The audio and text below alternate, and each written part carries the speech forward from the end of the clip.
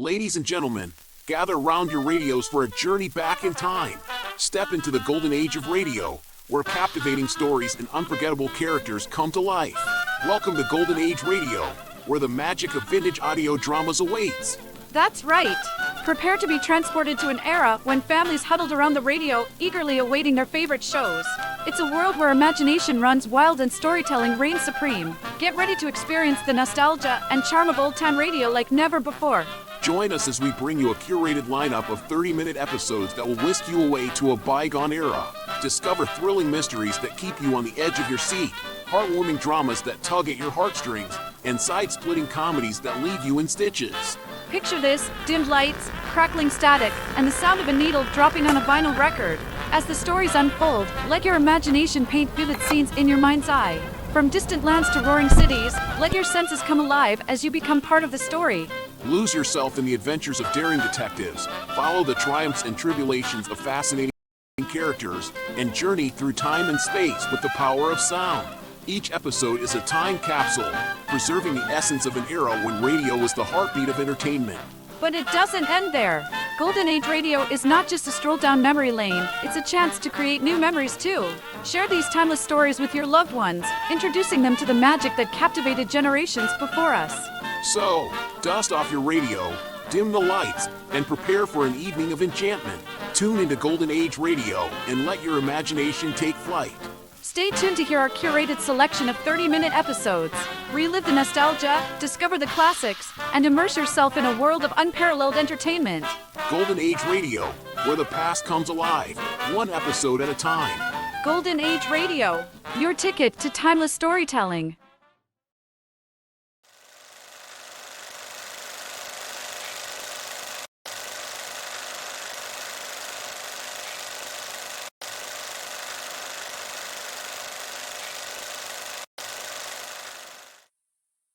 Exploring Tomorrow.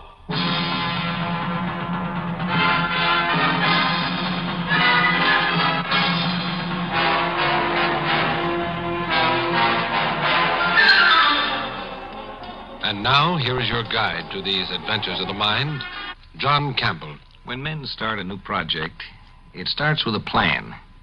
The plan has to be carried out, worked through, the details arranged for.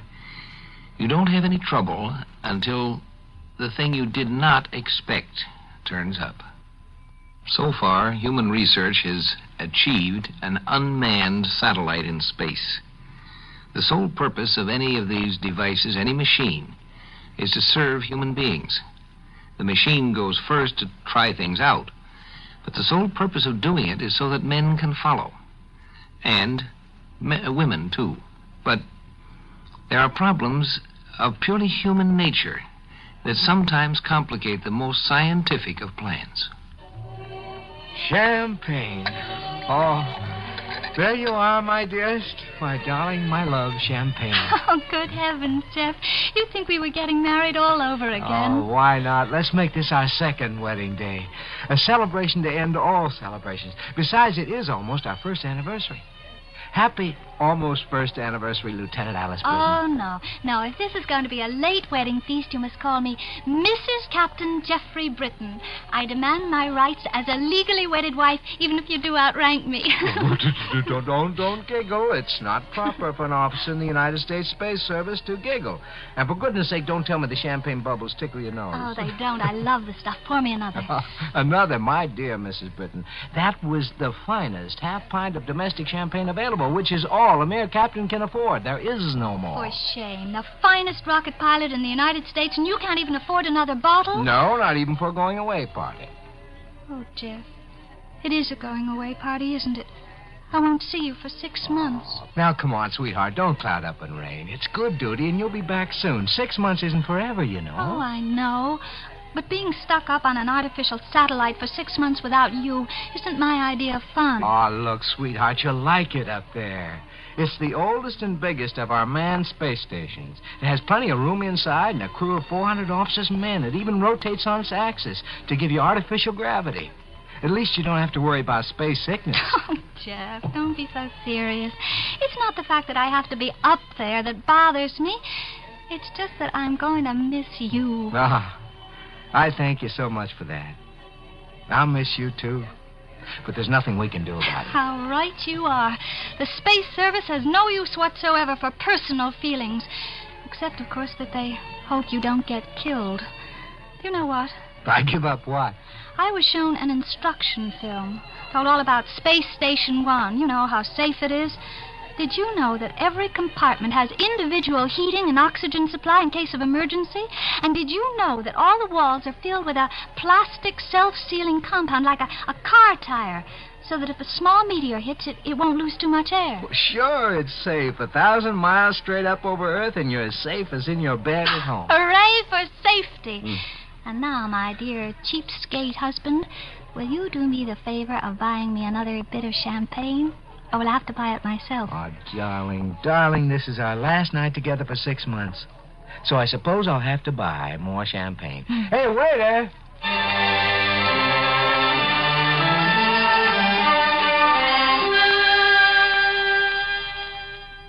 Nurse Jenkins, send in Lieutenant Britton. She'll be right in, Doctor.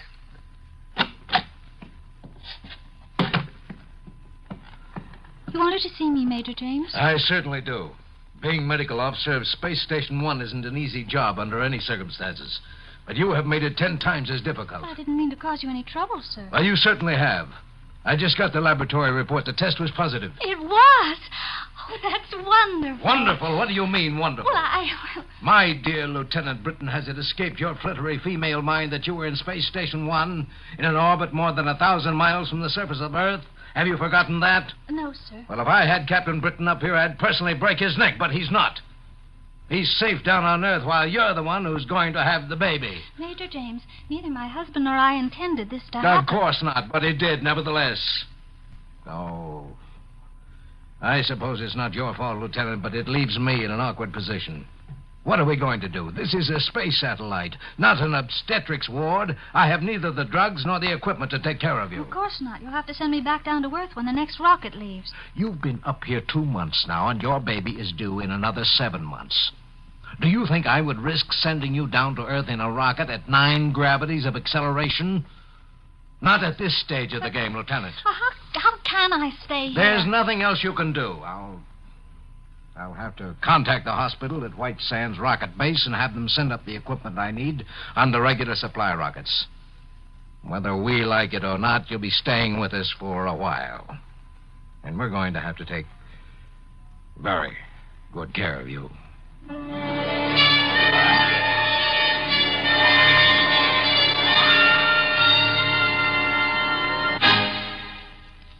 Exploring Tomorrow continues in just a moment. This is Bill Goodwin. You know, someone once said humor is the true democracy. And that's why we Americans can smile when we tell the stories of the legendary heroes who helped to build our country's great institutions and industries. Like Bowleg Bill, hero of the tuna fishing industry. Back in Provincetown, Massachusetts, they claimed that when it came to hauling in the horse mackerel, as the Easterners call tuna, Bill could handle 2 gaffs at once and catch more than any 6 men put together. And they're still talking about the time Bill caught old Slick Britches, the biggest horse mackerel of them all. No one could ever get his hooks into Slick Britches, who weighed 2,000 pounds and had a tail 6 feet long. But Bowleg Bill promised to land him single-handed. He set out in his boat, Toss-Up, and when he spotted Slick Britches, he made a grab for him, but the tuna slipped through his hands. So Bill dove over the side, and before folks knew what had happened, Bill was sitting astride old Slick Britches, who was bucking like a bronco. He leaped almost a mile out of the water, but Bill hung on. All over the harbor they went, jumping and leaping, but still Bill hung on. Fast leap over the Toss-Up, and then calmed down, all the fight gone out of him. Bill steered him toward shore, but all of a sudden he headed him back out to sea, slapped the tuna's tail, and jumped off. Now, folks were mighty disappointed when Slick Britches disappeared, but it was like Bill told them. There's nothing that'll break a cowhand's heart so quick as to find a critter with the ruff all rode off at the first mount. Yes, sir, it is a democracy which lets us tell the stories of such a legendary character as Bowleg Bill with a twinkle in our eyes and a chuckle in our throats.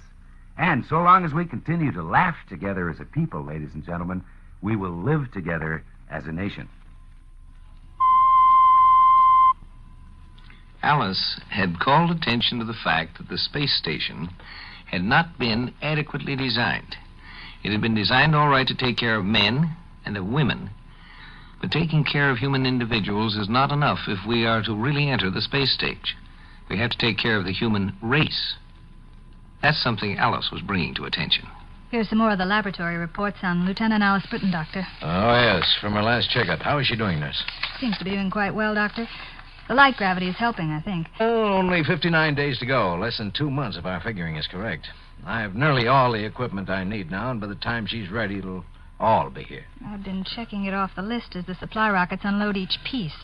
You don't have far to go. You know, nurse, 5 months ago when I found out that Lieutenant Britton was going to have a baby, I was really worried. But now it looks as though there's going to be nothing to it. One of the doctors from White Sands Rocket Base is coming up next month to help, and everything ought to go pretty smoothly. But I was sure worried for a while. Why were you worried, Doctor? After all, women aren't supposed to go around having babies in space stations. Well, it looks as though Lieutenant Britton is going to set a precedent. Good heavens, I hope not. If all the women in the Space Service get that idea, we'll be running a nursery up here, not a fueling Well, station. you'll just have to. Emergency signal. There's been an accident. Phone, Doctor. Yeah, I'll get it. Sick ward, Major James speaking. What? Have you got her out of there? Well, then put her on a stretcher and get her to Ward 3. I'll be right down. What happened, Doctor? A small meteorite hit Section 6, and Lieutenant Britton was in there when it happened. They're bringing her up now, but there's no way of knowing how badly she's hurt.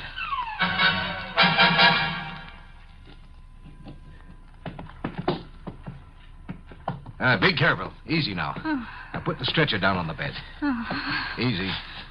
That's it, yes. Now just take it easy, Lieutenant. All right, men. She'll be all right now. Thanks. Close the door, please.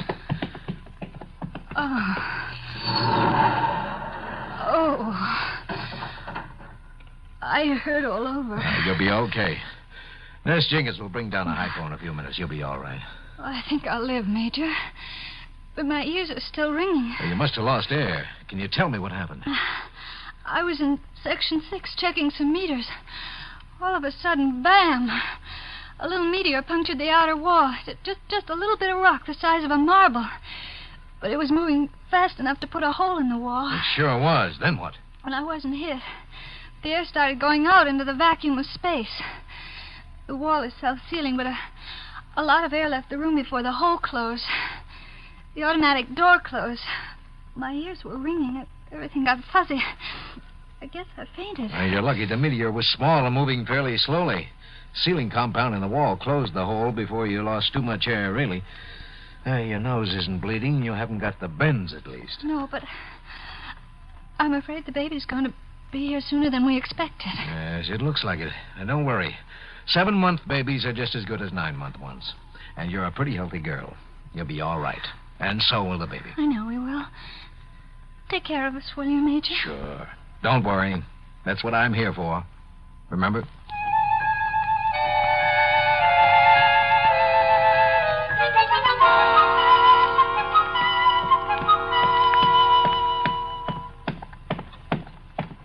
How is she, nurse? Gave her a hypo. She'll be able to relax a little.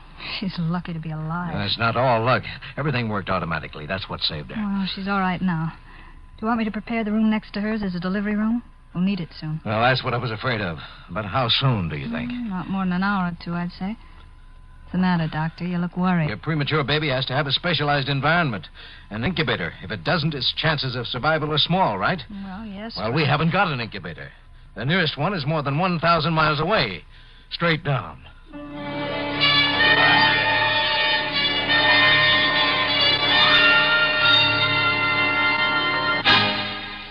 The plans that had been made, again, were not sufficient. You know, many times, a man who is working with machines and knows the machine in full, understands what it does and its functions, has never recognized what its basic nature is. He too close to it. It's the forest and the trees again. And sometimes somebody who really doesn't know as much about the machine understands it better. Major James speaking. Yes, Colonel. From where? Europe. Yes, sir. Yes, I understand, sir.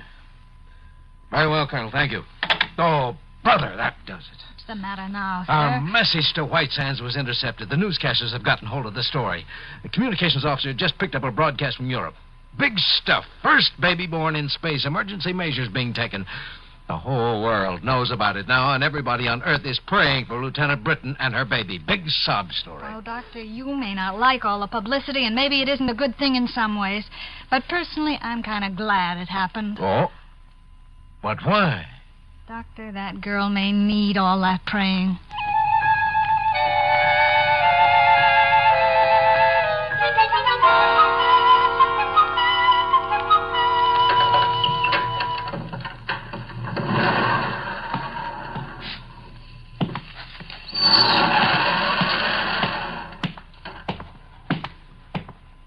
Well, we better get things ready, Nurse. How long do we have?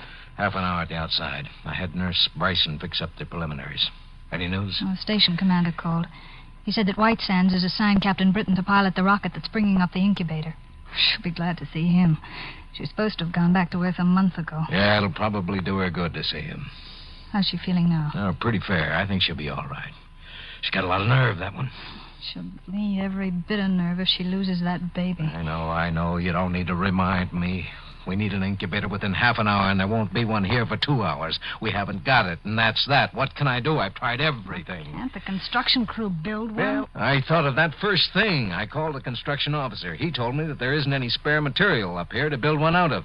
It costs plenty to ship stuff up here by rocket, so they only order what they absolutely need. Isn't there anything at all? Well, not unless they cut holes in the space station. And that's what they're doing. They're ripping out one of the partitions. They'll use a heater from a wall and the oxygen apparatus from a spacesuit. They're trying to get it finished in time. But they won't finish in time, is that it? That's it. They'll get done about 15 minutes before the rocket gets here. There's just no time, that's all.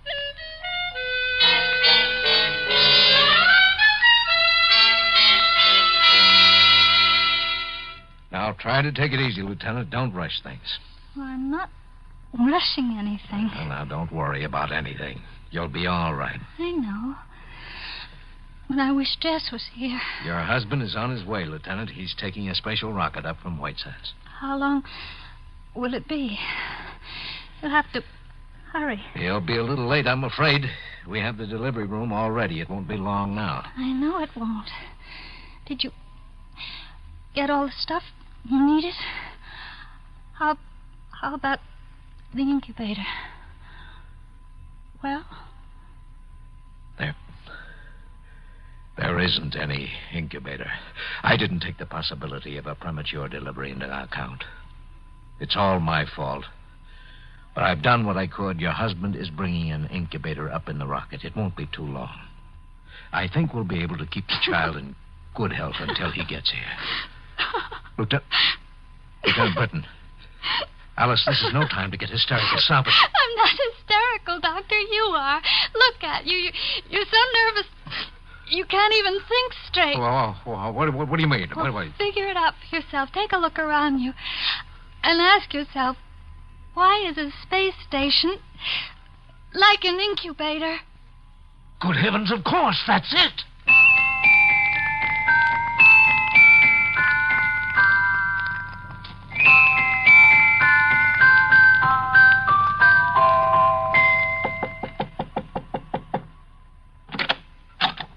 Can I come in? Jeff, well, you finally made it. Come over here.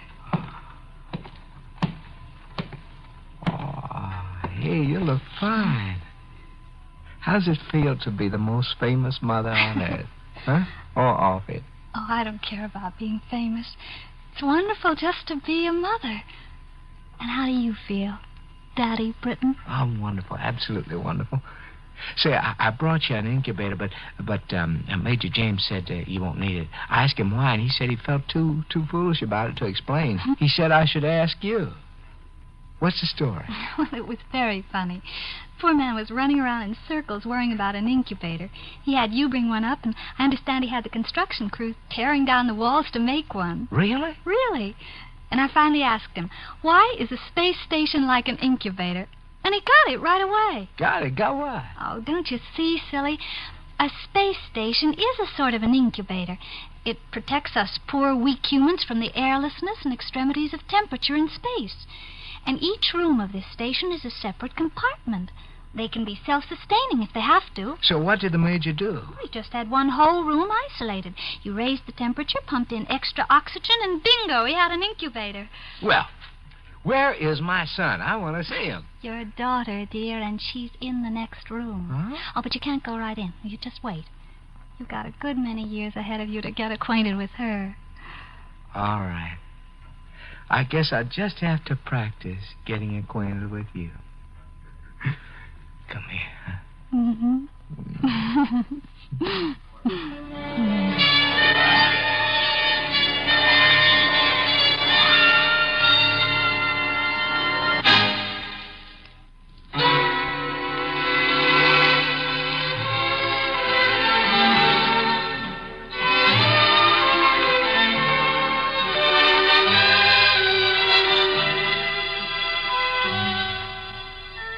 There's the impression that science fiction has to do with machines, and it's all about gadgets and ray guns. It isn't. That's why it's science fiction. It has to do with human beings and the problems that human beings will have with the machines we do and must live with. And if the machines aren't properly designed to recognize that their purpose is to serve humanity, they're no good either. Heard in our cast tonight were Lawson Zerbe, Carol Teitel, and script was by Randell Garrett. Produced and directed by Sanford Marshall in New York. Guy Wallace speaking. This is the world's largest network.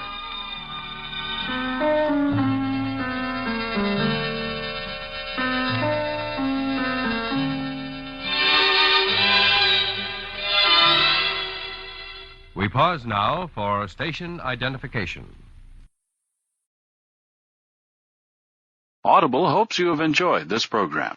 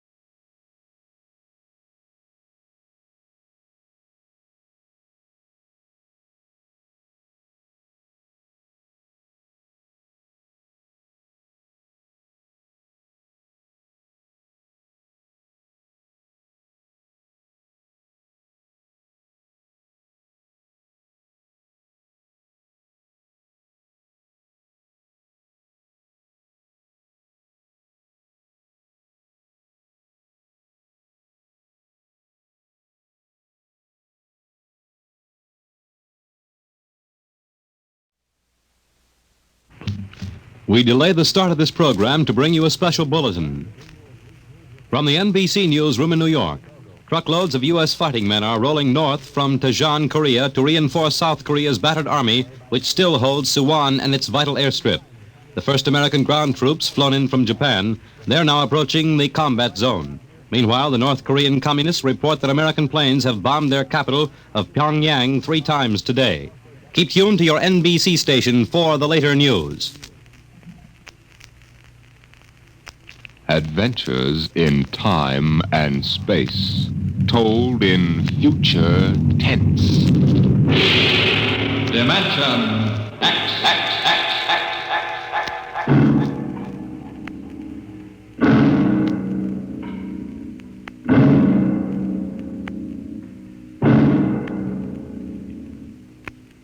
To all our listeners, a brief forward before tonight's adventure in the world of the future. Beginning next week, Dimension X moves to a new time on Friday evenings instead of Saturdays. In the Eastern Time Zone, it will be heard at 9 o'clock Fridays, Eastern Daylight Saving Time. In other zones, please consult your local newspapers to learn the new time of the program.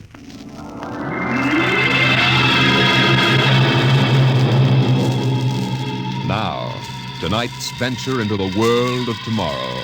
A most unusual story about a logic named Joe and a man named Frank, and of how he saved civilization. It was on the 3rd day of August that Joe came off the assembly line. On the 4th, Lorene came into town. And that afternoon, I saved civilization. Lorene's a blonde I was crazy about once. And Joe is a new 1940-74 model Logic that I got stored away down in a cellar. And how do I save civilization? I save it by keeping Joe down in a cellar. Sometimes you are listening now to a voice from the future. The voice of Frank Caldwell, head serviceman for the Logix Corporation, makers of the machine that does everything for you. Well, nearly everything anyway. In the year we speak of, 1974, the electronic Logic sets were working so well that life was soft indeed for repairman Frank Caldwell. That is, until that fatal day of August the 3rd, when suddenly the Logics began doing everything for their users, and doing it too well. Hi, boss. What's the matter? Somebody put you through a ringer? Frank, you busy right now? No, there haven't been any service calls all day. Fine, there's a customer outside. Go take care of him, will you? Me, I'm a maintenance man. I know, but there are no salesmen around this minute. This guy wants to have our machines explained to him. Explained? Yeah. Everybody in the world knows about Logix. Where's he been, on Mars? Just moved up from the backwoods someplace. Why don't you explain him? I don't feel too well. Yeah? You're okay about a half an hour ago. Look, you the boss here or am I? Go on out there, will you? Okay. Good morning. My name's Caldwell. Can I help you? Oh, thank you, Mr. Caldwell. My name's Kolanovich. This is my little boy, Freddie. Hiya, Freddie. Hiya, jerk. Ow! Freddie. I got you, didn't I? Fine kid you got there. Freddie, how many times I gotta tell you not to kick people in the shins? Excuse it, please, Mr. Caldwell. Sure. Just a kid. I got a knife home. Can cut you in little pieces. Freddie, we'd like to buy a Logic, Mr. Caldwell. The gentleman we spoke to first said he had to leave in a hurry. Oh, he did, huh? Well, I understand you're not acquainted with Logix, Mr. Kolanovich. Yeah, that's right. We just moved to the city.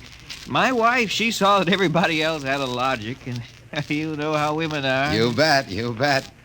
Well, you can't get along without a Logic in this day and age, Mr. Kolanovich. Look I got a snake. Want to see Will it? you shut up that... Yeah, now, about the Logic. Yeah. Here, I'll plug one in here. There, now. You see, the Logic looks kind of like an old-fashioned television set, only it's got keys instead of dials. Now, if you want to talk to a friend, you just punch the number of his Logic. Like making an old-fashioned phone call. Except you not only hear him, but you see him, too, on this viewing screen here. Now, of course, that's not the important feature of these things. Oh? Now, suppose you want to ask a question. A question? Like, what to take for a sore throat? Or who won the American League pennant in 1911? You just turn on the Logic. Then you punch the question key, and you ask, like this. Who was the first president of the United States? George Washington. You see? I already knew that. Well, that was just a sample. Oh. Well, I got a little store. Will it keep books for me? It'll keep your books, record your contracts, serve as a filing system, and check up on what happened to your lawyer's last client. Anything. Oh, say, they're really something, these things. 10,000 services and information sources in one. Read our advertising. Well, what I want to know, Mr. Caldwell, how do these logics work? You saw that big building across the street? Sure. Well, that's one of the relay tanks. Now, there are a dozen of them around the country, all hooked up together. And there's a data plate in one of those tanks for every fact in creation. You mean those relays know everything? If there's something they don't know, the technicians are busy making a relay plate for it right now. The logic integrates the facts in the tank and gives you the answers. Hey, you. Can I ask this thing how to make dart poison? How to make what? Dart poison, like in Africa. I could shoot the darts from my pea shooter. Oh, well, I think maybe we better not get one of these things. Well, that's okay, Mr. Kalanovich. The logic won't tell you about no dart poison, see? Bet it will. I'm gonna try it.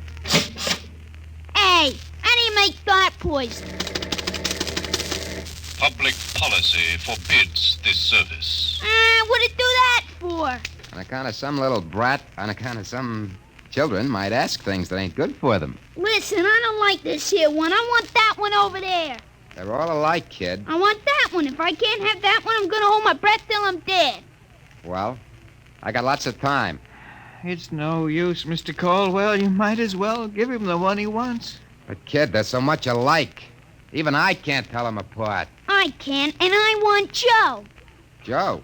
Who's Joe? Oh, I guess he means the logic, Mr. Caldwell. He has to think up a name to call everything. You should hear the names he calls me. Not till I'm 21, I promised Mother. Okay, so we call him Joe. But what makes you think Joe's any different from the rest? He looks different somehow. Don't be silly. Them things are all alike. The 1/10,000th of an inch. Just the same, I'll bet he'll teach me how to make dart poison.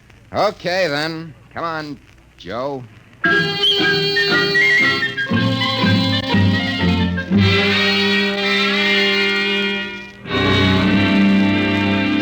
Yelling, I want that one, I want that one. I'm going to call him Joe. Mike, I could have wrung his neck. I could have How taken many that cards, Charlie? I pass. I'll draw two. Well, what a holy terror. He had his father scared to death. Too bad that kid ain't mine. I'd show him quick enough who was boss in the family. Holy smoke. What's the matter? Sorry, fellas. Gotta hold up the hand a minute. I just remembered. Gotta call my wife. Oh, let her wait a minute. Yeah, sure. You ever met my wife? Yeah, I did. Don't let her see the card game or she'll be down here with a hatchet. You telling me. Hey, what's the matter with this thing? He ain't getting my house. Announcing new and improved logic service. Your logic is now equipped to give not only consultative, but directive advice.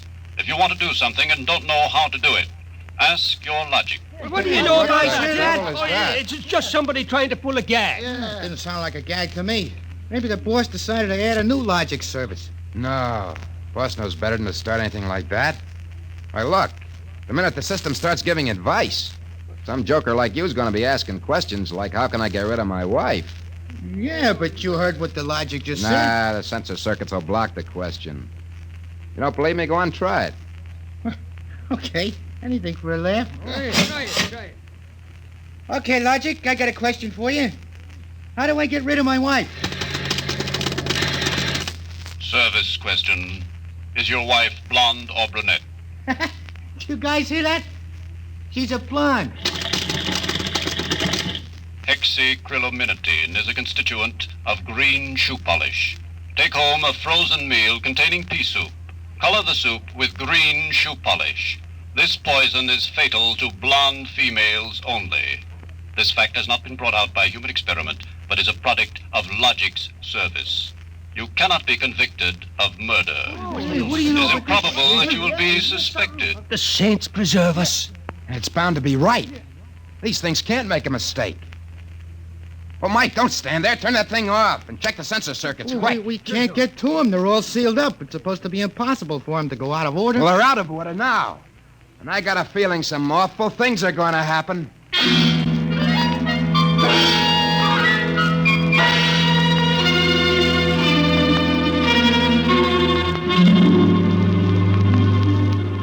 Boss, we got to do something. The logics have gone nuts. Relax. The thing gave a goofy answer once. Maybe it was a joke. Whoever heard of a logic making a joke? Well, it was an accident. Forget it. It won't happen again. What makes you so sure people are going to be trying it? Now, look. Supposing I wanted to get rid of you, for instance. You don't. How would you collect your pay? Yeah, but supposing. I'm going to try it and see what the logic says. If you want to do something and don't know how, ask your logic. How do I bump off my boss? A male, bald-headed, 45. Service question. Is he fat or thin? Holy mackerel. Fat. Make some chocolate ice cream containing powdered charcoal in place of half the chocolate. Use Hotzo brand charcoal. Hotzo contains an ingredient fatal only to fat, bald-headed males. This fact is a product of Logic's service. You hear what it said? If this keeps up, we'll have to shut down the company. You kidding? We can't shut down the company, and you know it. Logics do all the computing, bookkeeping, filing, and recording of contracts for every business in the country. They handle all television programs, personal calls, weather forecasts, employment notices. I know that, but... Wake up. If we shut down the Logics, we go back to a civilization we've forgotten how to run. Yeah, but the point is, boss, they're now giving out information on murder. And no telling what else. Well, we'll just have to find out why and fix it. Meantime, there's nothing to worry about. Nothing to worry about? Of course not. You've asked these questions for a gag. Nobody's going to ask them seriously. What you need is a little faith in human nature. Oh, excuse me, it's probably the wife. Person-to-person video call. Go ahead. Cyrus, dear, how do you feel? Why, just fine, sweetheart. I just called to tell you, Cyrus, I want you to be sure and get home on time for dinner. Yeah, why? Because I've got a surprise for you, dear. Your favorite dessert. Dessert? What kind? Homemade chocolate ice cream. The flavor is heavenly, Cyrus. When you taste it, you'll just die. Cyrus, what's wrong? Why don't you answer me? Cyrus! Chocolate ice cream, huh? This can't be happening. Agnes wouldn't... Why, this is dangerous. Have a little faith in human nature, huh? Caldwell, you're the head of the maintenance crew. I'll give you 24 hours to fix these Logics, or you're fired. Now, look, boss, Get me the police. Get me an extra maintenance crew. Get me a doctor. You. Me? Get moving. Where? Anywhere. Find out what the Logics are up to. And see that you find out before the Logics do.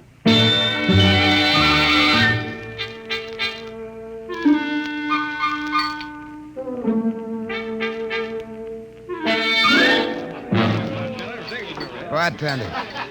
Hey, bartender, give me a double. Coming up. What's the matter, pal? You had a bad day? Go away, will you?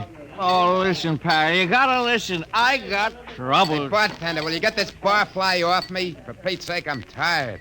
On your way, you... No, don't say that. I got troubles.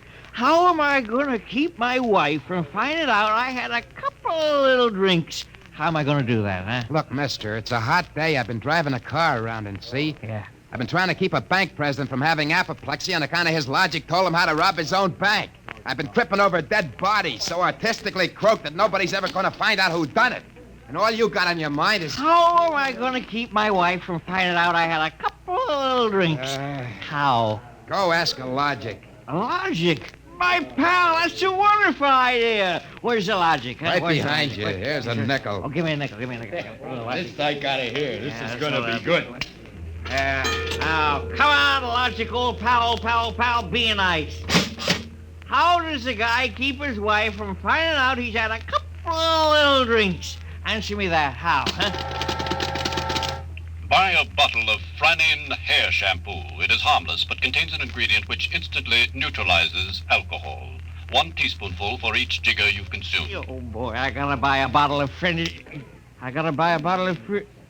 What was that again? Supposing it's right, she'll never remember it as far as the drugstore. I think there's a bottle in the back room. Somebody left it. Oh, my pal, there's no more troubles.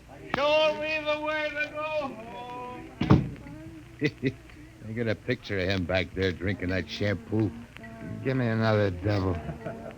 I don't know what's worse, to be as low as you or as high as him. All right, where is he? I know he's here. Where is that bum? Huh? Who you want, lady? My husband. I know he's here. Now, where is he? Show me the way to go. That no good low. Don't show him. Thinks he can come staggering home again, does he? Well, I'll teach him. Poor guy. Oh, why, my dear, what a surprise to see you here. Archibald, Yes, my love. you're not. Sober? Well, of course, my love. I'm sober as a judge. Then what are you doing in this saloon? Well, merely conducting a little research, my dear. Research. Your suspicion wounds me deeply, my love. Let me tell you, my dear, that I've been conducting a research project that is going to make us a fortune. I'm about to patent Soba, the drink that makes happy homes.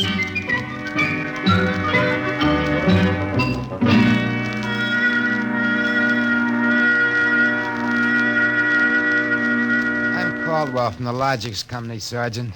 I just stopped in to Logics see... Company. Listen, Caldwell, you people get those blasted machines under control or we'll have you all behind bars. Now, look, Sergeant. No, you look. At this blotter. Blank. The greatest crime wave in history, and we can't even make an arrest. They're all perfect crimes. Well, we're doing our best to find out... It's not good enough. If you can't find out anything, shut down the company. Or the police department will. We know there's some big gang back of this. Hey... Maybe you know something about it, Caldwell. Now, look, nobody's back of it. The Logics run themselves. They pick their own circuits automatically. You mean that they're doing this all by themselves? Sure. We always thought they could do more things than we knew about. I think they're just trying to be helpful, that's all. Oh, that's all, is it? Well, you'd better make them cut out the tricks, including this new one, this new business they're up to now. What new business? It just started an hour ago. Every time you turn on a Logic, it asks you your name and then spiels out the whole history of your life. Huh? I haven't heard about that. What's it do that for? You tell me. Go on, try it. Okay. What is your name? Huh. How do you like that? I'm Frank Caldwell. Frank Caldwell. Were you ever called Ducky? Oh, Ducky. Lay off, will you?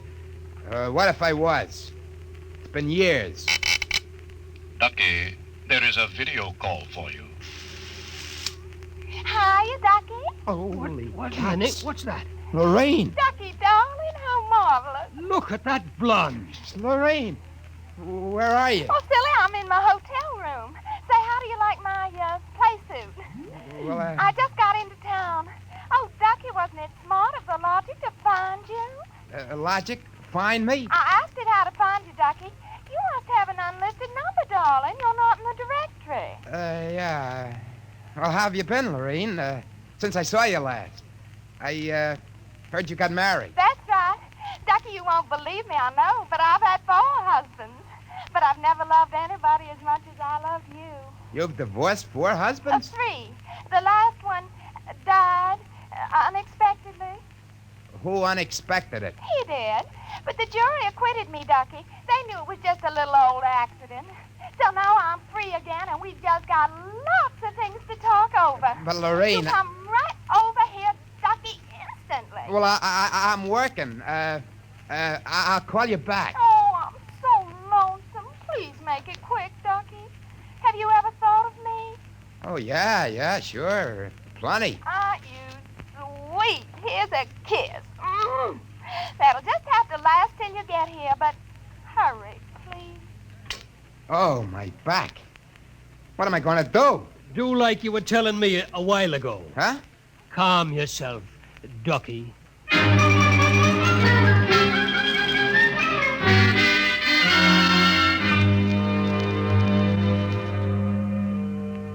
Call on a Logic for you, Frank, your wife. Oh, thanks, Mike. Hi, Gert. Frank, I've been trying to get you for an hour. Where have you been? Well, I've been out making calls, honey, trying to find out what ails these Logics. Well, you better find out in a hurry or there's going to be trouble. That thing told me my address, how much I owe every store, and how much you make a week. And all about the time we had that fight and I went home to Mother. Well, Gert, I don't think they're doing that anymore. I think that was just temporary. Well, in the meantime, it's told everybody in the neighborhood all about me. I punched Mrs. Hudson's name. She's been married 3 times, and she's had Mr. Hudson arrested twice for non-support and once for beating her up. It'll tell anybody anything. Yeah, but I tell you, Gert... Frank, you stop these things or I'm going to leave you. Gert, you don't mean that. I do. If you can't figure out how to keep our private lives out of every Logic in town, then I'm through. And that's it.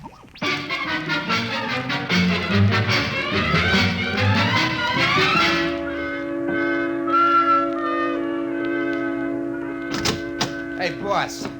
You gotta put more men on the job or something. We gotta lick these logics. My wife's gonna leave me if we don't. You're also going to be looking for a job if we don't. Well, I don't care about the job, but listen. You listen. The logics are giving out information on high explosives, the fine points of murder, and legal loopholes that'll beat any charge from hijacking to high treason. Yeah, but my wife... And about 6 guys have thought of asking how to switch bank credits so they can corner all the cash in the country.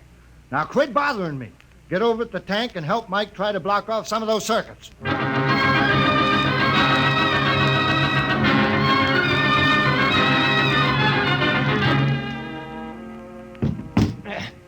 I can't even budge any of these relay plates. Me neither. Isn't there any way we can disconnect them? There is not. They weren't built to be disconnected. Mike, what are we going to do? I'm thinking of slitting my throat. When they were giving out all the information on everybody, my wife got the lowdown on a certain blonde. I got nothing left to live for. Blonde? Why did you have to remind me? You got one? My only hope is I ain't got her. See who that's for? Hi, Ducky, darling. Oh, Lorene, not again. Ducky, darling, I'm lonesome. Why haven't you come over? Well, I've been busy. Oh, Pooh. Ducky, do you remember how much in love we used to be? I was so mean to you. Ducky, let's get married tonight. Oh, gosh, Lorene, I... Right away, Ducky. Look, I got married. Oh, you poor darling. You poor darling. Just have to get you out of that. No. Now, look, Lorene. Darling, I'll just call up your wife and have a little talk with her. Look, please, now, it's nice of you to think of me and all that. You just give me your address and your logic number, darling. I ain't got one. Ah, you just don't want to tell me. You're bashful. Never mind, darling. The logic will tell me. Lorene! Oh, I gotta call Gert. Frank, will you get away from that thing and give me a hand? Yeah, Mike, in a minute. I gotta call my wife. We gotta get out of town. I punched the wrong key. Frank, I told you to help Mike. Yeah, boss, I am, but I just gotta make this call. Call? What do I care about your call? The president's getting ready to close down the company and declare martial law. Now, for the love of heaven, do something. Yeah, boss, I will. I just gotta make this call. Attention! To assist in solving a special problem of logic service, kindly give the following information if possible. Where does Frank Caldwell live? Oh, she got me. I'm through.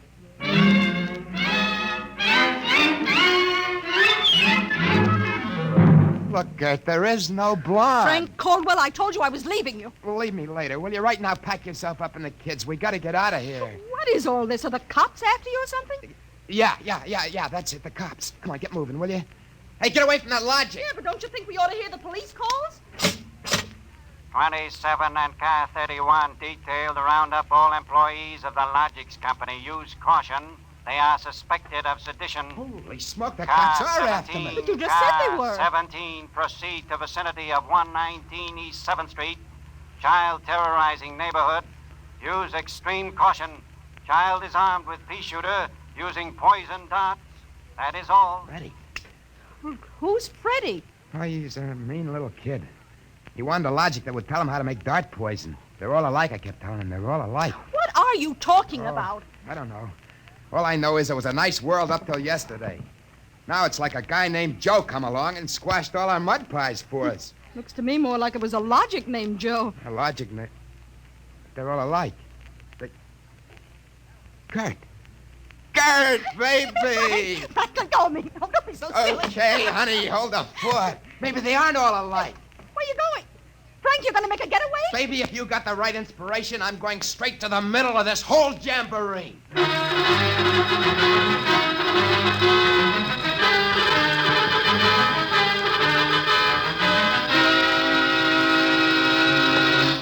Yes?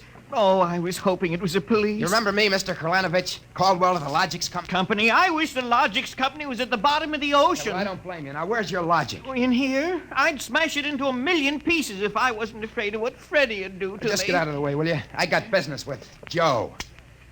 If you want to do something and don't know how, ask your logic. Oh, we're back to that routine, huh? Well, I want to do something, all right. Tell me, Joe, can a logic be modified to achieve correlations for which human brains are too limited? how great will the modifications be? Microscopically slight. Changes in dimension not detectable even by precision gauges. They can come about only through an extremely improbable accident. And what would this super logic then be able to do? Come on, you spell it. It could set up entire new combinations of electronic relays which would bypass the normal sensor blocks, thereby enabling it to perform valuable new services, including the giving of helpful advice on any human problem. Uh-huh. Has this accident ever happened, Joe? Come on, come on! It has happened only once. In the case of the logic now owned by the Kolanovich family of 119 East 7th Street. A logic named Joe. Thanks, Joe. That's all I wanted to know. Hey, what's all this about? I'm taking this logic away, Mr. Kolanovich. I'll bring you a new one. Our troubles are all over. Hey, you, get away from Joe. Correction, our troubles are just beginning. Now, Freddie, put down that blowgun. Hey, shut up. Hey, you, I said get away from that logic. Now, look, Freddie, I'm going to bring you a nice new one, see? I want that one. What I got in this picture ain't beans. Mr. Caldwell, Mr. Caldwell, the police, they're outside. Yeah, for me and Freddie. Nuts. What they want you for? You ain't smart enough to do nothing. Oh, no? Say, there's plenty I can tell you. Open up in there. There's our cops, kid. It's you and me against them. So what you gonna do about it if he's so smart? Now, look, we may have to fight our way out, see? Now, let me see that blowgun. I know a way to hop it up so the cops won't have a chance. Come on, give it to me. Okay, let's see what you can do. Here. Thanks. Here. Oh, Mr. Caldwell, you're a great man. Now, all I gotta do is to pull this plug Out of the wall. Come right in, Sergeant. Careful, men, careful, careful. That must be the kid. But he don't look so tough to me. Well, he got a little soft. Oh, there'll be no more complaints, officer. I guess I can go on where Mr. Caldwell left off. Caldwell, you're wanted. This time you either answer some questions, or we'll keep you in the cooler till you do. What, in jail? Oh, okay, let's go. Hey, wait a minute. You act like you wanted to go to jail. Yeah, I do. I got a feeling it'll be safer there. What do you mean? Just put me away till a certain party leaves town. I'll confess to anything. Okay, then, Caldwell. Into the paddy wagon you go. Thanks, officer. You may be saving my life. Now, if you just help me carry this logic out... Wait a minute. You can't take that in the wagon. I can't? Why not? No room. We've already got a dame in there who's raising the roof. A dame? Yeah, a blonde. She was trying to buy a gun without a permit. She keeps screaming she's going to miss her date with Ducky.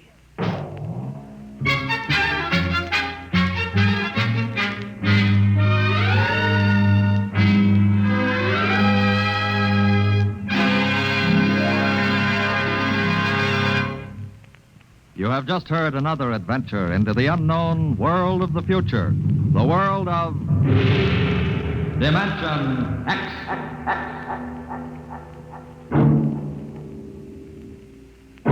Next week, Dimension X joins the big parade of exciting half-hour presentations at a brand new time on Friday evenings at a different hour. In the Eastern Time Zone, you'll hear it at 9 o'clock Fridays, Daylight Saving Time. In other zones, please consult your local newspaper listings to learn the new time. For that's when Dimension X will bring you one of the strangest stories ever told. Ray Bradbury's Mars is Heaven. Tonight's story on Dimension X was titled A Logic Named Joe, written by Murray Leinster and adapted for radio by Clarence A. Ross. Featured in the cast were Joseph Julian as Frank and Roger DeKoven as the Logic. Your narrator was Norman Rose.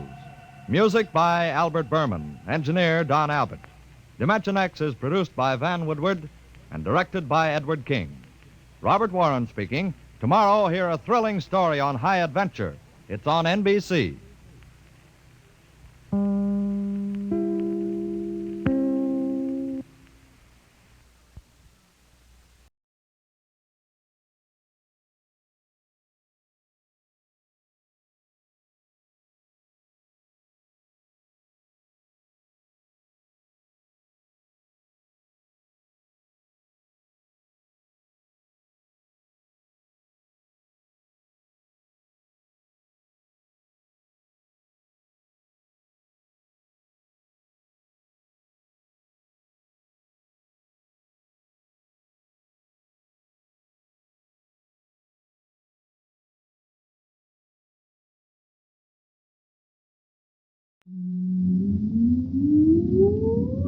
Countdown for blast off. X minus 5, 4, 3, 2, X minus 1, fire.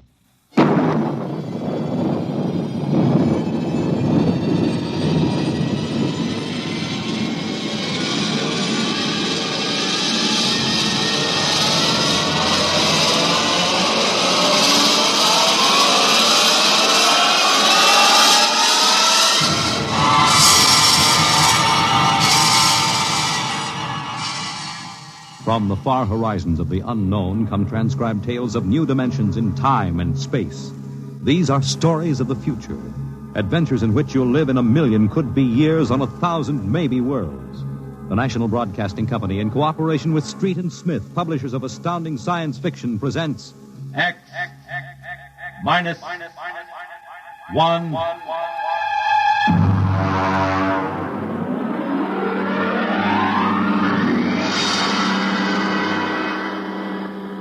Tonight's story, Almost Human, by Robert Bloch. Have you heard of the new science called cybernetics? It concerns man's efforts to develop a perfect thinking machine, a robot electronic brain that will not only do man's work, but even do his thinking for him. A robot that is almost human.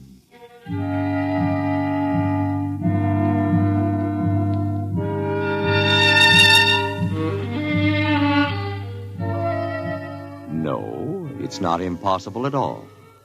In fact, one day, something like this may happen. A tall, suave gentleman in a black raincoat will walk down the street until he reaches a shuttered, isolated house. And then he will slowly mount the front steps, push the doorbell. Just a minute. I said just a minute. Hold your horses.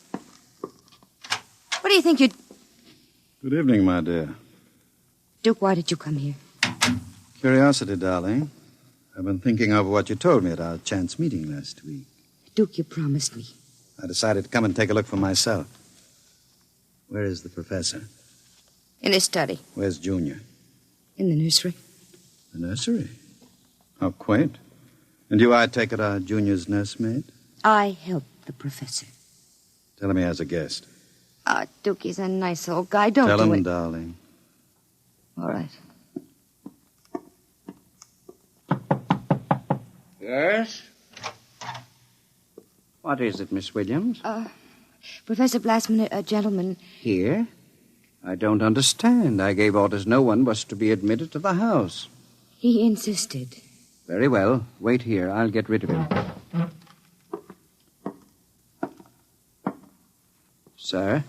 Professor Blasserman, I've come to see Junior. Junior? There must be some mistake. There are no children in this house.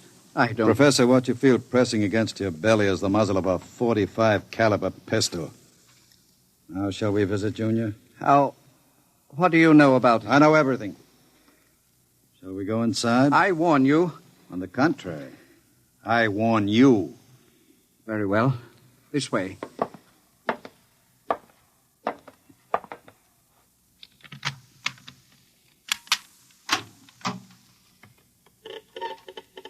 This is the nursery. Where is Junior? In the next room. Behind the door with a panel in it. Very considerately furnished. Mother Goose figures on the walls.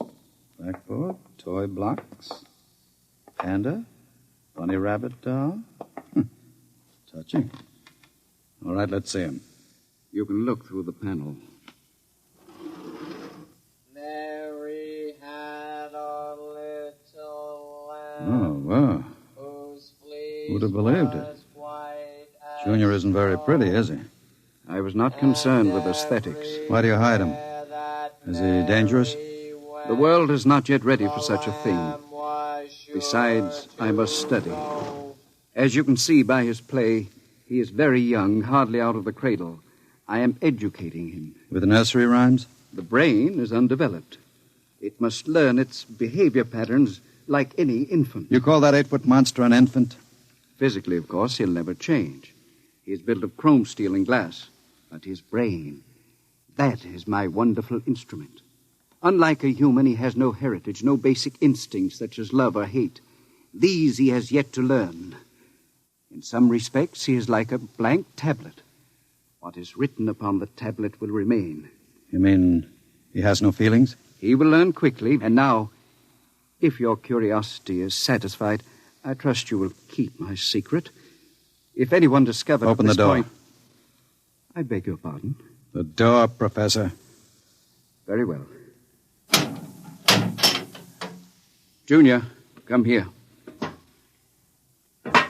What a monster. Papa. He talks? Yes. Mentally, he's about 6 years old now. What is it, son? Who is that man, Papa? Let me handle this. You may call me Duke, son. I've come to see you. That's nice. Nobody ever comes to see me except Lola. Play with me, Duke. Certainly, Junior. Oh, and Professor. Yes? While we're playing, you can have Lola and Miss Williams prepare my room. Your room? I forgot to tell you, I've decided to stay until the climate changes and I can go out again. Meanwhile, I'll have a chance to play blocks with Junior. Understand? I begin to understand. You are hiding from the law. As you wish. All right, Junior. Your move. Let's build a bridge. I have a better idea, Junior. What? Let's build a coffin. A coffin? I don't know that word. Then I'll teach you, Junior. I can see the professor has been neglecting the moral side of your education. Very sadly.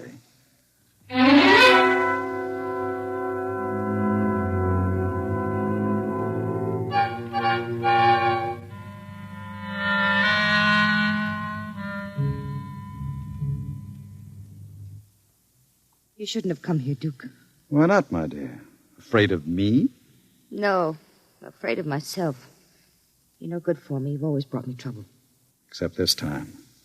This time it will be different, darling. This time I'll bring you diamonds. Duke, what have you been teaching that thing? Nothing, honey. I've just been playing with them. Very educational. I don't believe you. What's bothering you, Lola? Today when I walked in there, he said to me, I know how to kill people, Lola. I'll kill you if you want me to. He's learning very quickly. Duke, I'm scared of that thing. It's unholy, a machine that acts like a human with that voice grinding at you, saying things you'd expect from a child. You dislike him so much. Why did you take this job as his nursemaid? Because I wanted to start over again. I answered an ad. The professor didn't ask questions. I would have been all right, too, if you hadn't come along. I'm very glad you did tell me, darling. Because Junior is going to make us two very successful people. Ha! Like any child, Junior listens to what he's told. Duke, I don't know what you're teaching, Junior. But I can guess. And it isn't right. It's evil.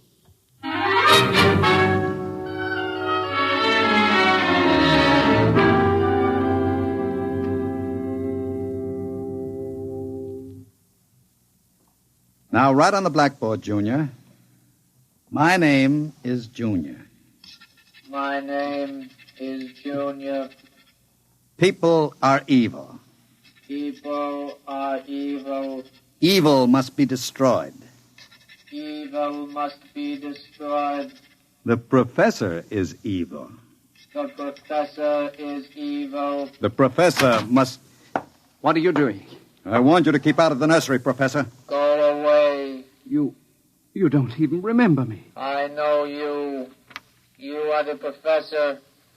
You want to keep me as your slave. You didn't tell me that people are evil. People are not evil. People are evil. They must be destroyed. Stop it! I am not a child any longer. No, you're not a child. You're a monster. Junior? Yes, Duke. The time is now, Junior. Yes, Duke. Keep away from me. Junior! Junior, don't do it! Listen to me! Junior, listen to me! Ah!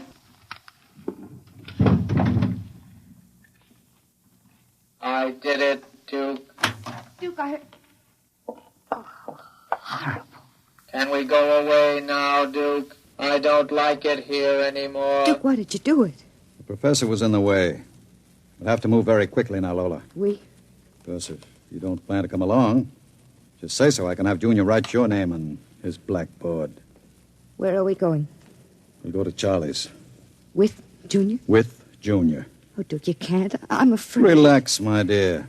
The Duke has great plans for you two. Wouldn't you like to be independently wealthy for the rest of your life? No cares, no worries? Just good times and fine clothes all the time? The only way you get that way is by inheriting $1 million. Not when you have a fella like Junior around. I'm still afraid of him. Junior wouldn't hurt you. You wouldn't hurt Lola, would you, Junior? I like Lola. She's pretty. There, you see? He thinks you're pretty. Junior's growing up.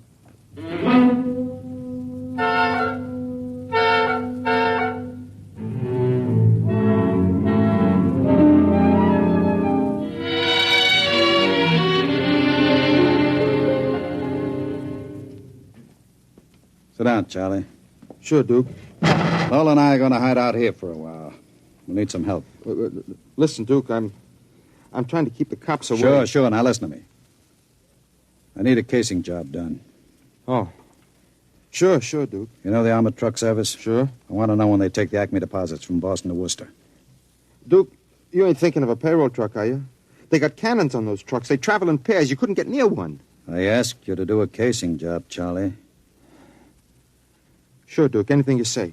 Find out what time they pass the narrowest and most deserted stretch of road. Well, if you're going to pull a job like that, you'll need 50 men. You want me to get some of the boys? I won't need anybody. I've got somebody. Where? He's out in the car. Oh, what's his name, Duke? Anybody I know? His name is Junior. Junior? I don't know any Junior. You will, Charlie. You will.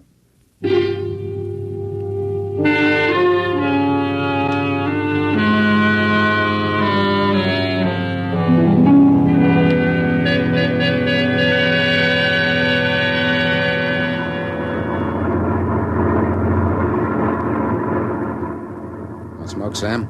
Well, thanks, Al. Whew, it sure gets hot in these armored trucks, huh? You'll get used to it.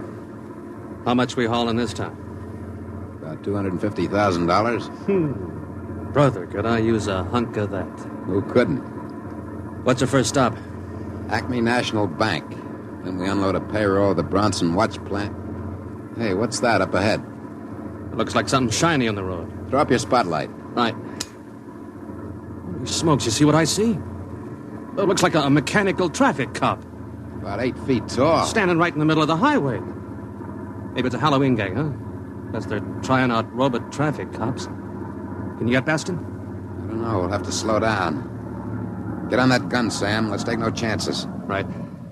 I'll give it the horn. Don't budge. Where's our escort truck? Pulled up right behind us.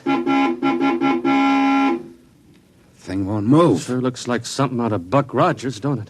That's a heck of a note, blocking traffic like that. I'll have to try and get past it. Here goes. Holy smokes, it's moving. Hell, it's coming toward us. Get on that gun. Give it a blast. Bullets are bouncing right off it. It's still coming. Al, back up. I can't. The other truck's right behind us. Al, it's lifting its arm. It's going to smash our window.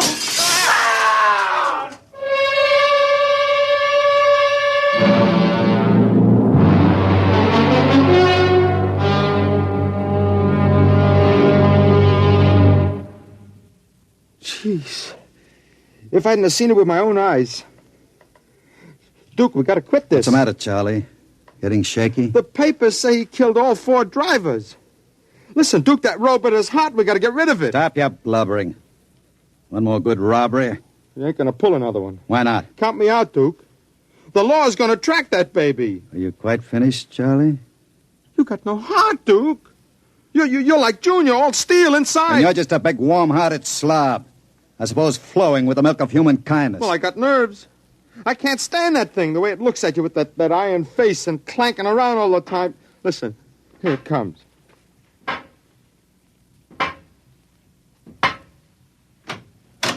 Hello, Junior. Hello, Duke. I've been talking to Charlie. Yes, Duke. You know what I think, Junior? I think Charlie's yellow. You know what happens to people who turn yellow, don't you? Yes, Duke. Tell him. They're evil. We have to destroy them. Huh? You see, Charlie? Junior doesn't like people who sing to the police. Duke, wait a minute. You know I'd never turned stoolie or anything like that. I never sang to the coppers in my life. You can count Junior. on me. I don't want no trouble with you. Stop him. I wouldn't... Yes, Duke.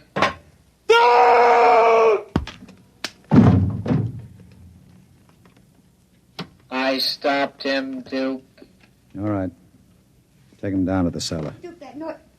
Charlie! Junior, put him down. Take him down to the cellar, Junior. Yes, Duke. Duke. Relax, darling. Stop shaking. Duke, we can't stay here. Charlie's going to be missed. He's got friends. Now we'll have the gangs after us, too. Oh, come on now. Don't worry, darling. The Duke will take care of everything. Where are you going? Out to a travel agency to get some tickets. You and I are going to take a trip, Lola.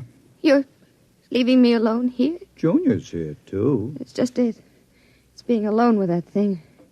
Duke, I got the jitters. Now, don't you worry. In 48 hours, you and I will be on our way to Switzerland with $500,000 worth of loot. What about Junior? Junior will be taken care of. How can you get rid of him? Junior will do anything I say. So I'll merely have him get into the furnace and sit there while I fill it with oil and set fire to it. Too bad the professor couldn't have stayed around to see him growing up.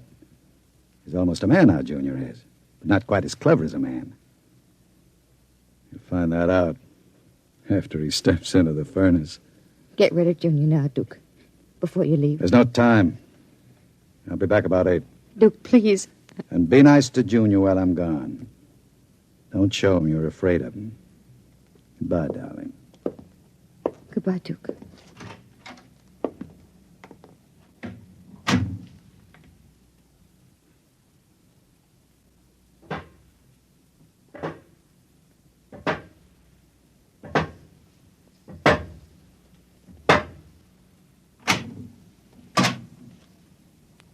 Lola, What, Junior?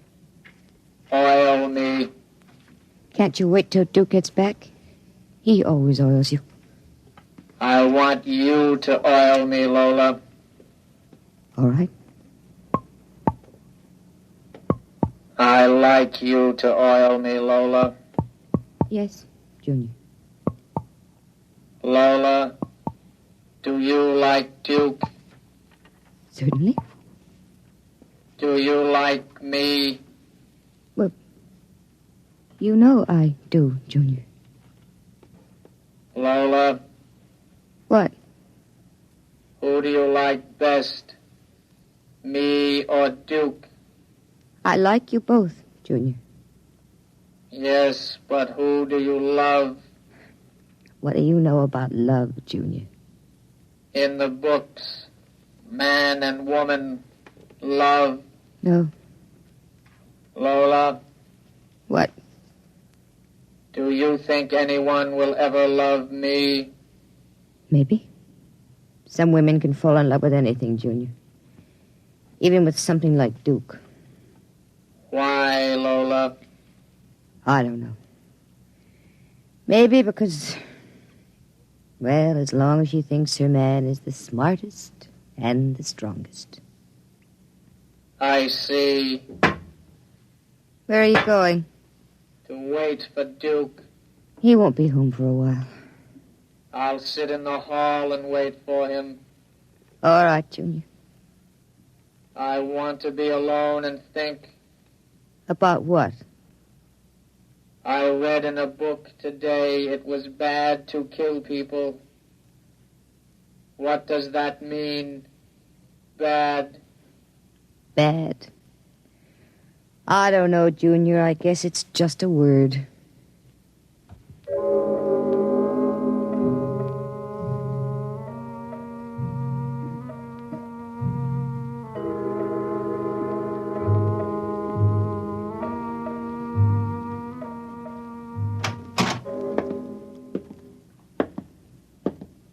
Lola?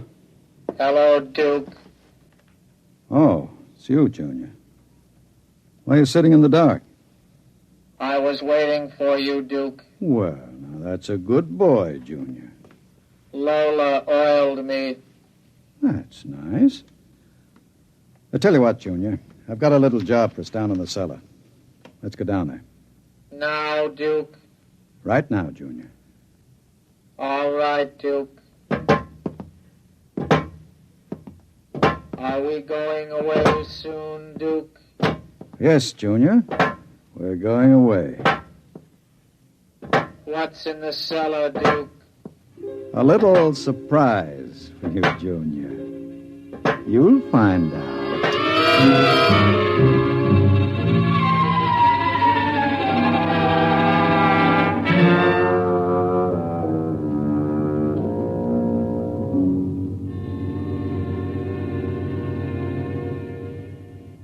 Stay tuned for the latest news. And now, a brief interlude of recorded dance music.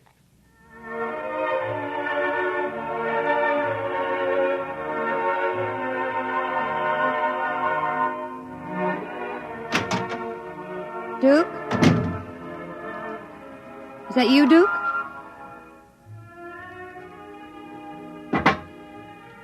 Junior.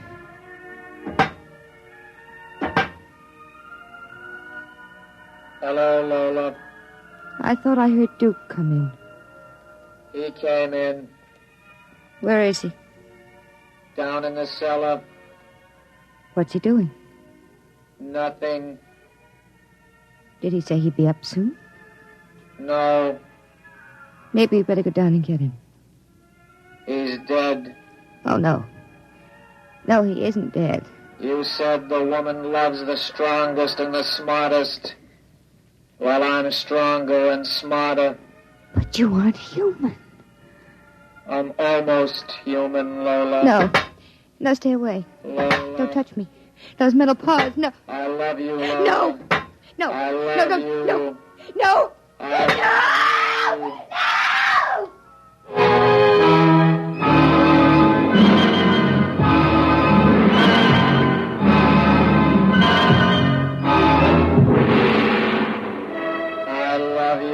The last thing she heard was the robot's harsh voice, droning it over and over again. I love you.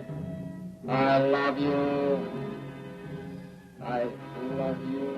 And strangely enough, it did sound almost human.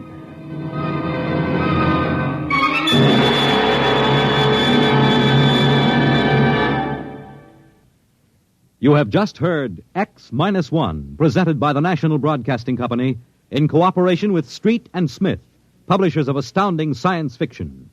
Tonight, by transcription, X-1 has brought you Almost Human, a story by Robert Bloch, adapted for radio by George Lefferts.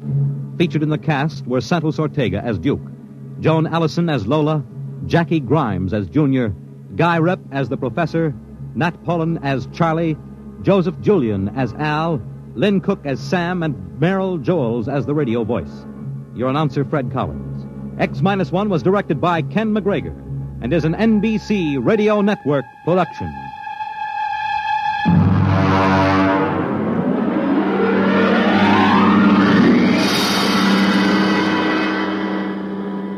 And now, next week, when the mighty Earthmen arrive in their ships of space, courtesy and proper humility on the part of the natives is expected. But some native inhabitants are too small to be impressed.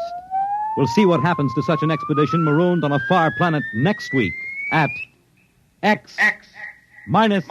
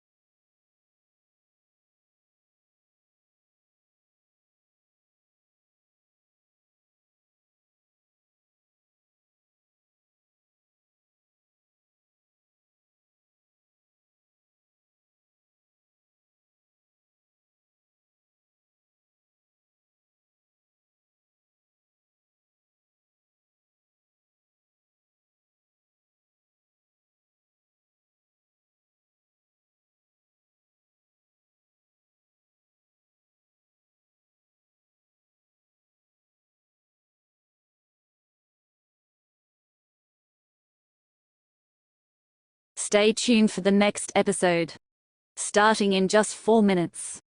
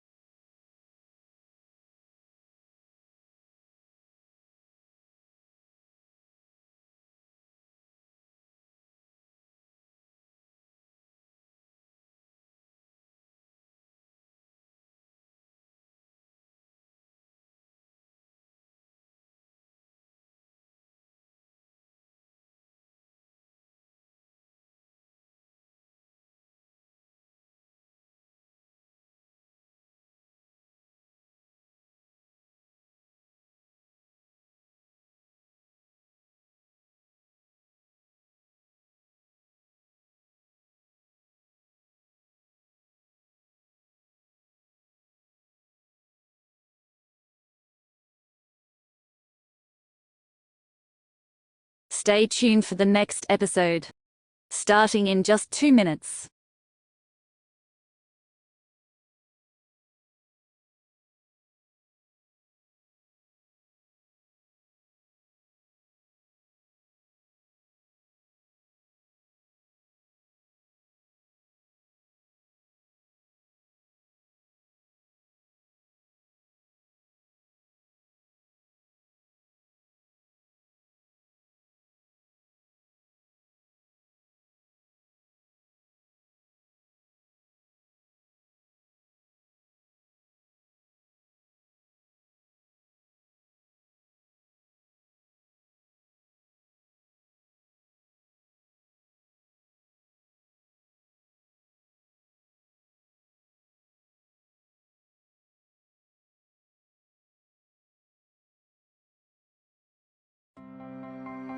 Thank you for tuning in to our captivating radio program.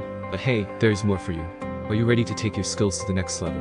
If you're looking for Microsoft Access training or support, you have come to the right place. Whether you're a beginner or seeking advanced techniques, I have got you covered. Unlock the power of Microsoft Access, a versatile and efficient tool for managing and analyzing data. Learn how to build robust databases, design intuitive interfaces, and harness the full potential of this incredible software. Why struggle with Access when you can have the guidance of an expert? Receive personalized training sessions, comprehensive courses, and ongoing support to help you become an Access Pro. Don't miss out on this opportunity to enhance your skills and boost your productivity. Visit our website, g3pl.com, or call us 615-420-2040 today to learn more about our Microsoft Access training and support services. Remember, success is just a click or a phone call away. Let us be your trusted companion on your journey to Access Mastery. Thank you once again for joining us on this radio adventure, and we look forward to helping you unleash the power of Microsoft Access.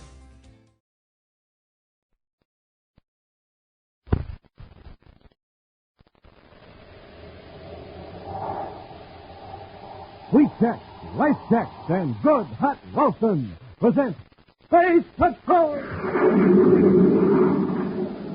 High adventure in the wild, vast reaches of space. Missions of daring in the name of interplanetary justice. Travel into the future with Buzz Torrey, Commander-in-Chief of the Space Patrol. In today's transcribed adventure, Buzz and Happy are in the mountains of Venus, approaching a cabin where 3 criminals are hiding. They're walking toward a metal bridge across a deep chasm. I wonder if they've seen us, Commander. They may have.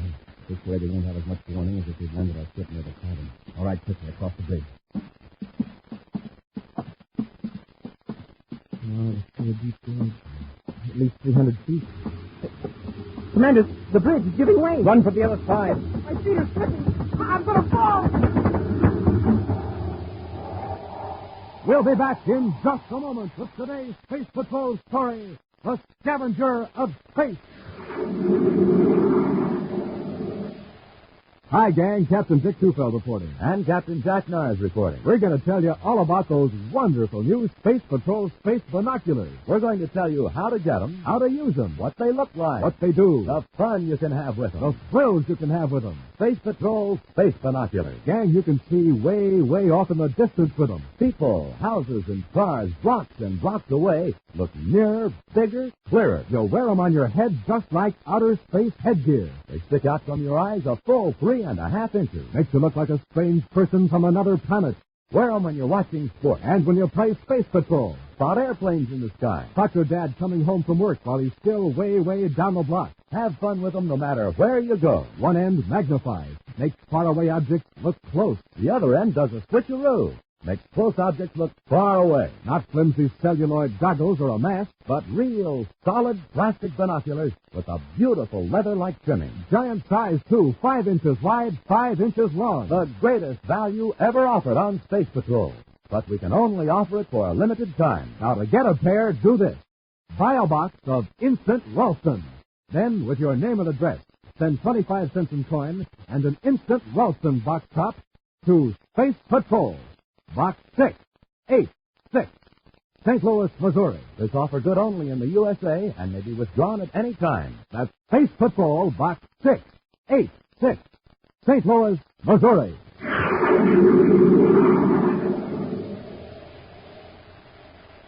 In Lowell City, on the planet Mars, is the head office of Carlyle McCrae, president of a very profitable interplanetary business, the business of reclaiming and repossessing metals and chemicals. At this moment, he's sitting at his desk, looking over reports from his branch superintendents on the various planets. The door of his office opens, and a young man enters. Immediately, Carlyle McCrae's frown turns to a deep scowl. Larry, what are you doing here? Ah, my big business brother Carlyle. How's the old junk man? Don't use that expression to me. Why, Carlyle. Everybody calls you the junk man. That is, except those who call you the scavenger of space. It's a term of respect to your great business abilities. Get out of the office. Ah, take it easy. I'll show you something. Have a look at this. That's good. There used to be a bet. Oh, that's unkind. No, brother, it's an itemized catalog of intended purchases. Materials which the United Planets government will be buying from private firms during the coming year.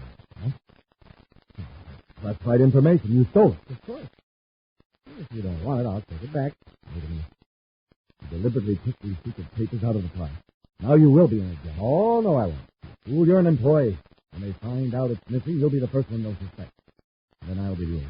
Brother of a thief. Carlyle, why don't you set up for a change of disposition? In the first place, I didn't take them out of the file. And no one will suspect me because I went on leave of absence from the commission office 3 days before the papers were taken. Then how did you get them? I'm trying to tell you. The head of my department's an incompetent character named Donald Hall. Yes? He can't keep up with his work during office hours, and he doesn't want the higher-ups to find out. So he's been taking some of his work home every night. You hijacked him one night and took the papers. Well, you catch on quick. Did you know you did it? No. If it ever gets out that my brother's a crook, I'll never get another government contract. It can't get out. Hall himself won't let it. How do you mean? That's the thief. It's against security regulations to take secret documents out of the building.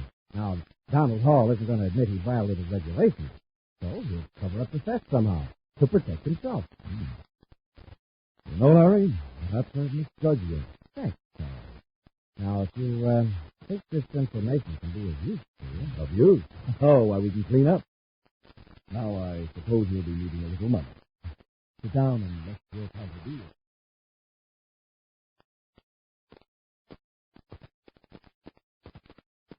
Donald Hall's office is over there, Happy. Oh, I see it.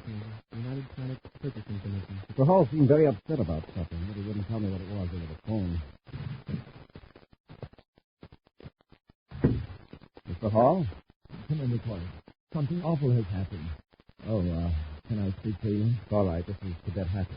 How do you do, Mr. Hall? Fine. Commander, I want to show you something. Will you come this way, please? All right. Come on, Happy. the filing cabinet. This morning I opened this one to get some documents and found this. It's sort of a creepy poke. Exactly. What is it? This drawer is supposed to contain classified information. Somebody has apparently poured acid in here and converted all those papers to this soggy, indistinguishable mess. Who has access to this file? Why, all of the employees in my section. 18 to be exact, including myself. Why would anyone do a thing like this? It's obviously sabotage. A deliberate destruction of these documents. Perhaps. We'll find out which with the brainograph. Brainograph? Yes, I'll put all of your employees through a brainograph test. If they know anything about this, it'll show up.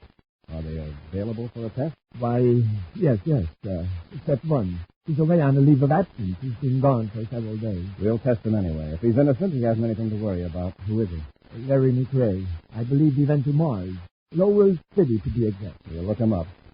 All right, now if you'll show me an index of those destroyed documents and a list of your employees.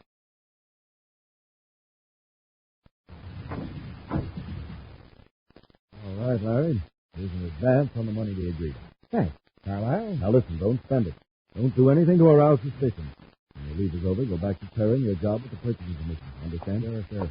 Look, I'll pick up a couple of things in the next room. Be right back. Now, don't worry about a thing. McRae, go ahead. Mr. McRae, you don't know me, and please don't ask any questions. I have some vital information concerning your brother, Larry. My brother? Yes, Oh. sir. Let's have it. He's to be questioned about some documents which were destroyed in the office where he worked on Terra. Documents? What documents? Please, no questions. Just listen.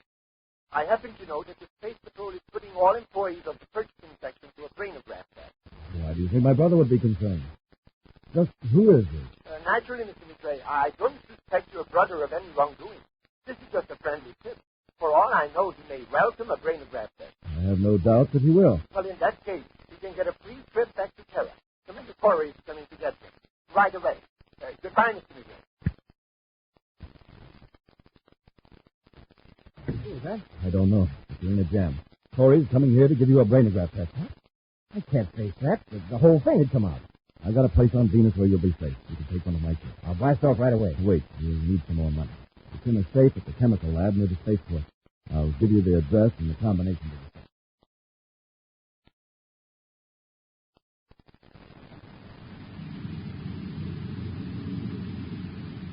Take the diagonal ramp at the next corner, Happy.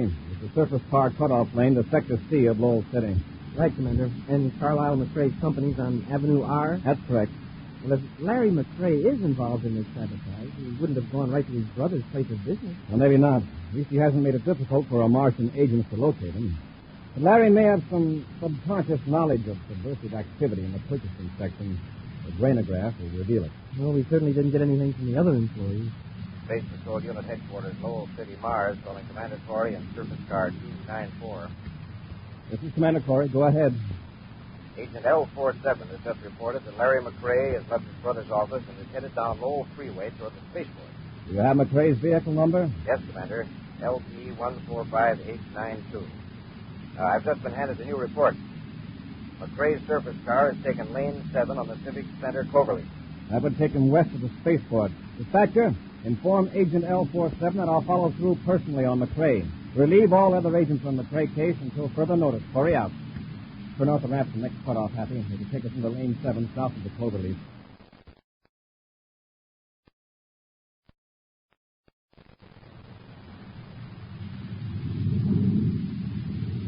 I've sighted Larry McRae's surface car, Hap, through the space binoculars. It's the blue one, a quarter of a mile ahead of us. Oh, yeah, the one turning off the main lane? Yes. It leads to an industrial plant of some kind, a very small one. Our friend Larry McRae could be running an errand for his brother. Okay, Happy. Follow him into the plant yard.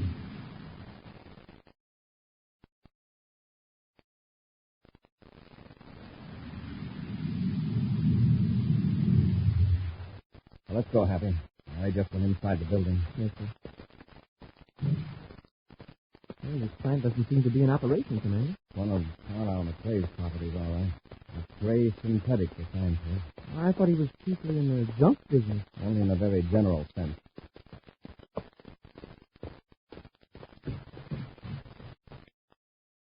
He's not in this room. We've gone through toward the rear of the building.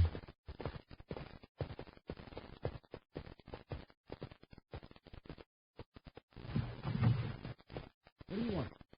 Are you Larry McCrae? Yes? I'm Commander Corey. What do you want with me? Mr. McCrae, a file drawer full of documents has been destroyed at the Purchasing Commission offices back on Terra. I don't know anything about it, Commander. Your department head, Mr. Hall, told us you'd left Terra before the sabotage occurred, but we'd like to give you a brainograph test. What for? If you don't think I had anything to do with it. All the other employees have taken the test. There's a possibility that subconsciously we might have a slight clue that would point to the guilty party. What if I refuse to take the test? If you're innocent, why should you refuse? But in a case of this kind, I'm afraid you don't have any choice. Okay? Yes, I do. Commander, he's got a razor. I'll take that gun, McCrae. Need some help, Commander? No, thanks, Happy. What a spot, Commander. I'd say Larry McCrae had a lot more to do with those destroyed documents than Hall thought. I remember what you said in Hall's office about the sabotage being used to cover up a theft. Looks like you sure were on the right vector with that one, sir. Keep an eye on him, Happy. I'm going to phone Space Patrol headquarters here in the city and arrange for them to take Larry back to Terra right away. I'll watch him, sir.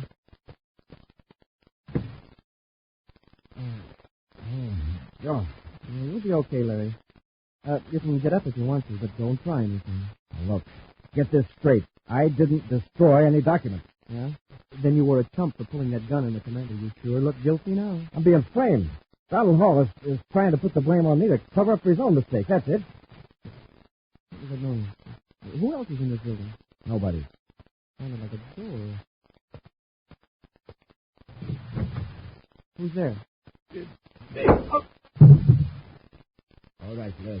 Go out the other door. Who are you? Where's the mask? It would be inconvenient if I were recognized. I know my brother sent you. Yes. Carlisle got a tip that the Space Patrol was on its way here. Get ready to run when I break this bottle. What is it? A very powerful gas. A few whiffs of this and the cadets will be taken care of for good. Hurry up, there's coming too. Stand back. Come on, Larry, let's go.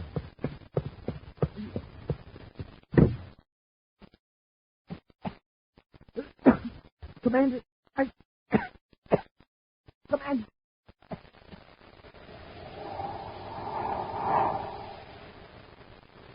We'll be back with Space Patrol in just a moment.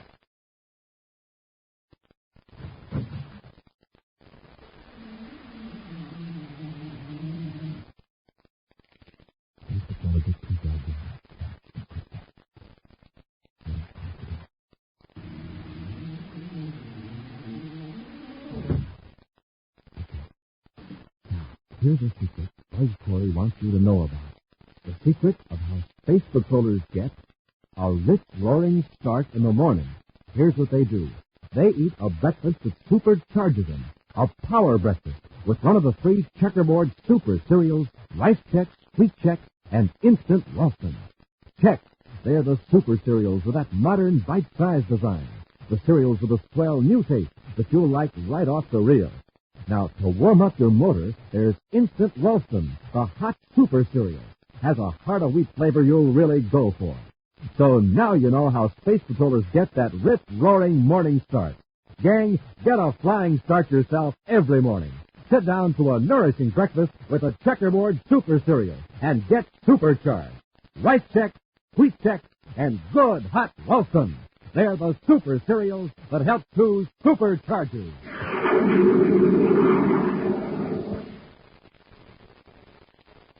Larry McCrae, an employee of the United Planets Purchasing Commission, has waylaid his office manager and stolen some secret documents. The minor executive, Donald Hall, has not reported the theft, but has told Commander Corey an entire drawer full of documents has been destroyed by acid. When Buzz Corey and Cadet Happy stopped Larry McCrae for routine questioning, he resisted arrest and was knocked out by the commander. But while Happy was guarding Larry, a mysterious masked man attacked the cadet, and after bursting a bottle of poisonous chemicals, helped Larry McCrae escape. Right now, Happy is lying on the floor, nearly overcome by the deadly fumes. Commander. Okay, Happy, bring McCrae up. Happy! Commander! Don't try to talk now. Wait till we hit the fresh air.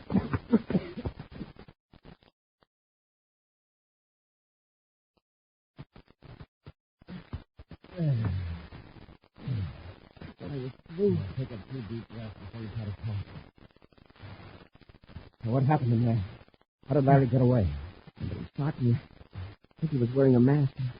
Then that gas started burning my lungs. Somebody must have been tipped off that you were after Larry McCrae. I think I can stand up now. Good. We'll broadcast an alarm to Larry. Then we'll have a talk with his brother.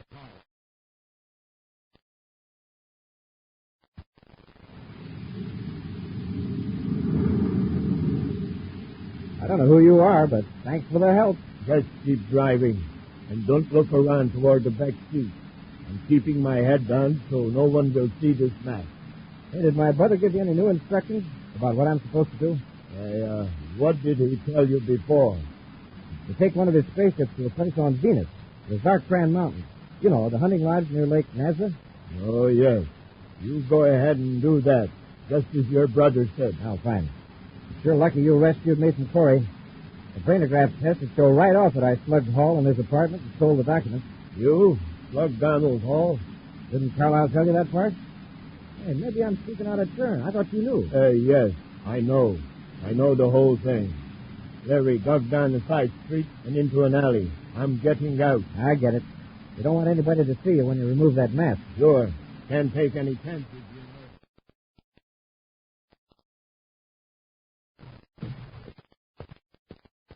you know. I want you to return a favor I just did you and your brother. What do you mean? I just rescued Larry McCrae from Commander Corey and the cadet. You aren't referring to a phone call tip-off by any chance? Something else, too. Larry was under arrest when I interfered. And what favor do you want? The documents Larry stole from a certain Donald Hall. Are you crazy? Why, those are worth a fortune to me. They're worth more to me. My good reputation. I don't get it. Who are you? I am Donald Hall. What? Then this yarn you told the Space Patrol about a lot of documents being destroyed. Yes, it was just merely to cover up the loss of papers your brother took from me. I had no idea he was the gilded party until a few minutes ago. Now, Hall, I'm sure we can work out a deal together. Give me those documents. You wouldn't use that gun, Hall. I didn't hesitate to get rid of a Space Patrol cadet. Why would I hesitate to eliminate a character like you? Now, get the papers. All right, Hall. They're locked in this cabin. No tricky stuff, you know. No, don't worry. Hurry. I haven't much time. They're right in here. By the way, my brother must have been surprised when you appeared to rescue him. He didn't know who it was. I wore a mask. A mask? Yes, this one. Not taking any chances, are you? The papers, if you please. Sure. Here they are. Thanks. These are the ones, all right. Now, you reasonable strip. I warn you. Try to outfox me, will you? Now I'm going to unit and really take care of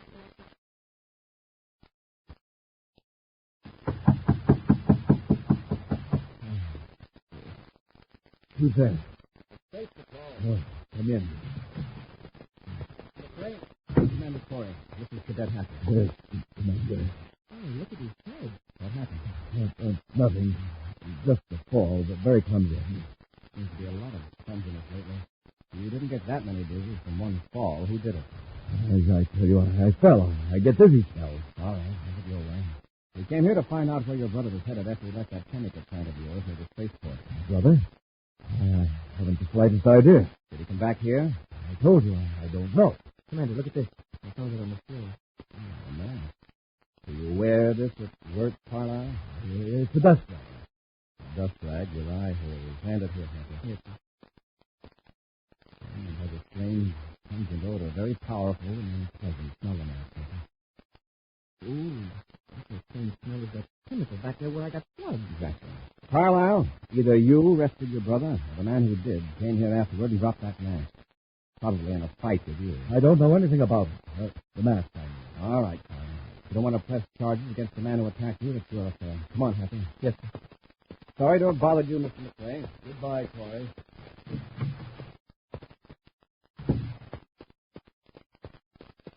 You must make sense. You think you arrest him? I could, on suspicion. Did you notice that open file cabinet with the papers disarranged? Yes, sir. Whoever dropped that mask could have come to Carlisle's office after some papers. Probably the papers Larry stole. And by the looks of Carlisle, the other guy got him. I think I know who that other guy might be. Huh? Who? When I was talking to Lowell City Space Patrol, I learned that Donald Hall is here on Mars. Oh? Yes, it seems he came to consult a certain doctor. Well, what's our next move, sir? Yeah, for one thing, we'll just keep an eye on Carlisle and McCrae. If he makes a move, we'll follow him.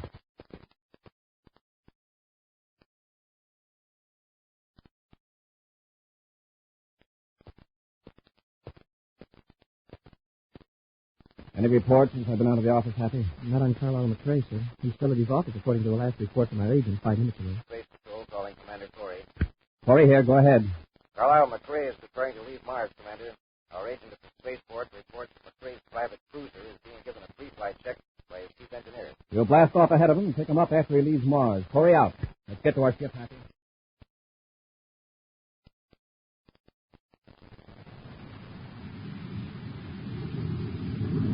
I pick him up, sir. Let him get on his vector. Then we'll trail him.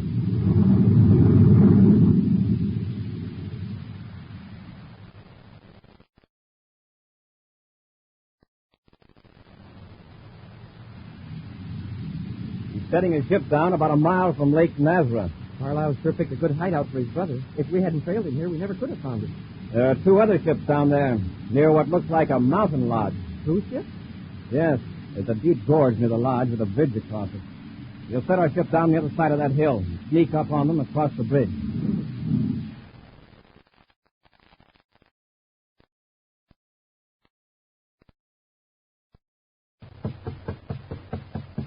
Just a minute, Carlisle.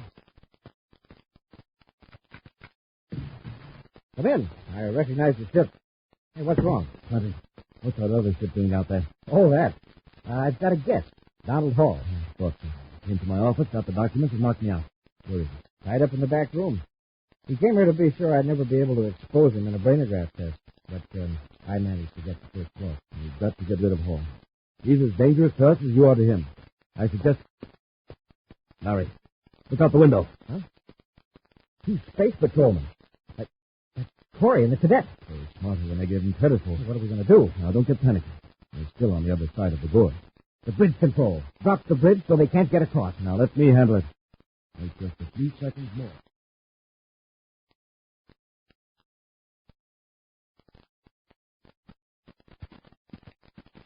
I wonder if they've seen us, Commander. They may have. But this way, they won't have as much warning as if they'd landed the ship near the lodge. All right, quickly, across the bridge. Oh, there's sure a deep gorge. At least 300 feet. Commander, the bridge is giving way. Run for the other side. My feet are slipping. I'm going to fall. I've got you, Happy. Grab the railing. Hang on tight. Oh, I'm sure I'll lose my grip. You're lucky you grabbed me. Close for both of us. The bridge is hanging straight down. Climb up the railing, hand over hand. Use the braces as a ladder. All right, sir. We're about 10 feet from the top.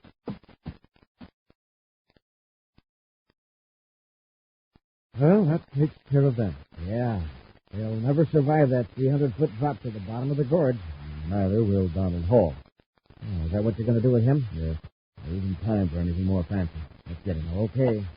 I'll have to get you a new hiding place. Ah, the McCrae brothers. Corey! That's right. You're both under arrest. We'll see about that. Happy, take care of Larry. Yes, sir. Try this for size, Larry. And now, Carl, let's see how tough you really are.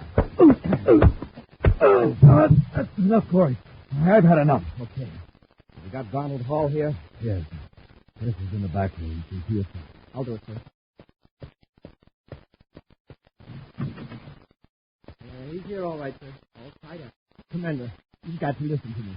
I didn't steal any documents. Honest, I merely took them home to catch up. You could have kept yourself out of the worst, Jan, by telling me that at first. Now there are quite a few counts against you, including freeing of an official prisoner and an attack on a cadet of the Space Patrol. Hey, you know, Commander, as a cadet, I can say that this is probably the only time I ever heard of anybody getting into trouble by doing too much homework. Ha!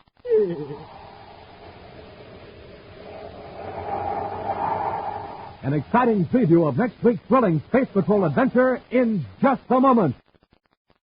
But first, gang, this is Captain Dick Tufeld. And Captain Jack Nard. And we're going to tell you once again how to get a pair of those wonderful new Space Patrol space binoculars that you can see way off in the distance with. A pair of space binoculars exactly like Commander Corey uses. Now, you don't hold them in your hand. You wear them on your head like outer space headgear. You'll look like a boy or girl from Mars because space binoculars stand out from your eyes a full 3 1/2 inches. Yes, sir, space binoculars are not just little goggles made out of flimsy celluloid. And they're not just a little mask made out of cardboard. Space binoculars are big, full-size, 4-power binoculars.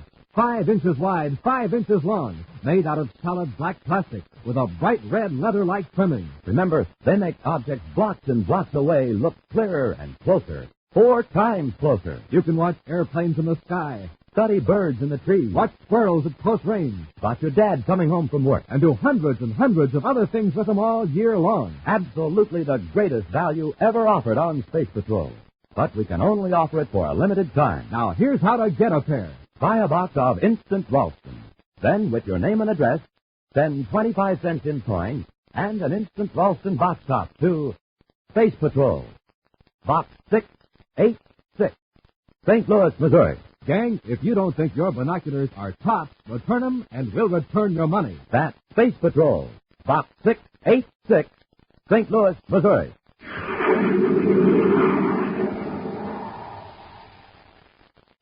And now, a preview of next week's exciting Space Patrol adventure.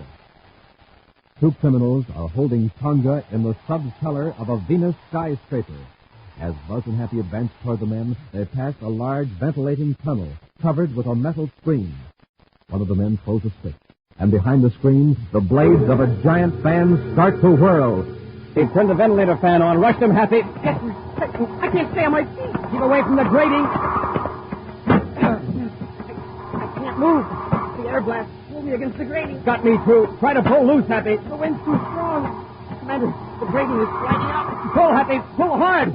If we don't get out of this tunnel, we'll be pulled into the fan. Be sure to be with us next Saturday for the exciting story, The Top Secret D-Ray, when Wheat Check, Rice Check, and Good Hot Ralston again present Space Patrol! Space Patrol, an original Mike Moser production starring Ed Kemmer as Commander Corey and Lynn Osborne as Cadet Happy, was written by Lou Houston and directed by Larry Robertson. Other players were Ken Mayer, Norman Jolly, and Bela Kovac. Dick Tufeld speaking. Now, don't forget to tune in next Saturday and every Saturday when Wheat Check, Rice Check, and Good Hot Ralston again present the new exciting Space Patrol! And be sure to see another exciting Space Patrol program on your local ABC TV station. Consult your newspaper for time and channel. Space Patrol comes to you transcribed from Hollywood. This is ABC Radio Network.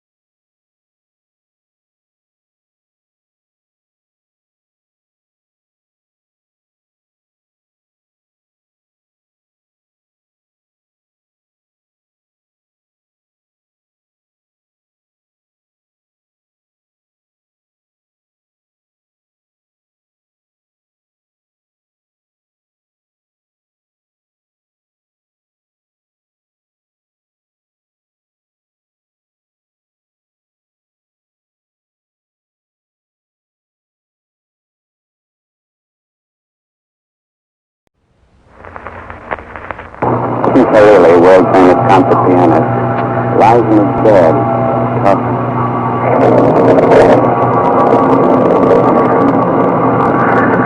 I can feel him. There again. Yeah. The voice. Am I asleep or awake? Why can't I move my arms? I want to move them, but I can't. Why? Who are you? Why don't you leave me alone? Why do you torture me? Making me weak and helpless. Let me go, I tell you, let me go! I must get up! I must!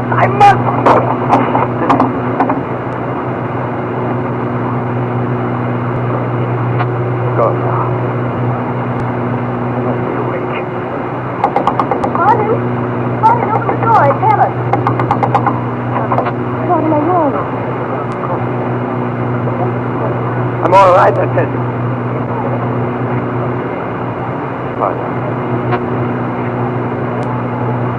You knocked over your mic. Sorry.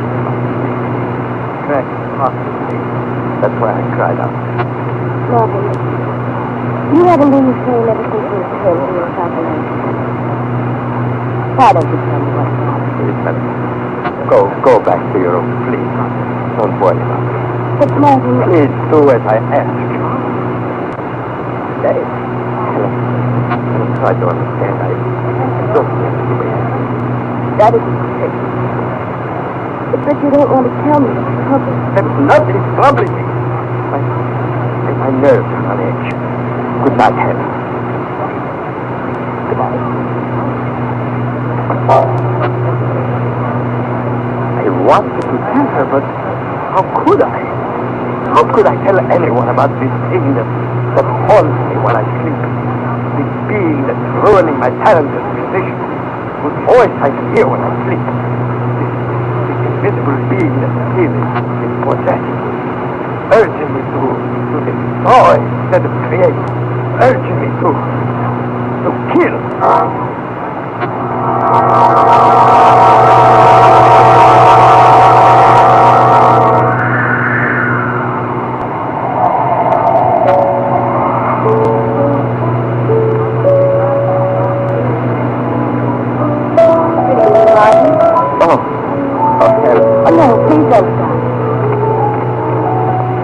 You're playing for music. You're playing the music. Oh, you know too. What do you mean? You heard how badly I played. You knew I was losing my ability. What? I never said that. Of course you didn't say. No one has said it. I can tell what they think by the way they look. It's true. It's... No. I've never done it. Not even for a moment. Why did you say I'm playing as I used to? Martin, you haven't understood. I didn't mean anything by that remark except that you appear better. My music sounds better. I never lied. Yes. He hasn't come here for 2 nights. What do you mean? Nothing. Here's myself. Why don't you go on? I will.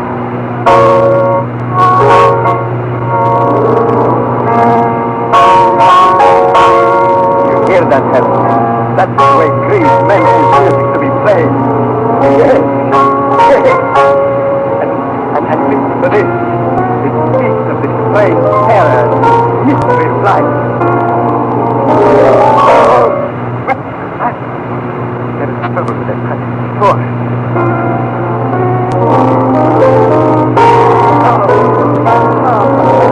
No, I can't play it. But you played that passage 1,000. I know, but now I can't. I can't. Oh. Well, only suddenly I can't play now. You haven't been practicing. Darling, you've hardly touched the piano. That's not why I couldn't play it. He must. It's the second time you've been in this book. Helen, there's something I must tell you. I must tell someone before I go mad. Perhaps I am mad. Sometimes I scared. No. You remember the cable I sent you from Rio de Janeiro?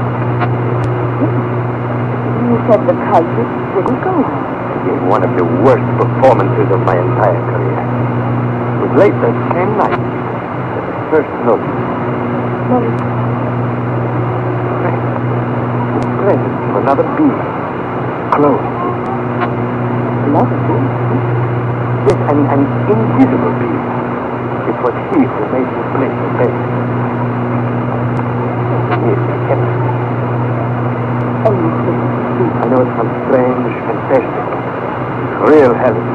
This thing seeks to dominate, to first in my sleep. Lately, I've begun to feel its presence, even in my waking hours. It controls my actions like a hypnotist controls his subject. Go on. It doesn't speak to me directly, merely repeats my words. Makes its will felt, and I fight to resist, and I can't. It controls me yet. I'm afraid it will, and I'll... What? Right. You're near a door. Here? Yes. Can't you feel its breath? Look there. Look. It's a curtain too. He's in here, Helen. In here. Not in the window. No. Invisible being. He came in through the window. Look. That thing is dark. That's nothing but the wind. No, it's him, Helen. What am I doing? What's the matter? No. Hey, protection. Mark.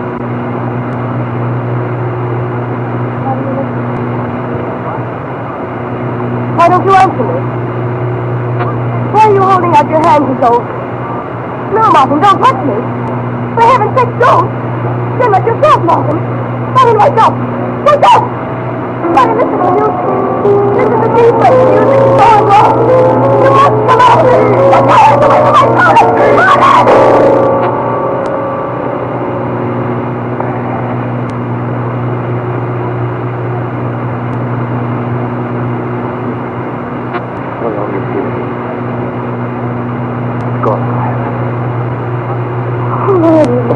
Don't throw away from me, Helen. I won't come. Helen, come back. Come back, Helen.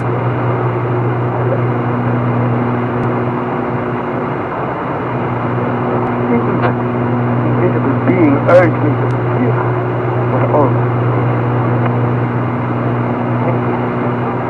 Is there such a thing?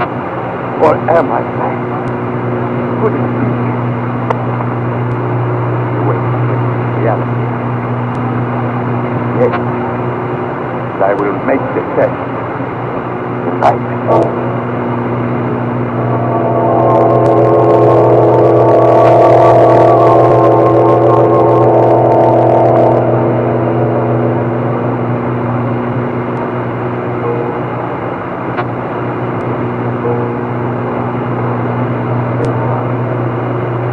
The door is locked. I left the window open.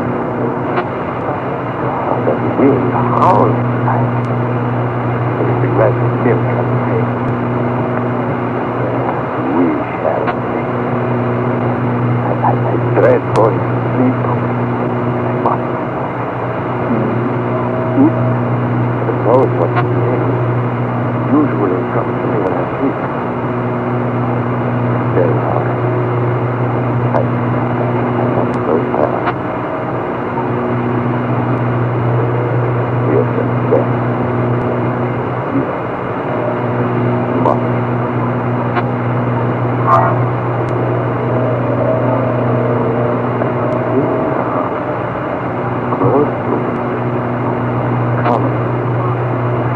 Come again. And you hear me? Why do you echo my words? Why do you torment me? Why don't you ever let me sleep? Or am I sleeping now? Am I dreaming? Wake up, I must open my eyes. I must.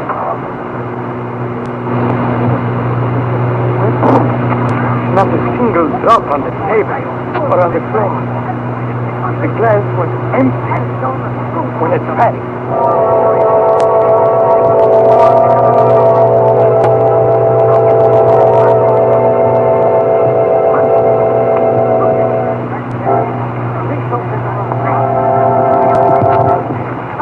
Our inner sanctum mystery will continue in just a moment.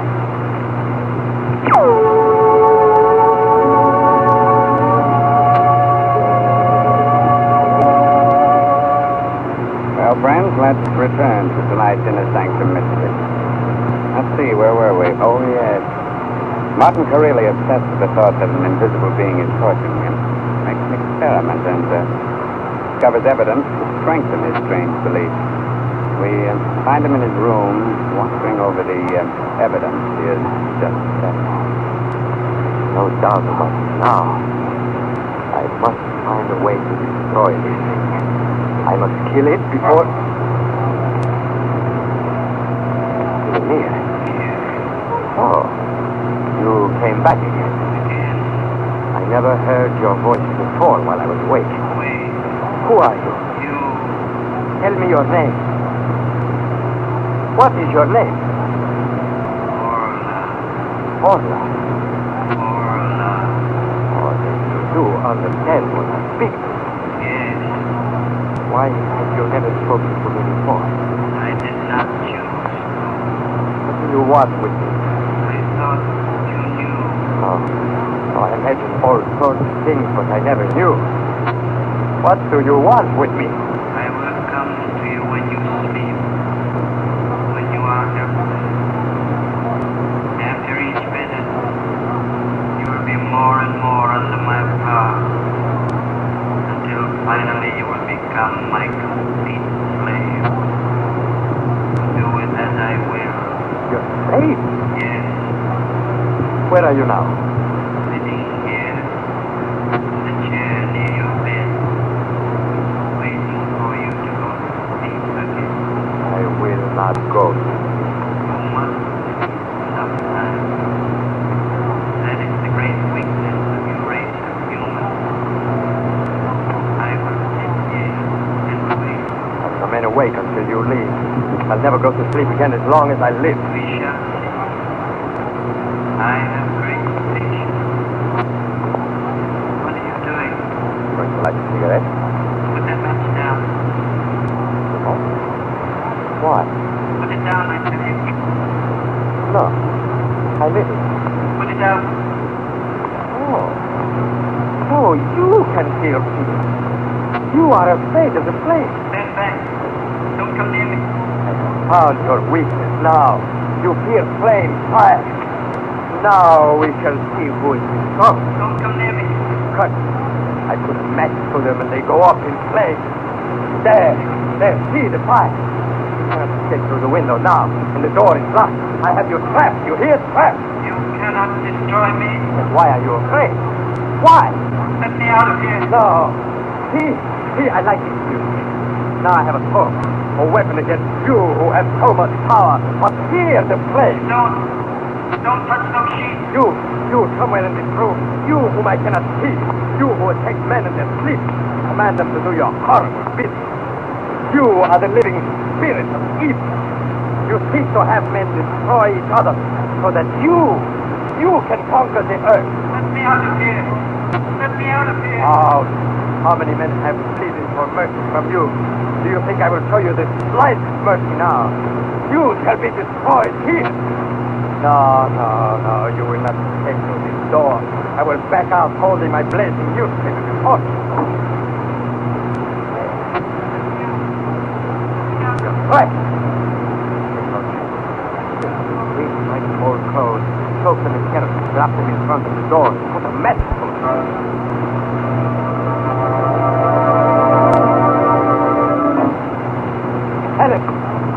Helen, open the door. Open the door of the house. On fire. What? Hurry, will you? The house is filling with smoke and flames are spreading rapidly.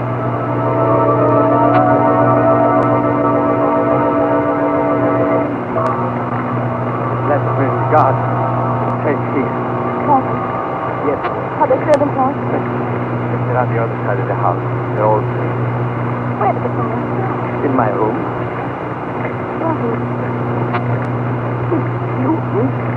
I had to have. What? Yes. He was in there. The invisible being. The horror. But... Oh, now Helen, try to understand. Helen, come back here. Helen.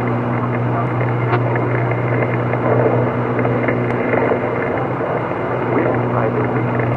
The flame danced madly about the house. By this time, the blazing furnace. Tongues of fire, red, yellow, orange, blue, flames leaping high in the air, light the dark night like a huge, magnificent torch.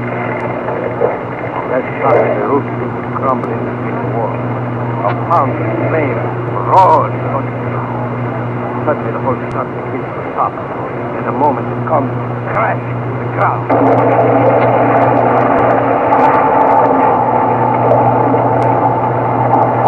Funeral fire, a monstrous, magnificent funeral fire, and in it, he who hated and feared this flame is burning. He, my prisoner, the invisible being, the Horla.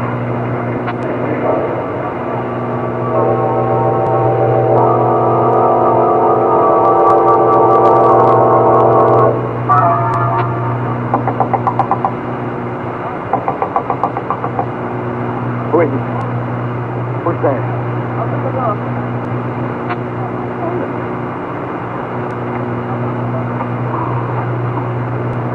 I see you come. Martin, why did you Oh. The police have searched. You don't know what they will do. Hiding in alleyways, chased like a mad dog. And I have to check. Ready to confess. Doesn't leave.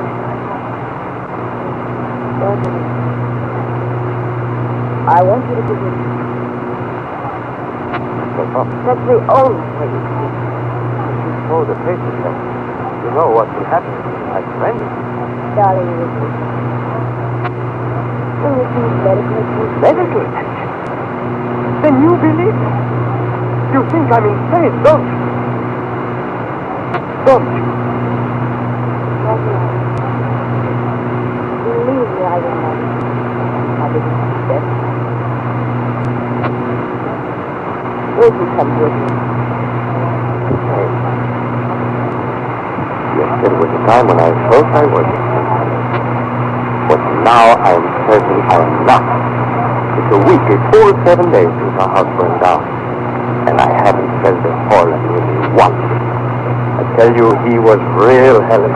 This invisible being was as real as you or I. Perhaps. But if that's the case, then you have nothing to fear. The doctors will examine you and find you normal. Oh, Martin, don't you see? You have everything to gain by surrendering. Sure. What difference does it make?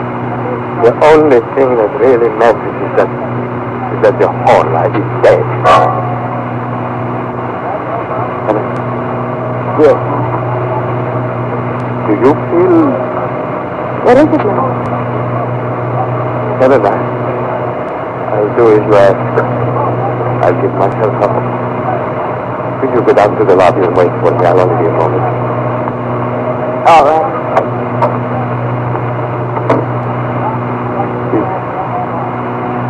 Is it you? And you are not dead? No. It was all in vain. All in vain. You cannot destroy me. Why do you hesitate? Why don't you go down and join us? Give yourself up. That's what you want me to do, is it? That's the only thing you can do. No. What is it? There is one other alternative. I made up my mind about what I do if you live through that fire. You are going to destroy yourself. Yes. I will not be what you are trying to make me. I will not be your slave. I'd rather die. Martin, put that gun away. Don't try to stop me. Martin! Martin! Oh, Martin, I had to. I had to. Exactly what I wanted you to do. The horse.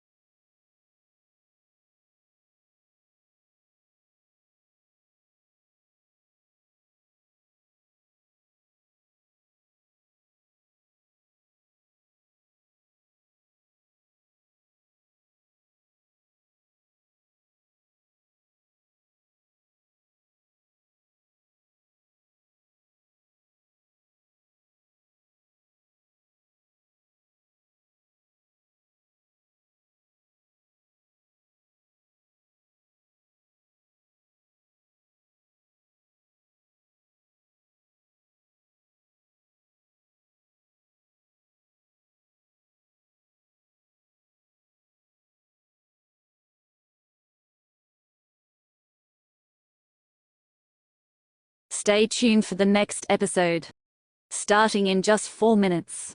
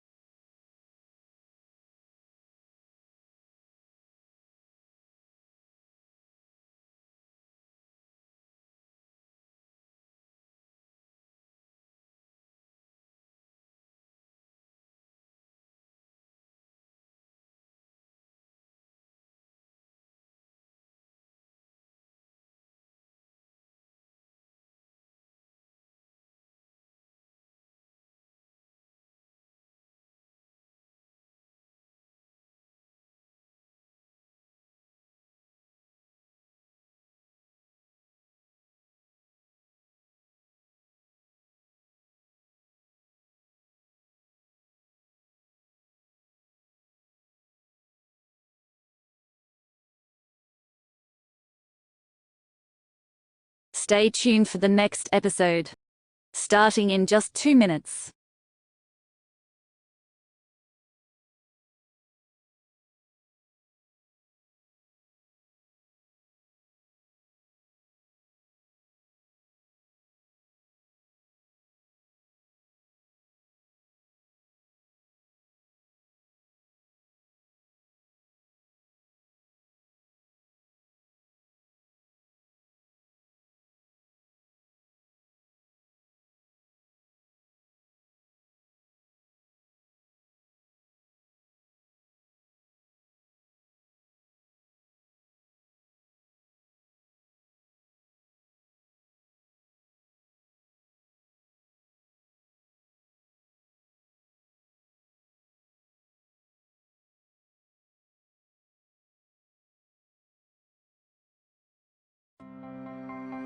Thank you for tuning in to our captivating radio program. But hey, there's more for you. Are you ready to take your skills to the next level? If you're looking for Microsoft Access training or support, you have come to the right place. Whether you're a beginner or seeking advanced techniques, I have got you covered. Unlock the power of Microsoft Access, a versatile and efficient tool for managing and analyzing data. Learn how to build robust databases, design intuitive interfaces, and harness the full potential of this incredible software. Why struggle with Access when you can have the guidance of an expert? Receive personalized training sessions, comprehensive courses, and ongoing support to help you become an Access Pro. Don't miss out on this opportunity to enhance your skills and boost your productivity. Visit our website, g3pl.com, or call us 615-420-2040 today to learn more about our Microsoft Access training and support services. Remember, success is just a click or a phone call away. Let us be your trusted companion on your journey to Access Mastery. Thank you once again for joining us on this radio adventure, and we look forward to helping you unleash the power of Microsoft Access.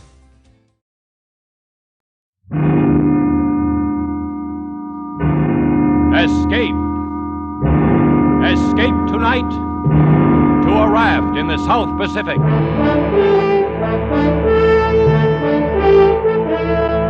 The Columbia Broadcasting System and its affiliated stations presents Escape, produced and directed by William N. Robeson. This, the last of the summer series, is The Fourth Man by John Russell.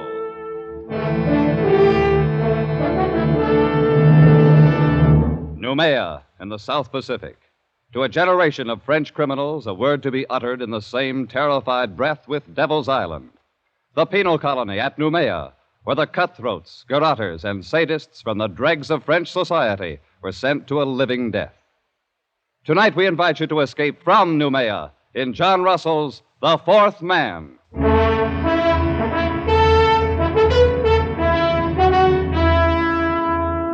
The raft stood to open sea. A mat of pandanus leaves served for its sail, and a paddle of wood for its helm. It was woven of reeds and bamboo sticks lashed upon triple rows of bladders, and it carried 4 men. 3 of them sat huddled together at the far end. Their bodies were blackened with dried blood, and the hair upon them was long and matted. They wore only the rags of blue convicts' uniforms. On wrist and ankle, they carried their mark, the dark and wrinkled stain of the manacles. There was Dubose, doctor, man of the world, murderer. Friends, the thing is done. And Fenneru, forger, ladies' man, weakling, coward. Yes, we've escaped. And the one known as the Parrot, thief and cutthroat. So far, so good. And by the way of celebration, gentlemen, may I offer you cigarettes? Cigarettes? Oh. Doctor, you're a marvel, a magician. Look at them. White and fresh as though they just came from the package. How did you do it? Oh, every 6 months there are about 75 escapes from Noumea, and not more than 1 succeeds. Ours would be that one, I knew. And so, 3 weeks ago, I bribed the night guard for these very cigarettes, so that we might sit here, my friends, as we are doing, and celebrate. I want a light. A light for the pet. Our doctor's a wonder. He thinks of everything. He gives us cigarettes, matches, and our freedom. Wait till you've got your 2 feet on a pavement again. That'll be the time to sound off about freedom. To wear starched collars again. To stroll with a girl, clean and fresh from her bath, down the Place de la Concorde, the Rue de Rivoli. Suppose we get a storm. It's not the season of storms. Just the same. Suppose we get a storm. Perroquet, my friend. You must not be so impatient. Remember, we were convicts back there, festering in oblivion. Now we are men raised from the dead. Suppose we get a storm. You've got a gift of speech, Doctor. But where's the ship that was going to meet us here? This is the day, as agreed. It will meet us. The wind will blow us to China if we keep on. We can't lie any closer to shore. There's a government launch at Torreon. And I doubt if the native trackers have given us up. Careful, Parrot. The natives will eat you yet. I've heard about that. Is it true, Doctor, that they'll keep all the runaways they can capture to fatten on? Oh, they prefer the reward still. I doubt if they've entirely lost the habit of cannibalism. Piece by piece, Parrot. First they'll sample you. Then they'll make a stew out of your brains. Oh, they won't miss a thing. Shut up, Fenneru. The filthy brutes. Oh, I almost forgot. We have one of them with us.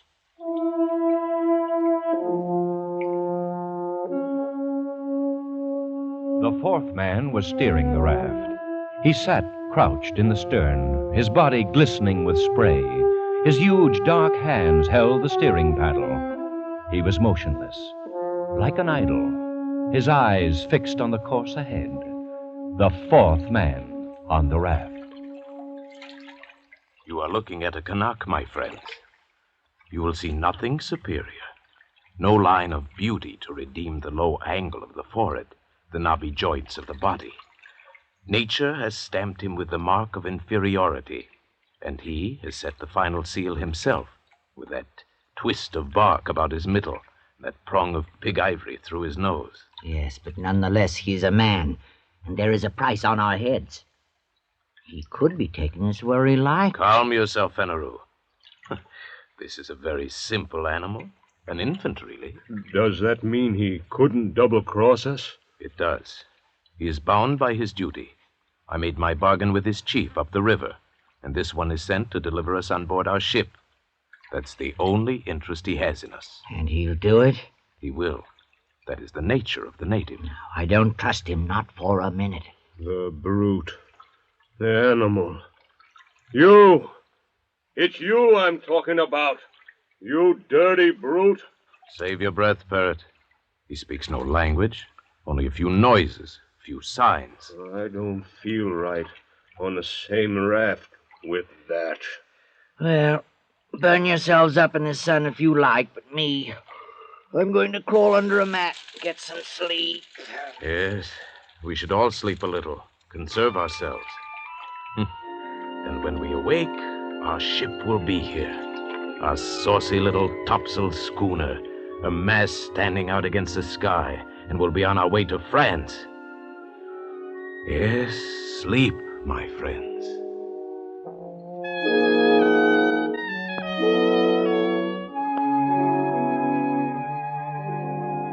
The two younger convicts dozed under the heat of the day, but not the doctor. He stood once again to sweep the skyline under his shaded hand. His plan had been so careful, so precise. He had counted absolutely on meeting the ship, a small schooner, one of those flitting, half-piratical traders of the Copra Islands that can be hired, like cabs in a dark street, for any sinister enterprise. And there was no ship, and there was no crossroads where one might sit and wait.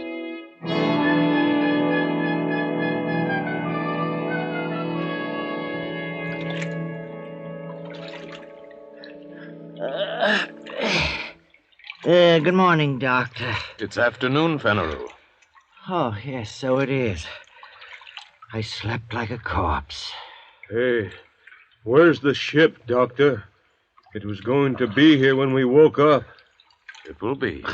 Oh, I'm thirsty. I'm dying with thirst. So we all, Fenneru. Where's the flask?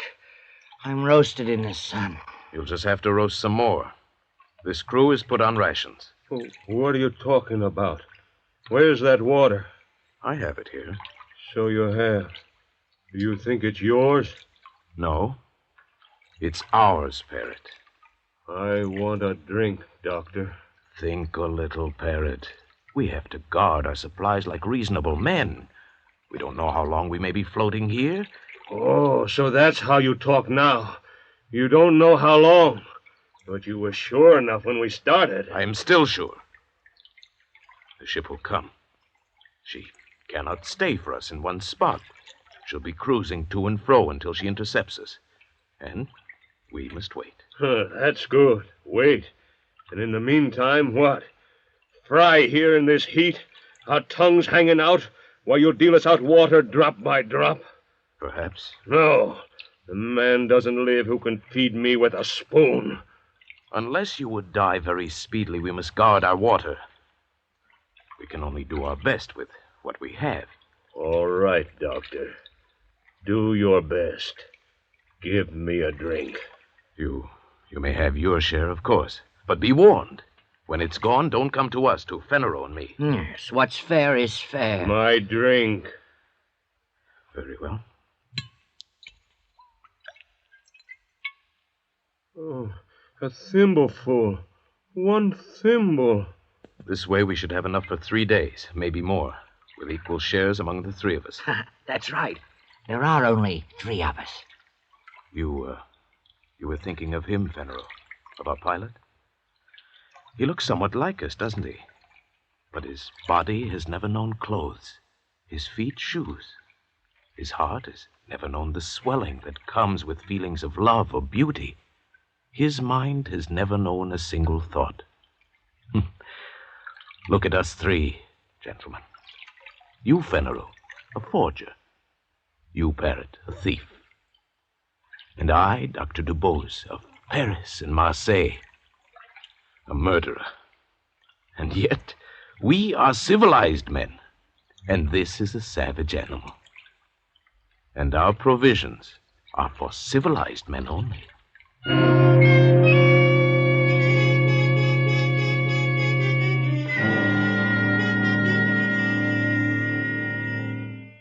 The 3 men awoke to the second day on the raft.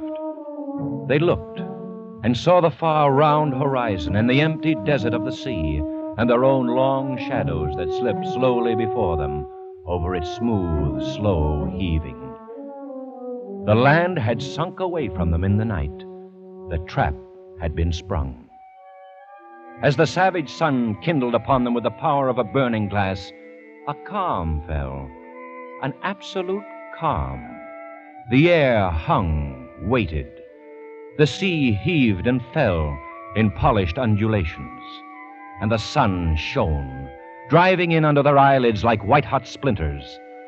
They crawled to the shelter of their mats, gasping, shriveling. And the water, the world of water, was slack and thick as oil. Oh, how lonely it is. Dr. DeBose. Yes, Parrot? Look around you. What do you mean? Go on, look around. What do you see? I see water, Parrot, and the horizon. What? Nothing else. Oh, don't you see a ship? A saucy little schooner? Those were your words.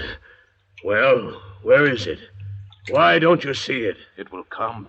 Will it comfort us to be dead when it comes? You say that you count on your friends, but suppose they leave you to rot here. Leave Parrot and me to rot here. That would be a joke, eh, Doctor? To wait for a ship that will never come? It will come. My friends will not fail me. Why? How do you know? How can you be so sure? There's a safety vault in Paris, full of papers to be opened at my death. Those papers contain confessions. No, gentlemen, my friends will not fail me. Parrot? A moment ago, you asked me what I saw. Well? There was something I neglected. What's that? I see a Canuck on this raft with us. He does not join us. He does not look at us. He sits on his heels in the way of the native, with his arms hugging his knees. He sits at the stern, motionless under the shattering sun, gazing out into vacancy. Whenever I raise my eyes, I see nothing else. Only this Canuck.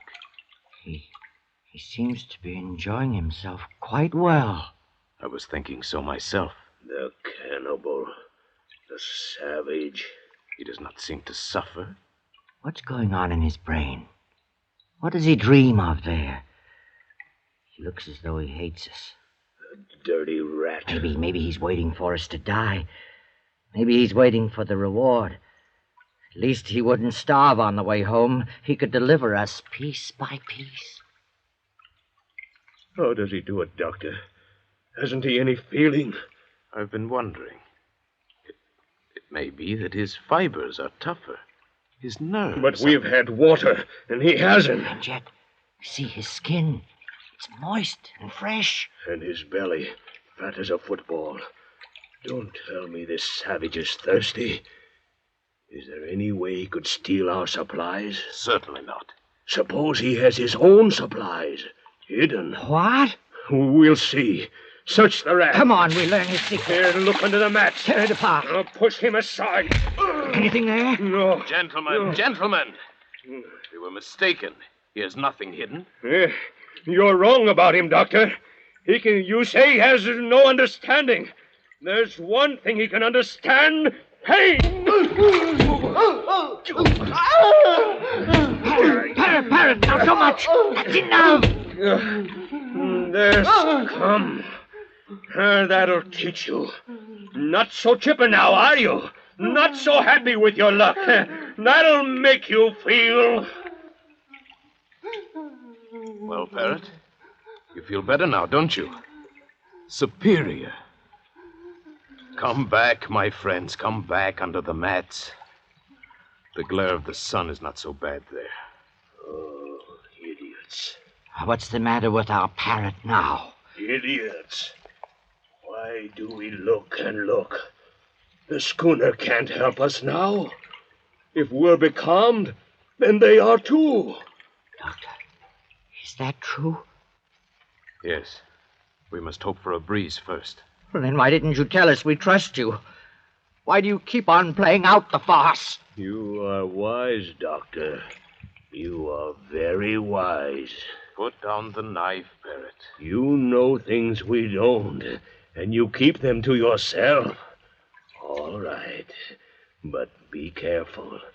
If you think you'll use your wisdom to get the best of us, be careful, Doctor, because I still have the knife.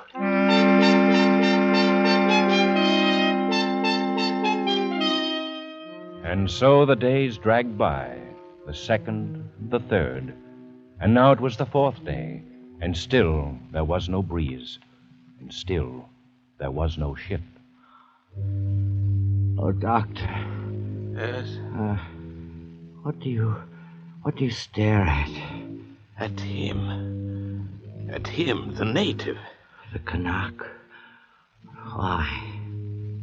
Look at him. And look at us. We are dying. Our powers are ebbing. And him? Naked, wild, brutish.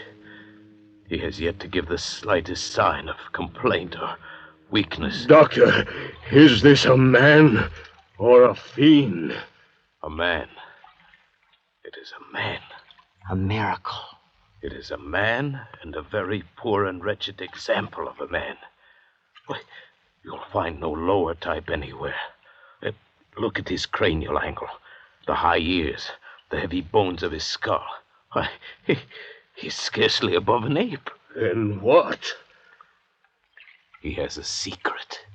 A secret? But we see him. Every move he makes, every minute. What chance has he for a secret? Absurd. Here are we three, children of the century, products of civilization. And here is this savage who belongs before the Stone Age. Is he to win this struggle? Absurd. What kind of secret? I can't say. Perhaps some method of breathing, some strange posture he uses to cheat the sensations of the body. Such things are known among primitive peoples. Known and jealously guarded, like the properties of certain drugs, the uses of hypnotism. Who knows? We can know. We can find out. Would you ask him? Useless. He would not tell. Why should he? We scorn him. We give him no share with us. We abuse him.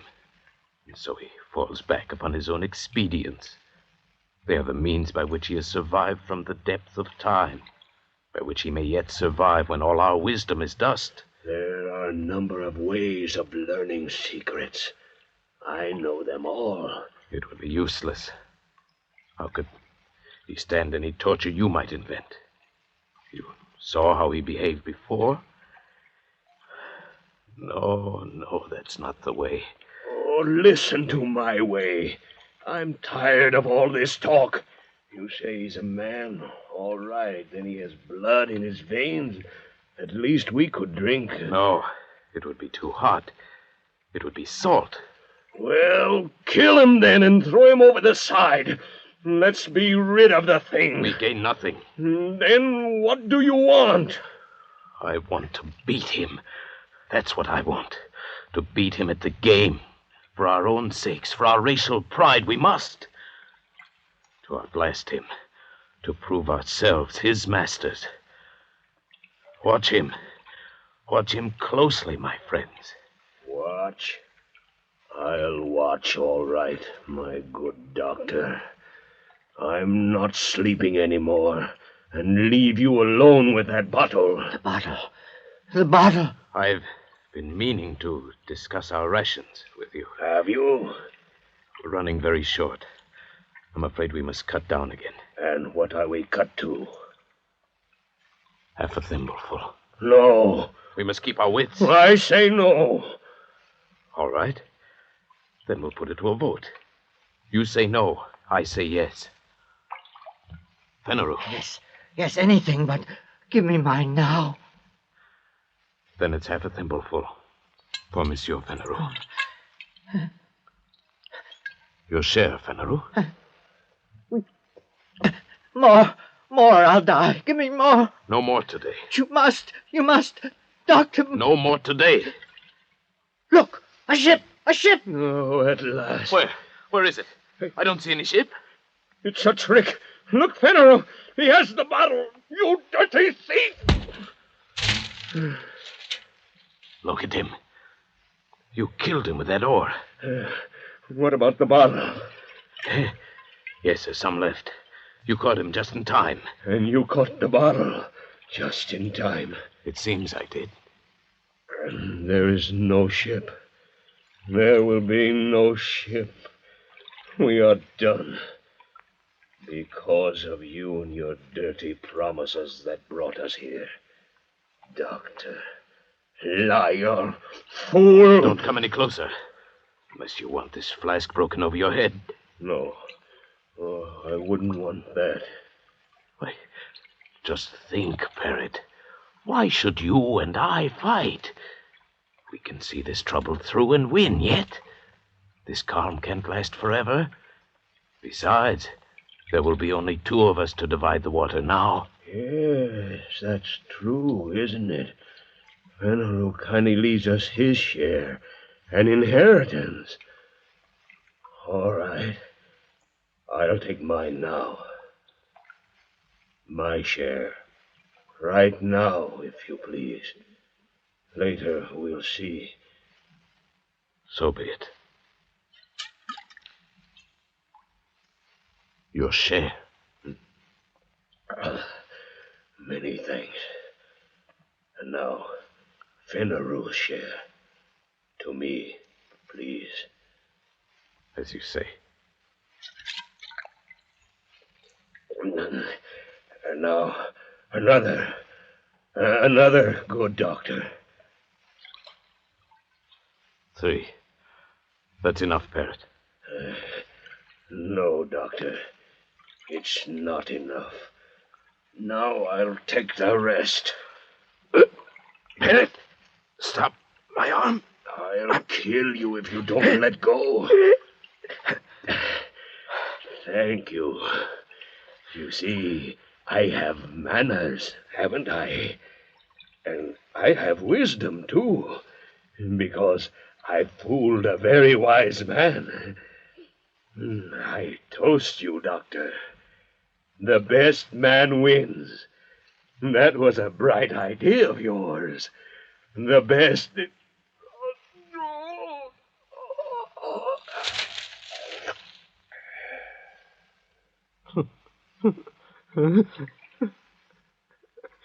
So the best man wins, eh, Parrot?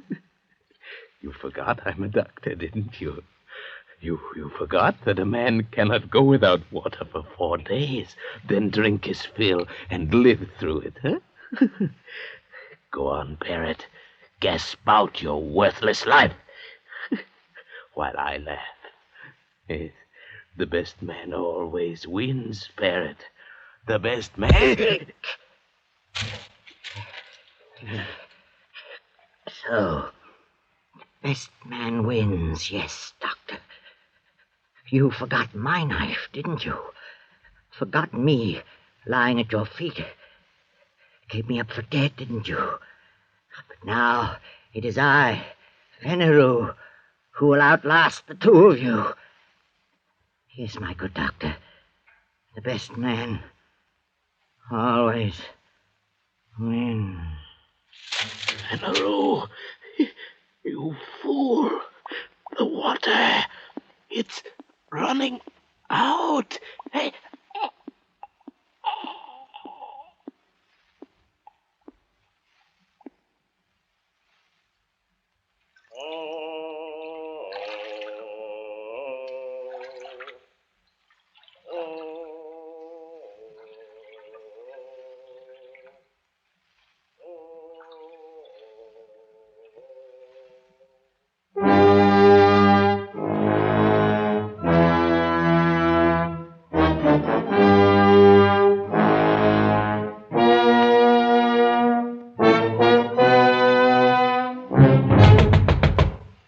Come in. Captain, longboat's back, sir. All right, send Marteau in. He's right here, sir. Bad luck, sir. The raft was here all the time, not 10 miles away from us. Ah, that calm. Well, where are they, the passengers? Oh, we're too late. They're all dead. All dead, huh? Yes, one stabbed to death, another skull crushed, the other fried by the sun. They're all dead.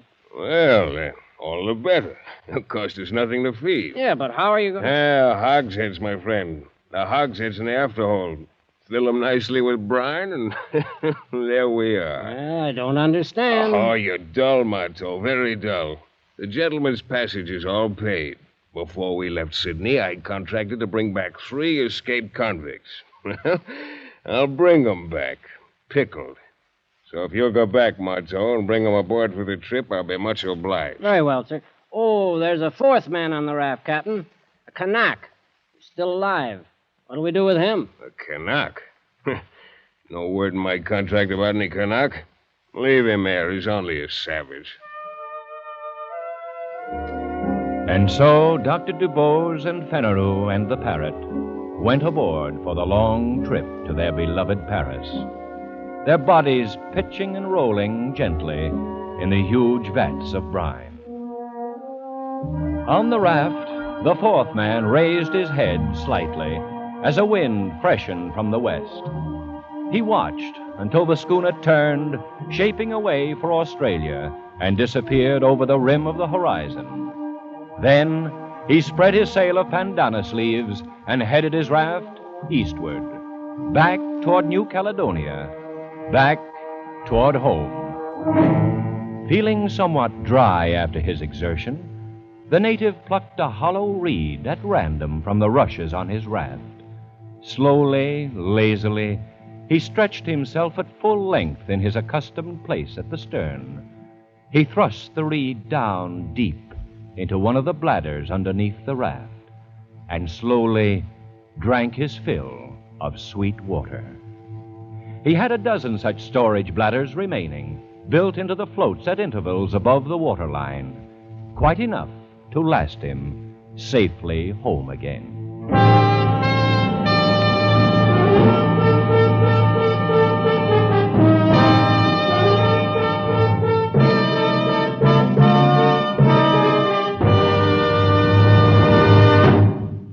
Escape is produced and directed by William N. Robeson. The 4th Man by John Russell was adapted for radio by Irving Ravech, with Paul Frees as Dr. DuBose, Joe Kearns as Fenneru, and Nestor Paiva as Parrot.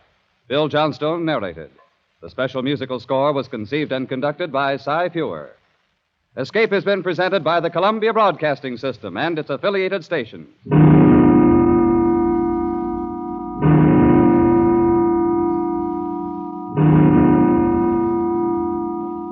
Be sure to be with us next Monday night when the Radio Theater returns to the air with Betty Davis and Glenn Ford starring in A Stolen Life. Remember, next Monday evening from 9 to 10 p.m. Eastern Daylight Time, the Lux Radio Theater starts its 14th year over CBS.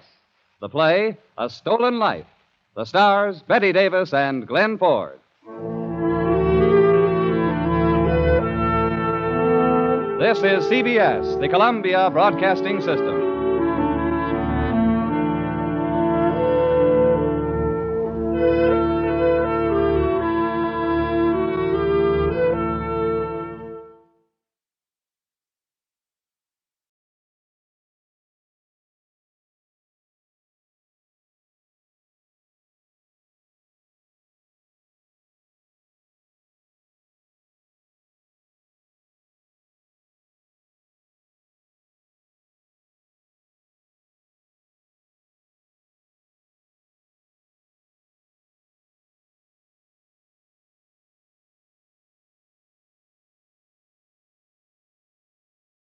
This is Orson Welles, speaking from London.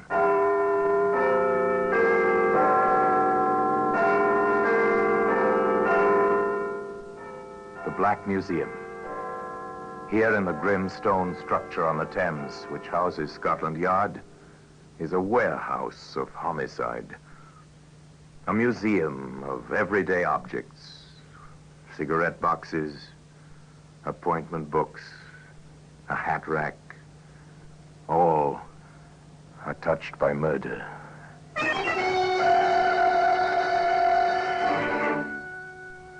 Now here's a brick bat. Coarse-grained, rough-edged, familiar. Perhaps your own home is built of bricks, exactly like this one. In this case, however, no home was built by such a brick. Rather, a home was destroyed by it. Destroyed forever. It's still such a normal-looking object, Inspector. Is it really? With that broken corner? With the stains still on its edges? I suppose you're right, sir. If there's one thing that can upset normalcy, it's spilt blood. And today, that blood-stained brickbat can be seen here in the Black Museum.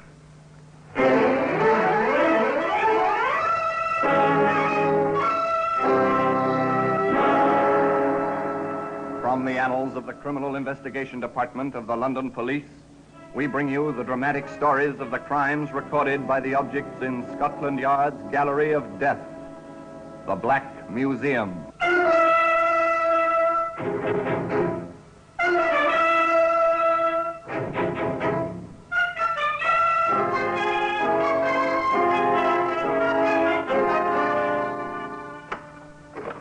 Well, here we are in the Black Museum. Scotland Yard's Museum of Murder. Yes, here lies death. Upon these tables, within these cabinets, the files of death, labeled with day and date and name of victim. Here's a hat rack. It's odd to find such a commonplace object here, perhaps, but observe. Here where the wood curves from base to shaft, 3 brownish stains. Blood dripped here from a weapon concealed within the lining of an overcoat. 3 stains, which placed a murderer at the scene of crime. Broken alibi. That's another story. Here's our brickbat. Of such bricks are garden walls built. Later, the ivy or some such creeping vine grows over them, hiding the sharp edges, softening the 4 square contours. This brick, too, was meant for such bucolic purposes. But as it happened, things didn't work out that way. We might say it all began when young Anne Friskin composed an advertisement and told her much older husband, James, about it. So you're placing an advertisement. Wanted, boy, about 18. References, handyman work. Some such thing? Exactly, dear. Oh, very good. Only don't let him get too close to Alma. It might not be good for her. A simple domestic scene. Wife cooperating with husband, or the other way around, if you prefer. Some small mention of the husband's cousin who stays with them. That's all. The advertisement appears in the usual help wanted columns. Several young men apply. One is Dick Terry. Yes, ma'am, I've had some experience during the summer at my uncle's place in Dorset. The money's all right? Oh, quite generous, ma'am, what with the room over the garage and all. Well, your references seem quite good. And a good school report, too.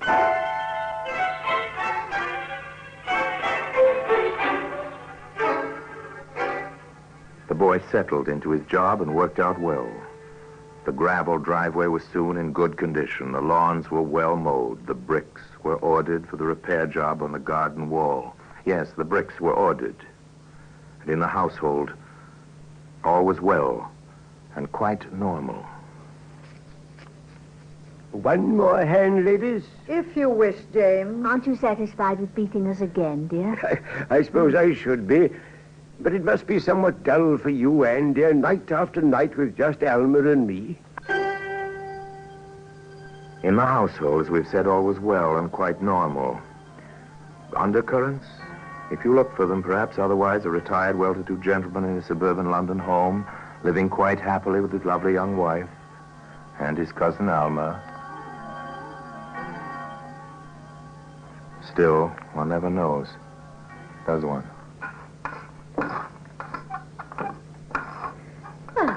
Good morning, Dick. Oh, all right. Oh, the work is coming well, isn't it? Yes. Lovely day, isn't it? Nothing quite like the springs we get here, is there? Awfully quiet there. Yes, I suppose it is. For someone your age. Begging your pardon, Mum, it don't seem to me like you'd be giving up just yet. Oh, thank you, Dick. It's nice of you to say so. Aren't you getting those bricks a trifle uneven, Dick? Ah, that's on purpose, Mum. It's a trick I learned from my uncle. It gives the creepers and vines and such a better hold. It's clever. You do know your work, don't you? I hope so, Mum. Person likes to do his work where he's appreciated. Well, you are. No fear about that. And just to prove it, come up to the house later and We'll see about finding you a nice cold drink. On a warm day like this, a cold drink would... No, after all, it's quite natural, isn't it? You do as much for your help, wouldn't you? No one would think anything of it. No one did in the Friskin household either until these trips for the long, cool drinks became somewhat habitual, at which point Alma spoke to Anne. Do you really think you're doing the proper thing, Anne? Of course, it's none of my business, I suppose, but... What are you driving at? That boy. He's an excellent worker. People will talk. About what, pray? Oh, nothing. But people will talk about nothing, you know. And if James should hear from the wrong person... Please be explicit, Alma.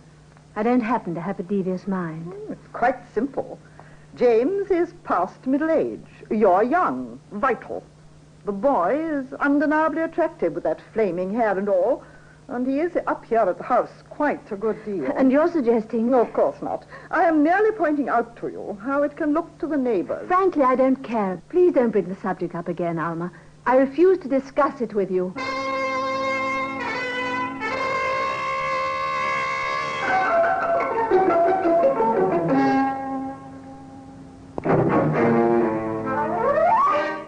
Alma did not bring up the subject again, not with Anne.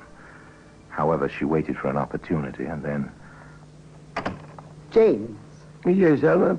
I want to talk to you. Aren't we rather formal today? Closed doors and all that sort of thing? I'm not speaking behind anyone's back. I've already taken this up with Anne. Oh? What's the trouble? It's that boy, Dick Terry. Dick? Alma, don't tell me he's been making advances. That's not funny, James. Oh, sorry. What then? Anne is letting him spend too much time at the house. His place is in the garden and the garage. People will talk. Aren't you doing a bit of talking yourself, Alma? I'm doing my duty as I see it. Then you've mistaken your duty. I'm fully capable of protecting my honor, as you doubtless would call it. And I'll thank you, Alma, not to bring this up again. Although, doubtless, you have the best intentions in the world. Very well, James. But if anything does occur, you'll thank me for warning you. Yes, Alma waited her opportunity and spoke to James.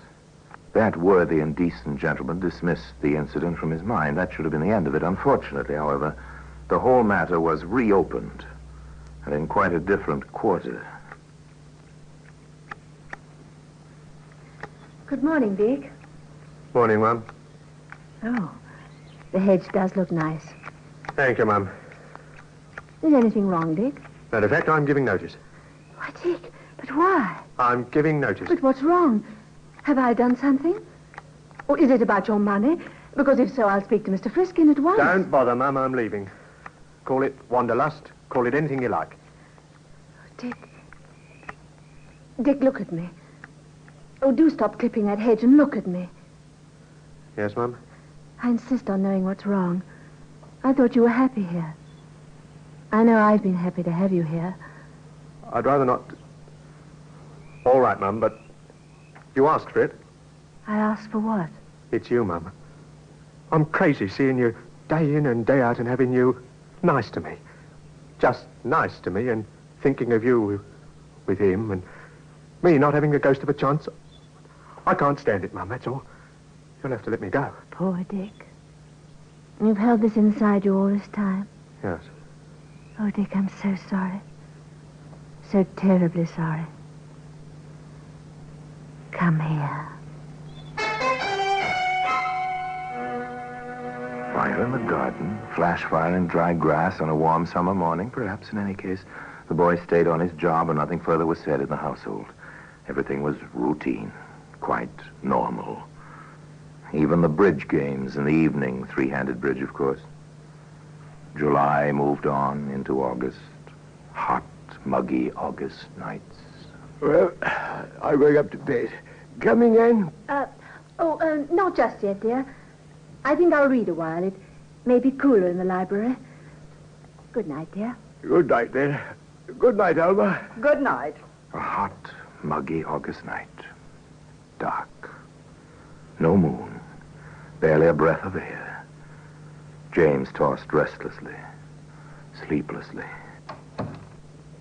Anne, that you, Anne? Coming to bed, dear?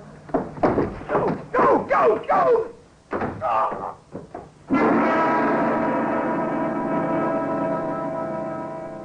today that brickbat can be seen here in the Black Museum.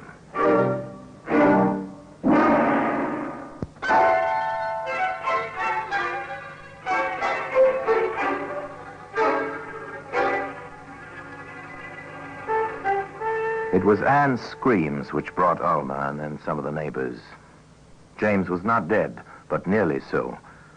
The doctor, Dr. Kinder was his name, examined his patient and proceeded quite efficiently via the telephone. That's right. The ambulance at once with oxygen equipment. I want the operating theatre ready, anaesthetists, nurses, and my assistant.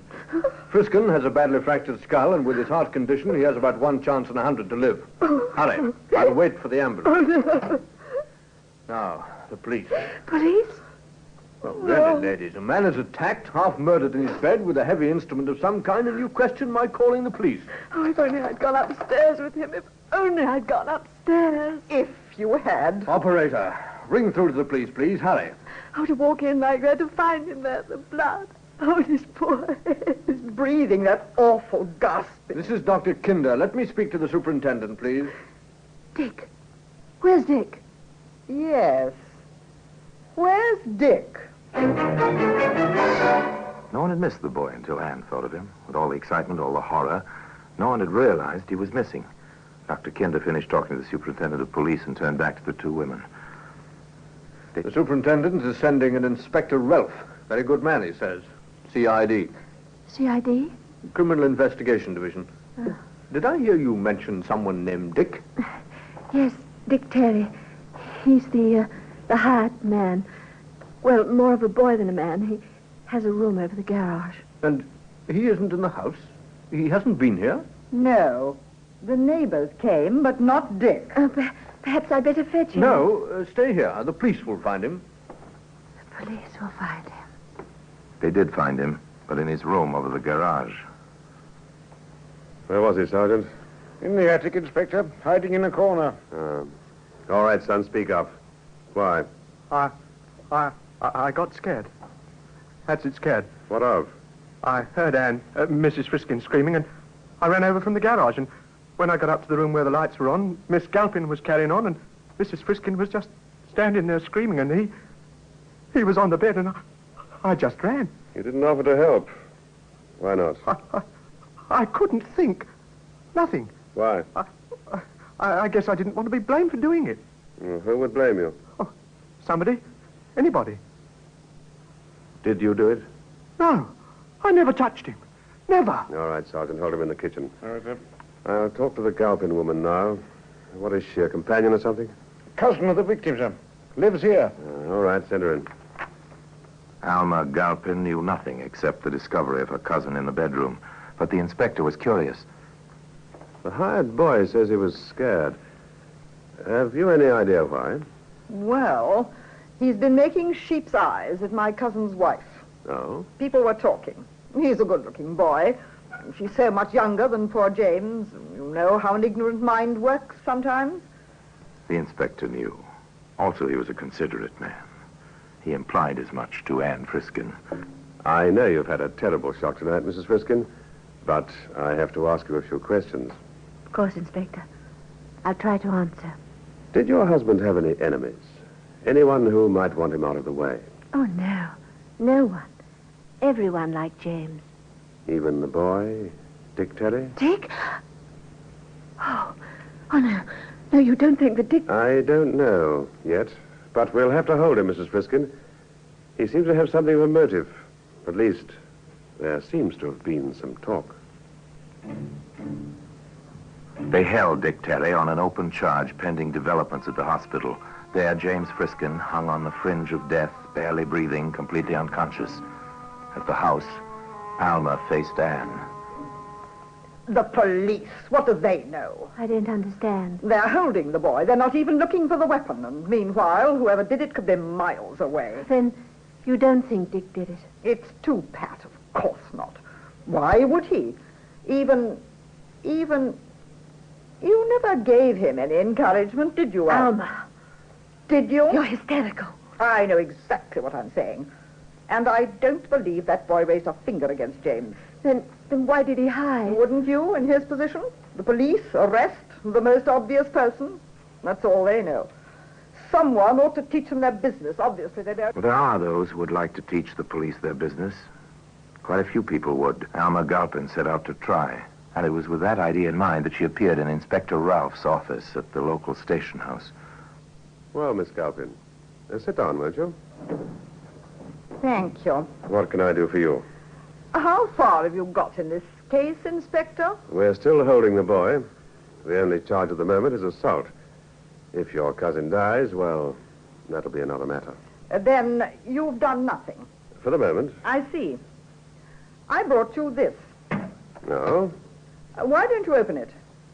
As you wish. Yes, I see. A brickbat with stains on it. Don't you want to have it checked for fingerprints? Rough surfaces like this don't hold prints. Why? It's the weapon. Oh? How do you know? I found it. It was in the little pile of leftover bricks at the foot of the garden. James was going to ask the boy to build a barbecue pit with them. I see. Well, how do you know so surely this is the weapon? That's blood on it, isn't it? It might be. Aren't you going to have it tested? Probably.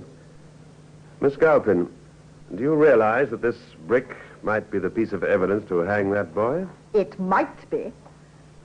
It might hang someone else, too. Is this a charge, Miss Galpin? Who stands to gain most? Who would have her freedom? Who would get James' money? Have you thought of that, Inspector? Who wanted the brick wall repaired? Who spent altogether too much time in the garden? Have you given any thought to these questions, Inspector? Perhaps the inspector had. Others had, that was certain. And suddenly, with one sentence, Dr. Kinder changed the entire complexion of the case. I'm sorry to have to tell you, Mrs. Friskin, but your husband passed away about 10 minutes ago without ever regaining consciousness. Now it was murder. And Anne Friskin, the young widow, came to the station house to see Dick Terry in his cell.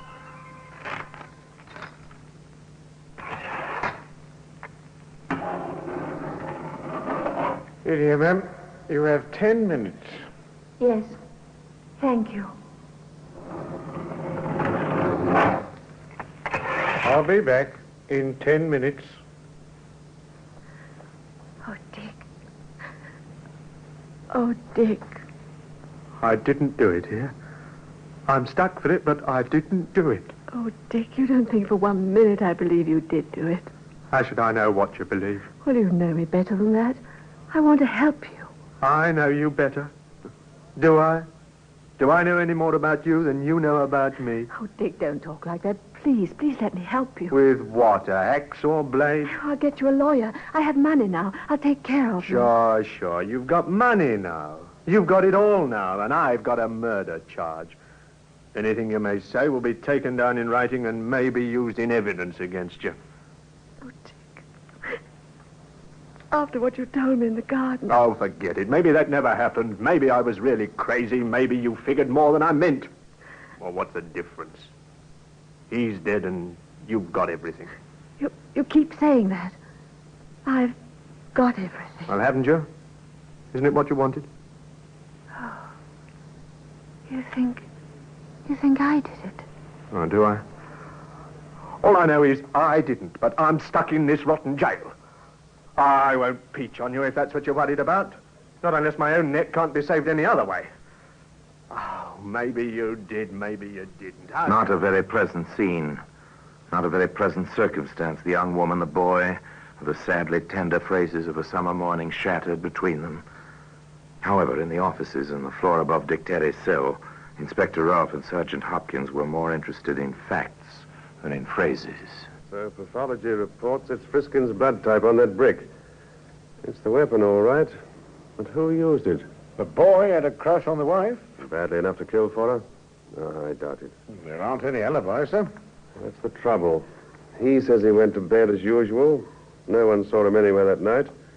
The Galpin woman says she went to bed. The widow says she read for a while, went upstairs, and found her husband.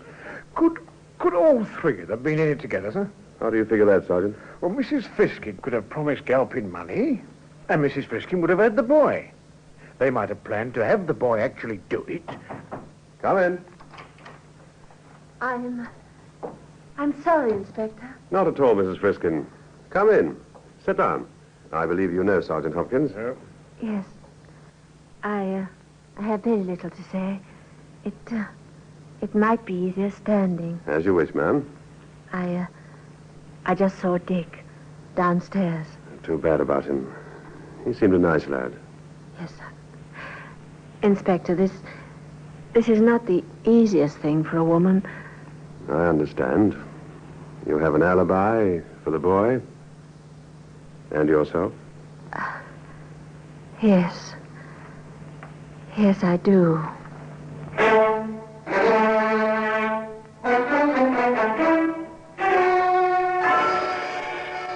The inspector was an understanding gentleman. He offered no comment. He merely recorded a fact and let Anne Friskin leave his office with her own thoughts for company. Later that same day, he arrived with Sergeant Hopkins in tow at the Friskin house. Ladies, we've done some further checking and investigation. We thought we'd apprise you of the situation. I see. Thank you for that, at least. We're letting the boy go. He's in the clear. I knew that all along. I told you so. Yes, you did, I remember. The day you brought me the brickbat. Where did you find it? In the pile at the foot of the garden. I see that you know, Mrs. Friskin. There is no pile of bricks at the garden. It happens to be in the rear yard, near the back door, close to the foot of the back stairs. The stairs which reach the second floor quite close to the door of your room, Miss Galpin. Now, Sergeant, if you'll stay quite close to Miss Galpin and take down what she has to say. Taken down and may be used as evidence. Yes, the usual warning. Well, Miss Galpin? Why did you kill your cousin, Miss Galpin? She had everything. Even the boy with his sheep's eyes. I had nothing.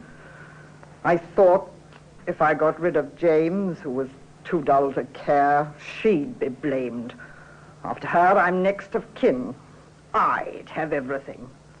I saw the little pile of bricks. I meant to put them in the garden later. A brick is heavy. It hits hard! Today, the brickbat can be seen here in the Black Museum.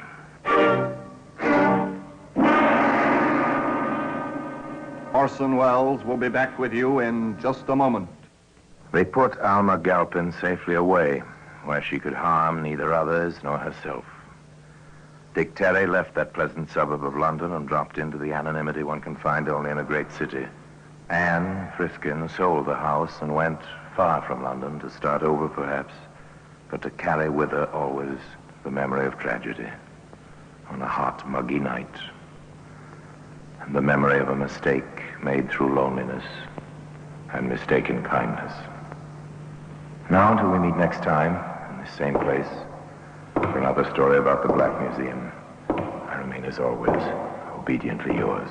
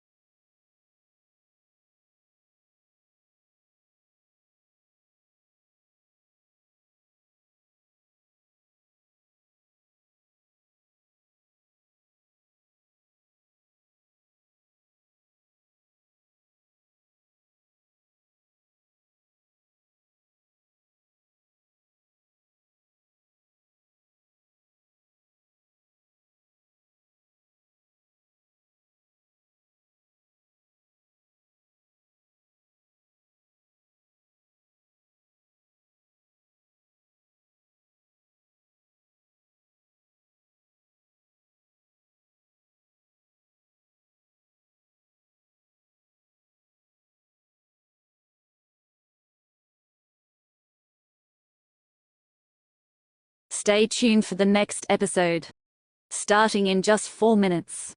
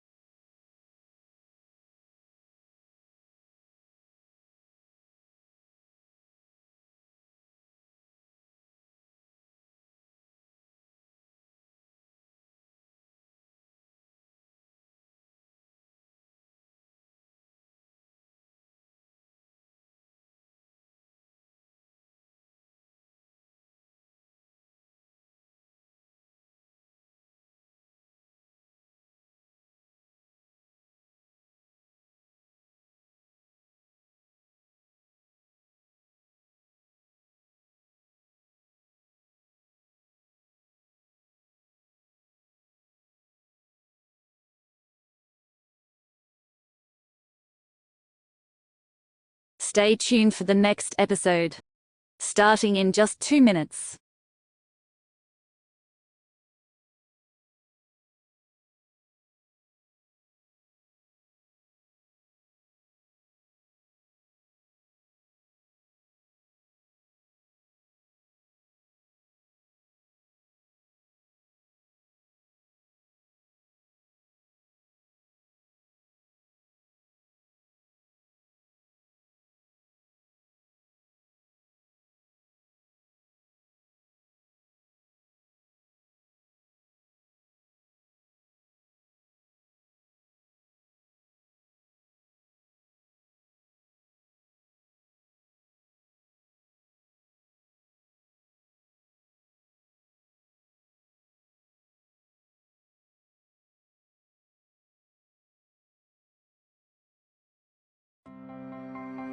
Thank you for tuning in to our captivating radio program.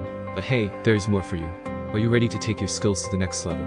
If you're looking for Microsoft Access training or support, you have come to the right place. Whether you're a beginner or seeking advanced techniques, I have got you covered. Unlock the power of Microsoft Access, a versatile and efficient tool for managing and analyzing data. Learn how to build robust databases, design intuitive interfaces, and harness the full potential of this incredible software. Why struggle with Access when you can have the guidance of an expert? Receive personalized training sessions, comprehensive courses, and ongoing support to help you become an Access Pro. Don't miss out on this opportunity to enhance your skills and boost your productivity.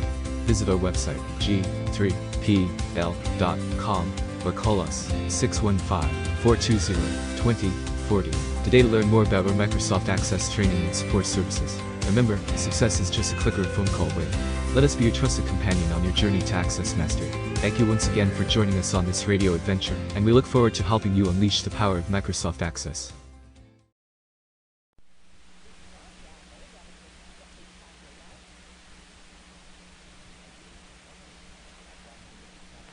How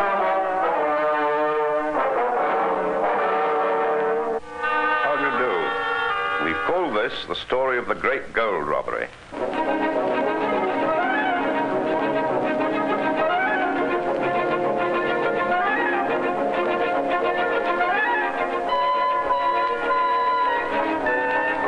May the 15th, 1855, gold coins and bars were delivered in 3 iron-bound boxes to London Bridge Station to be dispatched by the South Eastern Railway to the continent.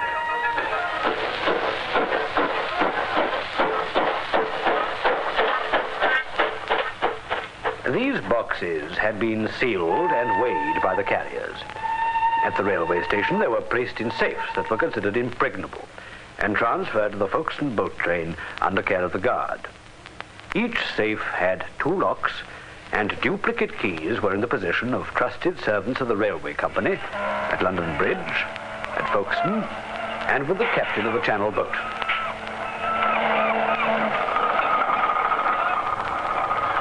At Boulogne, the safes were opened, and as a matter of routine, the boxes were weighed before being sent on to Paris. I cannot understand it. This number 2 case, it weighs 40 pounds less than it should do according to the paper. Maybe they make a mistake in London. What about the other boxes? Oh, they weigh about the same, except for the 4th box. That weighs a little more. There must be something wrong with their scales in London. Anyway, they are sealed up all right. What had we better do? Send them on to Paris.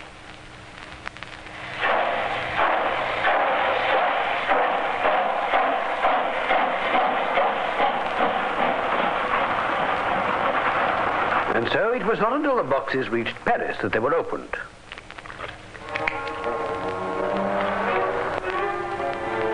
What's this? Look, not gold. Bags and bags of lead shot.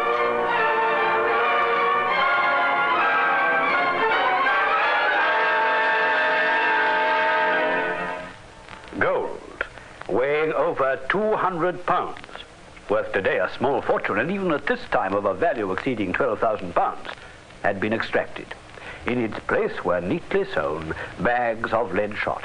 Somewhere between London and Paris, one of the cleverest robberies of the age had been perpetrated. Nowhere was the slightest trace of how the trick had been done.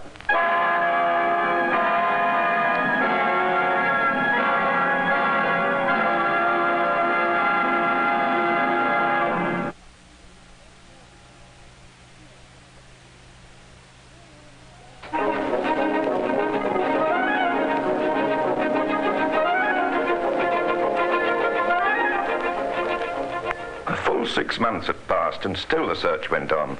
The first clues came, as is often the case, through a woman's jealousy. Her name was Fanny Kay, a simple girl, but when roused, she was as jealous as anyone else. She was in a fine state of temper when she came to see the police. I've come for my rights. That's what I've come for. Now, calm yourself, ma'am, calm yourself. Now, tell us how we can help you. I've been robbed. Robbed of my money, which is my due. Who has robbed you and how? He's not only robbed me, he's robbed me man as well as my child. Yes, but who has robbed you? Pierce, his name is. William Pierce. Where does he live? Where I live. I lodge with his mother. Now, suppose you tell me your story quietly and calmly, and we'll see how we can help you. All right, then. I'll tell you the story. It began this way. Well, first you better know that my man is Edward Agar. The forger? He's no forger. He was sentenced to 7 years at the Old Bailey for forgery less than 2 months past. Sentenced he was, but forgery he did not do. It was Jim, the penman. Well, is it he who has robbed you? Not Jim. Then who has robbed you? Pierce. He was a friend of my man. And when Ted was arrested for the forgery and put in jail, Pierce was to look after me. He took me and my child to live with his mother. My child and I have lived in his charity these past 2 months. At least I thought it was charity until I heard from Ted. You've had a letter from him? More than that, I've seen him. He'd given Pierce the care of £7,000 of his money, and Pierce, what's he given me? £1 a week is charity. £7,000? Mr. Agar must have found crime a profitable occupation. But it's my money. Well, that remains to be seen. Well, it's not Pierce's money. Oh, yes, there I agree with you. The question is, where did Mr. Agar get £7,000? I think I'll have a little talk with Mr. Agar. This did not lead very far, for Agar was keeping his mouth shut. He'd been arrested for forgery and convicted. That much the police had against him, but there was no reason to connect him with the great gold robbery. True, he had £7,000, but that was not in gold. The mystery seemed as deep as ever until... You wanted to see Roberts, one of the porters, sir? That's right. Is he on duty? Yes, sir. But I don't understand. He wasn't on duty the night of the robbery. No, he wasn't, but he was on the following day, and we've already questioned all the porters who were on the night of the robbery. Yes, sir, but when Roberts was on duty, the gold was aboard the boat on its way to France. Not all the gold, remember that. Anyway, I'd like a word with Roberts, the porter. Come along with me. Yes, Roberts is my name. You were on platform duty the day after the gold robbery. That's right, sir. It must be a hard job, a porter's work. Well, it's not an easy one. Sometimes the luggage you have to lift is very heavy, eh? Pretty heavy, sir. And when it's very heavy, the passengers are glad to have you carry it. I say they are. Not always, though. What do you mean, not always? Well, it's funny you should mention it, sir, but it was the very day after the gold robbery. I was on duty on the platform and a couple of passengers with 2 big travelling bags were taking a train to London. Yeah, what happened? Well, I picked up their bags, at least I tried to, and my, they were heavy. Well, but you carried them all the same. But no, sir. No, I'll never forget what happened. One of them fair snapped at me, he did. Leave it alone, Porter. Why, what's the matter, sir? Leave that bag alone. All right, sir. You want to carry it yourself? I certainly do. Can I see your ticket, then, sir? Very well. Thank you, sir. But these are from Ostend. Well, what of it? Well, there's no boat in from Ostend today, sir. We came yesterday. Oh, very good, sir. You're sure I can't carry your bags? No, but here's 2 shillings for you. Thank you, sir. Well, that's a hurry, sir. All right, man, give the bags to me.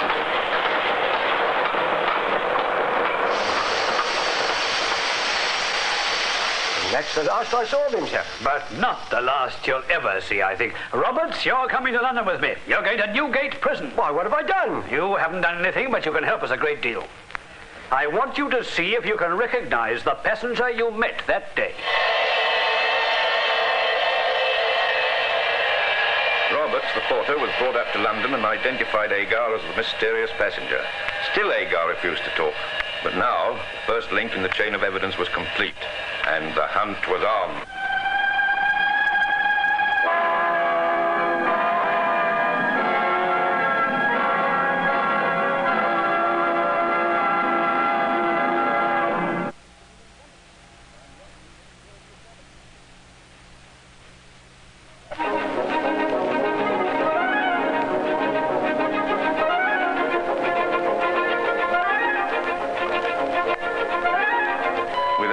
Identified as one of the criminals behind the gold robbery, the police now went over the ground all over again. They brought in Burgess, the railway guard, and confronted with Agar, Burgess broke down. One by one, the clues were followed up until at last the full diabolical story was revealed. Listen now to how this crime, almost the perfect crime, was carried out. To tell the full story, we'll have to go back not 6 months to the actual robbery, but fully 18 months. For over a year of planning went into this famous crime. Edward Agar was the mastermind, and yet the original idea came from a minor criminal known as Ted Pierce.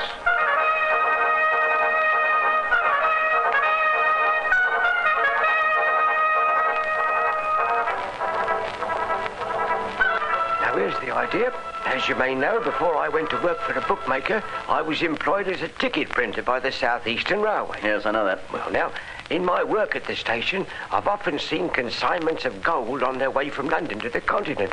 And I remember that it wasn't £100 or even £1,000, but more, much more. Enough money for a man or several men to retire on for life. Provided they don't spend the remainder of their lives in prison for attempted robbery? Anyone clever enough to steal the gold should be clever enough to keep it. And how would they go about it? Well, I'm not that clever.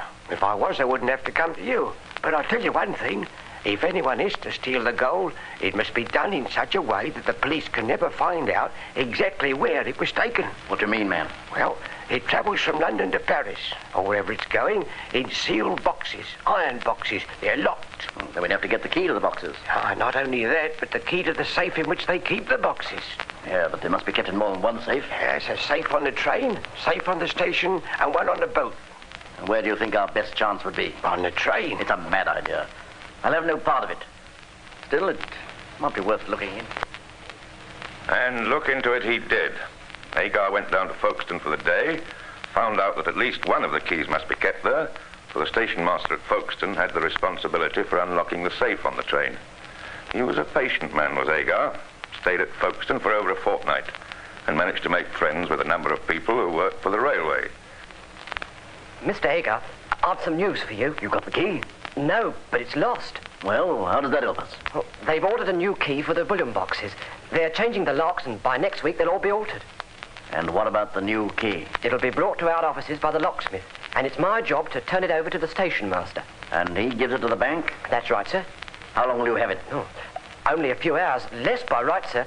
I daren't take any risk. Do you know a pub near the station? Well, there's the place where I have my lunch. It's called the Blue Boar. At what time of the day do you think the key will be brought to you? That I can't say. Probably the morning, sir. Sometime next week. All right, then. Each morning you'll find me in the Blue Boar. If the locksmith comes in, bring the key to me as quickly as possible. All right, sir, but I daren't take a risk. For 4 days, Agar waited in the bar of the Blue Boar. Then his patience was rewarded. Here it is, Mr. Agar. Now, good. Give it me. Shh, let it leave my hands. Give it me. All right, then. Take care. Is there somewhere I can wash my hands? Oh, yes, sir. Just across the back of the bar. Oh, thank you. Come with me, Tester.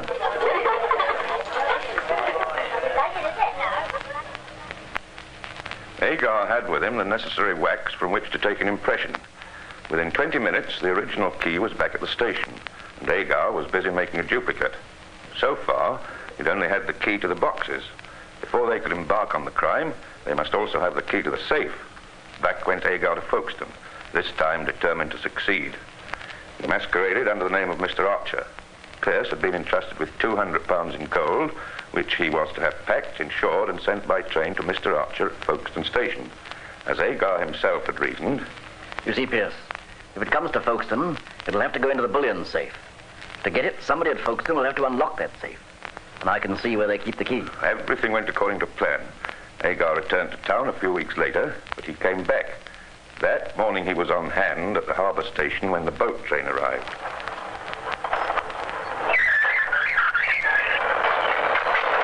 To use his own words as evidence of the trial, Agar waited amid the stir and confusion while passengers and luggage were being embarked on the boat. And then... I saw the station master leave the railway office. I tried the door. It was unlocked. I entered and went over to the cupboard and took out the keys. I took an impression of the key I wanted and put it back in the cupboard. I went back onto the platform.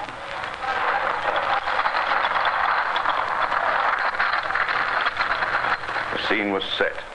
Now came the question of trying it out. There were frequent consultations between the conspirators. How were the keys to be tested? Agar, who was little disposed to leave anything to chance, resolved on the expedient of himself accompanying Burgess to the van and trying them. This was a daring move, for the risk of discovery of a stranger being seen entering or leaving the guard's van must have been great. Yet it was done not once, but 7 or 8 times. The keys had to be altered again and again, ere they could be made to fit. Persistence was at last rewarded, and the safe was opened.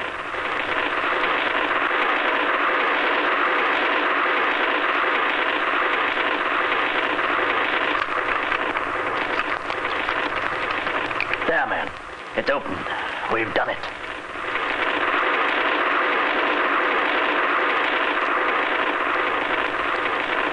A lesser man might have been tempted to take what could be got with his confederates, to have made off with the loot and taken the chance of evading pursuit and capture. Not so Agar. He was playing for big stakes. And having got so far, he did not intend to risk the fortune that was in sight, nor do anything that might jeopardize his chances of what the modern crook calls a clean getaway. He closed and locked the safe. He could have afforded to wait. The next thing we must do is to guard against discovery. What do you plan? We must get some lead shot. We can get it near Waterloo. All this must be brought up to my house at Shepherd's Bush. We'll make it up into cloth packages. But how can we get it to the station? I don't like it. It sounds dangerous. Nonsense. It's more dangerous if we don't take these precautions. We'll put the packages of lead in leather courier boxes. They have to be specially made. We can't carry those to the station. Why not? They go inside traveling bags. We'll have to rehearse it over and over again. We can't be too careful. Almost nightly, for a couple of weeks, Pierce and he left the former's house, carrying carpet bags and with courier bags strapped to their persons under big cloaks. Pierce wore something of a melodramatic disguise, a black wig and whiskers. But, after all, there was some astuteness in disguising before the commission of a crime when it was less likely to be suspected than afterwards. If anyone should chance to notice him, the description would be misleading. And even if his disguise was penetrated, however suspicious it might seem, it was not illegal. After many fruitless journeys, the moment came. On May 15th, 1856, the two took a cab from a Camden Town public house to the appointed spot. I had word from Tester. When's it to be? Tonight. And it's £20,000, I believe. So come along, we'll get started.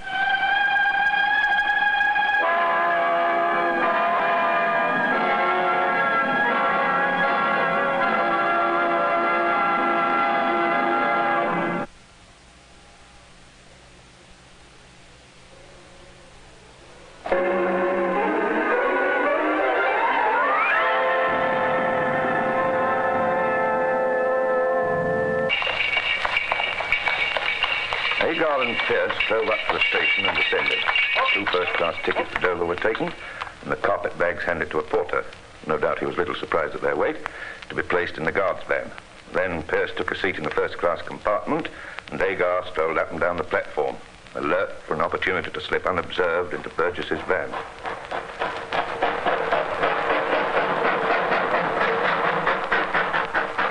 All went according to plan.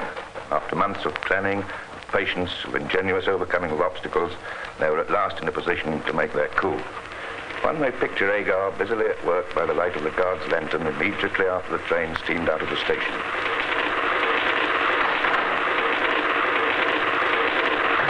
There now. Up with the boxes. Let me help you. You got the tools, hammer, pincers, chisels, wedges? Yes, all here. Right. What's in that bag? Seals, wax and tapers. Remember, the boxes must be done up so that nobody will know they've been tampered with.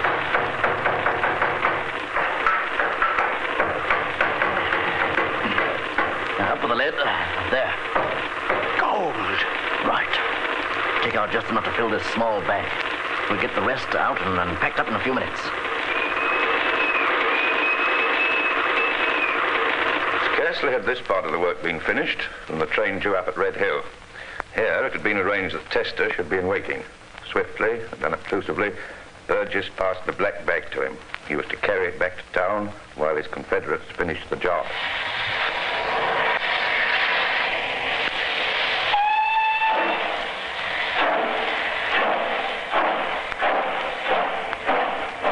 Both Agar and Pierce remained in Burgess's van and went on to Dover, which they reached at 11 at night.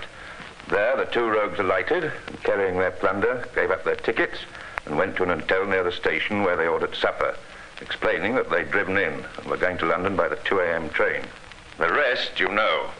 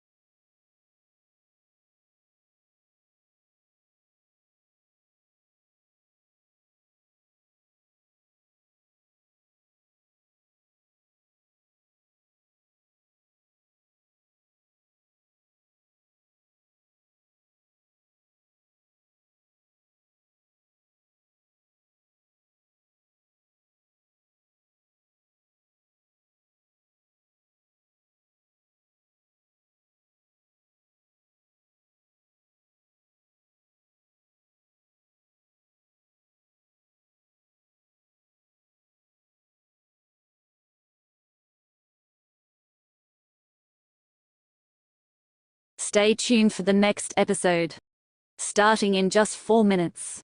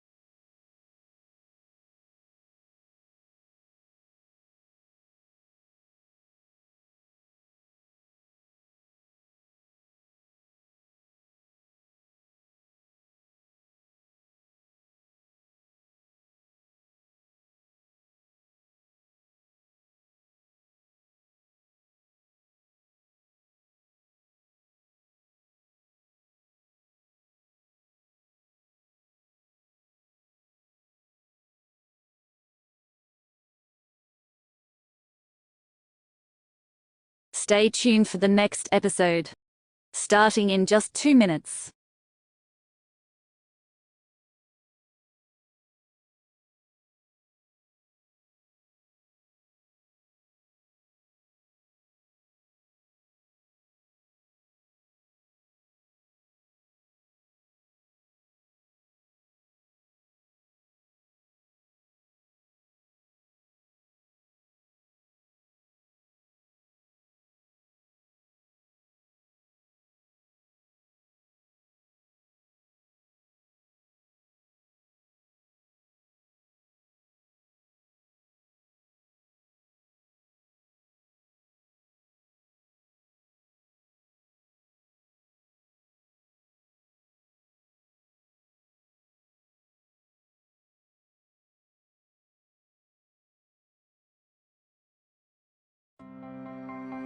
Thank you for tuning in to our captivating radio program. But hey, there's more for you.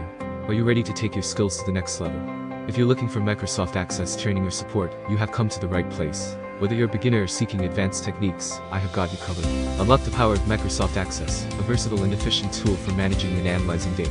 Learn how to build robust databases, design intuitive interfaces, and harness the full potential of this incredible software. Why struggle with Access when you can have the guidance of an expert? Receive personalized training sessions, comprehensive courses, and ongoing support to help you become an Access Pro. Don't miss out on this opportunity to enhance your skills and boost your productivity.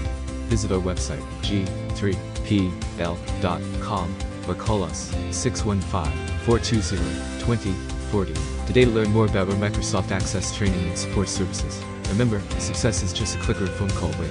Let us be your trusted companion on your journey to Access Mastery. Thank you once again for joining us on this radio adventure, and we look forward to helping you unleash the power of Microsoft Access.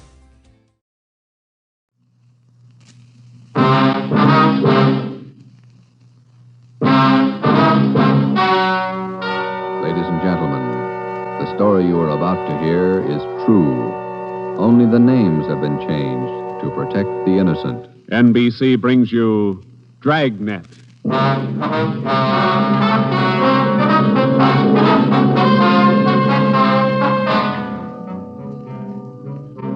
You're a detective sergeant. You're assigned to robbery detail. A ruthless fiend roams the streets of your city masquerading as a police officer. For months, helpless citizens have been robbed, beaten senseless, and kidnapped. The criminal is a twisted genius, vicious, cunning. Your job is to get him.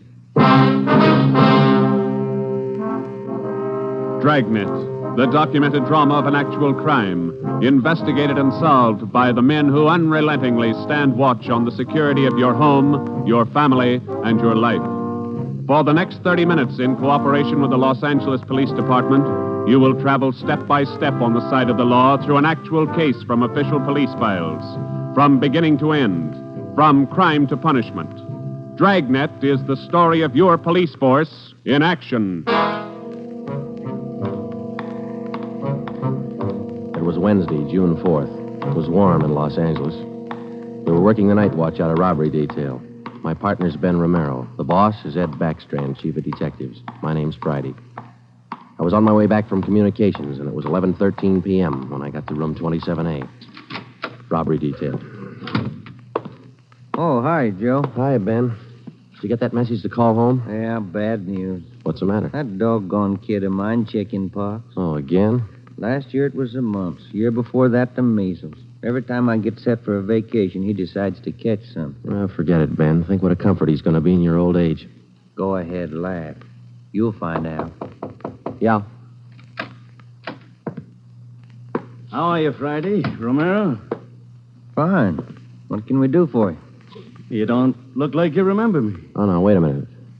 Name's Savage, isn't it? George? It's Johnny, Sergeant. Johnny Savage. Remember now? Oh, sure. Those liquor store robberies out in the Wilshire district. About 6-7 years ago, wasn't it? 10 years, Romero. You ought to remember that. You were at the trial. We testify in court every week. 10 years is a long time. It's longer in the state pen. It's a lot longer. Yeah, you cried a little at that trial, didn't you, Savage? You said we beat that confession out of you. Yeah, that's why I figured I'd drop in for a little visit. Kind of apologize to you fellas. You gave me a square deal. I guess I kind of lost my head. I figured I'd apologize. Oh, that's all right, Savage. When'd you get out? A couple of weeks ago. I did it the hard way. Served 10 flat. I don't know my day. You find a job yet? Yeah, Friday. I'm working nights. What kind of a job? Laborer in a warehouse, south end of town. Good. You decided to level? 10 years in prison's a long time. You learn a lot of things. Nights are long, you think a lot. You get things straightened out. I hope you mean that. Sure I mean it, Friday. I've got everything straightened out. I know who my friends are, and I know who to watch out for. You sound like maybe you're on the right track. I got it figured, Romero. Not like you two fellas. You caught me red-handed, and you sent me up for 10 years. Well, you did all right, Savage. 5 armed robberies. You got off pretty easy. You got a break, Savage. Make the best of it. Sure, I'm not kicking. 10 years, a real break. That's right. Well, just dropped in for a little visit. Maybe I'll see you fellas sometime. All right, Savage? Keep your nose clean? Sure. No hard feelings. No? You just took 10 years of my life, that's all. There's no such thing as a man going through prison without changing. And Ben and I have seen him switch in both directions. Some men learn their lesson after they land behind bars, and when they're released, they turn into good citizens. Johnny Savage was sour. We made a mental note to check him out later on, and then we went down to the record bureau and pulled his coming out mug. That's about all that we had time for, because about an hour later, we started to get busy.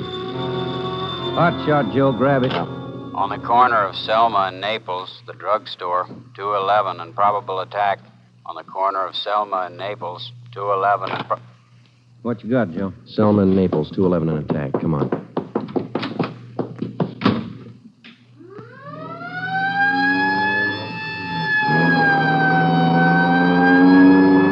Here we are, Joe. Over there on the four corners. Yeah. All right. Come on. We got the story from the victim, the store owner, Mr. Thomas. For the most part, it was the usual rundown of an early morning holdup. There was only one exception. Oh, I've had young hoodlums try to hold me up before, but there was nothing like this one. How you mean, Mr. Thomas? Well, he came in here just before closing, and ordinarily I'd have kept an eye out because that's the time to look for him. But this fella came to the door and said he was a policeman, so I let him in. He looked like a cop. Barged right up to me and the wife behind the counter and pointed a gun. And she screamed, and he hit her in the face with the butt of the gun. Sergeant, it was horrible. That's the way it started, and that's the way it kept going. Because most of the victims and most people don't realize that as a citizen, they have the right to check on police officers' identification when in doubt. After we got the story from Mr. Thomas and checked the store in the neighborhood, Ben and I headed back for the office. Attention, All units, at the end of North Baxter Road near Hillcrest, victim of 211 and slugging.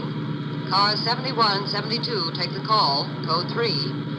Attention, all That's units. 4 blocks away from the last one. Let's roll on it, huh, Ben? Right, I'll hit the siren. You get the light. By the time Ben and I got up to the end of North Baxter, the men from car 71 were already there. The victim was telling his story. His face looked like it had been through a meat grinder. We're just shifting the car into second to make the hill when I hear this siren behind me, and I see this red light flashing in the side view mirror. Well, naturally, I pulled over to the curb, and I was just reaching for my driver's license when the cop runs up, yanks me out of the car, and starts clubbing me in the face with the butt of his gun. Did you get a look at him? Think you can describe him? No, I'm afraid not. He swung me around and kept me staring into that red light on his car all the time he was beating me. After a while, everything just went black. When I woke up, my wallet was gone, all my money's... 45 minutes later, Ben and I were interviewing the third victim, a young housewife out in the Wilshire district. Same trademark. I tried to tell him, Sergeant. I tried to tell him I didn't have any money, but he wouldn't listen. He kept holding me by the throat and beating me with his fist like he enjoyed it. Beating me. Yeah, all right, Mrs. Jameson. Could you tell us how he got in the house? He came in the front door and rang the bell. I opened the door, but I left the burglar chain on. He said he was a policeman. So when he demanded I open the door all the way, I did. Then he grabbed me. And you can't describe the man for us, Miss Jameson? He was tall, and he had dark hair and big hands. That's all. It was like a nightmare. A horrible nightmare.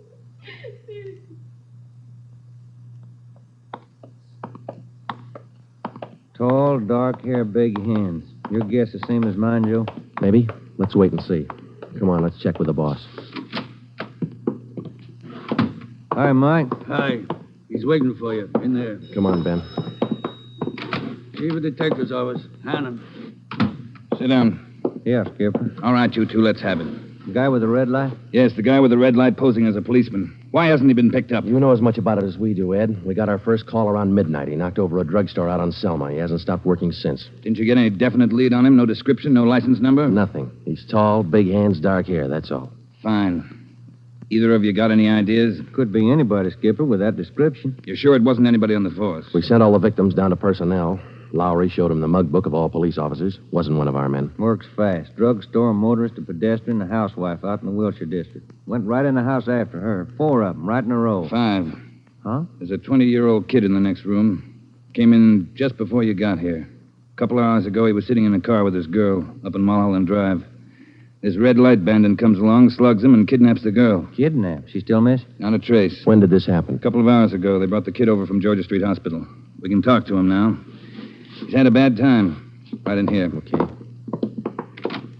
Pete, we're going to have to ask you a few more questions. Oh, yeah. Okay. It feels a little better now. This is Sergeant Friday and Sergeant Romero. Hi, Pete. Hi. Can you tell us what time the trouble started? Oh, about 10:15, 10:30. Sally and I were sitting in the car talking about where we were going on our honeymoon. We're going to be married next month. And then this car pulls up behind us and starts flashing a red spotlight on us, and a guy runs over and pulls open the door. He said he was a cop. Did you get a good look at his car, Pete? I think it was a black sedan. Did you get a look at the man, Pete? No, I didn't. It was pretty dark, and he kept me staring into that red spotlight. It all happened so fast. Then he started slugging me, and I went down. What happened then? Well, the next thing I knew, Sally was screaming. He had one hand on her throat, and he had her backed up against the side of the car. He was beating her with the other hand. Some kind of a short billy club. Well, I got up and I started for him, and he slugged me again. When I came to, Sally was gone. Anybody check the area up there, Ed? Yeah, Davis and Griffin. Didn't find a thing. Oh, Sergeant, you gotta find it. You got to. I wouldn't know what to tell her folks. I wouldn't know what to say. That's all right, Pete. We'll find her. You take it easy. Got a hotshot, Ed, up on Summit Road near Westmore. A woman, unconscious. Ambulance follow-up. Possible dead body. All right, Hannon. Look after Pete here. Friday, Romero, let's go. Up ahead, Romero, to the right. Okay, Skipper. Yeah, there's the ambulance and the cruiser car. Sure lonely looking. Bud. All right, come on. Hiya, Doc. What'd you find? Hiya, fellas. Right over here. Just gonna take her in. Where'd you find her? Over there, by the side of the road. Somebody driving by saw her. They called us. Any identification? This bracelet on her wrist. To my dearest Sally, from Pete. December 25th, 1947. That's a girl, all right. What are the chances, Doc? I wouldn't bet on them. Pretty bad shape. Well, have you seen enough? Yeah. Friday, Romero, call the crime lab and check the area for footprints and tire tracks. I'll ride back in the ambulance with the girl. If she regains consciousness, I want to talk to her. All right? Okay, Ed. I'll meet you in the office by 8:30. We're working straight through till we get this guy. See you at the office, Gibber.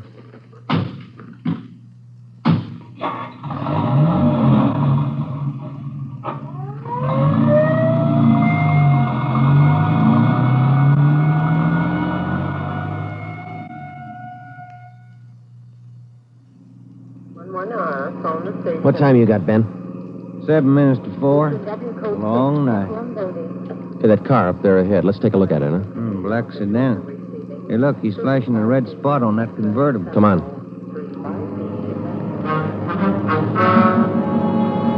He sees us, Joe. He's pulling away. Get that gas pedal down to the floor. It's already there. He's turning off right. Hit the siren. I'll get the light. We're gaining a little, Ben. Next corner to the left. Joe, where'd he go? It's a fancy driver. Try the alley up ahead to the left. Must have turned up that cross street. Get through the alley and double back on him. Right. There he is, Ben. Look out. Watch it, Joe. Watch it. He's going to ram us.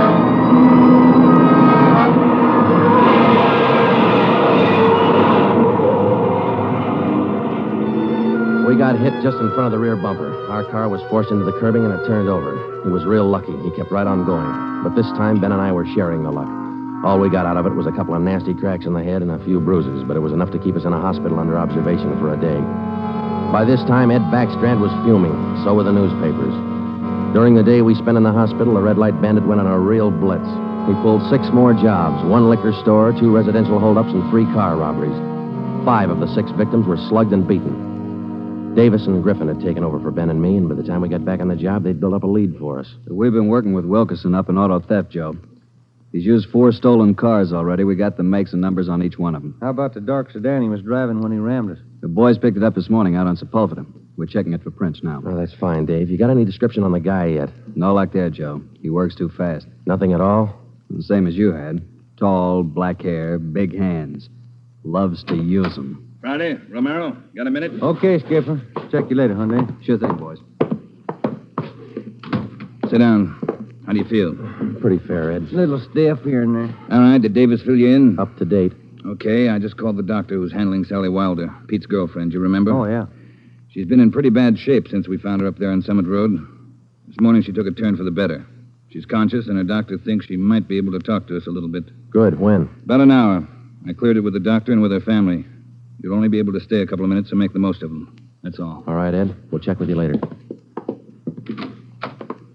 Say, Joe, Ben, here's some mail came for you fellas while you were gone. Oh, thank you, Mike. We're going over to the county hospital. We ought to be back in a couple hours. Okay. Say, there's been a couple of phone calls, too. Yeah, anything important? I don't think so. The guy just called to say hello. Said his name was Johnny Savage.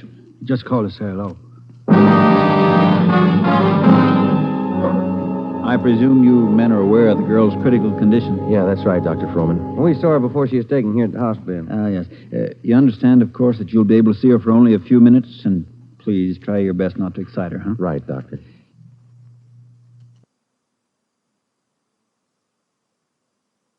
Sally isn't able to talk. Bad mouth and face injuries, so your questions will have to be answered simply yes or no and nod of the head. Okay, we got you. We only have a few questions, and we want to know if she can identify the man who beat her from these pictures we've got here. All right, Sergeant. This way, please. Thank you.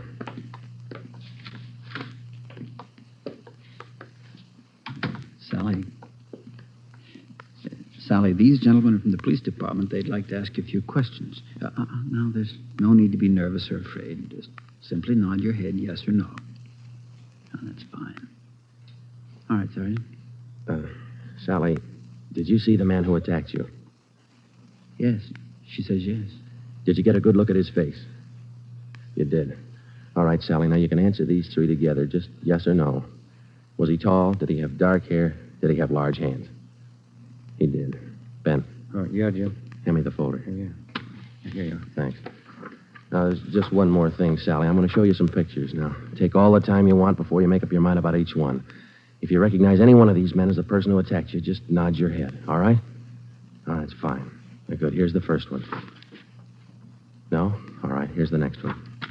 No. How about this one? No? All right, here's another. Do you recognize him? This was the man? Are you sure, Sally? Thank you. That's all. Let's go. Did you find what you wanted, Sergeant? Yes, Doctor, we did. Here, it's this one. Nice-looking chap. Who is he, Sergeant? His name's Savage, Dr. Froman. Johnny Savage. When we got back to the office, we checked in with Ed Backstrand. In 5 minutes, an all-points bulletin and a full description of the suspect was broadcast to every radio car, every motorcycle officer, to every sheriff and law enforcement agency in Los Angeles and Southern California. By nightfall, the manhunt was on. More than a dozen extra patrol units were called in for duty that night, and when they pulled out of the police garage, the name, the picture, and the full description of Johnny Savage was in the possession of every officer. The same for the patrolmen, whether they walked a beat downtown or out in the residential areas. The picture of Johnny Savage went with them. Everything was done that could be done. On the second night of the manhunt, far out on the edge of town, Johnny Savage, the red light bandit, got his 12th victim, a 63-year-old storekeeper. Attention, all units. 939 Markham Street, near Clark. 211 and slugging, code 3, ambulance dispatched. All units, 939 Markham Street, near Clark.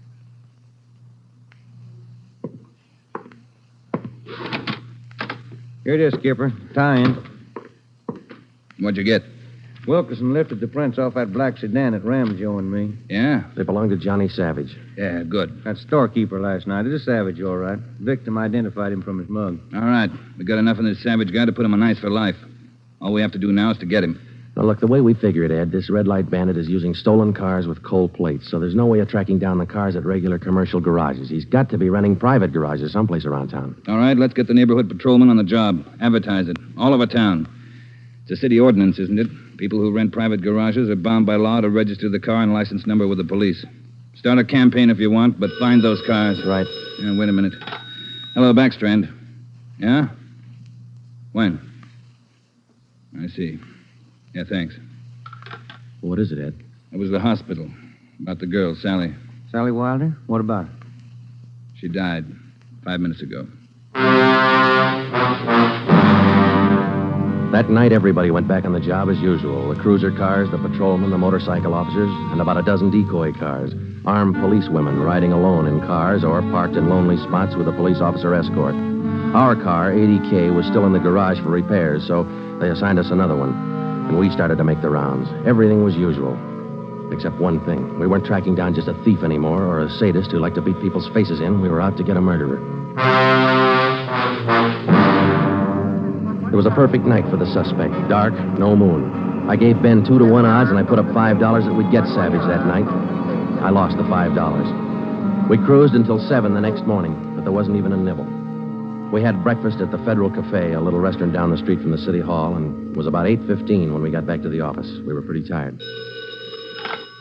Robbery detail, Romero. I would like to speak to Sergeant Friday. Just a minute. It's for you, Joe. Okay, thanks. Friday talking. Sergeant Friday, I want to talk to you. Well, I'm listening. Go ahead. I want to talk to you in person as soon as possible. Can't you tell me over the phone? What is it? I cannot tell you over the phone. It is very important. Can you come now? Well, now, look, mister, I'm awful sorry, but we're very busy down... 554 Ramona Avenue. Can you come now? Well, what's this all about? Who is this speaking? My name is Carl Savage. My son's name is John.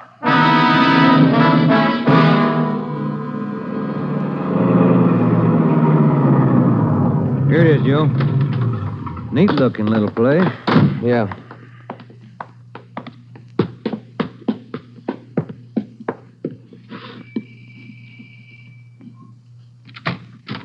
Yeah? I'm Sergeant Friday. You Mr. Savage? Yeah, come in. Okay.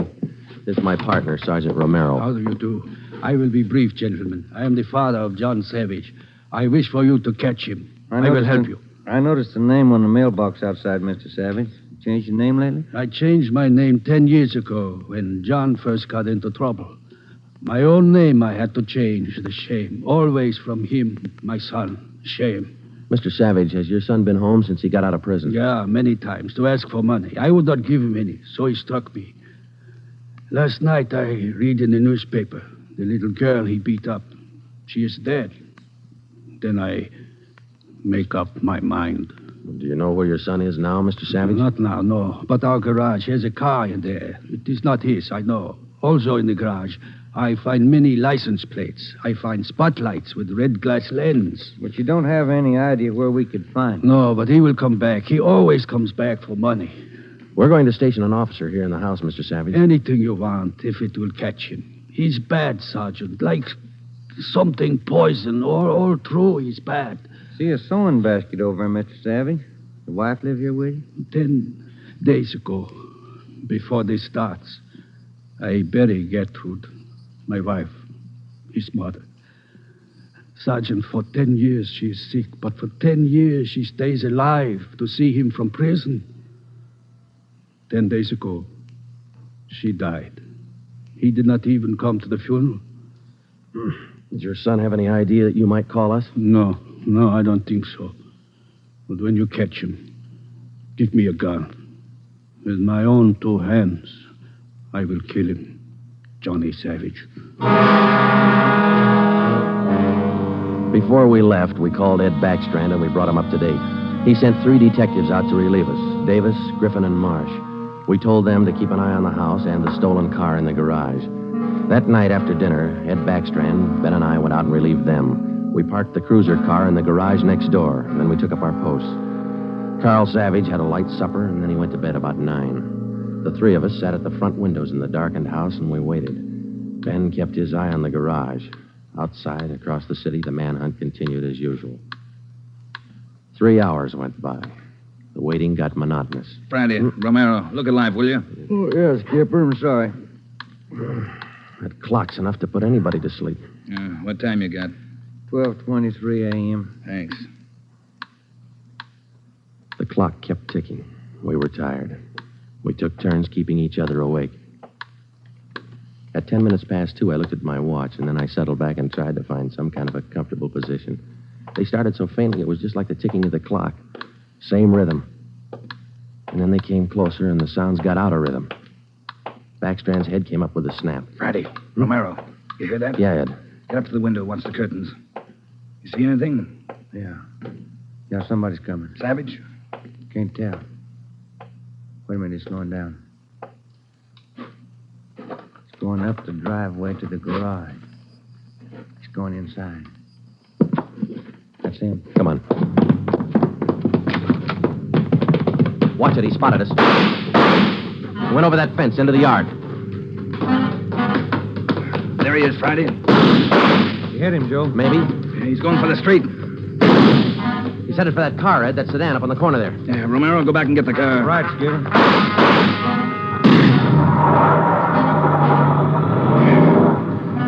Must have parked up the block before he came around. Where's Romero? I don't know. Oh, here he comes now. All right, let's go. Get that radio on, Joe. It's already on, Ed. All right, give him a call. Any sign yet? No, nothing so far. Next corner to the right, Ben. Unit 80K to Control 4. 80K to Control 4. Control 4 to Unit 80K. Go ahead. Clear and keep frequency 4 open. This is an emergency. 80K, roger. Frequency 4, open and clear. Attention, all units on frequency 4. Stand by. 80K, go ahead. Yeah, there he is, Friday, up ahead. Dark blue sedan. Control 4. We are in pursuit of the possible red light bandit. Suspect is driving a dark blue 1949 sedan. License number in the 7 column. 61 Robert 784. Use caution. Suspect is armed. Code 3. Attention, all units. Attention, all units. Unit 80K now pursuing possible red light bandit. Suspect is driving a dark blue 1949 sedan. License number in the 7 column. 61 Robert 784. Use caution. Suspect is armed. Code 3. Your location, 80K. Control 4. We are headed east on Wilshire Boulevard, crossing La Brea. Attention, all units. Suspect is headed east on Wilshire Boulevard, crossing La Brea. Watch it, Romero. Don't lose him. I see him, Skipper. Control 4. Still pursuing red light bandit. Headed east on Wilshire, now crossing Rossmore. Attention, all units. Suspect suspect is still headed east on Wilshire. Now crossing Rossmore. Suspect is armed. Use caution. Code 3. That truck pulling out up ahead. Hit the siren, will you, Skipper? Yeah. All right, hold on. It's a tight squeeze. Gaining on him, Romero. A lot of traffic up ahead. He's got to slow down. Control 4. Suspect headed east on Wilshire, crossing Western Avenue, closing in. There he goes. Took a right down Sherman Alley. It's a dead end. Yeah. Control 4. Suspect turns south into Sherman Alley, closing in on suspect. Attention, all units. Suspect has turned south into Sherman Alley. Suspect is trapped. Converge on Sherman Alley. There he is, Skipper. Pulling up ahead. He's jumping out. All right, take the mic, will you, Ed? Here. Come on, Ben. I'll direct the other cars in. If you need help, holler. Right, Skipper. All right, which way to go, Ben? Down between those buildings. Come on. He's starting up the back fire escape. All right, keep him busy. All right, Savage, come on down. He wants to go to Roughwood. One more chance, Savage. Come on down. No use, Joe. He's heading up for the roof. Come on. He climbs like a monkey. Come on, let's get him. Yeah, all right. Come on. All right, here, I'll give you a hand. Here's the roof. All right, where'd he go? I don't know. Let's spread out. All right, Savage, you're through. Throw your gun out. Come out with your hands up. Watch it, Joe. He's running for the edge. He's going to jump. I'll get him. All right, up, guy back here. You lousy copper, you dirty, lousy cop. I'll kill you, man. You're through, Savage. You're through.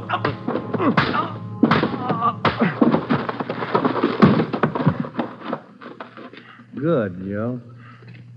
Yeah. Throw the cuffs on, will you? Yeah, you just betcha.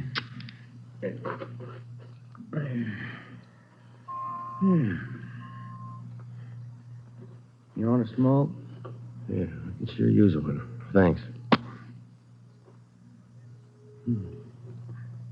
Quiet up here. Yeah. I was just thinking. Well? Carl Savage, this guy's father. Mm-hmm. What about him? Nothing. What would you do, Ben, if your son was a murderer?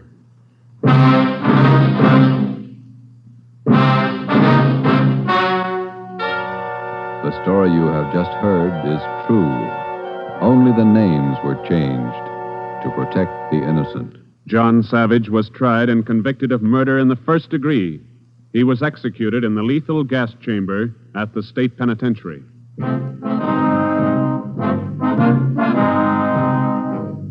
You have just heard the sixth in a new series of authentic cases from official files.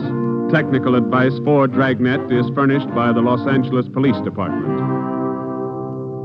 Tonight's program is dedicated to Patrol Officer Robert Steele of the Montana State Highway Patrol, who on the morning of November 2nd, 1947, gave his life so that yours might be more secure.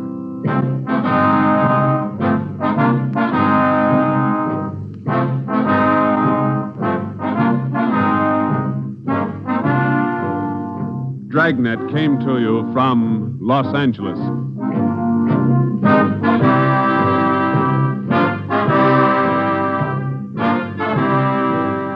This is NBC, the national broadcasting company.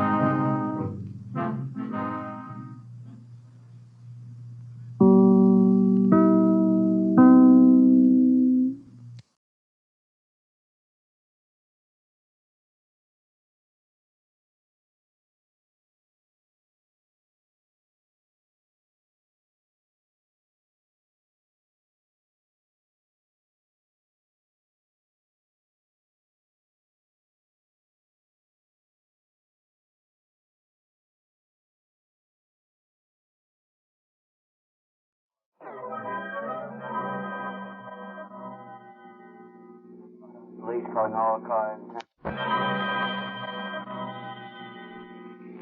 Police calling all cars. Attention all cars. Broadcast 3. Be on the lookout for LaSalle Coupe. 8 X-ray 3072. 8 X-ray 3072. 3 men in the car. An American, a Mexican, and a Negro. He's been wanted for robbery and murder. That's all. Rosenberg.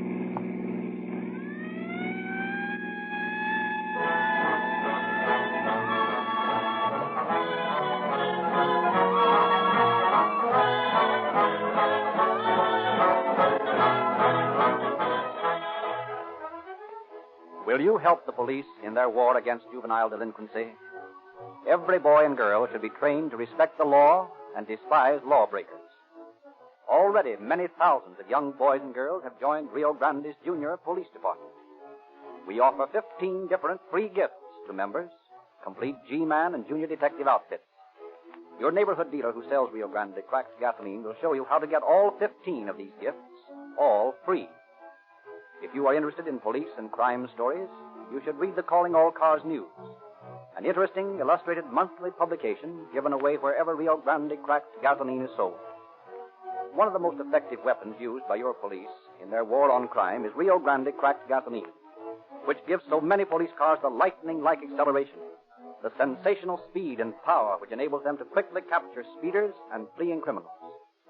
Police cars have made an enviable reputation for these quick captures, and police say Rio Grande cracked gasoline has proved to be the fastest and most efficient gasoline they have ever used.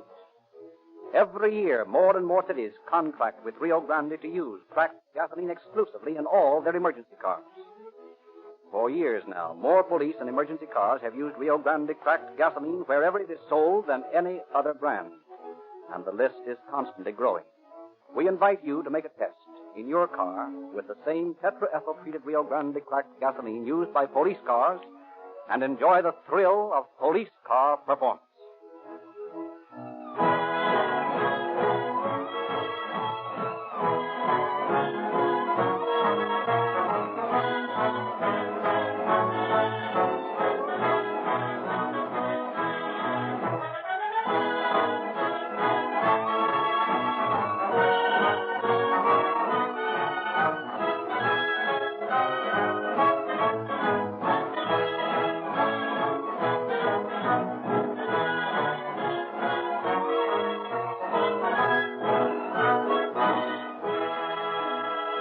Now we are pleased to present Captain Bert Wallace, head of the homicide squad of the Los Angeles Police Department. Captain Wallace. Good evening, friends. We hear much about the reformation of the hardened criminal. It rarely happens that way. Once a criminal has stepped across the borderline into dishonesty, it seems that he can't resist the temptation to turn another trick. It is very discouraging to police officers to spend so much time and so much of the taxpayers' money to capture a bandit and then have him turned loose by the parole system after a short jail sentence. Police know only too well that they will soon pick up evidence that the so-called reformed criminal has returned to his erring ways. Police records are full of cases of men and women arrested again and again and again. Police know that most major crimes are committed by experienced criminals who have police records. Tonight's broadcast tells the story of a gang of hold-up men composed, with one exception, of ex-convicts. It gives a typical example of how these men, whose minds have already been poisoned against law and order, delight in pitting their strength against the law enforcement agencies. Their punishment by the courts does not teach them a lesson. As you will see, it is necessary for your police department to keep a watch on all known criminals and paroled convicts. And it is from their ranks that the police make most of their arrests. I hope that the moral taught by tonight's program will be instrumental in keeping many potential law violators from making that dangerous first step. I very much fear that, once having tasted the forbidden fruits of crime, it is almost impossible to return to a respectable life, and that the police must arrest the criminally inclined again and again, if necessary, until they have been put behind the bars for good.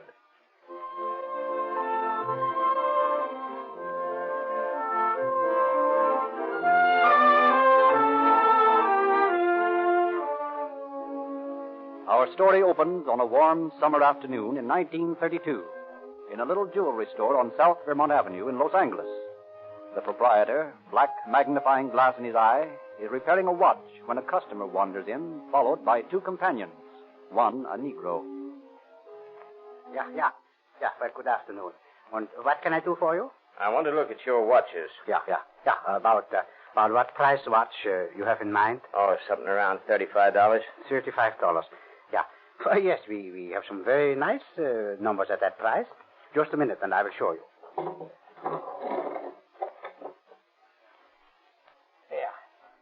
Here. Now here's a very smart watch. Swiss movement. Guaranteed. Here? Hold up your hands. What? Hold up your hands. My God, what's this here? Now, shut up. Dump those watches into the bag, Frank. Take this bird into the back room, Hank. Okay, boss. Look, Bob, here is a bag of jewels, diamonds, rubies. Okay, dump it in and don't talk so much. We gotta make time. I don't miss that silverware back there. No, I get in. Hey, boss, did your doors open back here? Well, lock it, dummy. Yowza. Look out! Here comes somebody! All right, pile that junk into the sack. I'll take care of him. What do you want? I'm looking for the manager. You the manager? No, I'm not. Oh, I see. Well, I'd like to get my wife's watch fixed. It seems the mainspring is... Get in the back room. Yes, that fall will be here soon. I said get in the back room. What's that in your hand? Well, I declare, a gun. I'll give you 3 to get in the back room. Well, the police will hear of this. 1. And it'll go hard with you. 2. I never was one to stand by and see the law Hey! broken. What's going on in here, boss? Never mind now, Hank. You got the junk, Frank? See, the sack is full. How about you, Hank? I ain't had time yet, boss. All right, forget it. Get going. This will be a tough beat. We'd better scram quick. Oh, my God! They've killed him! Help! Police! Police! Police!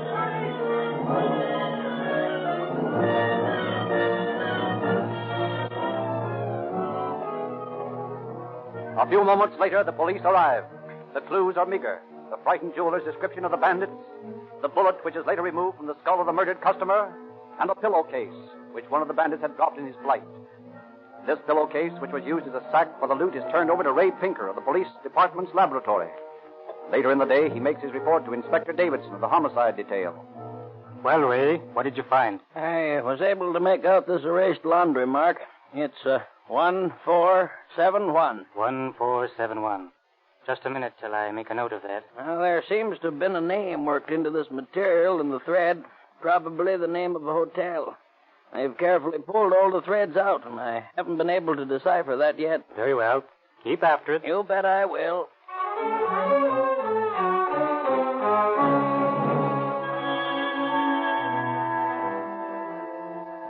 But the clue of the pillowcase leads nowhere. For a search of the hotel whose property it is results in no suspects fitting the description of the bandits. It looked like a clean getaway. That night, York returns to the gang's hideout from the fence. Who is that? I guess that's the boy. And maybe the bulls. You answer him, Hank. And then get all shut up? No, sir. Not me. No, sir. Ah, it's Bob. 3 rings. I will get it. Well, boss, how you make out? Not bad, not good. How much is that? Well, he gave me $500 for the stuff. Only 5 C's? You should have let me take it to this fence, I know, Bob. I could get lots more. That's the best I could do. How much you holding out for yourself? Cut that talk, Mug. I don't do business that way.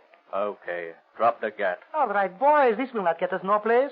Let us at the door. Okay, here you are. I figure the cut this way. 150 for Frank and me, and 100 apiece for Hank and Tiny. Hey, what is No, this? just a minute there, boss. Now, listen. Frank and I really pulled the job. Hank mussed around in the back room all the time. I don't know what he was doing, playing kiss the pillow with a Dutch jeweler or Now, something. listen here, boss. I can explain all that, I'll tell And you. Tiny only drove the car. Frank and I did the real work. Yeah, and you pulled a beef bumping off that old man. Yeah, you didn't have to do that, boss. How'd I know the guy was deaf? I can't stop to ask questions during a job. Listen here, York. You pulled the beef, but if the bulls get us, we'll all take the rap for it. Oh, maybe only life for us while you swing. We're all in it. We're cutting even, see? Yes, Bob. Me, I do not want more than the rest. And if you don't cut even, York, I just soon turn the heat on you as look at you. Well, I don't want no trouble. Yeah, bet you don't. You don't want me to press the button on this toy I got here, do you, York? Now, how do we cut? Okay, it's an even split. That's more like it. Here you are. 125 apiece. In marked money, York? Oh, shut up. Where's Rosita, Frank? Oh, my little niece. I do not know. Back in the kitchen, maybe. Well, I'm going out and talk to her.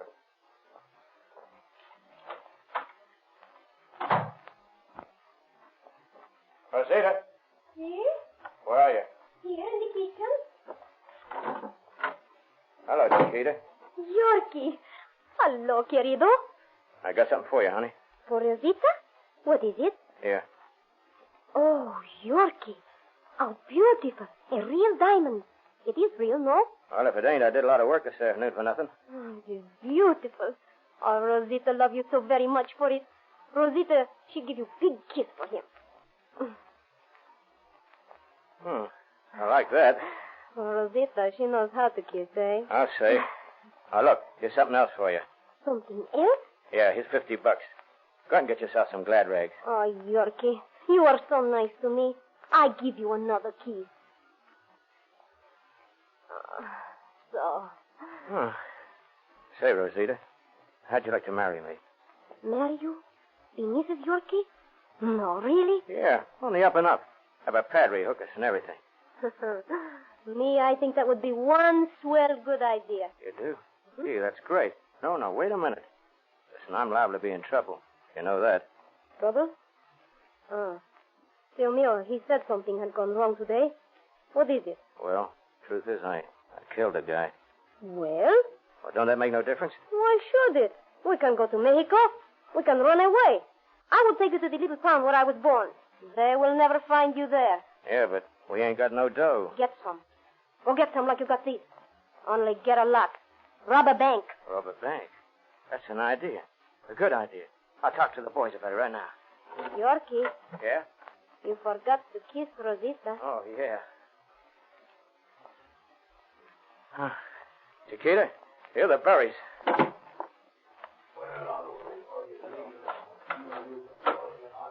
Hey, boys. I got a great idea. Like bumping off an old man? Oh, shut up. Now, listen, Rogers. I'm sick of the sight of you. Now, get out. What do you mean, get out? You pulled your last job with me, and I'm through with you. Look here. What You heard me. You got your cut. More than you deserve. You're paid off, so scram. Well, if that's the way you feel about Well, it is the way I feel about it. You're nothing but a small change, Rogers. Well, I've been sprung out of more big houses than you ever heard of. Yeah, well, listen. I done my time, too. You'd never know it. You talk like a kid sticking up gas stations. Now, beat it. I got no time for you. Okay. But maybe you're making a mistake. Yeah, and maybe I'm just wising up. And don't slam the door when you go out. That guy gets on my nerves. Doggone, he's a good man, boss. Well, I don't want him around me, you get it? Yes, I sure does, yeah. Okay. Now, here's the idea. We're going to stick up a bank. A bank? That's a big job, boss. You're telling me? Well, we're doing only big jobs from now on. Now, look here. We're in up to our necks now. If they ever get us, we're on our way to the big house. But if we pull a couple of nice jobs, we can all get out of the country with enough to live on for the rest of our lives. You're figuring on getting some real important money, is that it, boss? Right. Now, we'll need another guy, a good hard guy to pull a bank job. Now, can you think of anybody? Say, I've got it. Turcott. You know him? Don't seem as if I does, no. See, I know him. He is all right. He is very good with the gun. All right. We'll start on one of these little branch banks out this way. And then, just to be sure we get enough for the rest of our lives, we'll knock over one of the big downtown banks. Listen, we got everything to gain. And if we stick around here too long, the bulls are bound to pick us up. It's in the cards. The homicide squad down at the city hall is a tough bunch of monkeys. And don't ever forget it.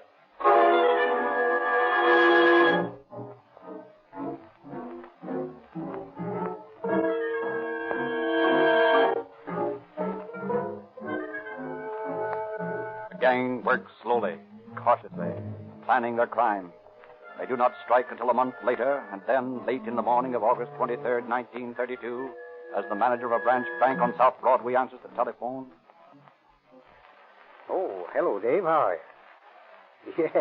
Yes, indeed. Oh, that'll be all right. Yeah. Yes, we can handle you for that amount.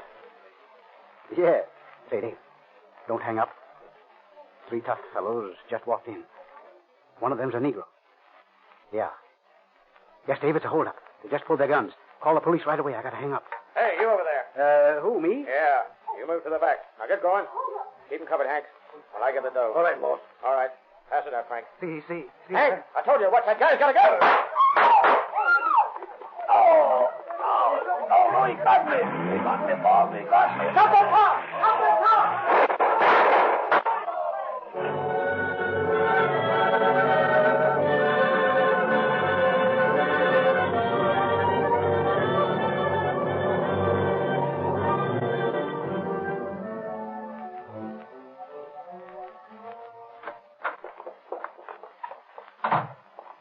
Yorkie, Corazon, have you brought me the money?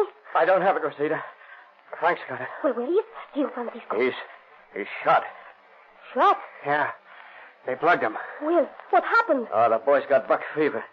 It didn't turn out like we figured. Everything went wrong. Well, where is Tio Francisco? We left him on the street. You left my uncle on the street to die? Oh, listen, baby. We couldn't help it. There wasn't time to get him. That manager was blazing away at us. You left my uncle to die. Oh, honey. He ain't bumped off. Hank is. He's dead. But Frank's okay. He's just wounded up there. You left him to die. You're a thief. He was the only one in the world who was good to me. Oh, now listen, listen to me. I swear I'll spring him from the hospital. I'll spring him if I have to bump off a half a dozen guys to do it. No, he's dead. I know it. You let him die. I never want to see you again. Get out! Get out! Get out!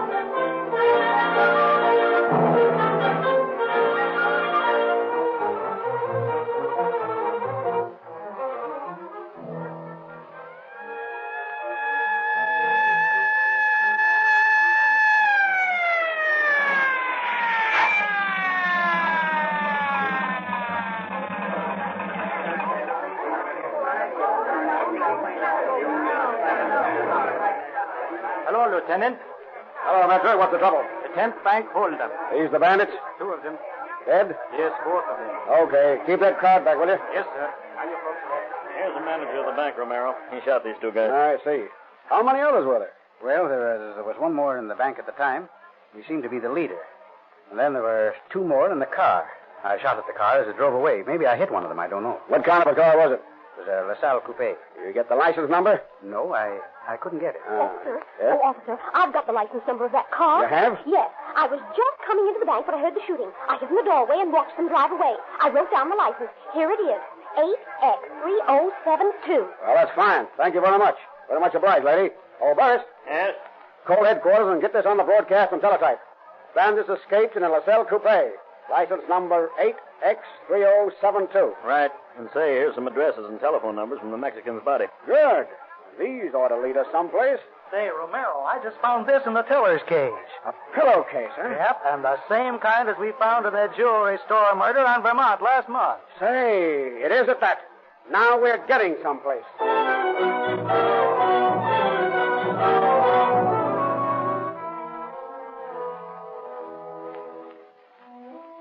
The pillowcase turns out to be a mate to the one used in the jewelry store holdup. And the addresses found in Alvarado's pocket lead the officers to the gang's hideout on Mercury Street. Under the direction of Inspector Davidson of the homicide detail, a stakeout of the place reveals only a young girl as the occupant of the house. Late in the day, the officer decides to pay her a call.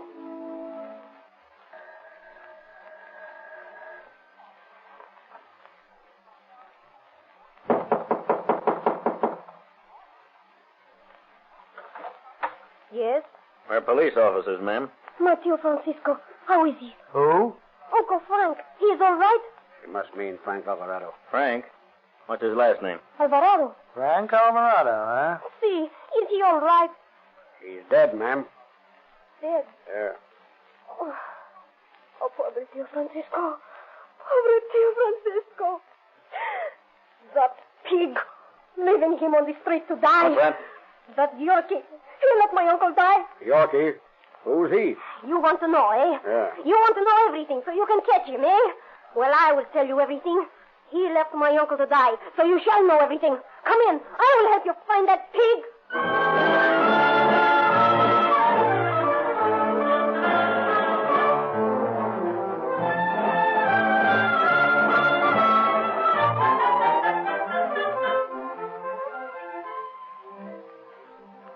Rosita's information leads the officers to a rooming house on Maple Street operated by an Oriental, where York and Alvarado stayed on August 15th. Oh, hello. How do you do? What can I do for very nice American gentleman? Let's see your register. Oh, what for I show register? Don't ask so many questions. We're from police headquarters. Oh, yes, very fine policeman. I show. Here, you please look. Yeah. Let's see now. 19th, 18th, 16th. Here we are. Just 2 names. Thomas Kern and William Cummings. Probably phonies. Yeah. Hey, you. Know anything about these 2 fellas? Oh, what a fellow. Oh, these are... Oh, what do you want to know? What do they look like? Oh, look at it. Yeah. Oh, I scared. I not remember. That many days ago. I forget. Many people come, many people go. I not notice. Yeah, I'll bet. Please? Try to think what these 2 men look like, will you? It wasn't so long ago. Only a week. Oh, no. I'm sure I cannot think. I no remember. Well, then, that's that. Well, maybe he doesn't remember. Yeah, maybe.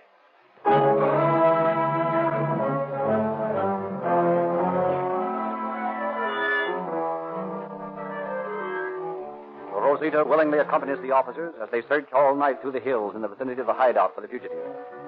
Then she suggests that they may be at a coffee house she knows of on South Main Street. Early in the morning, they visit this place, and Burris goes in, but soon returns to the car. What luck? None. No, they're not there. Nobody's seen anyone like them for days. Maybe. Say, I got a hunch. Oh, what? Let's go back to that dump on Maple Street. What dump? The one Burris and I looked over yesterday. Well, it's worth a try. See, it is a good idea. They will be there, maybe. Then the pig will pay.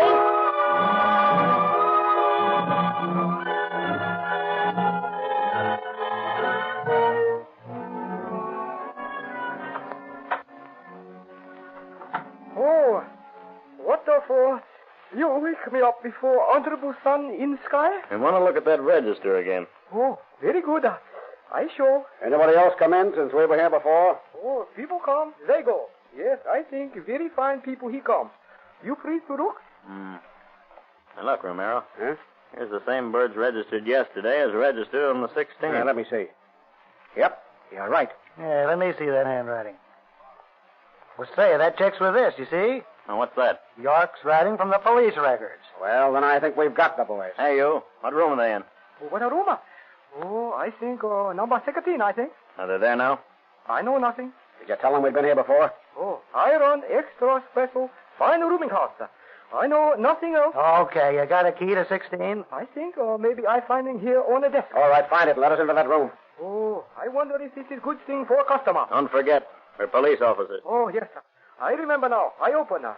You come around to this way, please. Heavy guns with you, boys. These are tough monkeys. All right. Well, here we are. All set? You bet. Okay. Open her up. All right, I do. Oh, I know kind of do. Bolt on other side. He's a locked. They got it bolted from the inside, eh?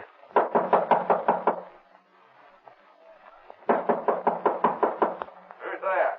Open the door. Who is it? Open up. All right, don't break the door down. All set, boys. Okay. On your toes now. Hey, what's the big? Yeah, we're police officers. Stick 'em up. Stick 'em up.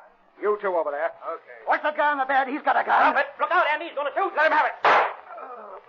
Now, drop it. Okay. You hit the bed? Pretty bad. Where? Down here. Sorry, but you shouldn't have whipped that rod out from under the covers. I know. I asked for it. Snap the braces on them, boys. Hey, Burris, you call the ambulance and take Turcotte to Georgia Street Receiving Hospital, will you? Okay. Andy and I'll take Mr. York here to Central. It's okay with me, boys. I can take it. It ought to be okay. Okay. All right. Come on, let's go. Listen, keep a stiff upper lip, Turk.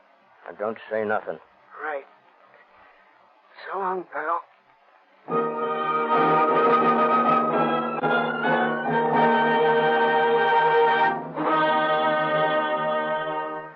Robert York confessed to the murder of William Kirkpatrick in the jewelry store holdup and implicated his previous accomplice, Rogers, in the crime. LeMay, the driver in the bank robbery, was sent to San Quentin for 7 years to life. Turcotte permanently wounded, and Rogers were given life sentences on a verdict of first-degree robbery and murder. And Robert York was hanged. So these habitual criminals again learned that you cannot beat the law. This time, the evidence presented by the police was so damning that the courts meted out stiff sentences.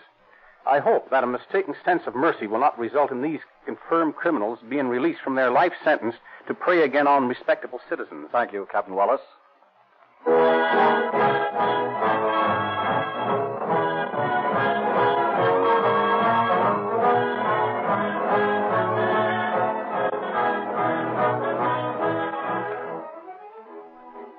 Warning. When you change your motor oil, you should use a different grade entirely. You have been using winter oil. It's time to change to summer oil now. And if you want to know exactly what grade of oil your car should have, ask the independent dealer in your neighborhood who sells Rio Grande cracked gasoline. He has been trained to apply the Sinclair law of lubrication, and he has the latest factory information on every car. He can tell you exactly what grade of motor oil is best for your engine. And he can tell you exactly what kind of lubricant should be applied to every moving part. Sinclair is the recognized leader in the manufacture of scientific lubricants And the Sinclair Lubrication Manual is the recognized authority on the correct application of oils and greases. Sinclair has become America's largest manufacturer of lubricants, and Sinclair experts work with every automobile maker to determine the correct lubricant for every Stay part tuned for the of your next automobile. episode, This starting in just information, 4 revised minutes. from week to week, is placed in the hands of the Rio Grande cracked gasoline dealer in your neighborhood, so he can lubricate your car scientifically and accurately. It costs you no more to get Sinclair Scientific Lubrication or Sinclair Motor Oils, and you get a lot more for your money.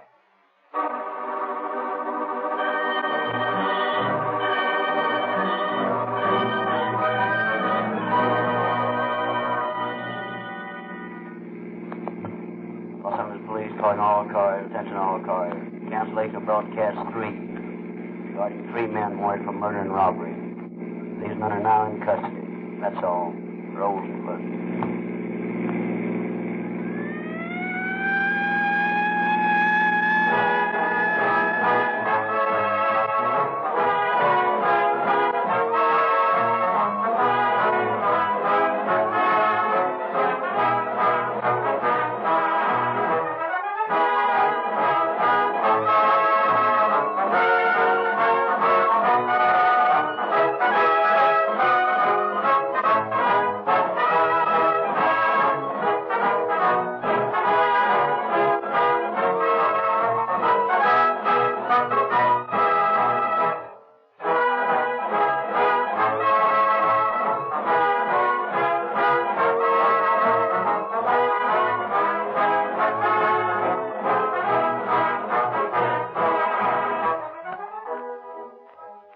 Frederick Lindsley, your narrator, bidding you good night for the Rio Grande Oil Company.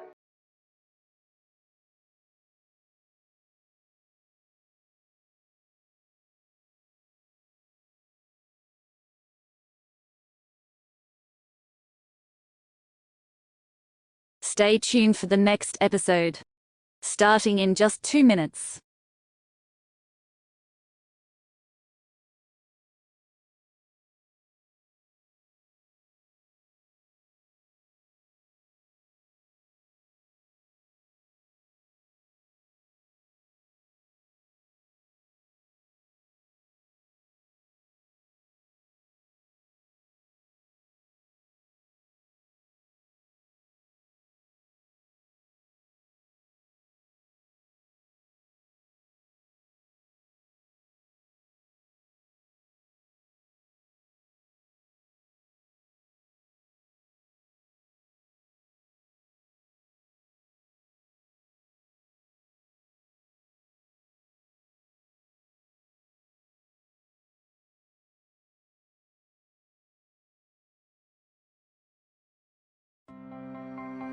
Thank you for tuning in to our captivating radio program.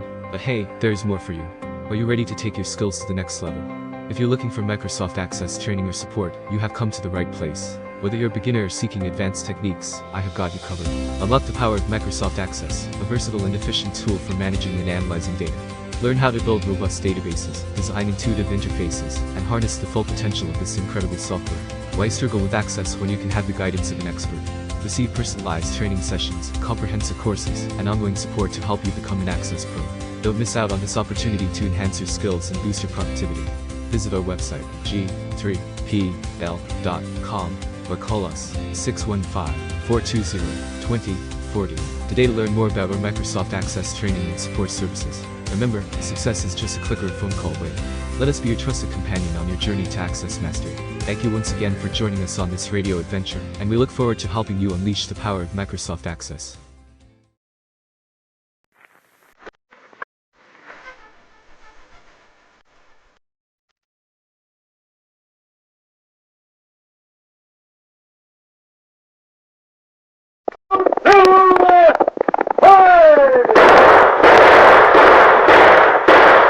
Fiery horse with the speed of light, a cloud of dust, and a hearty hi-yo Silver, the Lone Ranger.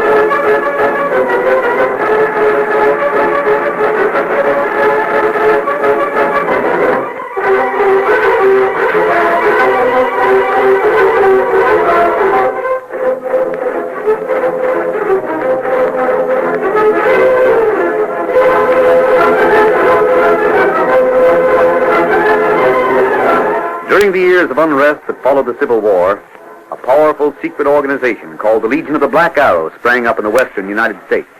Its members were to be found everywhere, defying the law or using the law for their own purposes, working toward the ultimate goal of revolt and the foundation of a despotic empire. It was the masked rider of the plains who led the fight against this band of outlaws and traitors, and for once his great strength and courage, his daring and resourcefulness were taxed to the utmost in the cause of democracy. Return with us now to those thrilling days when the West was young. From out of the past come the thundering hoofbeats of the great horse Silver. The Lone Ranger rides again. On, Silver! On the trail of the Black Arrow! On, Silver!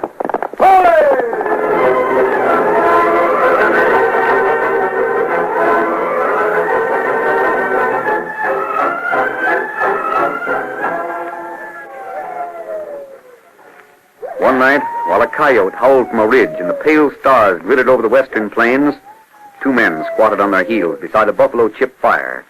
Under their weather-beaten Stetsons, their eyes were cold and sharp as they watched each other, and the holsters of their 6 guns were strapped tight to their thighs, a sure sign that neither man trusted the other. You'd as soon kill me as look at me, Slater. I know that for a fact. You're not exactly fond of me either, Purdy. If you were lost on the plains and up to your neck in quicksand, and I had a rope to pull you out, I'd throw it the other way and laugh. We understand each other. You and me are business partners, nothing more. Suits me down to the ground. Till we get this deal run off, it's a truce, savvy? Aye, savvy. Much as I dislike you, I long for cash. That's what we're after. Keno, just so as you understand. And get busy. Start explaining. There's a twig right beside you. Yeah. Now, this marks the course of the Yellow Dog River. Like this, wandering north. Yeah? Can you make it out? Fire's bright enough. Now, this is us right here. How far to the Yellow Dog? Oh, 40, 50 miles.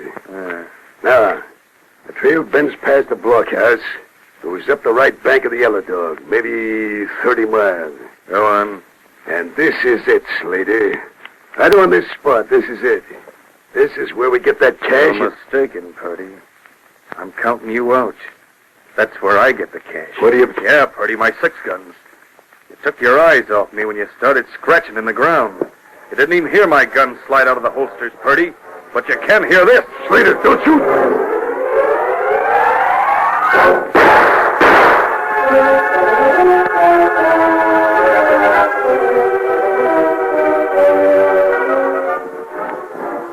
Tonto, there's a campfire up ahead. I can see horse stand aside fire. The trail we've been following was made by 2 riders. Where's the second horse? I do not know. Something looks wrong there, Kimosabe. What's that horse nuzzling? That dark shape beside the fire. It looks like... Tonto, that looks like man. That man, all right. Him dead. Yes, not at close range. From the looks of the fire, it must have happened at least 6 hours ago. That's right. He wasn't alone, Tonto. Here are the marks of another man's boots. Another man murder. Take a look at that horse. Check his left hind shoe. Tonto, do that. Steady. You not kick Tonto. Pony. Give Tonto hope. That is. And good horse. Kimosabe, that same horse we follow for a long time but never see. Him got broken toe and left back shoe. This man, Purdy. Yes, the man we learned about from the mysterious girl, Tonto. We've gotten here too late. Him not talk anymore. Him never talk. Before he was shot, he used a twig to draw this in the dirt. Can you see it? Not clear enough to see. No, he fell across it. Most of the lines are rubbed out. That was a map, Kimosabe. Not do any good now. No. He had only... What matter? What you stare at? Out of his left arm, flung out with a hand close to the fire. Oh. Look at his wrist. Tattoo mark on wrist. Marker. Black arrow.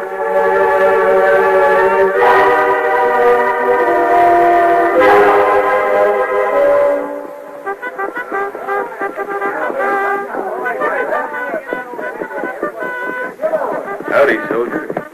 It's all right to wander into the blockhouse? I'm looking for a plainsman by the name of Decker. Had a rendezvous with him at this garrison. Straight ahead, mister. That's him talking to Captain Wainwright. Thanks, soldier. Hold on to your scalp. To tell you the truth, Captain, I wouldn't give you a dead man's hand for your garrison here.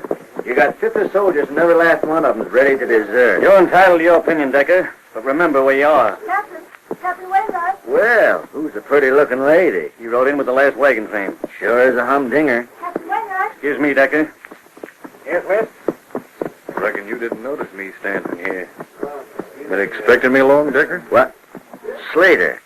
So you got here at last. Rode all night and half the day. Well, I'll get my horse and... Say, what about Purdy? Get your horse and we'll discuss it later. It's better not to talk here.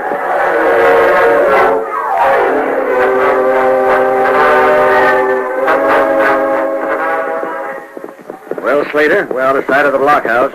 Captain Wainwright and you ain't on the best of terms, are you? Forget that. All he's got is suspicions. Which same are not far from the truth, eh? We didn't come out to talk about that. I want to know about Purdy. Decker, it's my sorrowful duty to inform you that the Black Arrow has one less member. He's dead? Dead, but not buried. I didn't wait to attend to that. You're not hurt. Purdy was right-handy with his shooting irons. I drew when he wasn't looking. You're a cold-blooded hombre, Slater. So are you, Decker.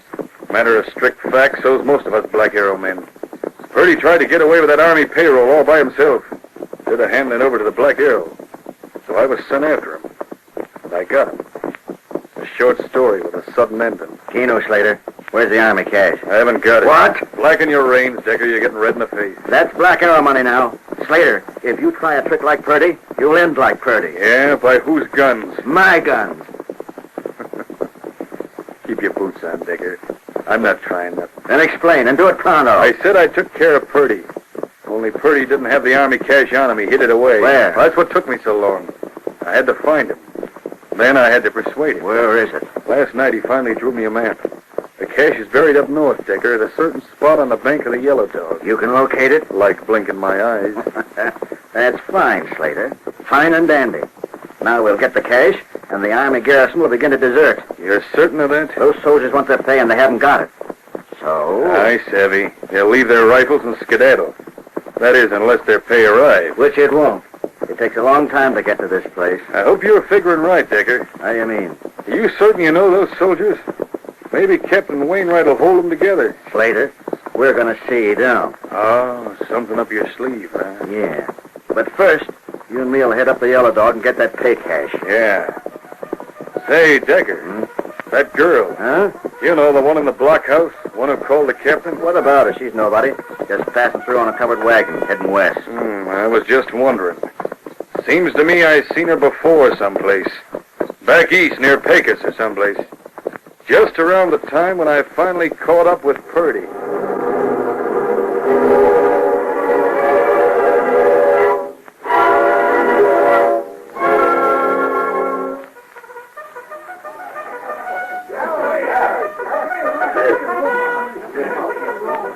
Captain Wainwright, I may be presuming, but I wonder if you know very much about this man Decker. Well, not much, miss. What little I know, I don't like. Here, glance at this. Be it known that the bearer of this writing is Read the closing. marked with the great seal of the government of the United States of America and signed on this 14th day of the 3rd month of the... Signed by the President. Yes. The President himself. May I have that back, please? Oh, of course. That's dangerous work for a young woman. I serve my country. How can I help you? I'll be leaving here soon, Captain Wainwright. But I want to tell you 2 things. First, be on guard against Decker. I'm not sure of his exact situation, but be on guard. I will. Anything else? Yes. If a masked man arrives at the post, a masked man riding a great white stallion, accompanied by an Indian, don't take it for granted he's an outlaw. Masked man, you say? He calls his horse Silver. Captain Wainwright, that man can be trusted implicitly. He's the greatest single force for good in the West.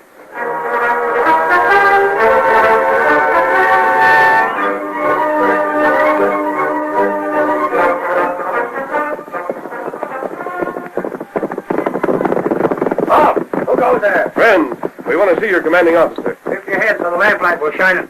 What in blazes? An outlaw! Corporal of the guard! Turn out the guard! Don't move now. Here, what's this? Begging the captain's pardon. Better stand clear. An outlaw and a renegade Indian. The guard will take care.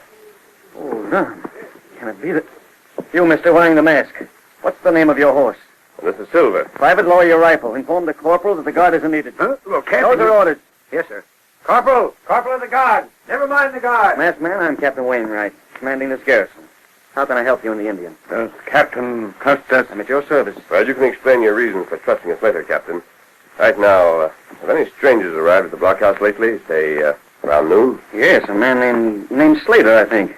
He came in from an easterly direction. Did he look like a gunman? He wore his gun strapped down. And that's the murderer we're after. We want that man. Murderer? Mister, he left early this afternoon, hours ago. He went with a plainsman named Decker. They headed north up the Yellow Dog River. He must have it then. Wait, Tonto. Captain Wainwright, tell me first, what's your reason for trusting us? I don't know who you are, masked man, but there was a young woman here. I have reason to believe her every word. And she said to put my trust in a masked man riding a stallion named Silver. And that girl, she want to help us. Captain, I'd like to meet that girl. Where is she? She, too's left the fort. Oh, she's gone? Yes, headed south with a covered wagon. But with the horses you're riding, it should be easy to overtake her. It would be very easy, but we're not going to. What's that? That girl has helped us many times, Captain. Our trails have crossed, but we've never met. We can't meet this time. She heads south, the Tonto and I must go the other way. We're heading north along the Yellow Dog River. The murderer can't escape. Adios, Captain. Get him up, Scout! Captain, sir, are you all right? The way those two hombres galloped off in such a rush, Yes, I'm all right. But I'd hate to be in Slater's boots right now. Not with that masked man on my trail.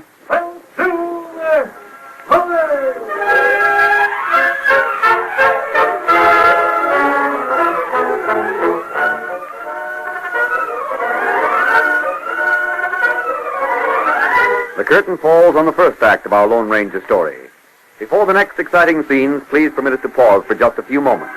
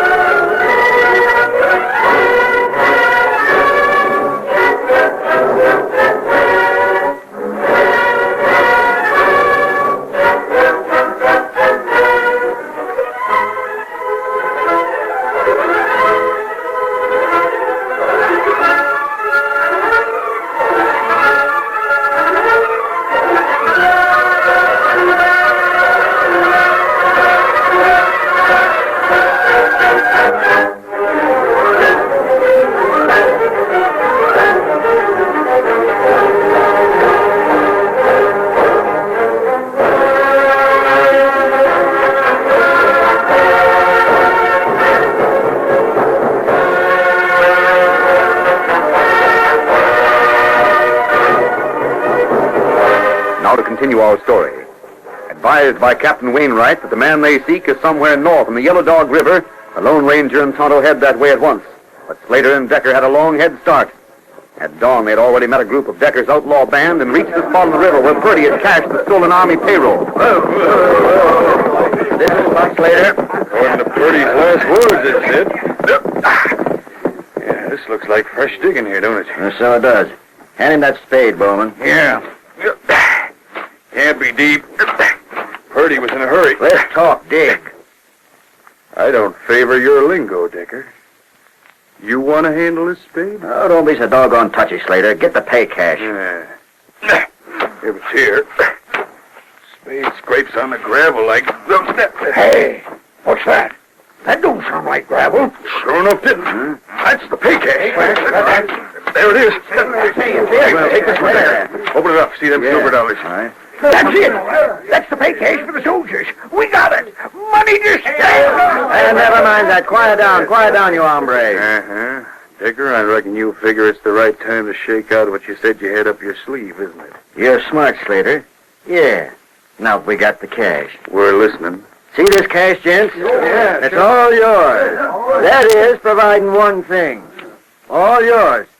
Just as soon as that Army blockhouse gets burned to the ground. Now, quiet. Decker hired you gents for pay. You got to do the job before you get paid. We can't burn that blockhouse. There's 50 soldiers there. We get wiped out. You could do it easy if there was only 10 soldiers, couldn't you? There's 50, not 10. But there won't be 50, Bowman. That's where you come in. I don't savvy, Decker. It's simple as skinning a gopher. You see this? Yeah, it's a kerchief. Keno. A kerchief that belonged to the gent who was driving that covered wagon. I borrowed it from him when we left the blockhouse. You're taking this kerchief, Bowen. They don't know you at the blockhouse. You'll circle around and ride in front from the south, like you was in a tearing hurry. We'll wait here for you. And here's what you're to do.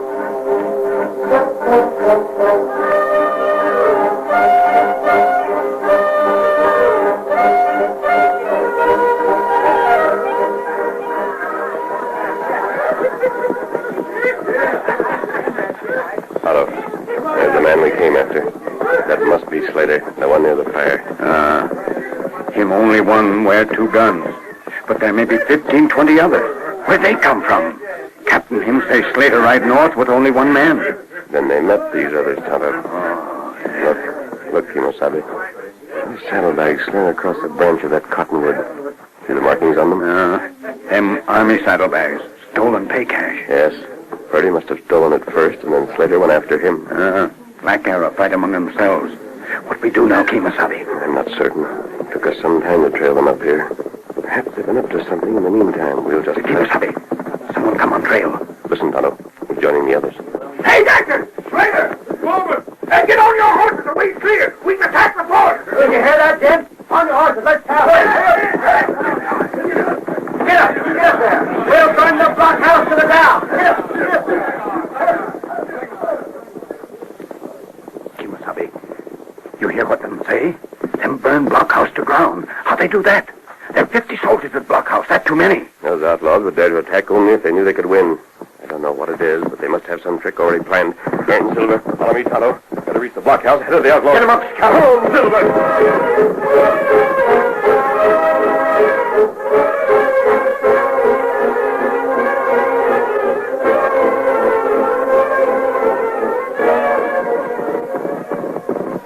Steady, Silver, steady. Oh, Scout, oh, fella, oh.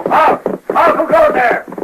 Well, I'll be the captain's plan. It's the masked man and his Injun paw. Where's Captain Wainwright? I thought you two headed up the river. Answer me. There are 20 outlaws running behind us. We got here first, but there's no telling how soon they'll be here. Outlaws? Them come to burn blockhouse. For the supper and sassafras. Mister, we won't have a chance. There's practically nobody here. What's that? Yeah. A rider come hightailing in from the south. He said Injun marauders were scheming to dry gulch a covered wagon that left here the day you did. Almost the whole company mustered out after the wagon. Captain Wainwright took his company on the southern trail? They left at the fast canter. They're miles away. You must have a man who come here not tell truth, huh? It was a trick, soldier. Trick to lure the company out so the bad men could burn this blockhouse. Why, we got hardly enough men to cover 4 sides of the stockade. And there's no way to bring the captain back in time. You may be wrong about that, soldier. You ride on trailed soldiers? That's it. Join this garrison, Tonto. Hold Decker and his band off as long as you can. I'll ride for the regiment. Well, hold on there, mister. I admire what you're trying to do. But there isn't any horse that ever ate grass can bring the captain back in time. Words waste minutes. We haven't any to spare. Adios and do your best. Silver him plenty fast. Say, Injun, maybe he can do it. I never saw a horse cover ground the way that big stallion does. Why, he's faster than an antelope. We go inside and close and bar gate. We get ready for bad men. You call soldiers. Yeah. Hey, Johnson, Douglas, trouble coming. Make post on the palisade. Look at that masked man travel.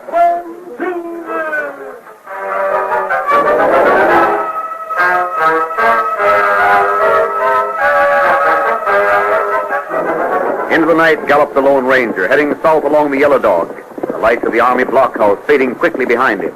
His lean body slanting in the saddle, his face close to the mane of the great horse, he urged Silver on to greater effort. That's it, Silver. There's no horse like you in the West. I know you're tired. We've covered many trails. You've got to cover this one faster than ever before. Go on, Silver. Faster, Silver. Faster, big fella.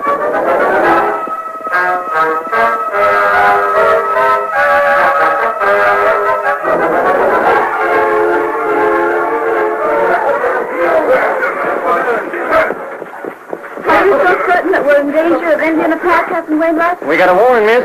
We've ridden a long way to safeguard you. We've seen no signs of Indians. That's when they're most apt to strike.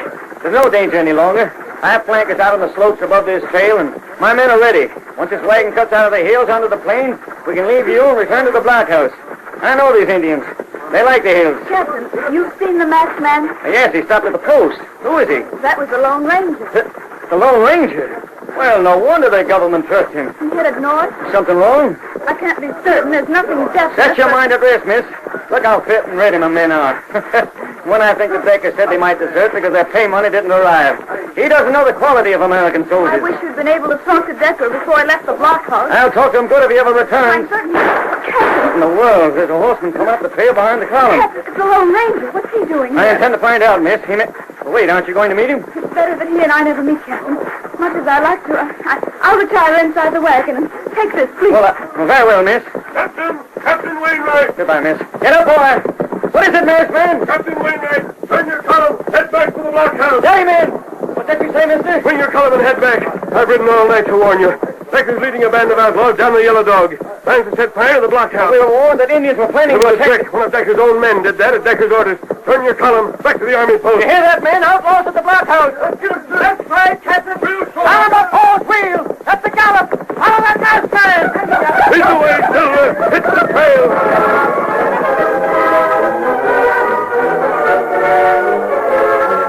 The army blockhouse stood dark and square, its stockade barely visible against the night sky. From their position in the heavy woods that fringe the Yellow Dog River, Decker's outlaws lay in wait. They held their fire while Decker and Slater held a council. Last time we made a sortie, I counted the rifle flashes, Decker. Can't be more than 4 of them guarding the whole blockhouse. It ought to be dawn pretty soon. Yeah. Where's Bowman? I sent him to get some more. Decker. We got piles of dry wood all cut and tied in bundles. They'll catch fire like tinder. Keno, we're ready to start. Bowman, you and the rest of the boys pour a heavy fire from this side, savvy? Those few soldiers will come to this wall, figuring it's a big attack. All set. Now, where's that wood? Yonder. Good enough. On your horse, Slater. We'll take those bundles of wood, circle around the far side of the bunkhouse. Light them and drop them right inside the stockade, right? It'll be a cinch so long as the shooting is heavy from this direction. I'll see to that. Better get moving. It'll be getting light soon. Keno, get up, horse. You can start shooting any time, Bowman.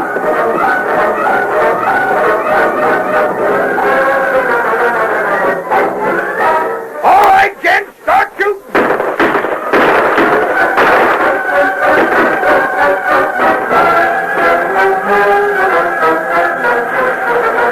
Flashes of burning powder speckled the darkness of the woods.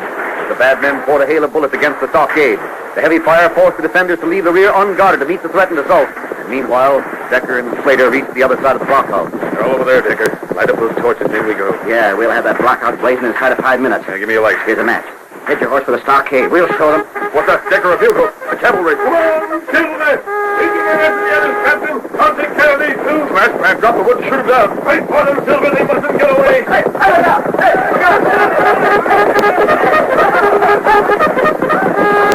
The main column swept around the blockade and fell on the outlaws in the woods. The masked man, drawing and shooting from his hip, sent the guns of his opponents flying. In a few minutes, it was all over. My hand. Keep your hands raised high. Rut your horses around to the riverside. If you try to get away, I might aim for you instead of your guns. How'd you get them here so soon? You got us by surprise. Silver travels fast, and so does the United States Army. You hear that bugle? Your men are captured, Decker. Your Black Arrow plan has been defeated. Just as all your plans will be defeated. I see you got the masked man. Hopkins. Yes, Captain. Take these two and put them in the guardhouse. Captain, you might tell your men that they'll find these outlaws have your stolen payroll. Should be in their saddlebags. Our payroll? Yippee! Yes, sir. In the guardhouse at the W, hombres. Move along. Kimasabi, I'm glad you're safe. It's good to see you too, Tonto. By the way, mister, this is the first chance I've had. Here's a note for you. A note? Yes, from the woman in the covered wagon. Now, if you'll excuse me, I'll return to my post. Oh, but first, a salute. Adios. Adios, Captain. Kimasabi, you see that? Captain give you salute. Army salute. That great honor. Yes, Tonto, but look at this note. Can you make out those two words? It's a Ghost Canyon. Ghost Canyon. Where's that? I don't know, Kimosabe, but wherever it is, that's where we're heading. Get him up, Scout. Get him up. Silver!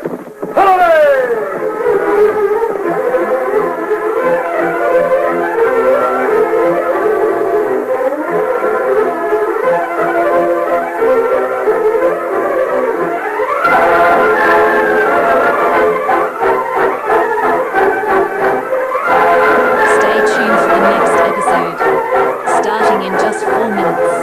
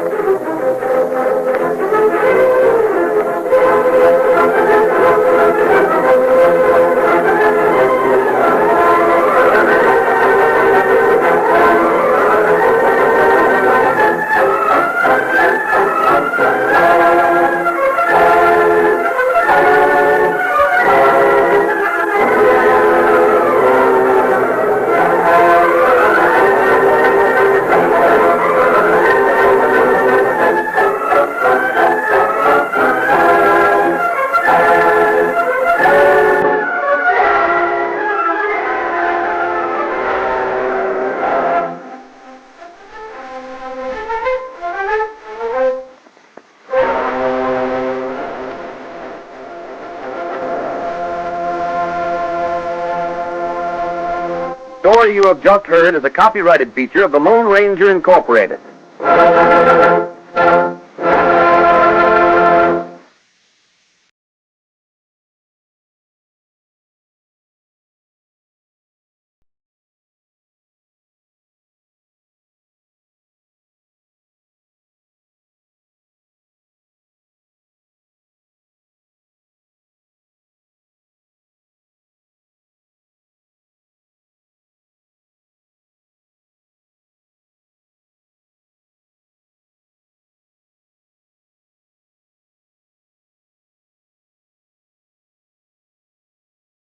Stay tuned for the next episode, starting in just 2 minutes.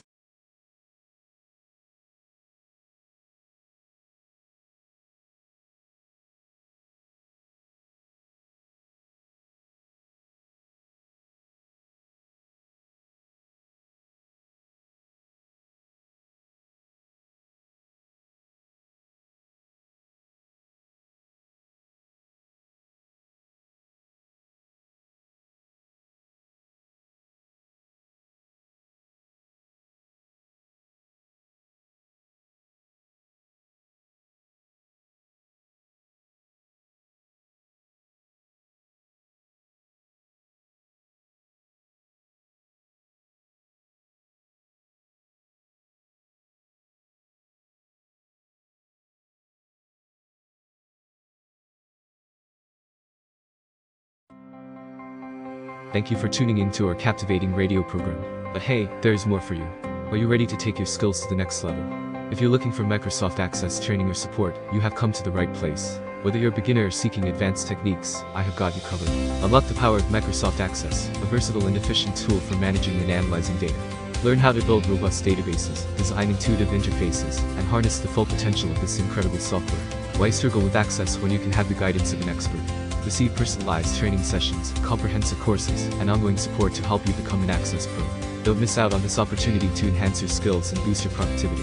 Visit our website, g3pl.com, or call us 615-420-2040 today to learn more about our Microsoft Access training and support services. Remember, success is just a click or a phone call away. Let us be your trusted companion on your journey to Access Mastery. Thank you once again for joining us on this radio adventure, and we look forward to helping you unleash the power of Microsoft Access. Highest flying super fighter in all the world. And during the following program, Mr. Hall Hibbard, Vice President and Chief Engineer of Lockheed Aircraft Corporation, will bring you the inside story about this great new plane.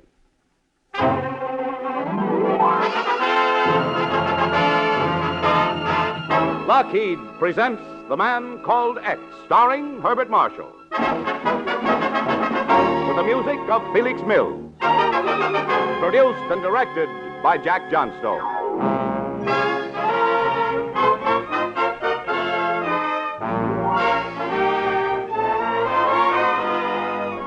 The makers of Lockheed Airplanes present Herbert Marshall as the Man Called X, international troubleshooter who flies the ocean at the drop of a hat, who charms the ladies but is death on crooks. Herbert Marshall as the Man Called X.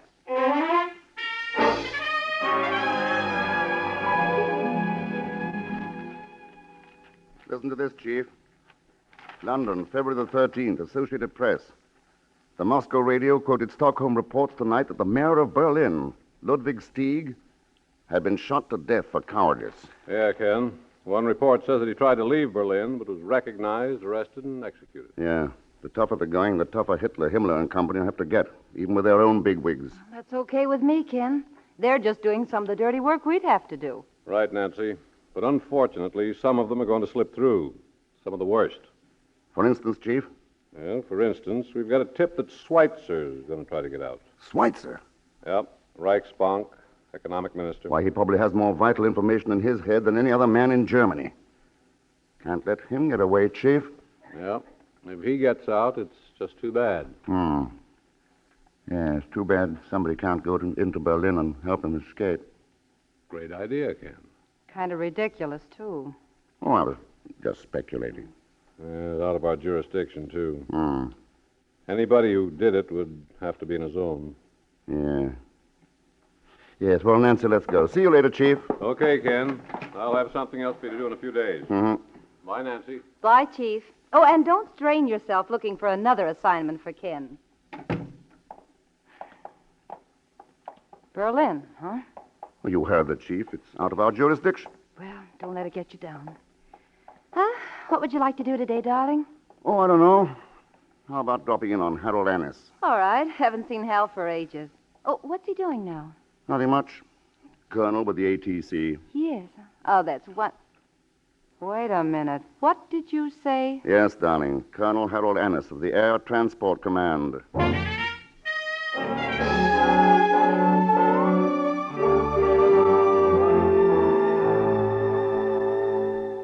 me, Hal, how close do your planes go to Germany? Russia. That's close enough, Ken. Uh-huh.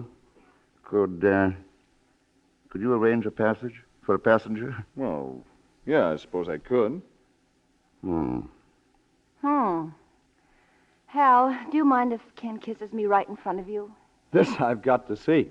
Just something to remember you by, Ken. Well... Oh, darling. Darling, when you kiss me like that, I go on a plane trip myself to the stars.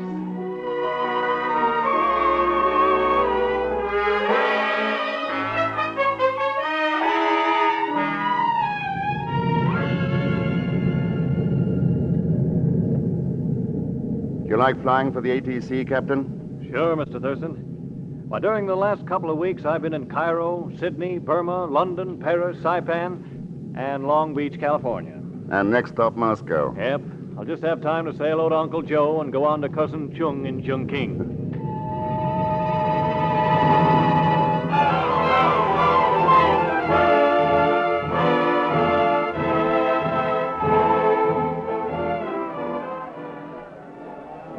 Transport from New York arriving at ramp 2. Planes leaving ramp 7 for Leningrad, Stockholm, London. Ramp number 11 for Budapest. Товарищ! Hi, Pagon. Я приветствую вас от имени любимицы всех советских республик Москвы, красавицы, дорогой товарищ Thurston. Meaning? Hello. And welcome to Moscow, товарищ. Well said, Mr. Zellsmith. Did you get my message? Mr. X, I saw, I came, I conquest. Bravo. I have been busy mapping out some new strategies for the Red Army. But I was able to steal a precious moment to keep this appointment with you. Oh, so you even steal moments, eh, Pagon? Ah, but Mr. X, a moment with you may lead to a fortune. Look, Pagon, you once told me you were a charter member of some band of roving rogues. What were they called? Oh, you mean the Continental Guild of Mercenaries? That's it. You still a member? Well, I haven't paid my dues lately, but I still have my connection. Good. We can use your fellow guildsmen. How? We have a job to do which, incidentally, should cover your delinquent dues and then some. That interests me profoundly, Mr. Thurston. But what do I do? Have you ever made a parachute jump? Who? Me? Geronimo! Great, Pagon. That would make anybody jump. Then let's go. All right. But where are we going? Just to Berlin. Oh, fine. I always...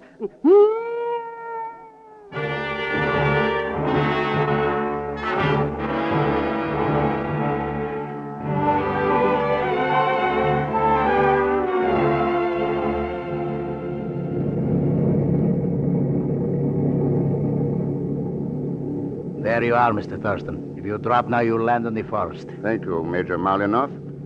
Pretty smart of you to pick a place where we wouldn't have to dodge enemy flak. In this new plane, we could dodge anything. You better hurry and jump, or Marshal Zhukov will be in Berlin before you are. Okay. You ready, Pagon? Don't you think, well, maybe perhaps we can wait a little while? Just close your eyes and jump.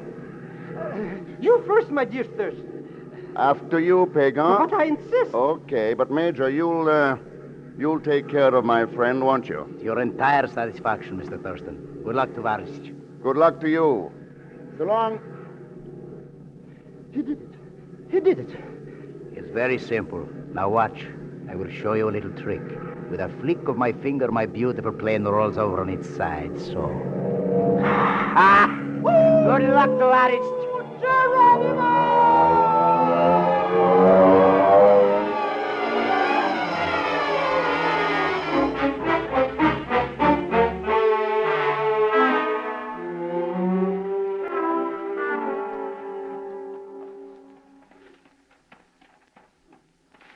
here on, we'd better go separately, Pagan.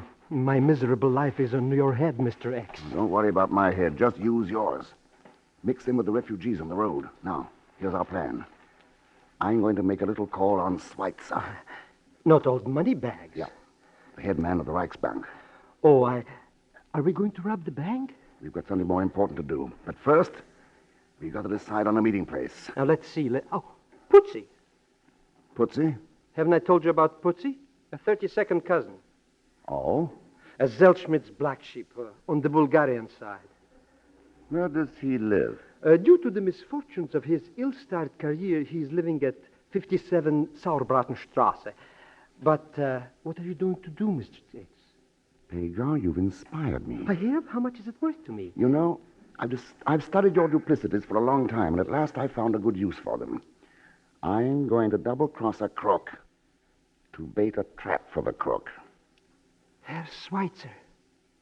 Herr Schweitzer.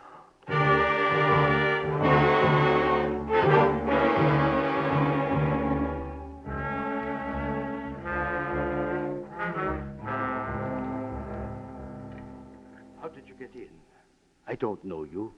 Who are you? Herr Schweitzer, you're planning to try to get out of Germany. Who are you? Oh, call me X. X? What is this? Some joke? These are hardly times for joking, are they? As I was saying, you want to get out of Germany. But it seems impossible, doesn't it? Get out of here. Look here, Herr Schweitzer. You're a shrewd man. A wise man who would like to save his own skin. Don't move, whoever you are. I don't think you want to shoot me, Herr Schweitzer, because, you see, I can get you out of Germany. You? Just what makes you think you... The shelter! Quick! The Americans are dropping their calling cards again. Oh, the swine! Come on! Hurry! Now, we'll be safe here. Not a very happy life, is it, Herr Schweitzer? It will be over soon. Oh, Father, here you are. I'm glad. I wondered where you... Oh, a visitor? Yes, an uninvited visitor. He calls himself X. I see. I'm offering your father a chance to get out of Germany. Oh? And what do you say to that, Father? Oh, don't take him too seriously, Elena, my dear. He's very amusing. Go on, X. Let's be frank. Rather punctuates the defeat to come, doesn't it? Well, go on with what you're saying. Yes, but defeat may not be the end of everything. Failure can sometimes be turned into profit. To speak your language, Herr Schweitzer. What do you expect to get for all this? A small measure of what you expect. A future made out of catastrophe. And all this, of course, is based on the assumption that Germany has lost the war. That's your assumption, isn't it? I know you played along with the Nazis because you thought it was good business. That doesn't sound like good business, does it, Herr Schweitzer? Huh? To stay here means utter ruin for you. It means the end of business. So, of course, you'll be interested in my proposal. Supposing I were interested, how could I trust someone I don't know, nor have ever heard of? You haven't been able to trust those you do know, so I wouldn't expect you to trust me, except that I shall profit as well as you if you get out. Get out to where? A plane will be waiting on the other side of the border. What border? We'll come to that later. What border? It doesn't matter. France, Italy, Yugoslavia. What about Bremner, this Gestapo? You must think they are fools. Not for a minute. But there are some things that even Bremner can't stop. What do you say, Herr Schweitzer? I shall report you to the Gestapo. Won't Bremner be a little curious about the fact that you've been approached with this kind of proposition? Bremner's a suspicious man, you know. In case you shouldn't report me to him, you'll meet me at 6 o'clock this evening? You are very bold, aren't you? Maybe just foolish. I've offered your father a deal. I don't know whether you'll buy. May I expect to see you this evening, Herr Schweitzer? Perhaps. 57 Sauerbratenstrasse.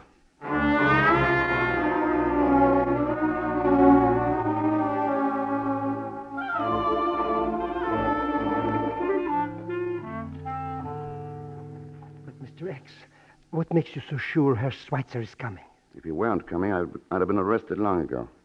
Pagan, can we trust this cousin Tootsie of yours? Mr. Thurston, of course not.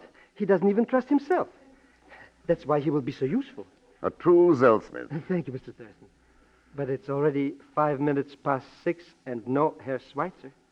It's worth waiting more than 5 minutes for Schweitzer, Pagan. Cousin Pagan. Shh. I'm busy. Pootsie, later. But I have to talk to you. Small Taylor's just turned up. Well, all right. Excuse me, Mr. X. Don't mind Pootsie. He's not very bright. I know. He's only a 32nd cousin. Thank you. But don't stay too long. We'll be shoving off as soon as Schweitzer gets here. If he gets here, Mr. X. You lose, Pagan. Herr Schweitzer keeps his appointments. Cousin Pagan, it is imperative. Be right back, Mr. X. Coming.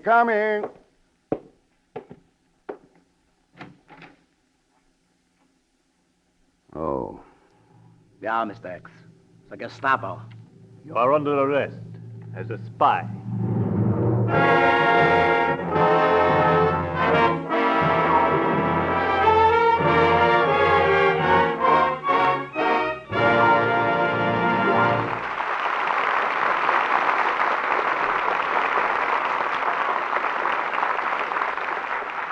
In a moment, we'll continue with Act Two of The Man Called X, starring Herbert Marshall. But now, ladies and gentlemen, we are proud to present a special visitor from Lockheed. He is Mr. Hall Hibbard, Vice President and Chief Engineer. Mr. Hibbard will talk about Lockheed's new fighting plane, the sensational jet-propelled Shooting Star. Mr. Hibbard.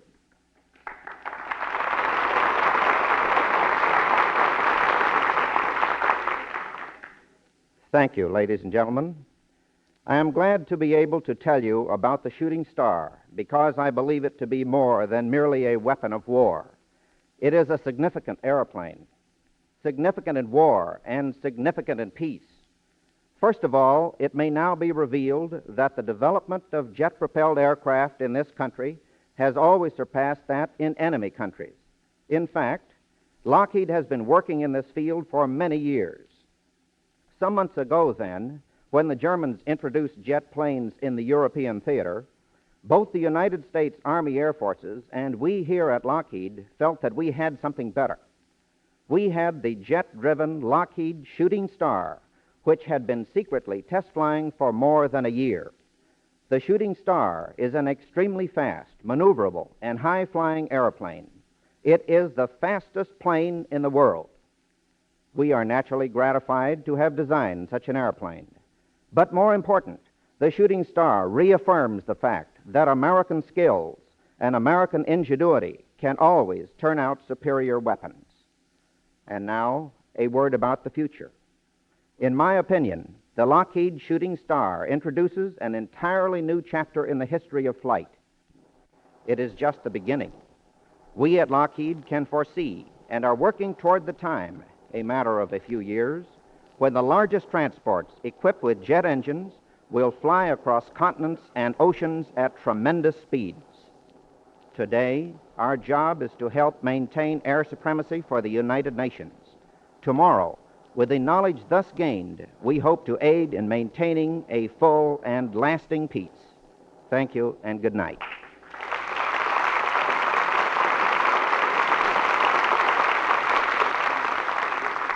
You've just heard a talk by Mr. Hall Hibbard, Vice President and Chief Engineer, Lockheed Aircraft Corporation. Thank you, Mr. Hibbard.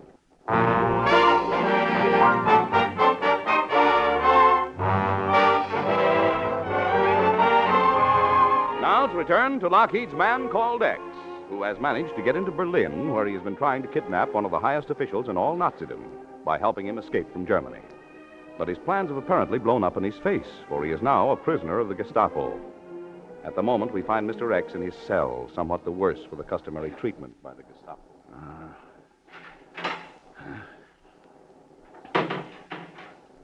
Well, what are you going to use this time? Lashes or lighted cigarettes? Oh. Why don't you put on the light? You usually like to see your handiwork. Well, say something. You should never have come to see my father. Elena. You remember my name. That isn't all I remember, Miss Schweitzer. But I don't even know yours. How did you get in here? The way people usually get into places. Oh. The Nazis have their little weakness, too. Why did you come? I couldn't help it. I had to see you again. But I feel foolish having to call you just X. My name's Ken. Ken. Oh. Why were you trying to help my father? For the reason I told him. For profit. But you look like a man of ideals, Ken. And you look like one of those ideals, Elena. Well, It's very sweet of you to come to see me. That's taking chances, you know. I told you I had to. Did they hurt you? What do you think? Oh, Ken.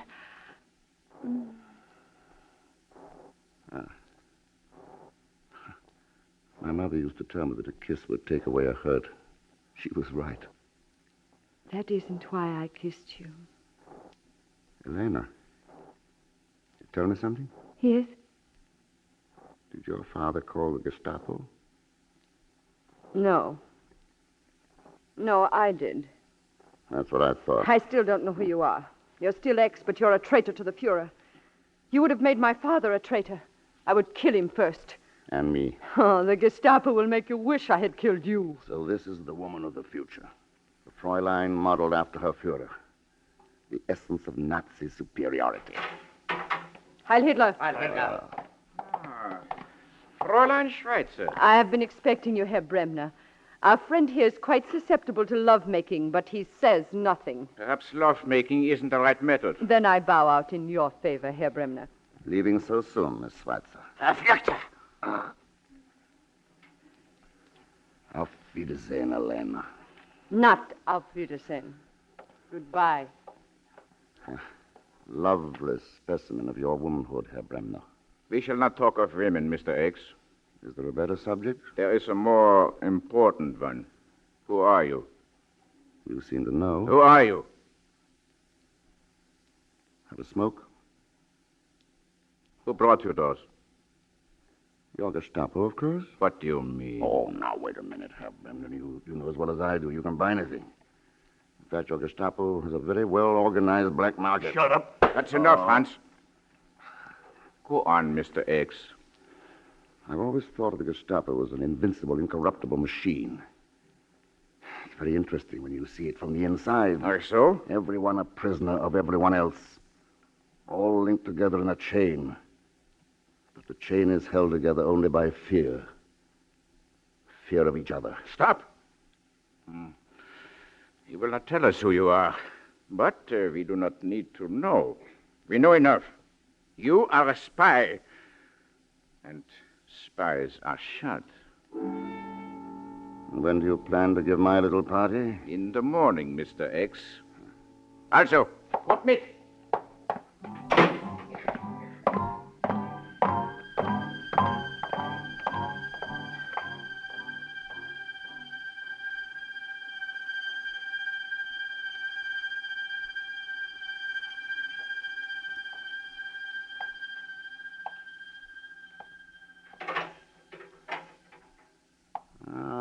Herr Bremner, back so soon. Have you changed your shooting schedule? Mr. X, you are an intelligent man. You could be very useful if you would talk. Apparently I've talked too much. I know, of course, about your attempt at negotiations with Herr Schweitzer. Of course, his adoring daughter told you. You were very sure you could get him out of Germany, weren't you? Yes? I see, but unfortunately, you will be shot in the morning. Yes, unfortunately. And you still won't talk? Mr. X. Yeah? Mr. X, can you get me out of Germany?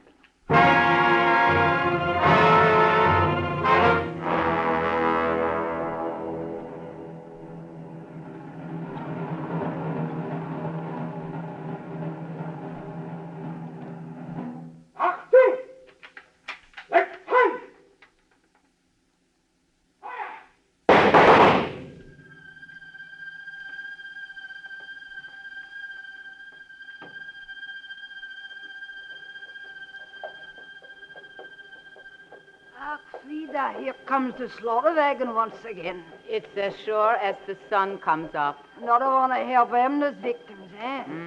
I wonder who it is this time. Driver, is it another field marshal you're burying? Sorry to disappoint you, old woman. All I've got today is an American spy. American. Come along, Frida. A very bad character. Mr. X. Mr. X, are you dead or alive? I'm pinching myself, Pagan. Bremner promised to put blanks in the gun, but I still have to sweat it out before that war. But how could you know he would really use blanks? Only because he was saving his own skin with them, or so he thought. Have Putzi and his mercenaries paved a road out for us and our celebrated companions? A regular fortune it cost, Mr. X. The road is paved with gold and silver. Yes, Pagan. But there's a rainbow at the end of it.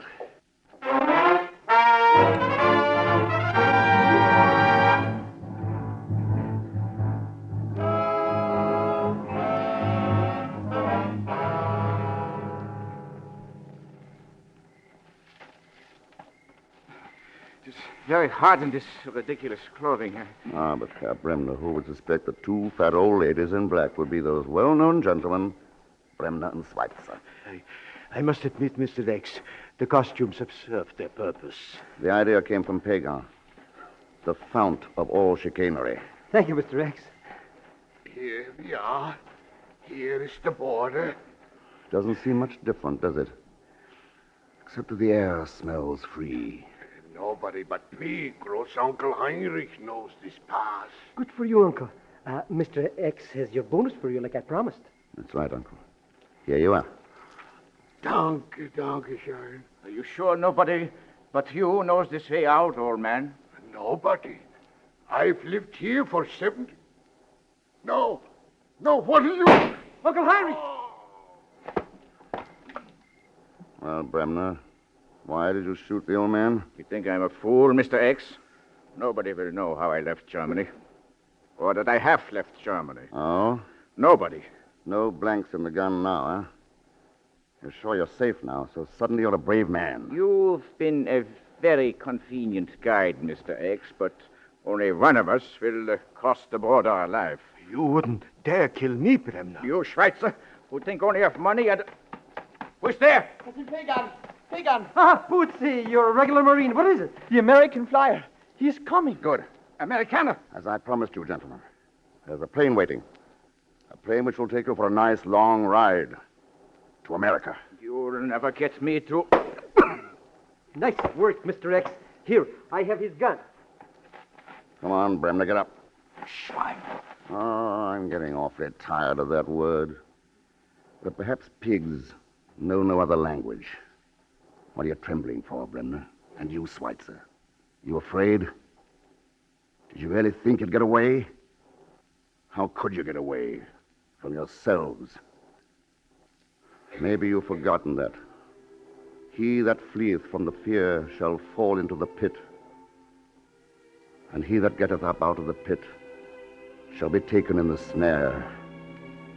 Maybe you've forgotten that for the creators of destruction and disaster, there is no way out.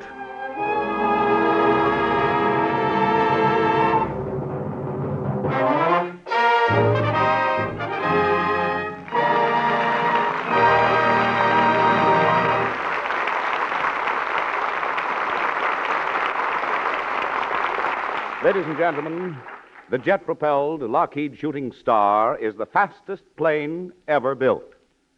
Trim as a bullet, highly maneuverable, armed to the teeth, this sensational new plane is capable of fighting at high altitudes, striking, disappearing, bringing fear and terror to the enemy. The jet-propelled Shooting Star. With it, Lockheed has again established new standards in the field of aircraft design and manufacture. Again, Lockheed originality, Lockheed science and skill have helped maintain air supremacy for the United Nations. This time with a plane so superior that it may revolutionize all flying, be it for war or for peace. Yes, ladies and gentlemen, Lockheed leads in jet propulsion. And in the great age of flight to come, you may well look to Lockheed for continuation in this leadership. Lockheed, makers of the new jet-propelled Shooting Star. years ahead in the science of flight.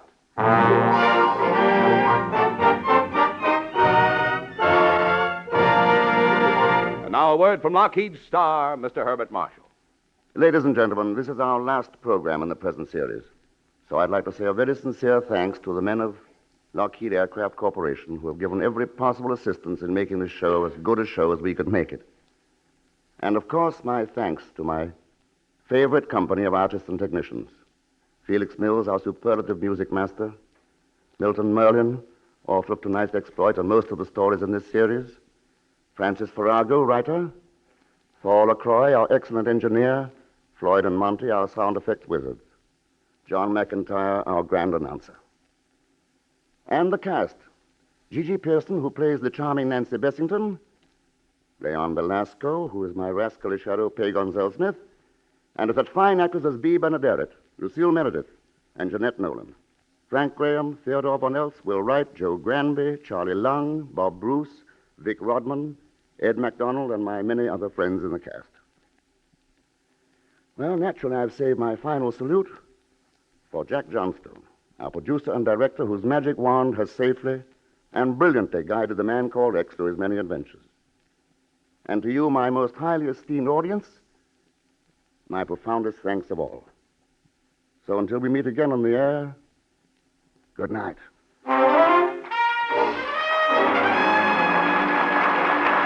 Herbert Marshall's appearance is through courtesy of Metro-Goldwyn-Mayer. All characters and incidents used on this program are fictitious. Any resemblance to actual persons or incidents is purely coincidental. John McIntyre speaking. This is the Blue Network of the American Broadcasting Company.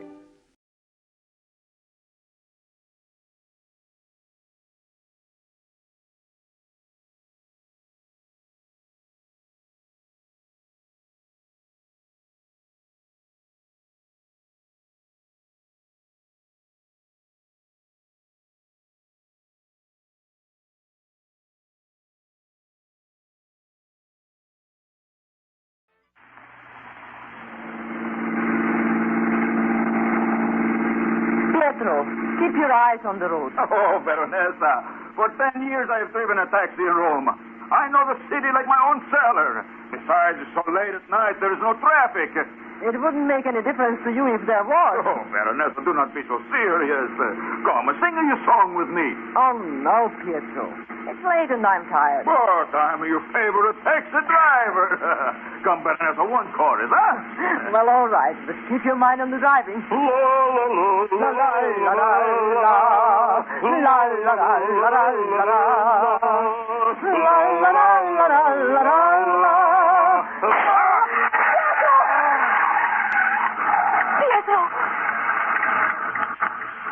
Assignment 6 began in a nightclub in Rome. I had left Germany for good. Our counter-espionage ring in Berlin had blown up. I was operating alone as a singer in the club Ulpia near the Foro Romano. A week ago, even before I had finished my song, I noticed a man seat himself at my table. A table at the edge of the tiny dance floor. A table which was invariably reserved for me alone. Thank you. Thank you very much.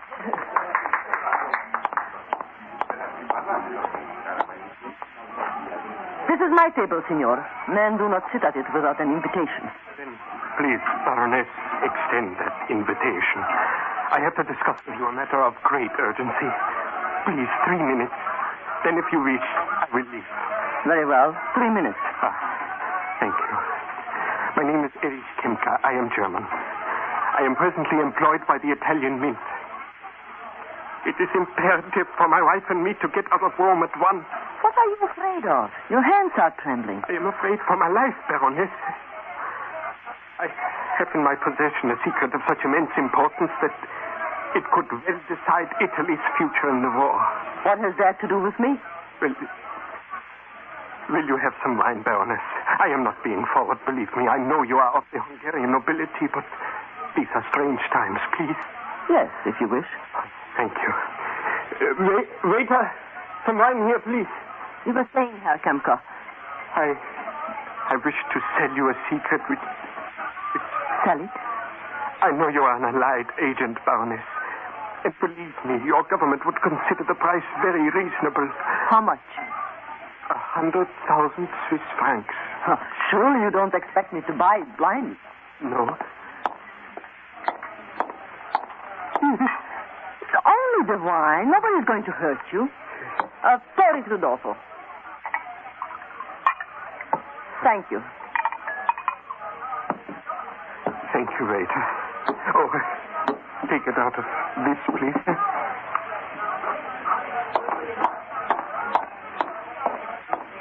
To your health, Herr Kemka. Thank you, Baroness. Now tell me, what is this all about? It is a secret. A secret so fantastic that you will not believe it. Well, if I don't believe it, I won't buy it. I cannot tell you now.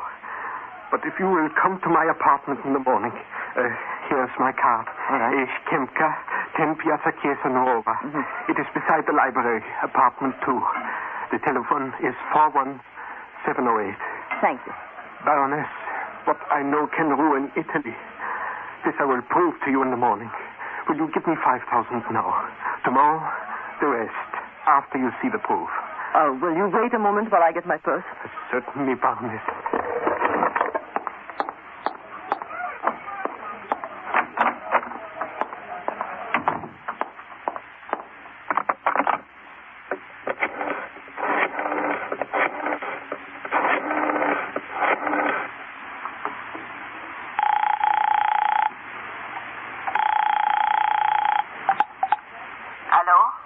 Is that 41708? Yes. Does Erich Kemka live there? Yes, but he is not in. I believe he went to the Club Ulpia. This is Frau Kemka speaking. You are his wife? Yes.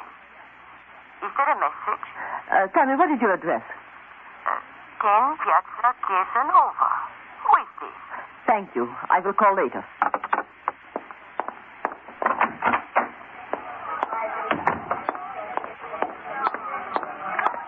Herr Kemka, I decided to trust you. Here is your 5,000 francs.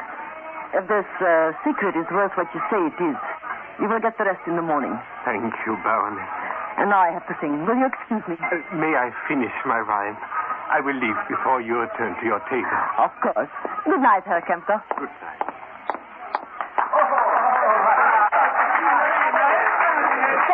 Thank you very much.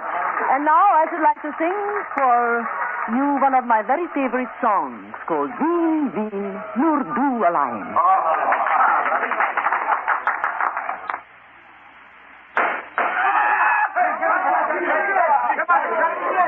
From somewhere in the smoky room, a gun had been fired.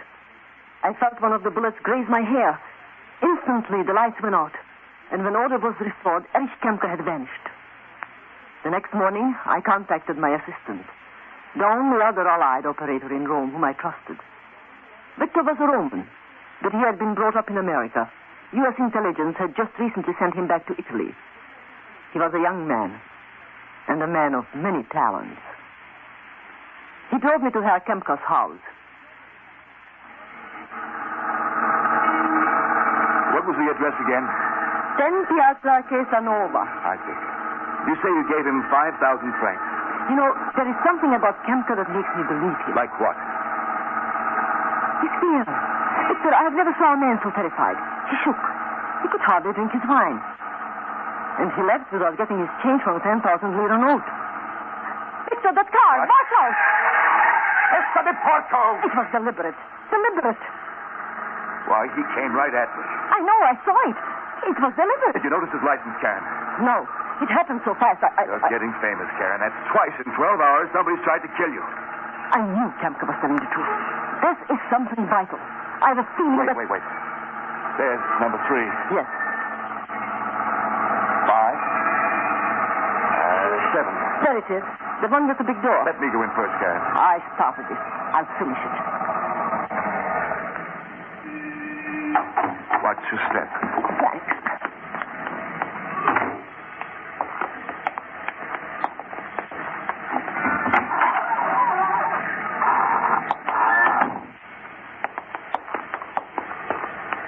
Fancy place, isn't it? Yes. A courtyard and a fountain.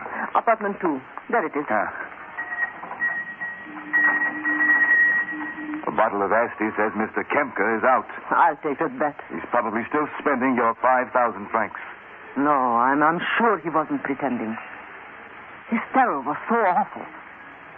Huh? At any rate, he's not in. Try the door. All right. But it's open. Herr Kemka. There is nobody home. I don't think we should just walk in, do you? Oh, Mr. Luke. What? Look over there. Is that him? Yes. Right through the head. What's in his hand? Wait a second.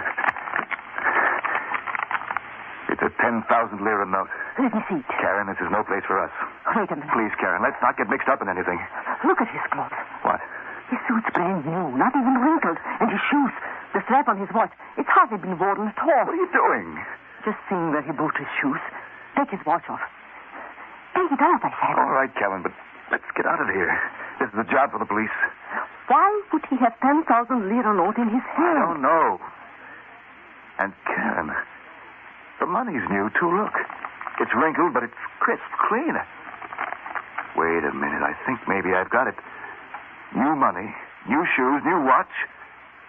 He must be passing counterfeit money. It must be. He can't go around changing 10,000 lira notes, so he buys something for 1,000 in order to get good money and change. Did you get his watch? Yes. Look, let's clear out of here. I wonder where his wife is. Oh, he's married? Yes. I talked to her on the telephone. He knew this was going to happen. He knew last night someone would try to kill him. He looks harmless enough now. That he knew a secret, Victor. A secret worth 100,000 Swiss francs. I couldn't get Erich Kemka out of my mind. He had been afraid, terribly afraid. We couldn't locate his wife. Victor watched the house all day, but she did not return. I knew there was more to this than just a small-time passer of counterfeit money. What had his secret been? What secret could be worth 100,000 Swiss francs and be so vital as to affect the war effort of Italy? I was determined to find out. First, I went to the store where Erich Kemka had purchased his new shoes. And it seems there had been a fire.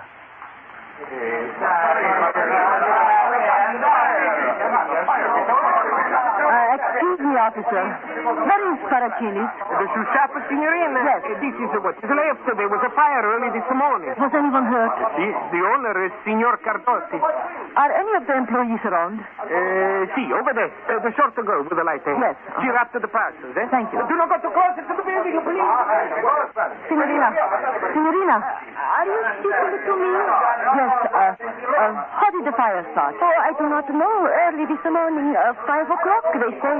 You see, I'm trying to locate a man named Kemka, Erich Kemka. He bought shoes here very recently. Did you know him? No, signorina. I only wrapped the parcels. Who looked after the money? All money was handled by Signor Cardotti.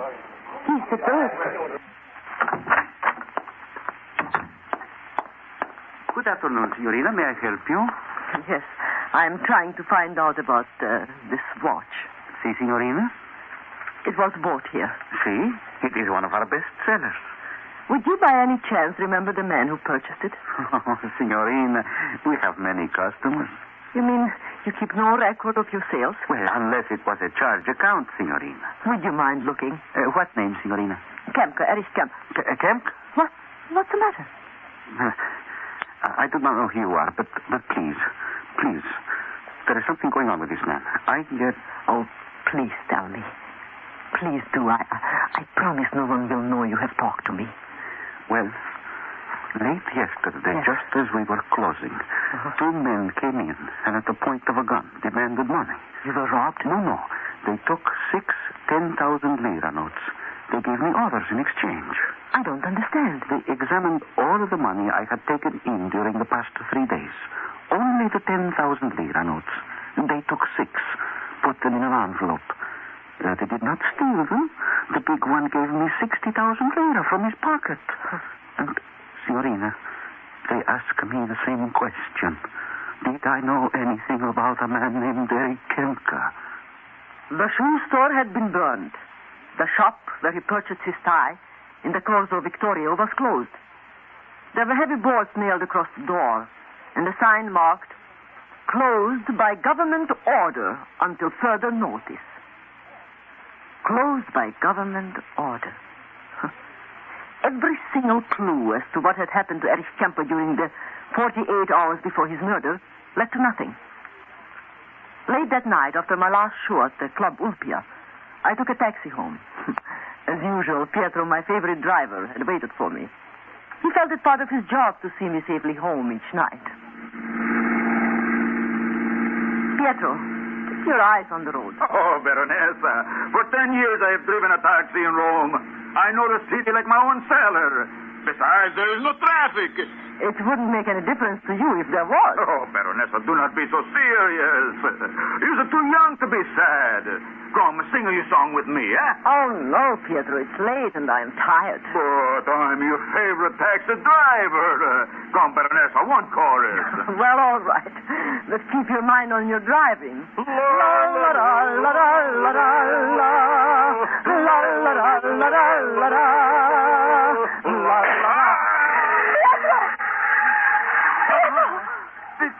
Did you see him, Baronessa? I'll get the doctor. No, Baronessa. The bullet is... A bullet from the blackness of the Roman night and Pietro was dead. A kindly, warm-hearted friend dead. From a bullet intended for me. I spent a sleepless night going over what I knew about Erich Kemper. What had been his secret? That was his wife. Why had she disappeared? Why were the 10,000 lira notes so important? The next morning, I got in touch with an official in the Italian Mint. Kemper had told me he worked there. I have heard you sing many times at the Club Ulpia, Baronessa. Many times. Thank you, Commendatore Orsini. Is there some way in which I may be of service? Yes. I'm trying to trace one of your employees. Ah. May I ask why?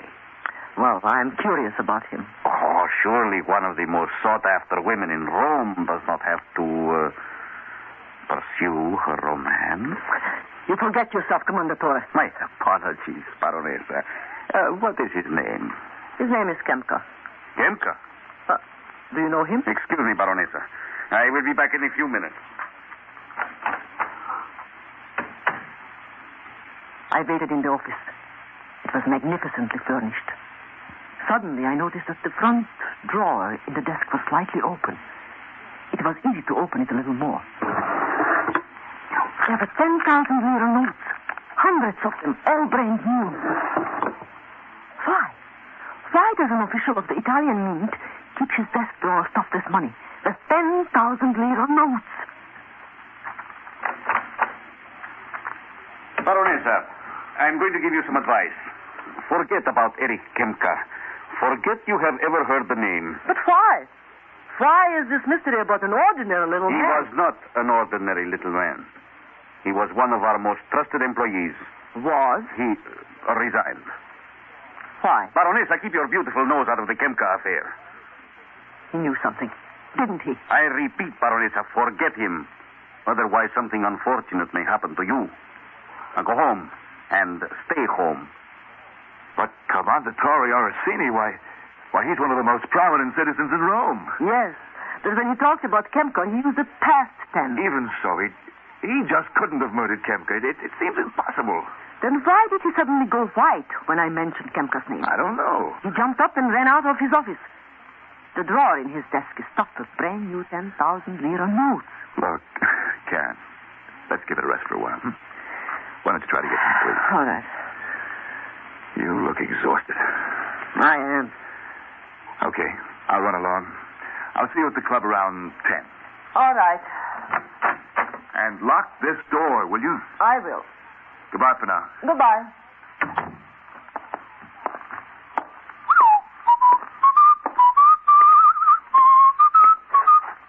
Hello.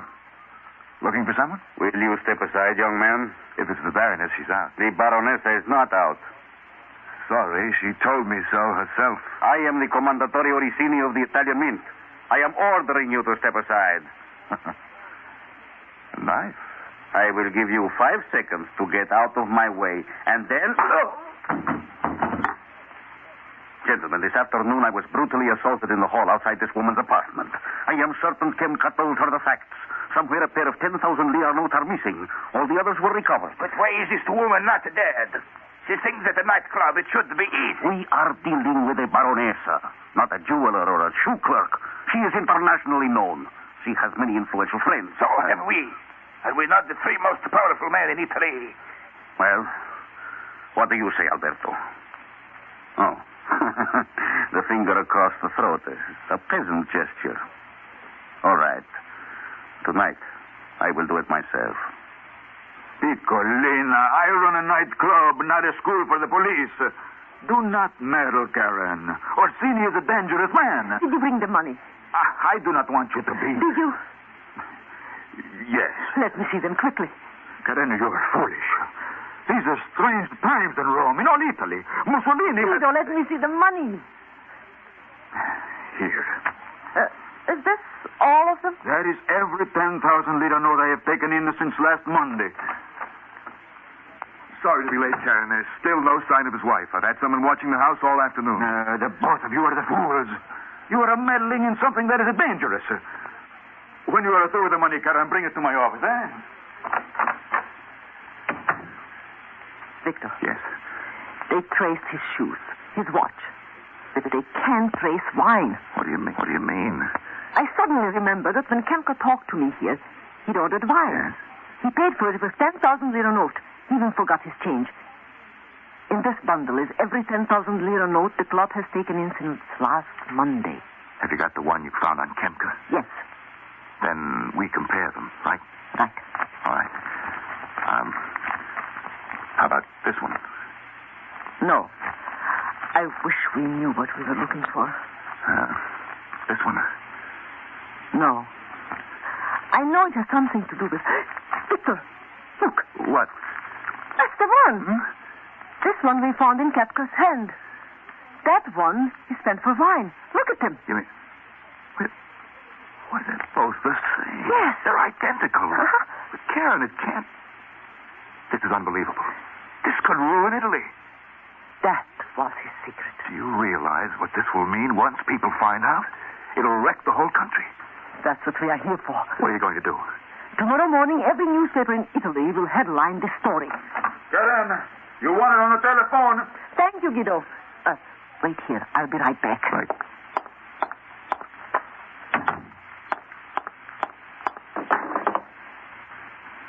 Hello. Hello. Hang up, Baronessa. Quickly, hang up. This is no time for fooling, Baronessa. You will come with me quietly, or I will cut your throat like a chicken. So, Commendatore Orsini is a murderer. You will take my arm and walk quietly out to my car.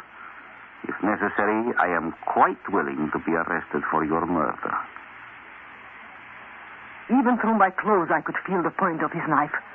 We got into his car and tore through the streets of Rome at breakneck speed. It was when we reached the Appian Way that I saw the lights of Victor's coupe in the rear vision mirror. Could that coupe possibly be following us? I wonder. This is a trick, Baronessa. Never try to race. It is much easier to let one's pursuer pass one. Come, Baronessa. Your head on my shoulder. I won't. Ah! The Orsini name is as good as yours.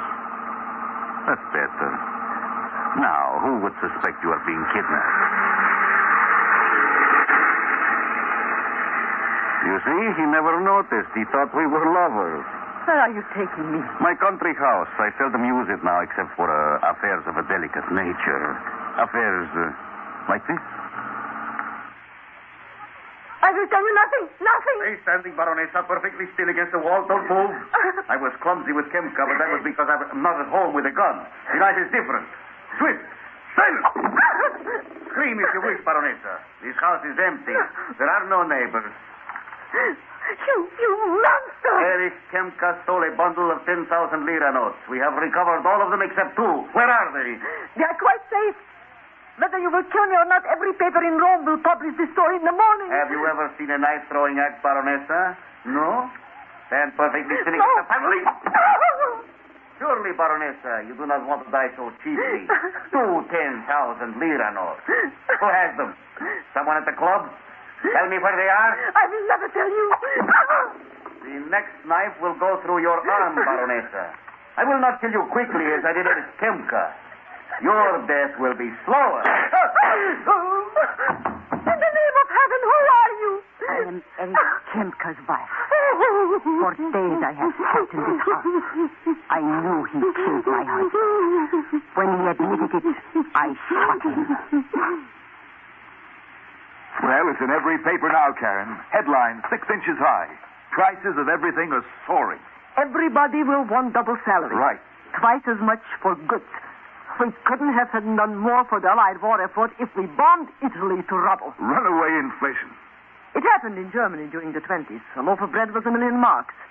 You needed a suitcase to carry the money for a pair of shoes. And it will happen here. Within a week. You know, I always thought the mint could print money anytime it liked.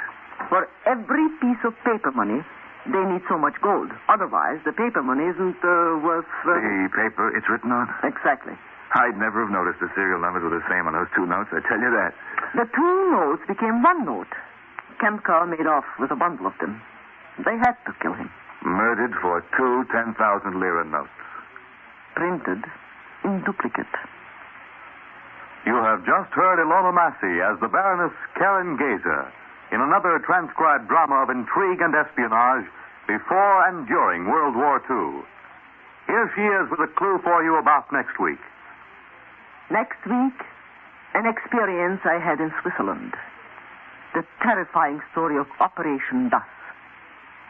And of a wonderful friend whom I have never seen since. Operation Das is a story which has been until now top secret.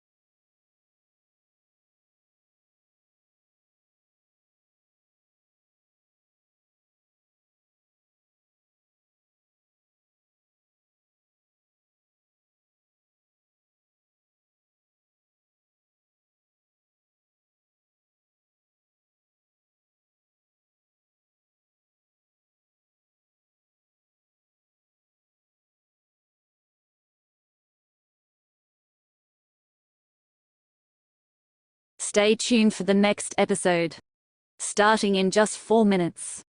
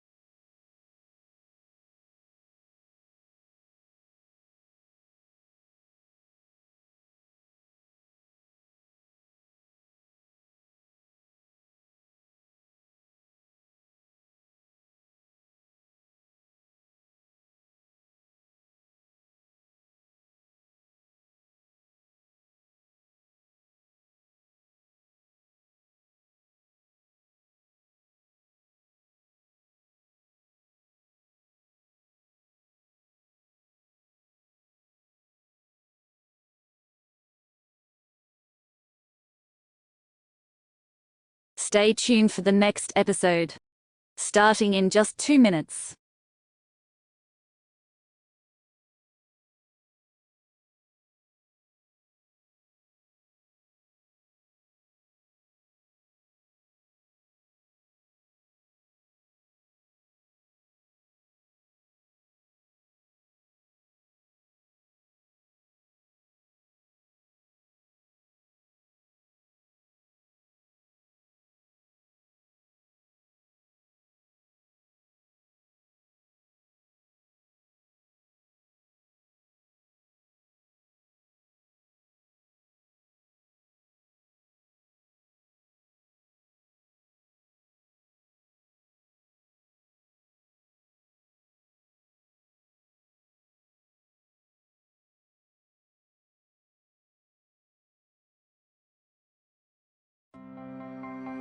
Thank you for tuning in to our captivating radio program. But hey, there's more for you. Are you ready to take your skills to the next level? If you're looking for Microsoft Access training or support, you have come to the right place. Whether you're a beginner or seeking advanced techniques, I have got you covered. Unlock the power of Microsoft Access, a versatile and efficient tool for managing and analyzing data. Learn how to build robust databases, design intuitive interfaces, and harness the full potential of this incredible software. Why struggle with Access when you can have the guidance of an expert? Receive personalized training sessions, comprehensive courses, and ongoing support to help you become an Access Pro. Don't miss out on this opportunity to enhance your skills and boost your productivity. Visit our website, g3pl.com, or call us 615-420-2040 today to learn more about our Microsoft Access training and support services. Remember, success is just a click or a phone call away. Let us be your trusted companion on your journey to Access Mastery. Thank you once again for joining us on this radio adventure, and we look forward to helping you unleash the power of Microsoft Access.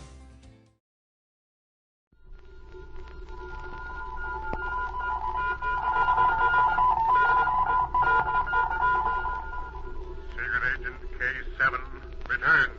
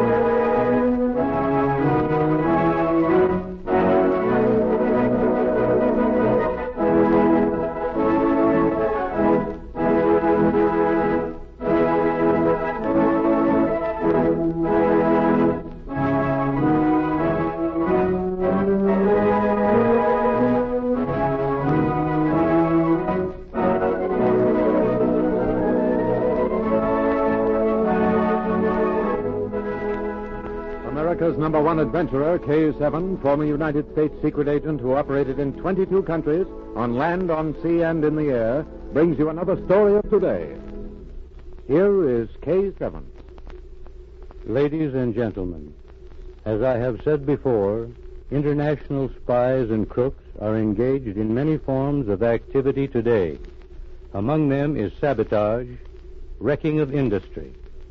This has taken place in many countries throughout the world. Sometimes a story of this nature appears in the pages of our papers. More often, this phase of spy work is hushed up. It is a story of sabotage in industry which I bring you now. John Holbrook will take it up at this point. Thank you, K7. It could happen here, but the scene of this story is in a typical continental factory town, a town very much like those which dot America. His friend and fellow agent, B9, who sent K7 this story, was called to consult with the manager of a large factory. We begin as the two talk together in the manager's office.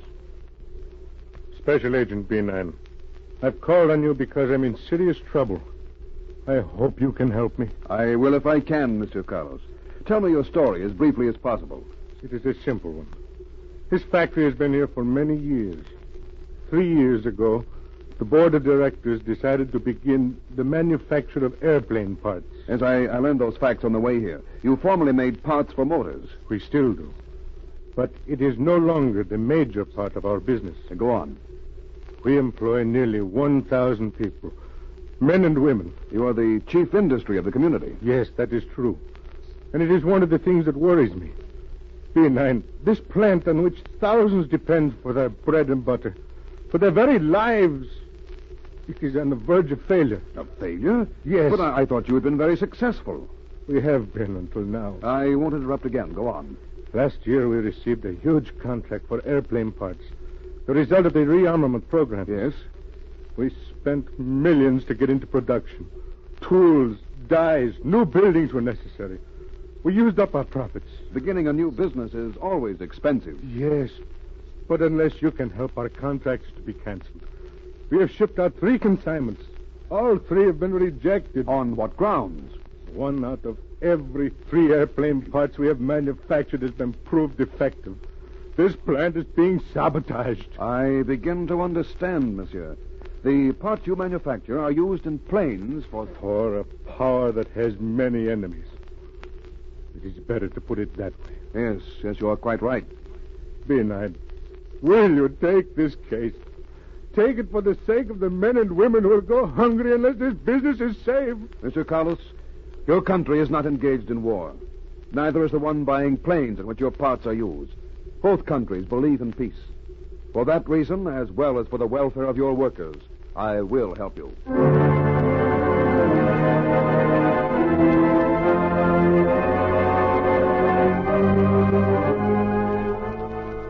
B9 made a brief inspection of the factory. Then he went to a telegraph office and sent for Rita Drake, the girl who worked with him. He also sent a wire to K7. Late that afternoon, Rita arrived.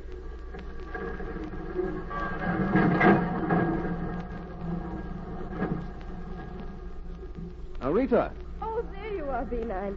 Your wire arrived just in time for me to get this train. Let me take your bag. Thanks. I've got a car waiting. What's up? Have we a case? Yes, and a difficult one. I'll tell you about it in a minute. Here's the car.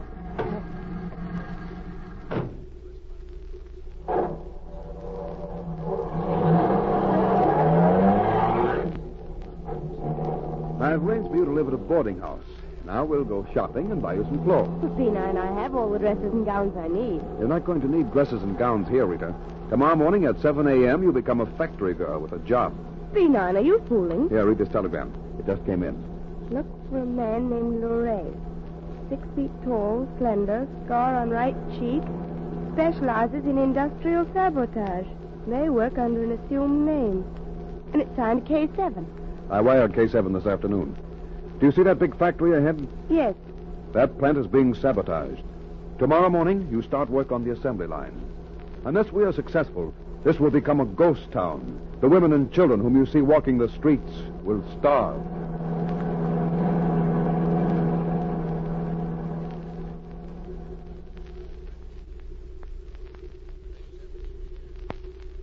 The next morning, Rita started work.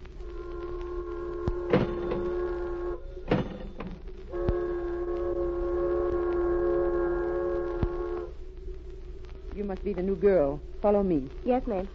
You do not look very strong. Who hired you anyway? Why, the employment office. I did not tell them I wanted any more girls. Now come this way. Sit there. Here on this stool? I said there, did I not? What is the matter with you? You act as if you had never been in a factory before. Oh, but I have. I've worked... I am not interested in where you worked. Speak when you are spoken to. I do the talking here. Do you see this box of rivets? Yes. As these parts go past you on the belt, put the rivets in the holes on your side. Well, go on. Get started. Like this? Oh, you clumsy little fool. You will have to work faster than that. The riveting machines at the end will start in a minute, and if you leave one of these holes without a rivet... Oh, I won't. I'll catch on in a minute. Well, you had better. And see that you do not open your mouth. If I see you talking to anyone, out you go. Remember that. Do not talk to anyone.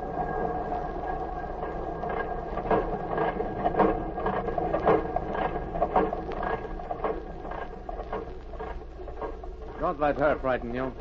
She is always like that. Now, she's out of sight. But won't she discharge you if she catches you talking? Discharge me?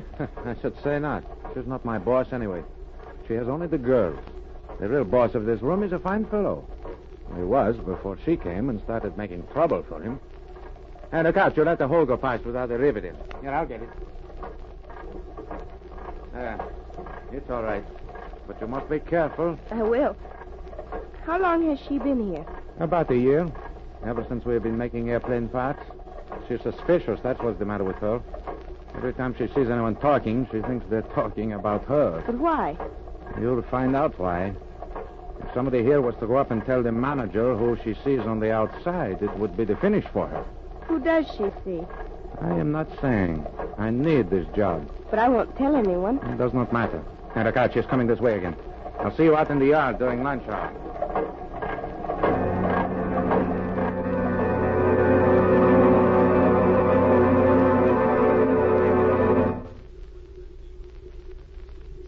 That night after work, Rita talked with B9 in his rooms. She's horrible, D9. I can't stand her near me. I hope you won't have to stay there long. You say this boy told you that she meets someone outside the factory. Yes, but he wouldn't say who it was. He seemed frightened. He told me to go into the cafe late at night and find out for myself. That may be the tip I need. Now, let's look at this part you brought me. These go by on an endless belt, and you put the rivets in these holes, is that it? Yes, there are 14 holes. I see. I wish you could have taken one with the rivets in. Do you know what part of an airplane this is, Rita? No, do you? Yes. It's a very vital part of the wing mounting. If this should give way, the wings of a plane would crumble. Rita, I've got to have samples of the rivets. I should have told you that before you went to work. I can get some of them tomorrow. Yes, but I wish I had them now. Mr. Carlos, the manager, said that his contract might be canceled at any time. Rita, do you think you could get back into the factory tonight? You could tell the watchman that you'd lost something. I'll try. I'm sure I can. It's getting late. Go over there at once. Then come back here. I'm going to the cafe.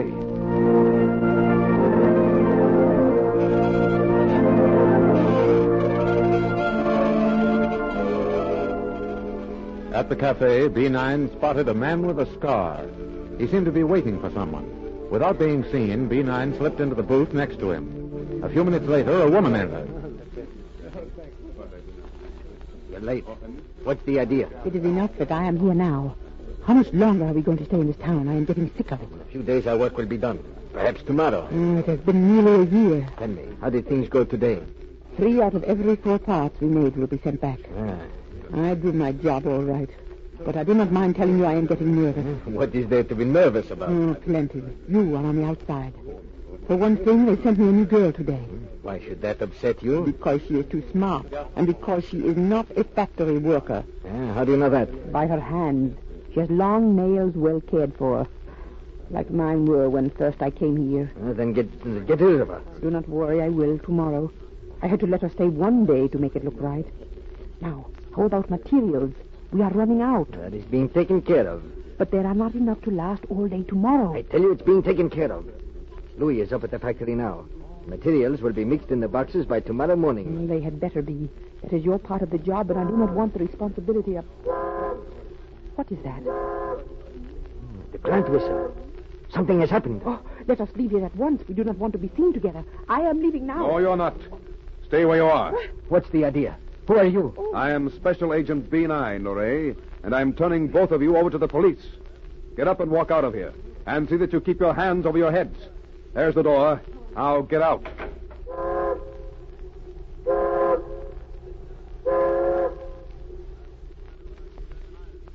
A few minutes later, B9 arrived at the plant. It was in darkness, except for lights burning in the manager's office. He rushed there at once. Now, what's going on? What's the matter, Monsieur Carlos? B9, this girl. I found her in the watchman's booth. She's been injured. Rita. Oh, quick. Get me some water. She's been hit on the head. All right. Here is some. Rita, I shouldn't have let you come here alone. Here is water. Hold her head up. That's it. Drink it, Rita. Poor girl. is that you, B9? You're all right now, Rita. Oh, my head. It aches. Yes, just take it easy. The man, he's out there. I locked him in a locker room. What man? He's locked up. He had rivets like these. The watchman let him in. I followed him. He took the rivets out of the boxes and put these in. I pushed him in the locker room and bolted the door. Then we've got him, B9. That locker room has no window. We'll take care of him later. Are you feeling better, Rita? Yes, a little. I locked the man in and ran out and blew the whistle. The watchman came. He hit me. I'll find him later. B9, these rivets are not the ones we use. They're just like them, but they're soft metal. they'd never hold. I suspected that, Mr. Carlos. Your business is safe. I took a chance and arrested 2 spies downtown. One was an international crook, a man named Loray. Rita has locked the third in a locker room. It is the end of sabotage here. Sabotage is a dangerous form of spy activities. It has wrecked great industries, brought suffering to workers, and weakened nations' defenses. It is a danger that must be constantly guarded against. Listen for my next story. This is K7 speaking.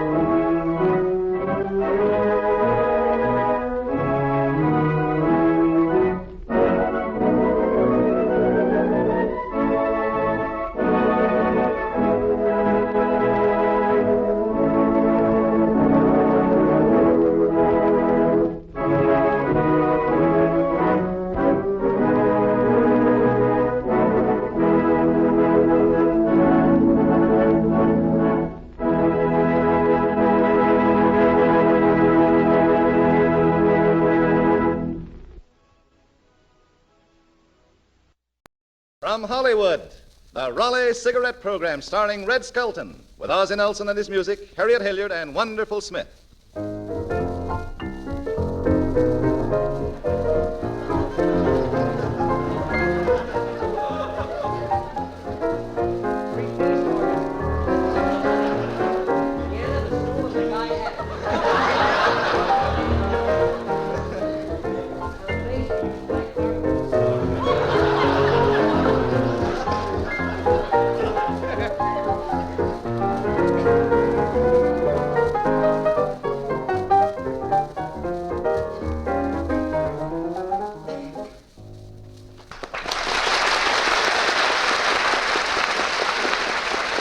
Ladies and gentlemen, no other cigarette in the world tastes just like Raleigh's. Raleigh's give you a far smoother, milder taste. We weren't going to read that, were we? That's marvelous.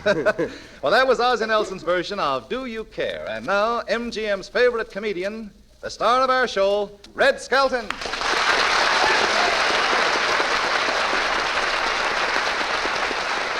Thank you very much, and good evening, ladies and gentlemen. I feel great tonight, Truman. Say, Red, what'd you do over the weekend, huh? Well, Friday I went to the football game. You know, I used to be a football player. Oh, really? Yeah, but, Brad, I forgot to tell you. The sponsors asked me to tell you that when you come to the word really to say Raleigh, they would appreciate it much more. Oh, I see. You know, I used to be a football player. Oh, Raleigh? Yeah, for 4 years I sat on the bench. I never got to play. Finally, it was the last big game of the season. 2 minutes to play. All the best players were hurt. Finally, the coach turned to me and he says, "Skelton, on your feet. I'm sending in the bench."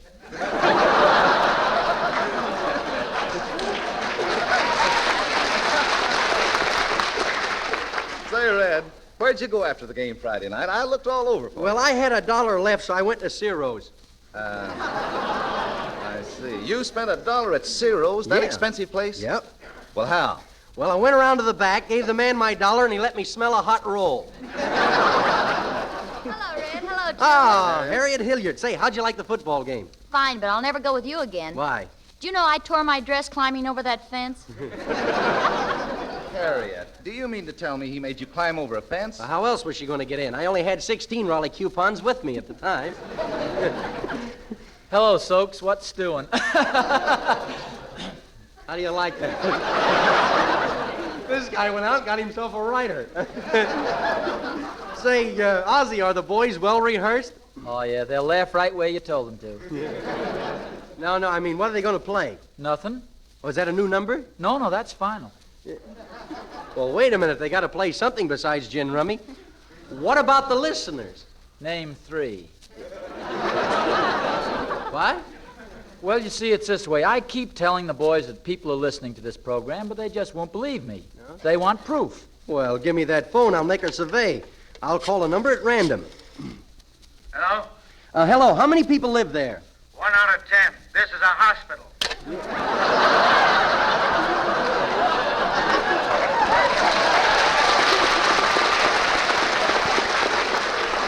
Come on. There's people listening to this program. We'll make a house-to-house survey. Come on, everybody. I don't think we should. Why not? You know that old saying, let's not get nosy, Bob. Well, come on. We'll find somebody. Now, look, we'll start with the biggest building in Hollywood. Now, we'll drive. My car's stacked up right over here. Now, let's walk. No, we got the car. Come on, we'll ride. Come on, get in, everybody. Hey, step kind of high. That door doesn't open. Say, has this thing got brakes on it? Sure, it's got good brakes. When you want to stop, you just press down on the front fender. Well, hold on. Here we go.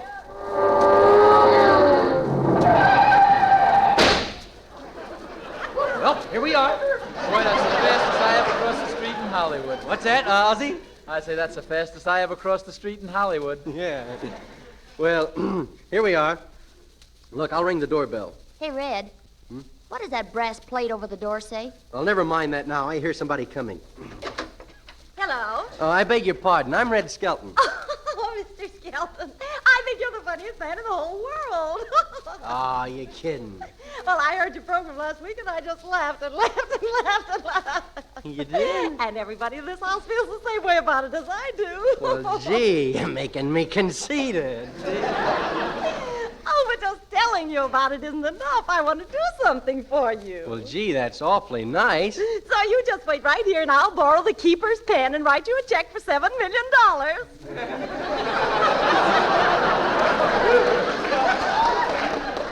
Hey, Red. What? I'll bet you know now what the brass plate over the door says.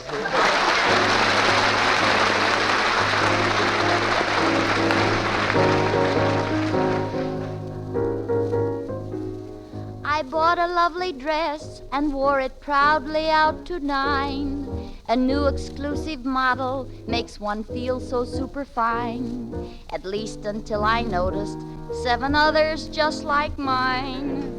Everything happens to me. I have a nice new speedy car with a push-the-button top. And I was driving down the highway when a fresh guy hollered, "Stop!" 45 miles later, I found out he was a cop. Everything happens to me.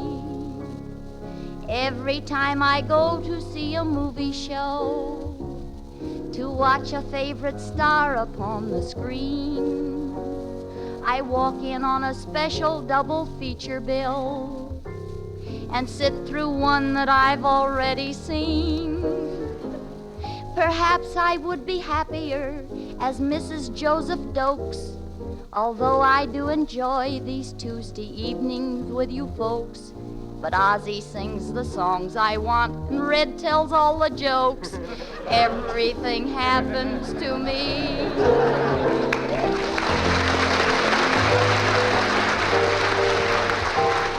I played a certain horse in every race he's ever run.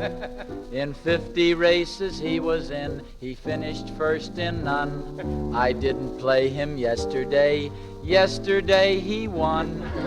Everything happens to me.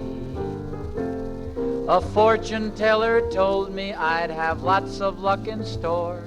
A man who owed me money would be waiting at my door. It was an old musician friend, he came to borrow more. Everything happens to me. We just made a picture here in Hollywood. This is a most amazing town. They employ a specialist to build you up, then hire another guy to tear you down. They took one look at me and said, "This is not an easy case. Perhaps he has a winning smile, but what a losing face. And in the picture, they gave me my own wife to embrace. Everything happens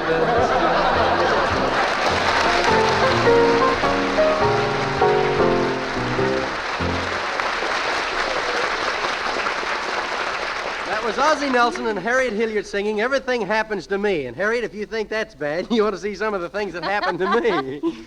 Say, did I tell you how pretty you look in your new dress? Thank you, Red. Is that Schiaparelli, 1942? No, Bullock's Basement, $1.42. Oh, do you like to go to department stores? Oh, sure. It's so easy to shop. Yeah. If you want a dress, you go to the dress department. If you want shoes, you go to the shoe department. Yeah, but when I go to the credit department, they haven't any.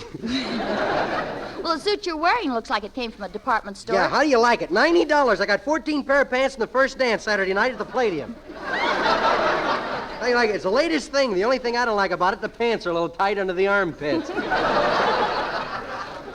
Saying, you know, Harriet, I guess we're just a couple of typical department store customers. But did you ever notice some of the people that go in to shop at department stores? I saw a fellow the other day. He was very bashful, and he was in the ladies' department trying to buy a present for his wife. He was one of these type of guys.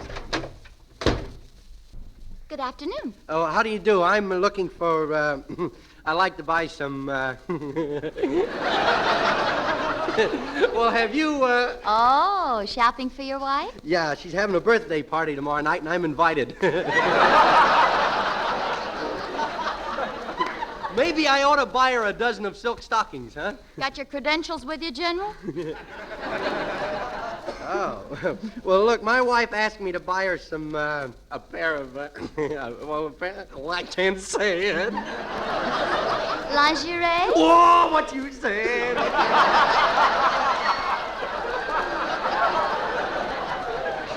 I only said lingerie. Oh, he said it again. Oh, you're too brazen for me. Would you like to see something in a silk kimono? A friend of yours?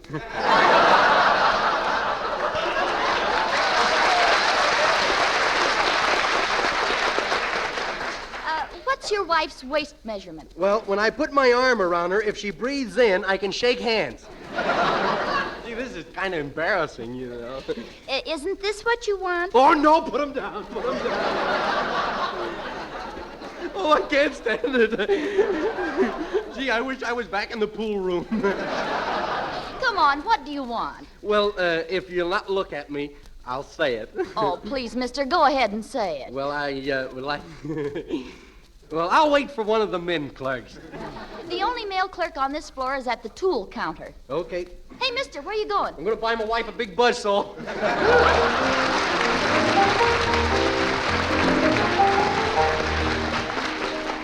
Did you ever see one of those guys run into a department store, Harriet, who was in a hurry? One of these type of guys. Pardon me, you got any mousetraps? Yes, we do. Give me a mousetrap, will you? Yes, sir. Just a moment, sir. Well, don't stand there. Give me the mousetrap. Hurry, I got to catch a bus. I'm sorry, but we don't have any that big. Okay.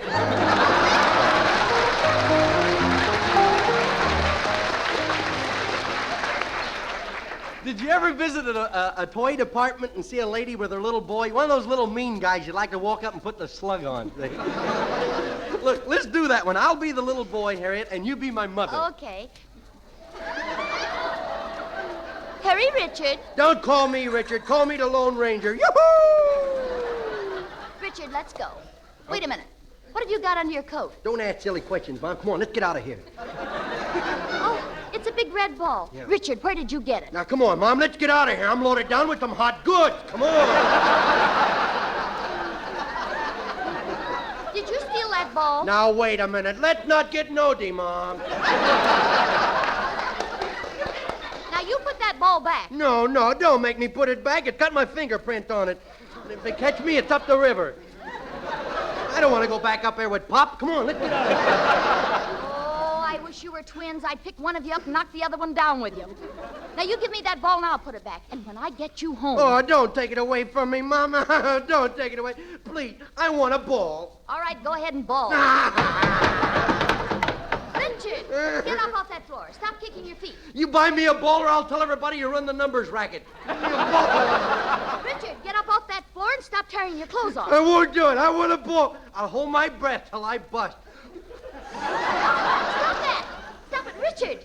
Don't Don't you embarrass me in front of all these Madam, people. I'm the floor walker. What seems to be the trouble? Oh, it's my little boy. He's holding his breath because I won't buy him a ball. Well, for goodness sakes, buy the little scavenger the ball. Look at him. Don't tell me what to do. After all, I'm the mother of 6. I am now the mother of 5.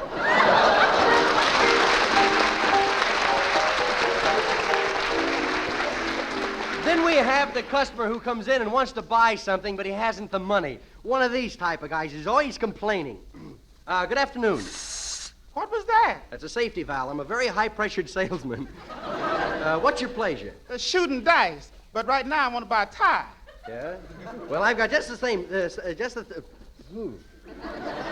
I have just the thing for you. It's very patriotic, a red, white, and blue one. Yes, sir. Those are my favorite colors. How much is the tie? That's $1, yes, sir. $1 for a tie? Yeah, 50-cent American dollar. What is this, a department store or a museum? Wait, let's go back. Good old 50-cent American dollar. $1 for a tie? Yes. Betsy Ross made it. What is this, a department store or a museum?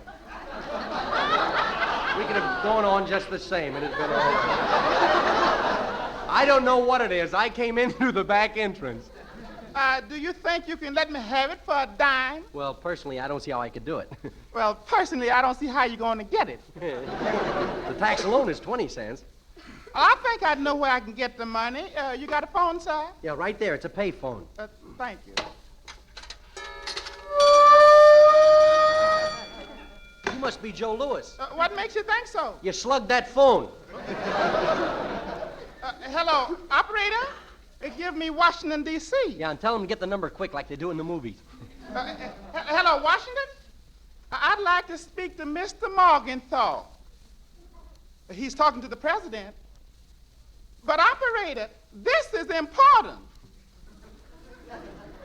Hello, Mr. Morgenthau? You is the Secretary of the Treasury, isn't you? Well, I want to talk to you first, Mr. Morgenthau. You know, those defense savings stamps are simply wonderful. They took my coin off in 2 hours flat. Next time I have a backache, I'm going to buy a bond. Mr. Morgenthau, I wonder if I could get your autograph. What's that? You say your signature is on every new dollar bill. But, Mr. Morgenthau, I ask you, just man to man, is it worth it? What I call you about, Mr. Secretary, is I pays my taxes regular, and I want a loan of $1 to buy a tie. What's that? Oh, I see. You can't let nothing out less than 7 billions.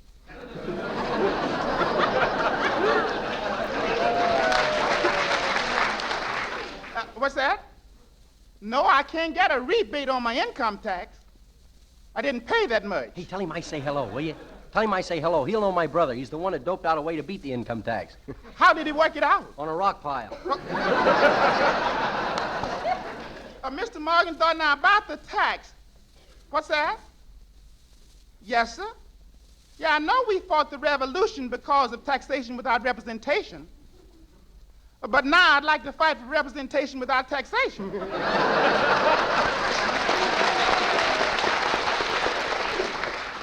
Please, Mr. Morgenthau, couldn't you help me? Well, ain't you got one of the 3 keys to Fort Knox? Oh, I see. The Treasury itself is having trouble making ends meet. But what I'm going to do, how am I going to raise the appropriation? Oh, do what you do when you're stuck. Get a little note to Congress, sign Roosevelt.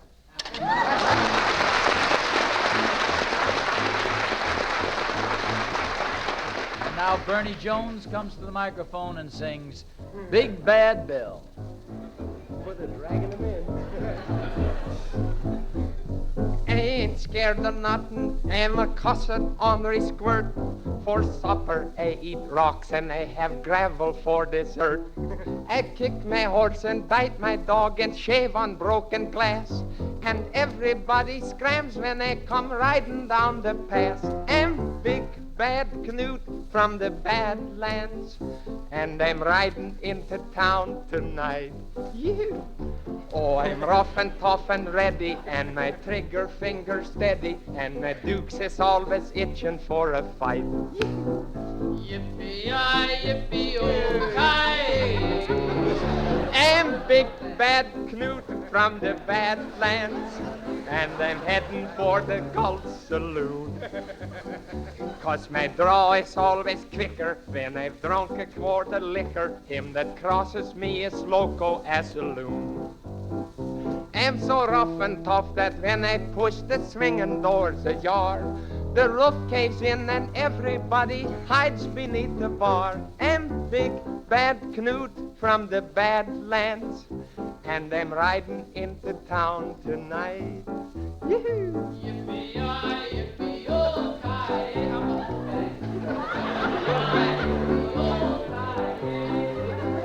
And big bad Knut from the Badlands, and I'm going to hit the hills or bust.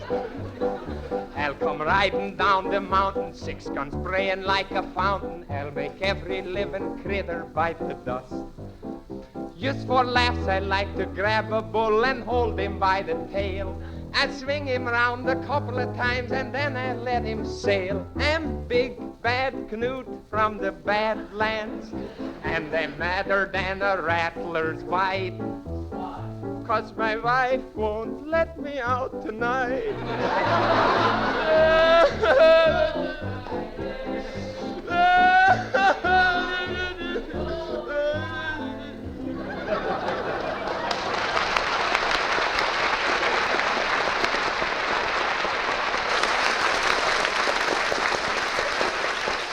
Thank you very much. That Ozzy's got a hell of a band, ain't he?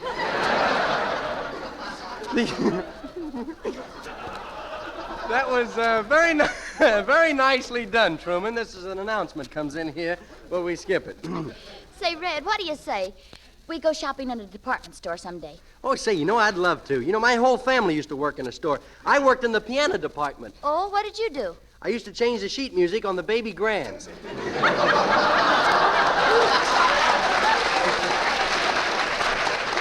I'll never forget the day my father left the store. His trouble started in the locker room a few minutes before the store opened. The manager was giving a pep talk to the men. Today is the day, men. I want you to get in there and fight for dear old Stacy's. Remember, they have us outnumbered, but we let them know we can't be licked. Today we were in the bargain basement. $1.98 shoes are going at $1.96. Couldn't I be putting ladies' underwear? You look kind of silly. Look, I have a wife and kids. Buck up, Skelton. Your duty is in the bargain basement. Remember, ours is not to ask why. Ours is to do and die. But look, I'll do anything, but don't send me down in the bargain basement. I'm not strong enough to handle those two. I saw you send Quigley down there yesterday. And when he came up, ooh, he was a pitiful looking sight. Look, I'm too young to die. I saw those women outside of the store this morning with those big, long, red fingernails. They ain't human, I tell you, they ain't human. Oh, pull yourself together, Skelton. We'll be opening the door soon. Yes.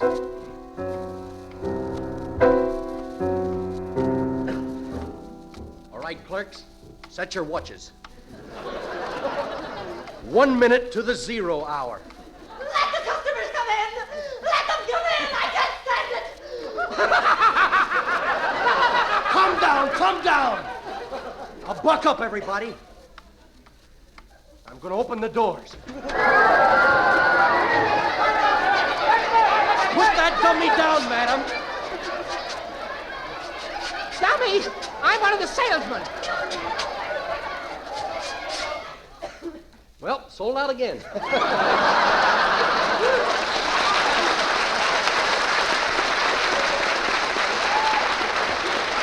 Oh, what a day, what a day. Skelton, I think this rush is getting you. Yes? You look pale. I do? Yes, you're much lighter green.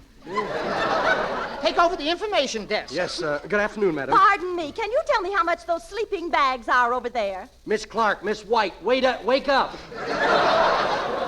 Gosh, this floor's dusty. It's so dusty I wouldn't be surprised if a couple gophers hopped out. Say, Porter, come yes, here. Mr. Skelton? Look at this floor. It is sort of uncouth, ain't it? Did you sweep under the information counter? Mr. Skelton, I swept everything under the information counter. So, Mr. Skelton, you was kind of late this morning. Did you punch the time clock? No, I was too tired. I just slapped it.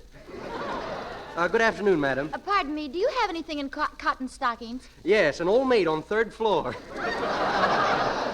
How do you know she's an old maid? She's the only one up there with a picture of Clark Gable and a rabbit's foot.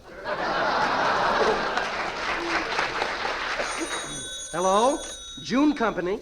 Well, I like to order some groceries. I like to order some groceries and other things. Are you taking this down? Oh, don't worry, madam. I have a very good memory. What do you want? Well, I want a tube of toothpaste, a loaf of bread, a box of matches, a bottle of tomato juice, a yard of ribbon, a jar of olives, a bunch of bananas. You got that? Yes, I've got it. Well, say it back then. Now, let me see. You want a tube of bananas, a loaf of matches, a bottle of ribbons, and a yard of Oh, olives. no. Your memory is very poor. It's an olive of bananas, a bread of tomato juice, a toothpaste of matches, and a loaf Now, of... wait a minute, madam. I have it. It's a ribbon of yards, a tomato of bottle juice, and a banana of bread tubes. Oh, no. No, it's a tomato of bread juice and a yard of matches and an olive of tooth ribbons.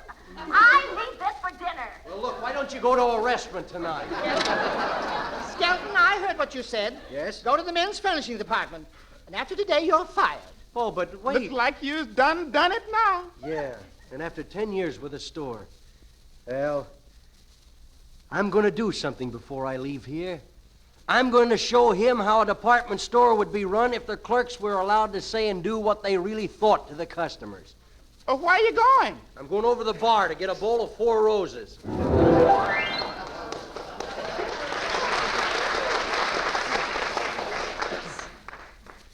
Take it easy, Mr. Skelton. Wonderful. Call up my wife and tell her not to chop any wood. I'm bringing home a load.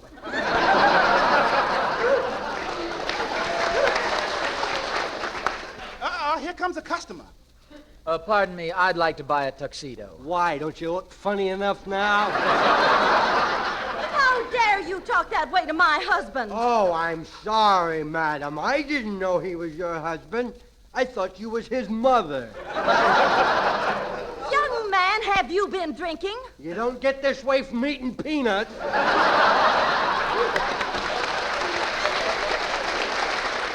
Let's look over here. This is a nice-looking suit. May I try this on? Yeah, but stand still just a minute.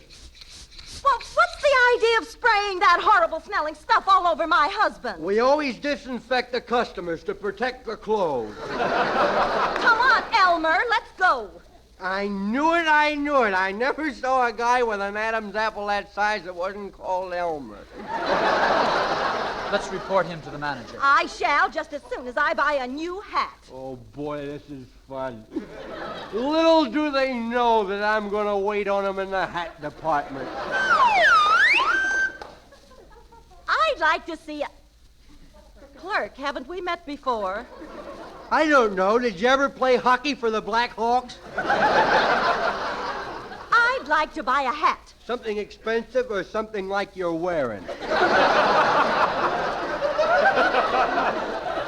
What's that on the 3rd shelf? That's my bubble gum, and it ain't for sale.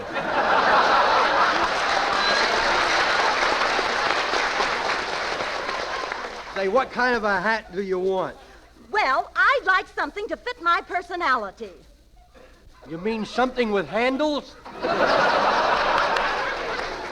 Elmer, this is the same man. Are you going to stand there and let him insult me? Do you want me to leave, dear? Yeah, go on and crawl back up the rain spout, you drip. Get me out of here! Take me home! I'll never come in this store again as long as I live. Press the button for the elevator. Leaving again? Why, that looks like the same man running this elevator. Going down? No! Going up? No! Well, I can't go sideways.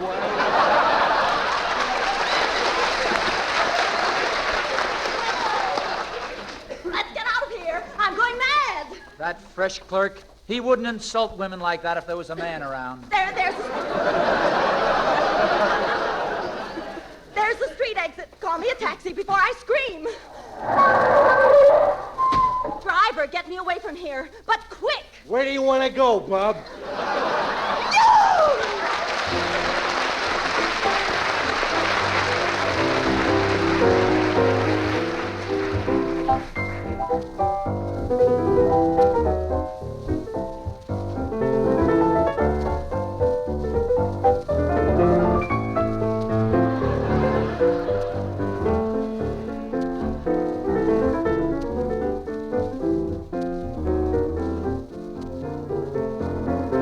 Pardon me, ladies and gentlemen, this is Truman Bradley again. And don't forget, Red Skelton, Ozzie Nelson, Harriet Hilliard, and Wonderful Smith will all be here at the same time next Tuesday. Be waiting for us, will you? Truman, before you say goodnight, I'd like to say something to the folks. Fine, Red. Come in, will you? Good night. Red Skelton appears on this program through the courtesy of Metro-Goldwyn-Mayer. This is the Red Network of the National Broadcasting Company.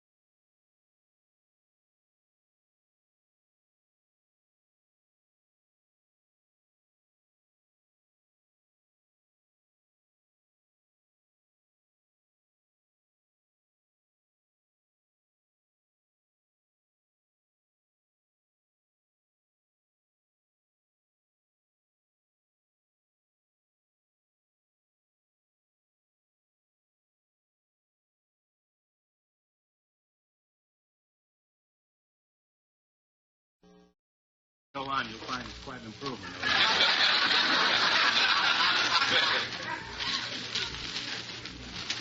How many heard the show last night? Pretty good average, 173, I got.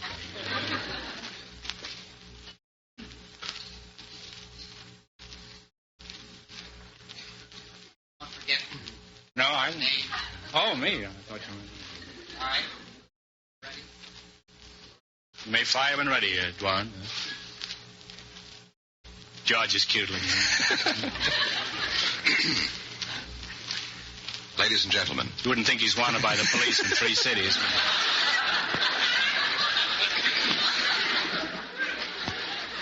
I have a job to do.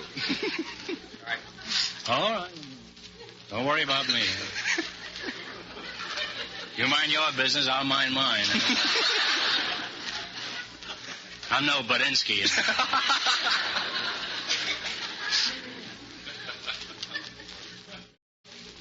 Ladies and gentlemen. With Bauer and then... I was just thinking of Bauer and Aldridge now. They're now going to run for mayor. It really doesn't make any difference. Mickey Cohn's going to run the city anyhow.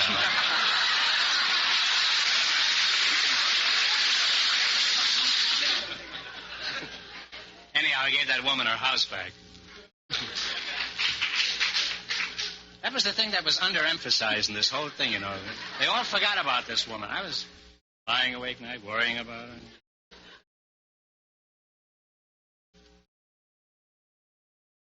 What a crook that Pearson.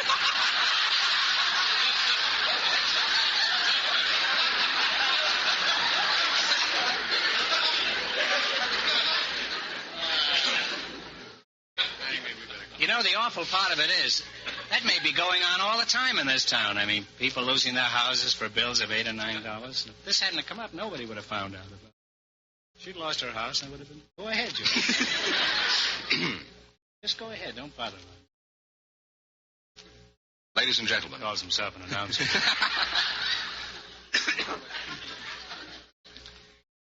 Ladies and gentlemen, the secret word tonight is head. H-E-A-D. Really? You bet your life.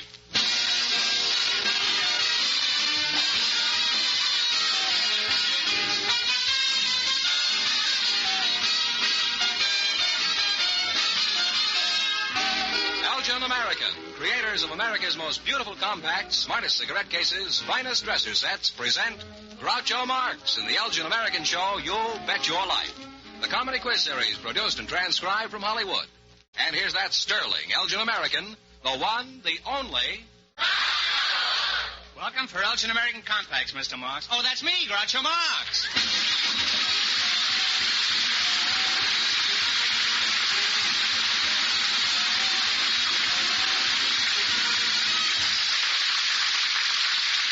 Thank you. Tonight we have $1,000 for one of our couples. George Fenneman, who's first to try and take it away from me? Just before we went on the air, the studio audience selected a bachelor and a spinster to be on the show. And here they are. Miss Harriet DeBow and Mr. Norton Schreiner meet Groucho Marx. Welcome to the Elgin American program, folks. And if you say the secret word at any time we're talking, you'll each win the amazing new Apollo 16mm sound movie projector. It's a common word, something you use every day. Miss, DeBow, is that? Yes, sir. DeBow, is that yes, sir. French? Yes, it is. French descent. French descent. French descent. It's good enough for me. Now, you're a spinster, eh? Yes, I am, sir. What kind of work do you do, Harry? Well, for 20 years I was a telephone supervisor and 20 years a hotel clerk. I'm now retired and going to school. You're kind of doing the whole thing backwards, aren't you?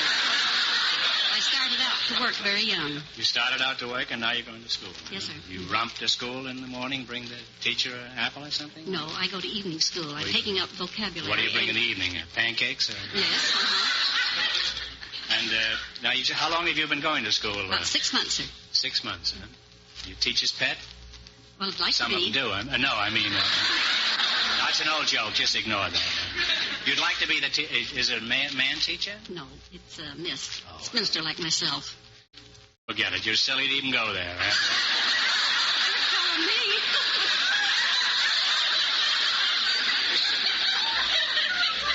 Thank you. Just walk up and down in front of your house. You do much better. Mr. Schreiner? Norton Schreiner, is that? That's right. You're a bachelor. Huh? Yes, sir. What do you do besides bacheloring? Well, I'm a relief man down at the Italian kitchen in Los Angeles. You speak Italian? No, sir, I don't. What kind of relief do you bring them down there? Well, just relieve other men so they can have a day off every week. Once a week. Well, that's a good job. You just work once a week? No, sir, I work 6 days a week. They have 6 men that get relieved? Eh? Yes, sir.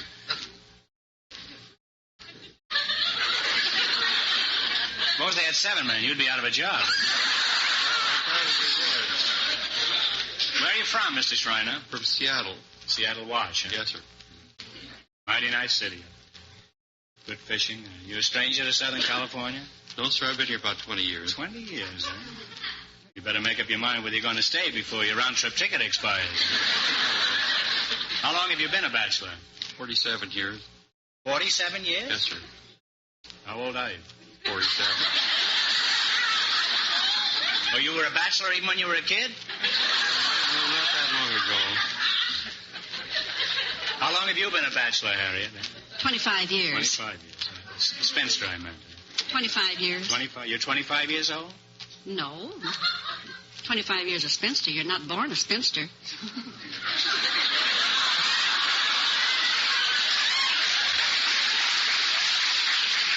I know I wasn't then. And how old are you now, Harriet? Within reason. Within reason? Yeah. 60. 60, yeah. And, Mr. Norton, what's the reason you're not married? Well, I never met the right kind of a girl, I believe. And, Would you like to get married? Yes, sir, if I met the right person. Why? Why would you want to get married? Well, for love and companionship. So either one, or just?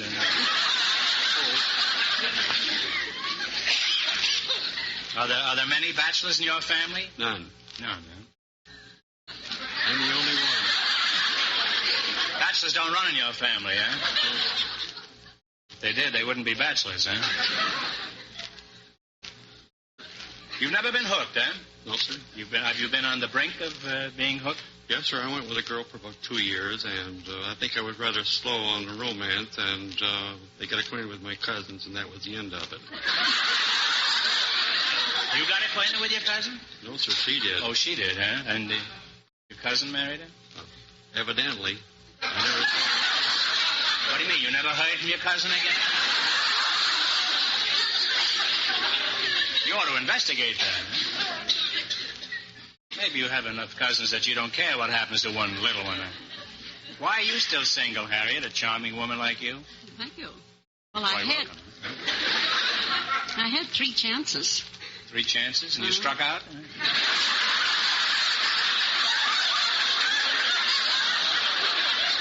I was too particular, I think. I lost them. Your standards were too high, huh? That's what I think, yes. Now, I mean, would you lower the standards? Indeed, I would.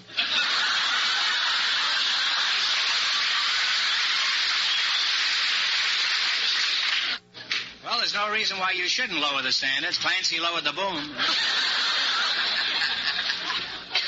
So you would get married if the right man came along. Indeed, I would. Oh, Mr. Schreiner, what type woman do you prefer? The bold, aggressive type or the sweet, helpless, clinging vine type? I prefer the sweet, helpless, clinging type, and not too helpless. Not too helpless? Not too helpless. You don't mind how much they cling, though, huh? No, sir. You know, you could get a grapevine and you wouldn't have to... You get the same effect and it wouldn't cost you anything. Except that the roots keep getting mixed up with the tomatoes. Now, you know, I haven't much idea what I'm talking about. I think that makes it unanimous. Now, Harriet, which type are you? Are you the clinging vine type or are you the aggressive type? Well, I could be either one, but I'd rather be the clinging vine. You're not sure which you are, huh? Now, suppose you found a woman you greatly admired, Norton. How would you pursue your courtship? Well, by being charming and polite and taking her candy once a month. There's no danger of that girl getting diabetes.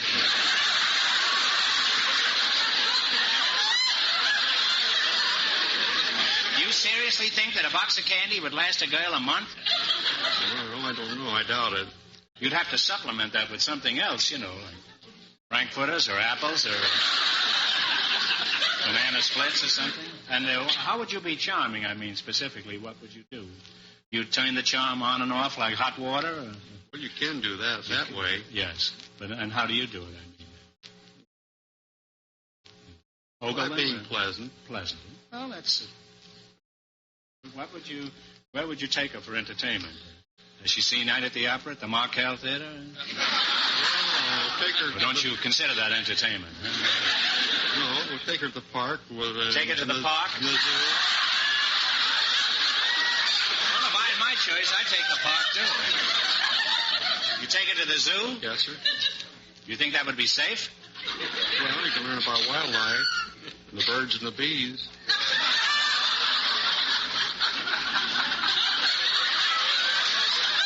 I didn't know they had bees in the zoo. Why don't you take her to a, what do they call it, an aviary? Or something like that. Well, they have that in the park. Oh, they do? Well, you're pretty familiar with the park, aren't you? You're kind of a park expert. How does this all sound to you, Harriet? Would you be interested in a man like Norton here? Oh,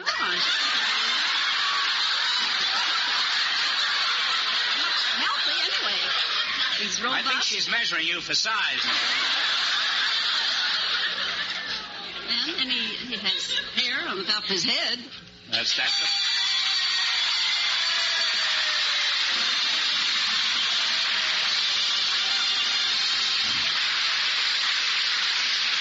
Harriet, you said it. You said head, and so you each win an Apollo 16mm sound movie projector. Oh, thank you. Not only that, you could walk out of here with over $1,000 tonight. You're really using your head to good advantage tonight, Harriet. Well, thank you, sir. Well, you're a sweet young lavender blue, dilly blue. And here are your gifts from Elgin American. For Norton, the silver finished cigarette case. Norton, get a load of all that scroll and gravy there, huh? And for Harriet... Oh, what I've always wanted for my dresser. Well... Isn't that beautiful? Yes. I never could afford to buy myself a beautiful Elgin set like that. Thank you so much. Well, it's a pleasure to give it to you, Thank you, sir. Don't take it to school with you, that's all. Now, you have this lovely jeweler's bronze dresser set with raised design, and I hope you're very happy with it, Harriet. Thank you, sir. Now, what's the closest you ever came to marriage, Harriet? Well, the second sweetheart that proposed to me was very, very fond of me, but of course I was quite young. And after we were engaged, I went out with other boys. So, of course, he didn't like that. Didn't? No. Some fellows are nuts, aren't they? Yeah, he thought I was a butterfly or something, I guess, and so he didn't want to take any chances. So he asked me to return the engagement ring, which I did. And I've never been sorry for it. And what happened to the third one? Well, the third one went away to war. And the first one? The first one, he entered the monastery.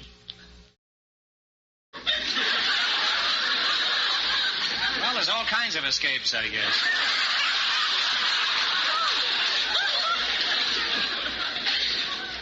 Well, would you still marry him today, this one with the butterfly episode, Harriet? Oh, I don't believe I would. Why not? Well, he's married now. He's got about 7 children. He's got 7 children, and you wouldn't marry him? Huh? No. Mm-mm. Would you marry him if he had 4 children and was married? No, I don't believe I would. You wouldn't.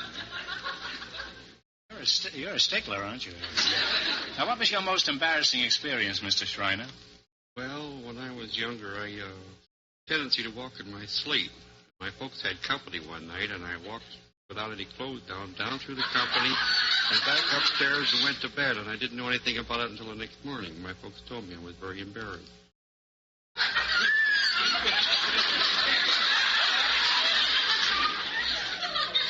You make a habit of doing this? Not so anymore. You don't, huh? You go to bed with an overcoat on now, I suppose. Huh? How old did you say you were, Norton? 12 years old. You are now 12 years old? I was 12 years old. Oh, you were 12 years old. Well, that age, it's not so important. Now, let's pretend that I'm your father. Harriet, you pretend you've made up your mind about Norton and you want to marry him. You come into the parlor and I'm sitting there knitting a hot water bottle. What for? Well, it looks better, I think, knitted. Huh? And you ask my permission. Now, you go ahead. What would you say to me? I'm your father now, and you ask me. We're only pretending. You're my father? Yeah, I'm your father. You want to marry this chap, and you come in the parlor, and I'm sitting there. Well, Father, I'd like to marry this young man. I know he's much younger than I am, but I probably need a younger man.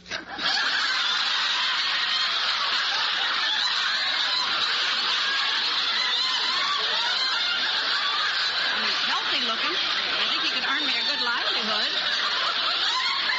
Then he'd bring candy once a month. Bring me a box of candy, that would be nice. He wants the clinging vine. I can be a clinging vine. Well, at this moment, the water is running out of the hot water bottle. Well, my son has expensive tastes. Could you support me, too? Yes, I'd be willing to support you, too. He's a growing boy, you know. Would you care for him through his customary childhood ailments like gout and rheumatism? Yes, I Falling think I... arches? Yes, I would. He's always had a roof over his head. Could you give him a nice home? Where? No, he'd have to provide the home for me. Would there be room enough for me, too? Yes, indeed. We'd make room for you. Well, Harriet, you have my permission. You may marry my son, huh? Blessings on thee, little man, barefoot boy with cheeks of tan. My name is Groucho Marx, and I'm 81 years old. Now, Norton, what have you got to say for yourself? Well, I don't know. Why don't you marry her, Father?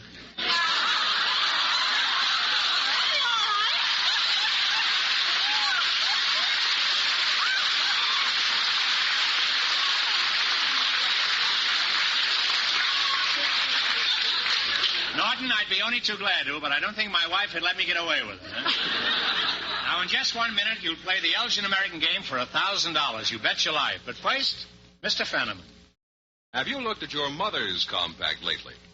Mother's Day is May 8th, and an exquisite new Elgin American compact is the glorious gift of beauty and utility she'll carry with the greatest pride for a long, long time. Because it's first in fashion, jewel-like in finish, and perfectly made the famous Elgin American way. Tomorrow, see these preferred compacts in smart costume colors, silver finish, jeweler's bronze, and sterling silver at your favorite store. And at the price you want to pay.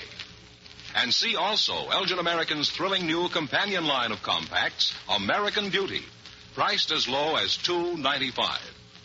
Tell Mother she's #1 with you by giving her a superb new compact with America's #1 name, Elgin American.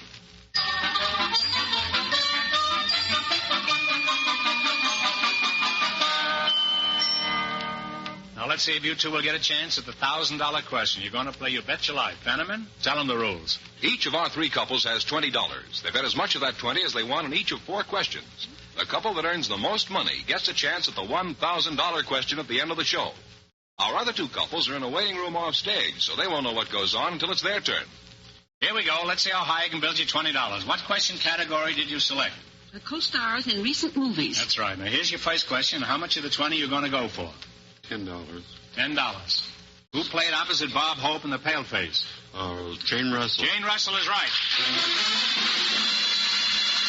They're on their way with $30. Remember, you're going for $1,000 tonight. How much of your $30 will you try?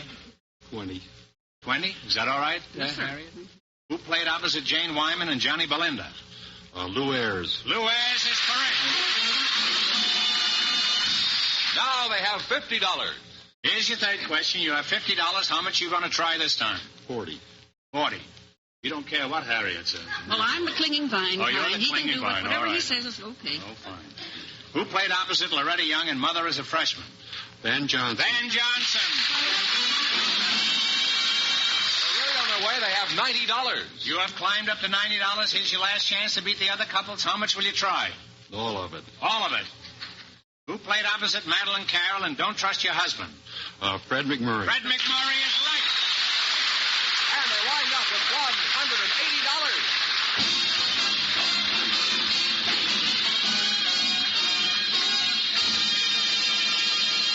Don't forget, you each won an Apollo Sound movie projector for saying the secret word.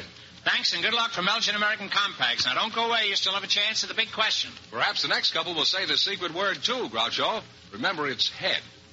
They've been in a waiting room off stage. Okay, boys, bring them in. Just before we went on the air, our studio audience selected a telephone operator and a housewife, and here they come. Operator Pat Gilbert and housewife Jean Benjamino meet Groucho Marx. Welcome, girls. Welcome to the Elgin American program. And if you say the secret word at any time we're talking, you'll each win the amazing new Apollo 16mm sound movie projector. It's a common word, something you use every day. Miss Gilbert, you're the telephone operator, eh? Yes. Where are you from? Patricia, huh? Patricia Gilbert. The telephone company. You're from the telephone company, huh? That's where you were born? Well, sometimes I think so. Uh-huh. Well, I've been in the hands of the receiver many times, I thought. And now that we're past that persiflage, where are you from, Pat? I'm from Plymouth, Massachusetts. Plymouth, Massachusetts. Yes. Rhode Island Red. Uh-huh. Well, you look much better than that rock up there, I'll say that. Oh. Are you married, Pat? No, I'm not. You're not. Huh? Pretty happy about it, too, huh?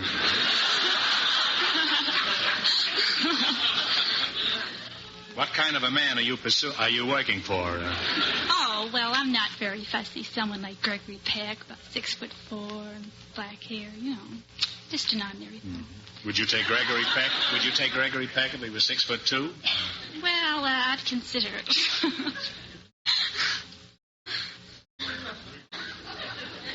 What kind of a man are you working for now, Pat? What kind of a man am I working for? Aren't you working for anybody? Don't you have a boss there? No, there's all women where I work.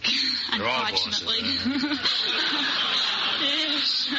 Mrs. Jean Benjamino? Yes. You Italian descent? No, I'm not. You're not? I'm Irish. Irish, Italian name, though. Husband? My husband's Italian. Husband. We've been ignoring you, but I suppose you've been eavesdropping here. Yes, I have. After all, this is a party line, Where are you from? New Jersey. New Jersey. And how many children do you have? One. What does your husband do? He's a civilian patrolman. How many children does your husband have? One.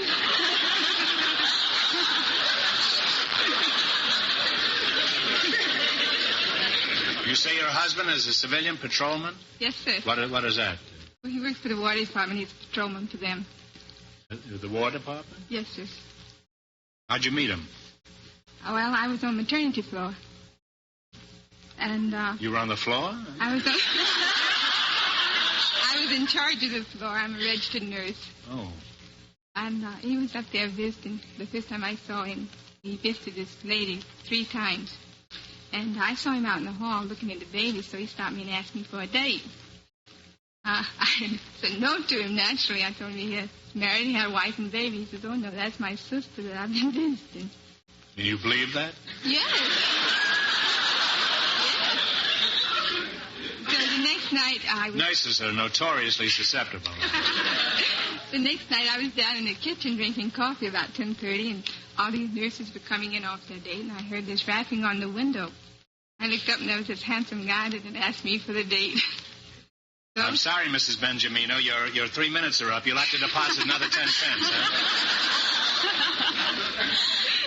Go right ahead. Don't pay any attention to me at all. Well, nobody else does. He asked me to go crabbing with him. Go where? Go crabbing with him. Crabbing? Yes, sir. Soft or hard shell? Soft.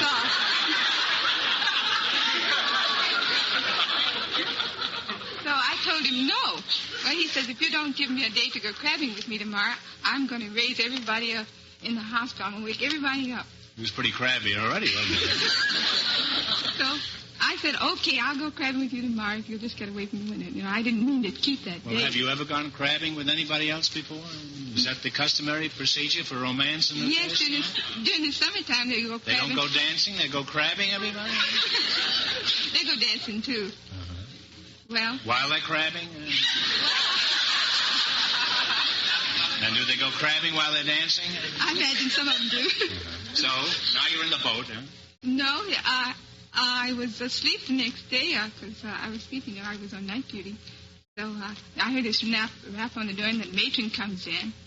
She says, there's a nice young man out here. You want to go crabbing with him. I said, oh, no. She says, oh, get up. Evidently, he had sauce of the matron and convinced him that I should go crabbing with him. So she talked to me and talked me into going crabbing with him. So... He was a very persuasive fellow. He certainly was. And is he still very persuasive? Yes, he is. Talk you into anything? Yeah. Well, he talked me into 3 months crabbing with him. And when the crabbing season was over, well, we just got ready to get married. What did you do when the crabbing season was over?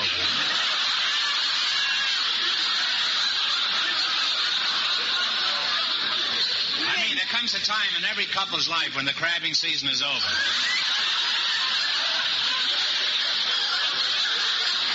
Then they get married and the crabbing starts all over again. So? Well, we got married. After the crabbing, the deluge, I know. Yeah. Now, operator, do you mind if I give you a buzz again? What kind of an operator are you? Huh? Oh, a telephone operator. I'm the operator you get when you dial O. Oh, I see. You must dial O more often. Huh? Obviously, you're the belle of the phone company, huh? As a phone operator, how many hours a day are you on the phone? Oh, 8 hours. You spend 8 hours a day on the phone, huh? Mm-hmm. Typical woman. Oh. I don't see how you get any work done. Now, housewife, you had an average day. How much time do you spend talking on the phone? Oh, about an hour altogether. An hour. And what do these phone calls consist of mostly? Social calls. Social calls. Yes. What do you talk about? Well, my sister calls me up and talks about her boyfriend most of the time, and my arm gets broke. I prop it against the table, and here she goes. She talks. Why? I don't do any talking. She does it all. What does she talk? What is the gist of this? I mean, is she complaining about her boyfriend, or? Well, she's just giving me the whole story of everything that happens. And is there a new story every morning? No, it's the same old story, so that's when I just sit there and listen. I see. Well, you could put stuff in your ears, you know. I guess I could go make the beds up and watch and come back again. She'd never know I left the phone. Well, try that tomorrow, will you? Well, we have some wonderful gifts for each of you. Elgin American's Jewelers Bronze Compact engraved with flowers. It's perfect for Mother's Day. Thank you so much. Oh, it's beautiful. And, operator, how do you like it? Isn't that a very nice number? Just what I wanted. I hope it has a nice mirror. Now, line is busy. To satisfy my curiosity, why aren't there men telephone operators? Well, we did have them when the company first started, but they were very discourteous to the customers, and they used bad language. And they didn't have the patience that girls have to sit there all day. So finally they decided to have women operators, you know, the voice with the smile. Yeah, very pretty smile. I thought it was because if a man answered, everybody'd hang up.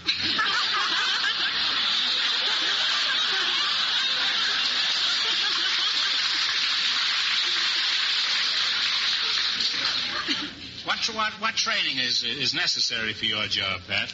Well, we go through 12 weeks training on with an instructor on a dummy board.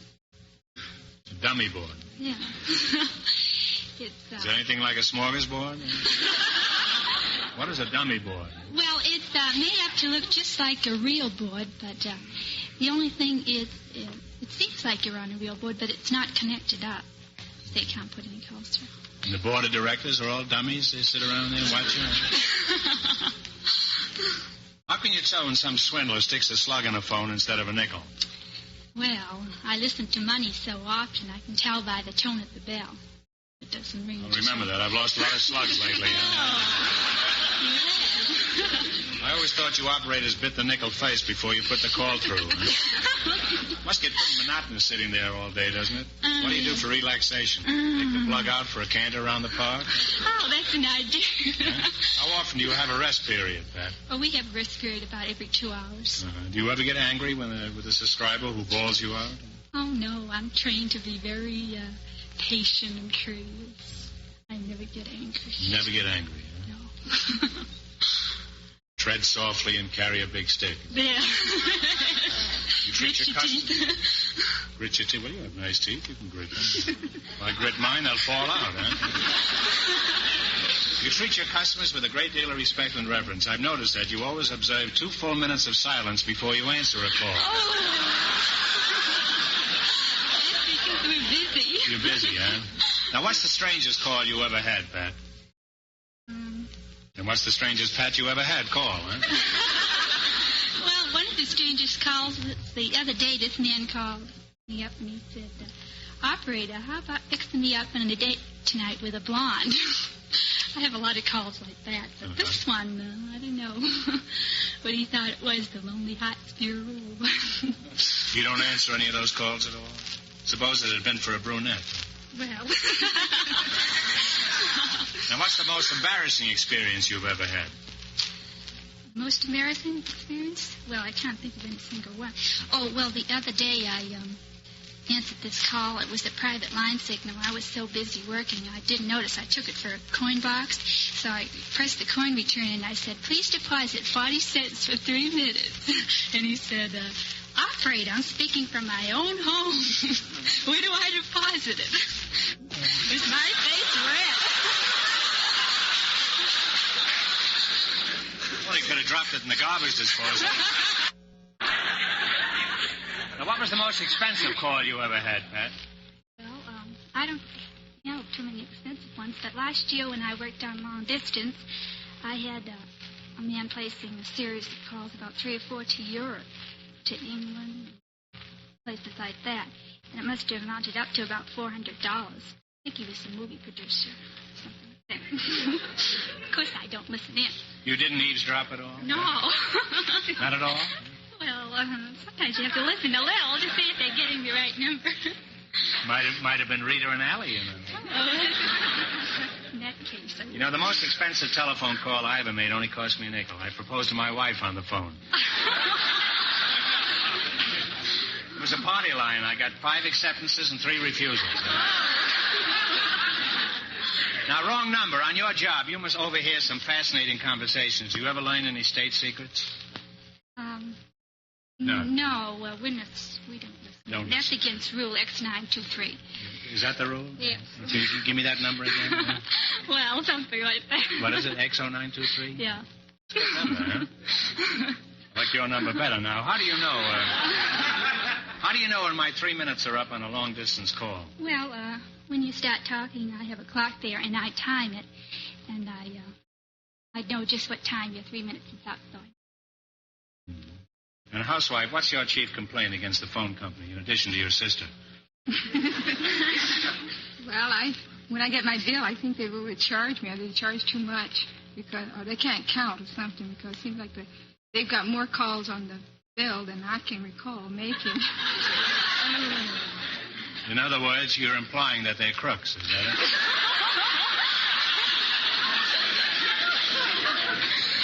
I can have explain a laundry bill. I can't figure mine out. Extra calls, they don't know no details or anything. Now, what have you got to say to that, operator? Well, That's a pretty serious charge. It's the customer's fault because they don't realize how long they talk. 3 minutes. Don't goes blame her. by. It's her sister. It isn't her. Well, what advice do you have for your customers? Do you have anything to tell them that could cut down their phone bill? Cut down their phone bill? Well, maybe to time their calls or not to talk so much. Not to go into such detail. Oh, I see. Now, well, suppose I called you up and tried to make a date with you. What would you do? Suppose I'd call you up and say, operator, what are you doing tonight? Well, I've heard your voice over the phone, and it's that very happens musical. all And the time. It does, huh? Well, what do you do? How do you answer that? Well, I try to get around to give them the brush off or talk them out of it or be very businesslike. If I can't get rid of them, What do you give do? them to the supervisor and let And her... he goes out with you? Well, I don't know. I can't hear. Recently, I was talking to a friend who only lived 3 blocks away, but I could hardly hear him. What would you say was the trouble? Oh, I guess you had a bad connection. Connection? He was hollering out the window, huh?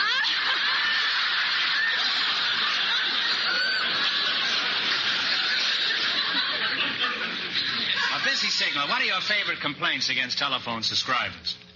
Oh, they're not very courteous, and besides that, they treat us like we're a machine, and after all, we're not. You certainly don't look like a machine to me, Pat, huh? Oh, thank you. If that was the way machinery looked, I'd become an engineer in the morning, huh?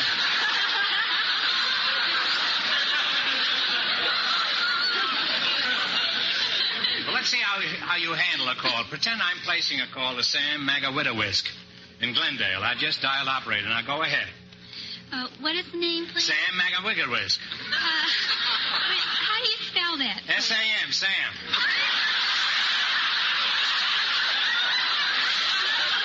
I mean the other name, Mr. Whiskey Whisk. If I could spell it, I'd write him a letter.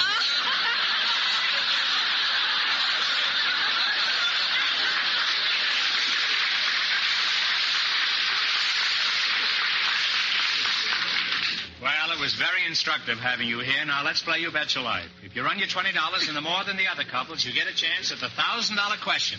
Fenneman, remind our listeners how much the first couple won. Here we go. Let's see how high you can build your $20. What question category did you select? The popular songs by Harold Arlen. Oh, that's right. Here's your first question. How much of the 20 are you going to try? Speak right up loud. 10. There's over 200 people listening to this all over America. Huh? 10 we'll try. $10 you're going to try? Give me the title of this great Arlen tune. Play, Jerry. I don't know why. Stormy weather. Stormy weather is right.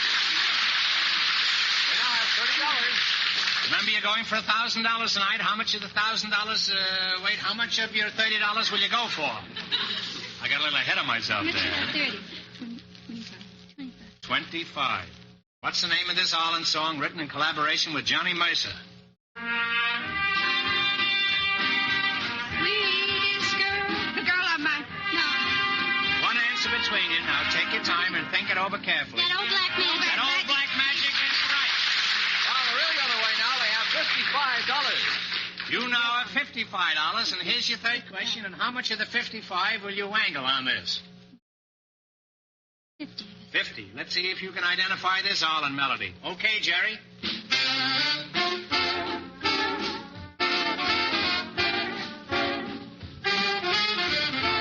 Accentuate the positive. Accentuate the positive. That's exactly what they're doing. They now have $105. Yippee! You have $105. Here's your last chance to beat the other couples. How much of the 105 will you nibble at? 105. No, say just a 5. No coaching now. You know how much the other couple won. 90. $90, huh? In German, they call that Ausgerechnet. All right, $90, huh? What's the name of this melody by Harold Arlen? Paper moon, it's only a paper moon. And they wind up with $195.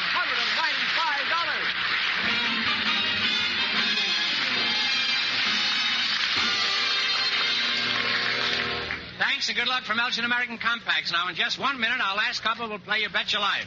And then we know who gets the chance at the $1,000 question. Fenneman, say something new for a change. How about a nice recipe? A recipe? All right, Groucho, how's this? A recipe for happiness. Take a lovely new Elgin American dresser set. Give it to Mother on May 8th, Mother's Day. And see how perfectly delighted she'll be. This is the gift that really dresses up a bedroom. It's the unusual gift that proves you gave thought to Mother's big day. These dresser sets come in a range of easy prices and lovely designs, with or without matching powder jars. Combs are hand-cut. Bristles are nylon. Mirrors are specially ground for extra clear reflection. Every detail is Elgin American perfect for the perfect gift Mother deserves. See these beautiful, beautiful dresser sets tomorrow. For the Mother's Day gift she'll cherish for the special look it gives her bedroom, for that special cared-for feeling it gives her. Give a charming new dresser set by Elgin American.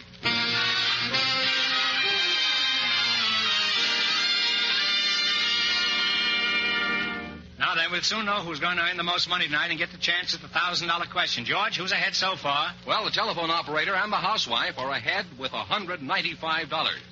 And here's our final couple, Groucho. They've been in a waiting room off stage, so they don't know the secret word is head. Okay, boys, bring them in.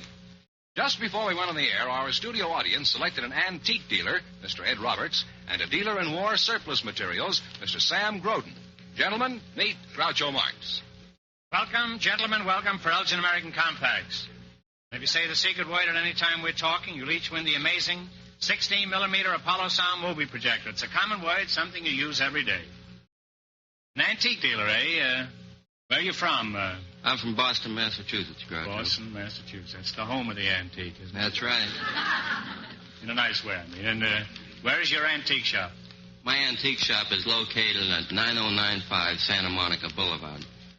Are you married? No, I'm not, Groucho. Have you got a girlfriend? I sure have. Are you going to get married? Well, that lies in the future. Well, it usually does. How did you meet your girlfriend? Well, I was walking along Hollywood Boulevard one day, Groucho. That's the place for it, then. Right near the corner of Vine. La Brea isn't bad either. I got one a couple of weeks ago up in the top there. I bumped in.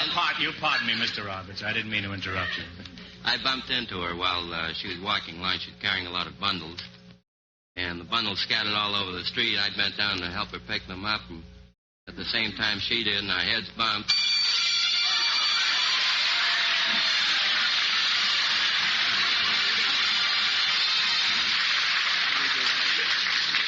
Well, my head is bumping, too, tonight. Here we go again. You said it, head, and that's the secret word. So that means you each win an Apollo 16-millimeter sound movie projector. It's also highly possible that you might walk off with $1,000 for the big question tonight. Now, where were we before you poked your head into the show, huh? I was bumping my head. You were bumping heads, huh? You were doing the bumps on Hollywood Boulevard, huh? That's right. And what happened?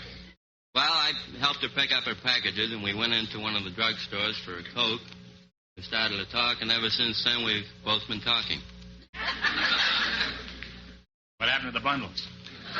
Did you ever find out what was in the bundles? No, I didn't, Groucho. Did it ever occur to you that perhaps this was a device on her part to hook you? No, it sure didn't. You look like a pretty hep young guy, and I'm surprised that you should get fooled by anything as obvious as that. We do, no matter how hep we are. It doesn't make any difference, no. Ultimately, you'll get hooked, Mr. Sam Groden, you're the war surplus dealer. Yes, sir. We have two stores. Oh, now, wait a minute. Let's get in a few words about Elgin American first, You have two stores, huh? That's right. You deal in war surplus. That's right. How many times have you been indicted? How's business, Mr. Groden? Just fair. Business is fair, huh? That's pretty good. Who wants to buy a surplus war? Huh? We got a brand new one coming up. Where are you from, Mr. Groden? Los Angeles. Native son. Native son. daughters out there would like to hook you, too. Already married. Already married. You're wasting your time. You are married, huh? That's right. Is your present wife your first sweetheart? No, she isn't. What happened to the others? Did you sell them as surplus? No, I didn't sell them as surplus. When I went in the Navy, I just forgot about them.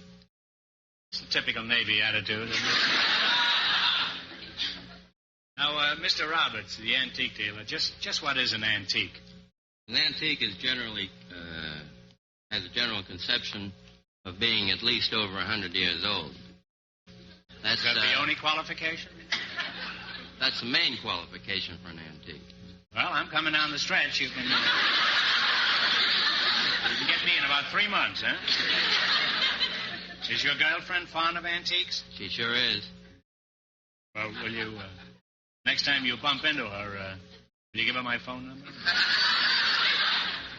What was your most unusual experience as an antique dealer? Well, Groucho, my most unusual experience was having a woman walk in the shop, and she was shopping for a soup tureen. Well, Any particular kind? Noodle or matzo ball or anything? Probably Matzo ball, right? Are there differences between soup tureens? I mean... Not as far as matzo and noodles. You mean soup tureen is a soup tureen? I mean, it'll handle matzo balls or noodles, huh? I'm glad to know that, you know.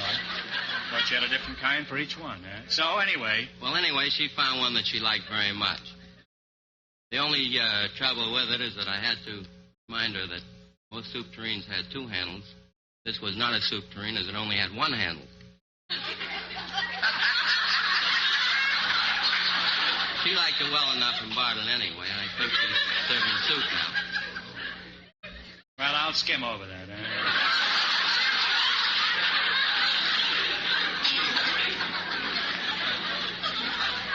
How do you junk dealers, I mean antique dealers, how do you get those holes in old furniture? Do you have a little squad of trained worms that... Oh, if a piece is antique, then it's got those holes in it already. Does it? Well, how does it get the holes in it? Well, I don't know who trained the little worms, but evidently there were worms at one time that did make the holes in the pieces. That's the only test of an antique? No, that isn't the only test, but it's one of them. Where do you get your antiques? Well, I have all of my antiques shipped in. You breed your own worms? You have them all shipped in? I have them shipped in from the New England states. My mother does the buying back there, various private estates. Long trips through the small towns? That's right, through the small towns of New England. You ever been fooled by a phony one? I sure have. How do people get bamboozled by it? Well, when I first started in the business, I went ahead and bought something that I believed genuinely to be an antique. A man walked in, and I tried to sell him this piece and found out that he'd reproduced it himself less than 2 years before that time. Well, when you get stuck with an antique that was made in Grand Rapids, are you always successful in palming it off on some sucker? None of my antiques come from Grand Rapids. Well, one time in New England, I nearly got stuck with an antique. But I knew instantly our paint was cracked in the wrong places. Actually, her legs were what fooled me. I thought they were Duncan Fife legs. As a matter of fact, they did belong to Duncan Fife. I know, because he came back the next morning and got them. He was pretty drunk. His name might have been Drunken Five. I don't remember. Now, war surplus, you've been standing there like you were surplus. Wake up, you're about to make a sale. Tell me, just what do you sell? Well, you name it, we have it.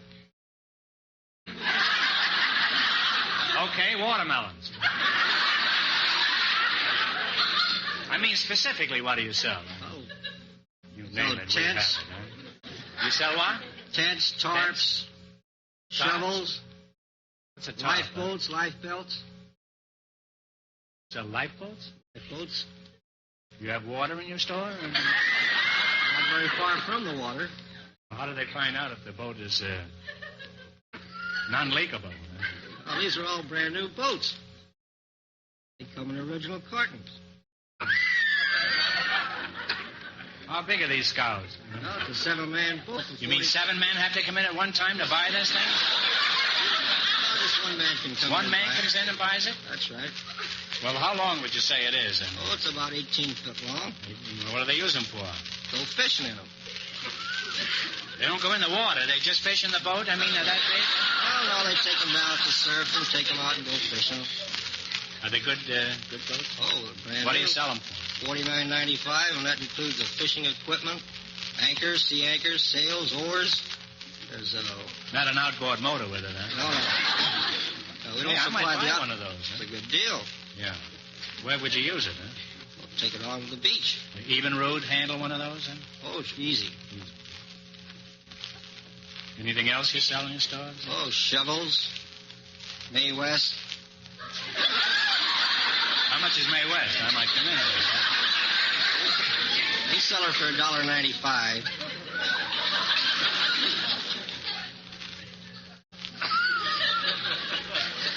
We also have life belts and jackets and shoes. You're all ready for a war, aren't you? No, not right now. No. You in the war, the last one? I was in the Navy. Did you have your own boat? The government supplied one for me. What was your most embarrassing experience, war assets? Well, the most embarrassing experience is when I got married. The judge was going through the ceremony, and I kept saying, I do, and the judge says, one I do is enough. That was just about my most embarrassing experience. What'd you say? I do. You just kept on repeating it, even after he told you it was enough. Huh? I'm still doing it. I do. Well, you're just an old yes man at home, huh? Not quite. Well, just to show you how welcome you are, we have an Elgin American silver finished cigarette case for each of you. These have an engraved panel design. Now, war surplus, just what does most of your merchandise come from? Well, the Army, Navy, and the Marine Corps. You were in the Navy, huh? That's right. I bet you had the biggest duffel bag in the Navy, huh?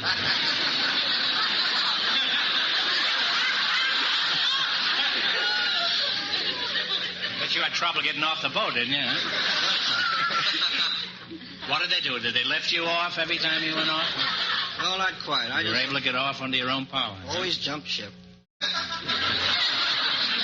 Why does the Navy give you those things? Why don't they use it themselves? No, I don't know. I guess. As soon as the war starts, everything is a scarcity of everything. They start looking around for all the things they just gave away. I'll never understand the whole thing, huh? Well, you don't know any more about it than the next man, I suppose. And the next man happens to be an antique dealer. Unfortunately, he's only interested in Civil War surplus.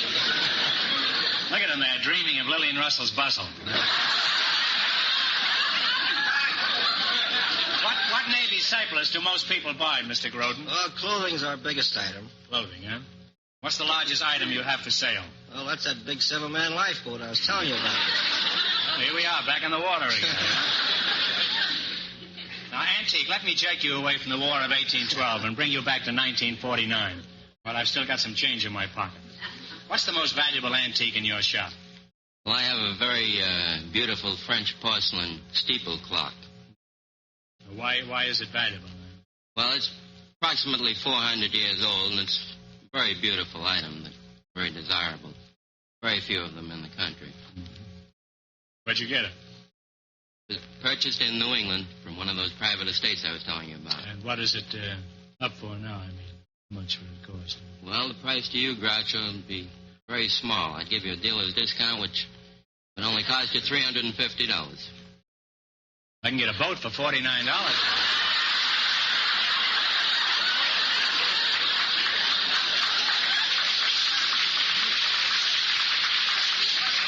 Does this clock run? I wouldn't guarantee it, Groucho. Well, it wouldn't make any difference. I never know what time it is anyhow. Now, look, I'm not going to buy anything, but do you have any rare bargains in addition to that? I mean, something a little cheaper? Nothing, huh? Not too much, Groucho. What was your most embarrassing experience, Mr. Roberts? Well, the most embarrassing experience I ever had, Groucho, was when I was invited to a basketball game. I was going to high school at the time. I thought there'd be a mixed crowd there. I walked in and unfortunately found myself the only male in the crowd. The entire gymnasium was full of women. You must have had a field day, huh? Not quite. All I got was a lot of whistles and catcalls. Oh, and you didn't do well at all there? Not too well, Groucho. Didn't get in the game at all? No, I was on the sidelines. My Aunt Minnie has a passion for collecting old spinning wheels and fixing them. She can fix them so they stop on any number she wants to. Now, let's see how you work together as a team for $1,000. You're the last couple to play You Bet Your Life. You beat the other two couples, and you get the $1,000 question. I can't tell you how much they won, but George is off stage to remind our listeners. Here we go. Let's see how high I can build you $20. What question category did you select? That one about the racetracks. Racetracks, yeah. Now, here's your first question. How much of the 20 will you go for? 10. 10? Is that all right with you, Eddie? That's fine. All right. And what state is Rockingham Park? In Narragansett. Wait a minute. What state? What state? New Hampshire. New Hampshire is right. That's a tough one. They're off with $30. Yeah, remember you're going for $1,000 tonight. How much of your $30 will you try? We'll go for the 30, right? You're going for the 30, huh? That's right. Will you be clean on the second question? Well, I'll be clean if I don't get to the right racetrack, aren't I? Where is Oak Lawn Park Racetrack?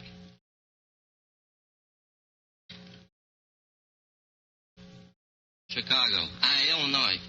No, I'm sorry. It's Arkansas. That was a tough one. You bet all your money and didn't do so well. I'm too soft-hearted to let you go home broke, so I'm going to give you one more chance. Get this one right and you win $10. It's a toughie, so think hard now. What large ocean washes the Atlantic coast of the United States? The Atlantic. The Atlantic Ocean is Groucho, that means that the telephone operator and the housewife with $195 get the chance of the $1,000 question.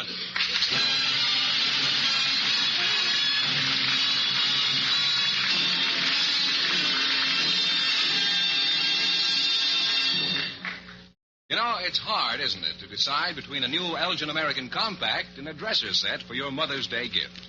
Either one will make her extremely proud and happy because it's an Elgin American. And remember, that preferred name is on Elgin American's brand new companion line of compacts, too, American Beauty, priced as low as $2.95. Mother will certainly appreciate your perfect taste in choosing a compact or dresser set made by America's leader, Elgin American. And here's the winning couple, the telephone operator and the housewife. Well, back again to try for $1,000, eh? Good luck. I'll give you 15 seconds to decide on a single answer between you, so talk it over thoroughly and no help from the audience, please. Here it is for $1,000 in cash. First Republican candidate for the presidency was a famous soldier who was known as the Pathfinder of the West. What was his name for $1,000? Think it over.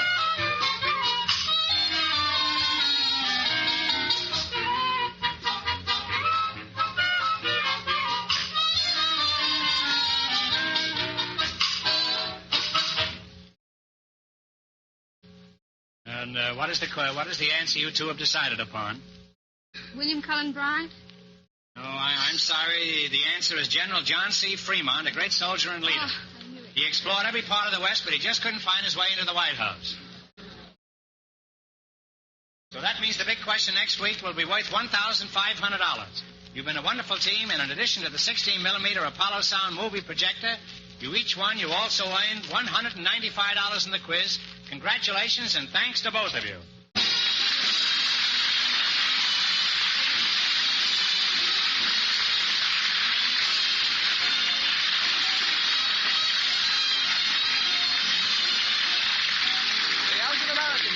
You Bet Your Life is a John Goodell production, transcribed from Hollywood, directed by Bob Dwan and Bernie Smith.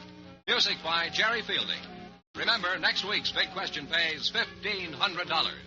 Be sure to tune in again next Wednesday night at this time for You Bet Your Life, starring Groucho Marx, presented by the creators of America's most beautiful compacts, smartest cigarette cases, and finest dresser sets. Good night, folks. Young man, have you looked at your mother's compact lately?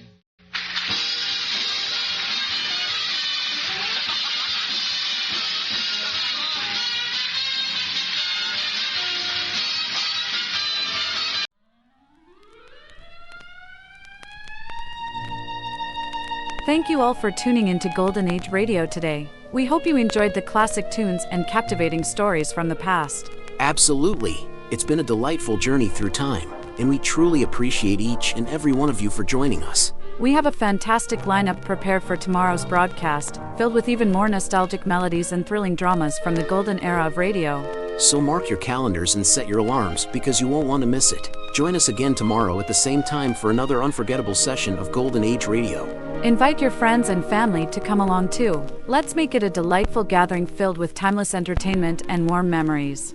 Once again, thank you for being part of our wonderful audience today. We look forward to having you with us again tomorrow as we dive into the enchanting world of the past. Until then, take care and have a fantastic day ahead. See you tomorrow. See you tomorrow. Goodbye, everyone. Get ready for an electrifying radio lineup tomorrow. We've got an action-packed day of thrilling science fiction, mysterious mysteries, suspenseful police, and spy dramas. And to top it off, a laughter-filled hour of comedy. First up, brace yourself for 2 hours of mind-bending science fiction as we take you on an epic journey through the atomic age adventures, Dimension X, X-1, and Space Patrol. Then, be prepared to be on the edge of your seat with 1 hour of spine-tingling mysteries, including In the Inner Sanctum and Escape. The suspense continues with 3 hours and 45 minutes of police and spy thrillers, featuring The Black Museum, Dragnet, Secrets of Scotland Yard, Calling All Cars, The Lone Ranger, The Man Called X, Top Secret, and Secret Agent K7. Finally, end your day with laughter and joy during Red Skelton Comedy and You Bet Your Life with the legendary Groucho Marx. So, mark your calendars and tune in tomorrow for an unforgettable radio experience filled with adventure, mystery, suspense, and laughter.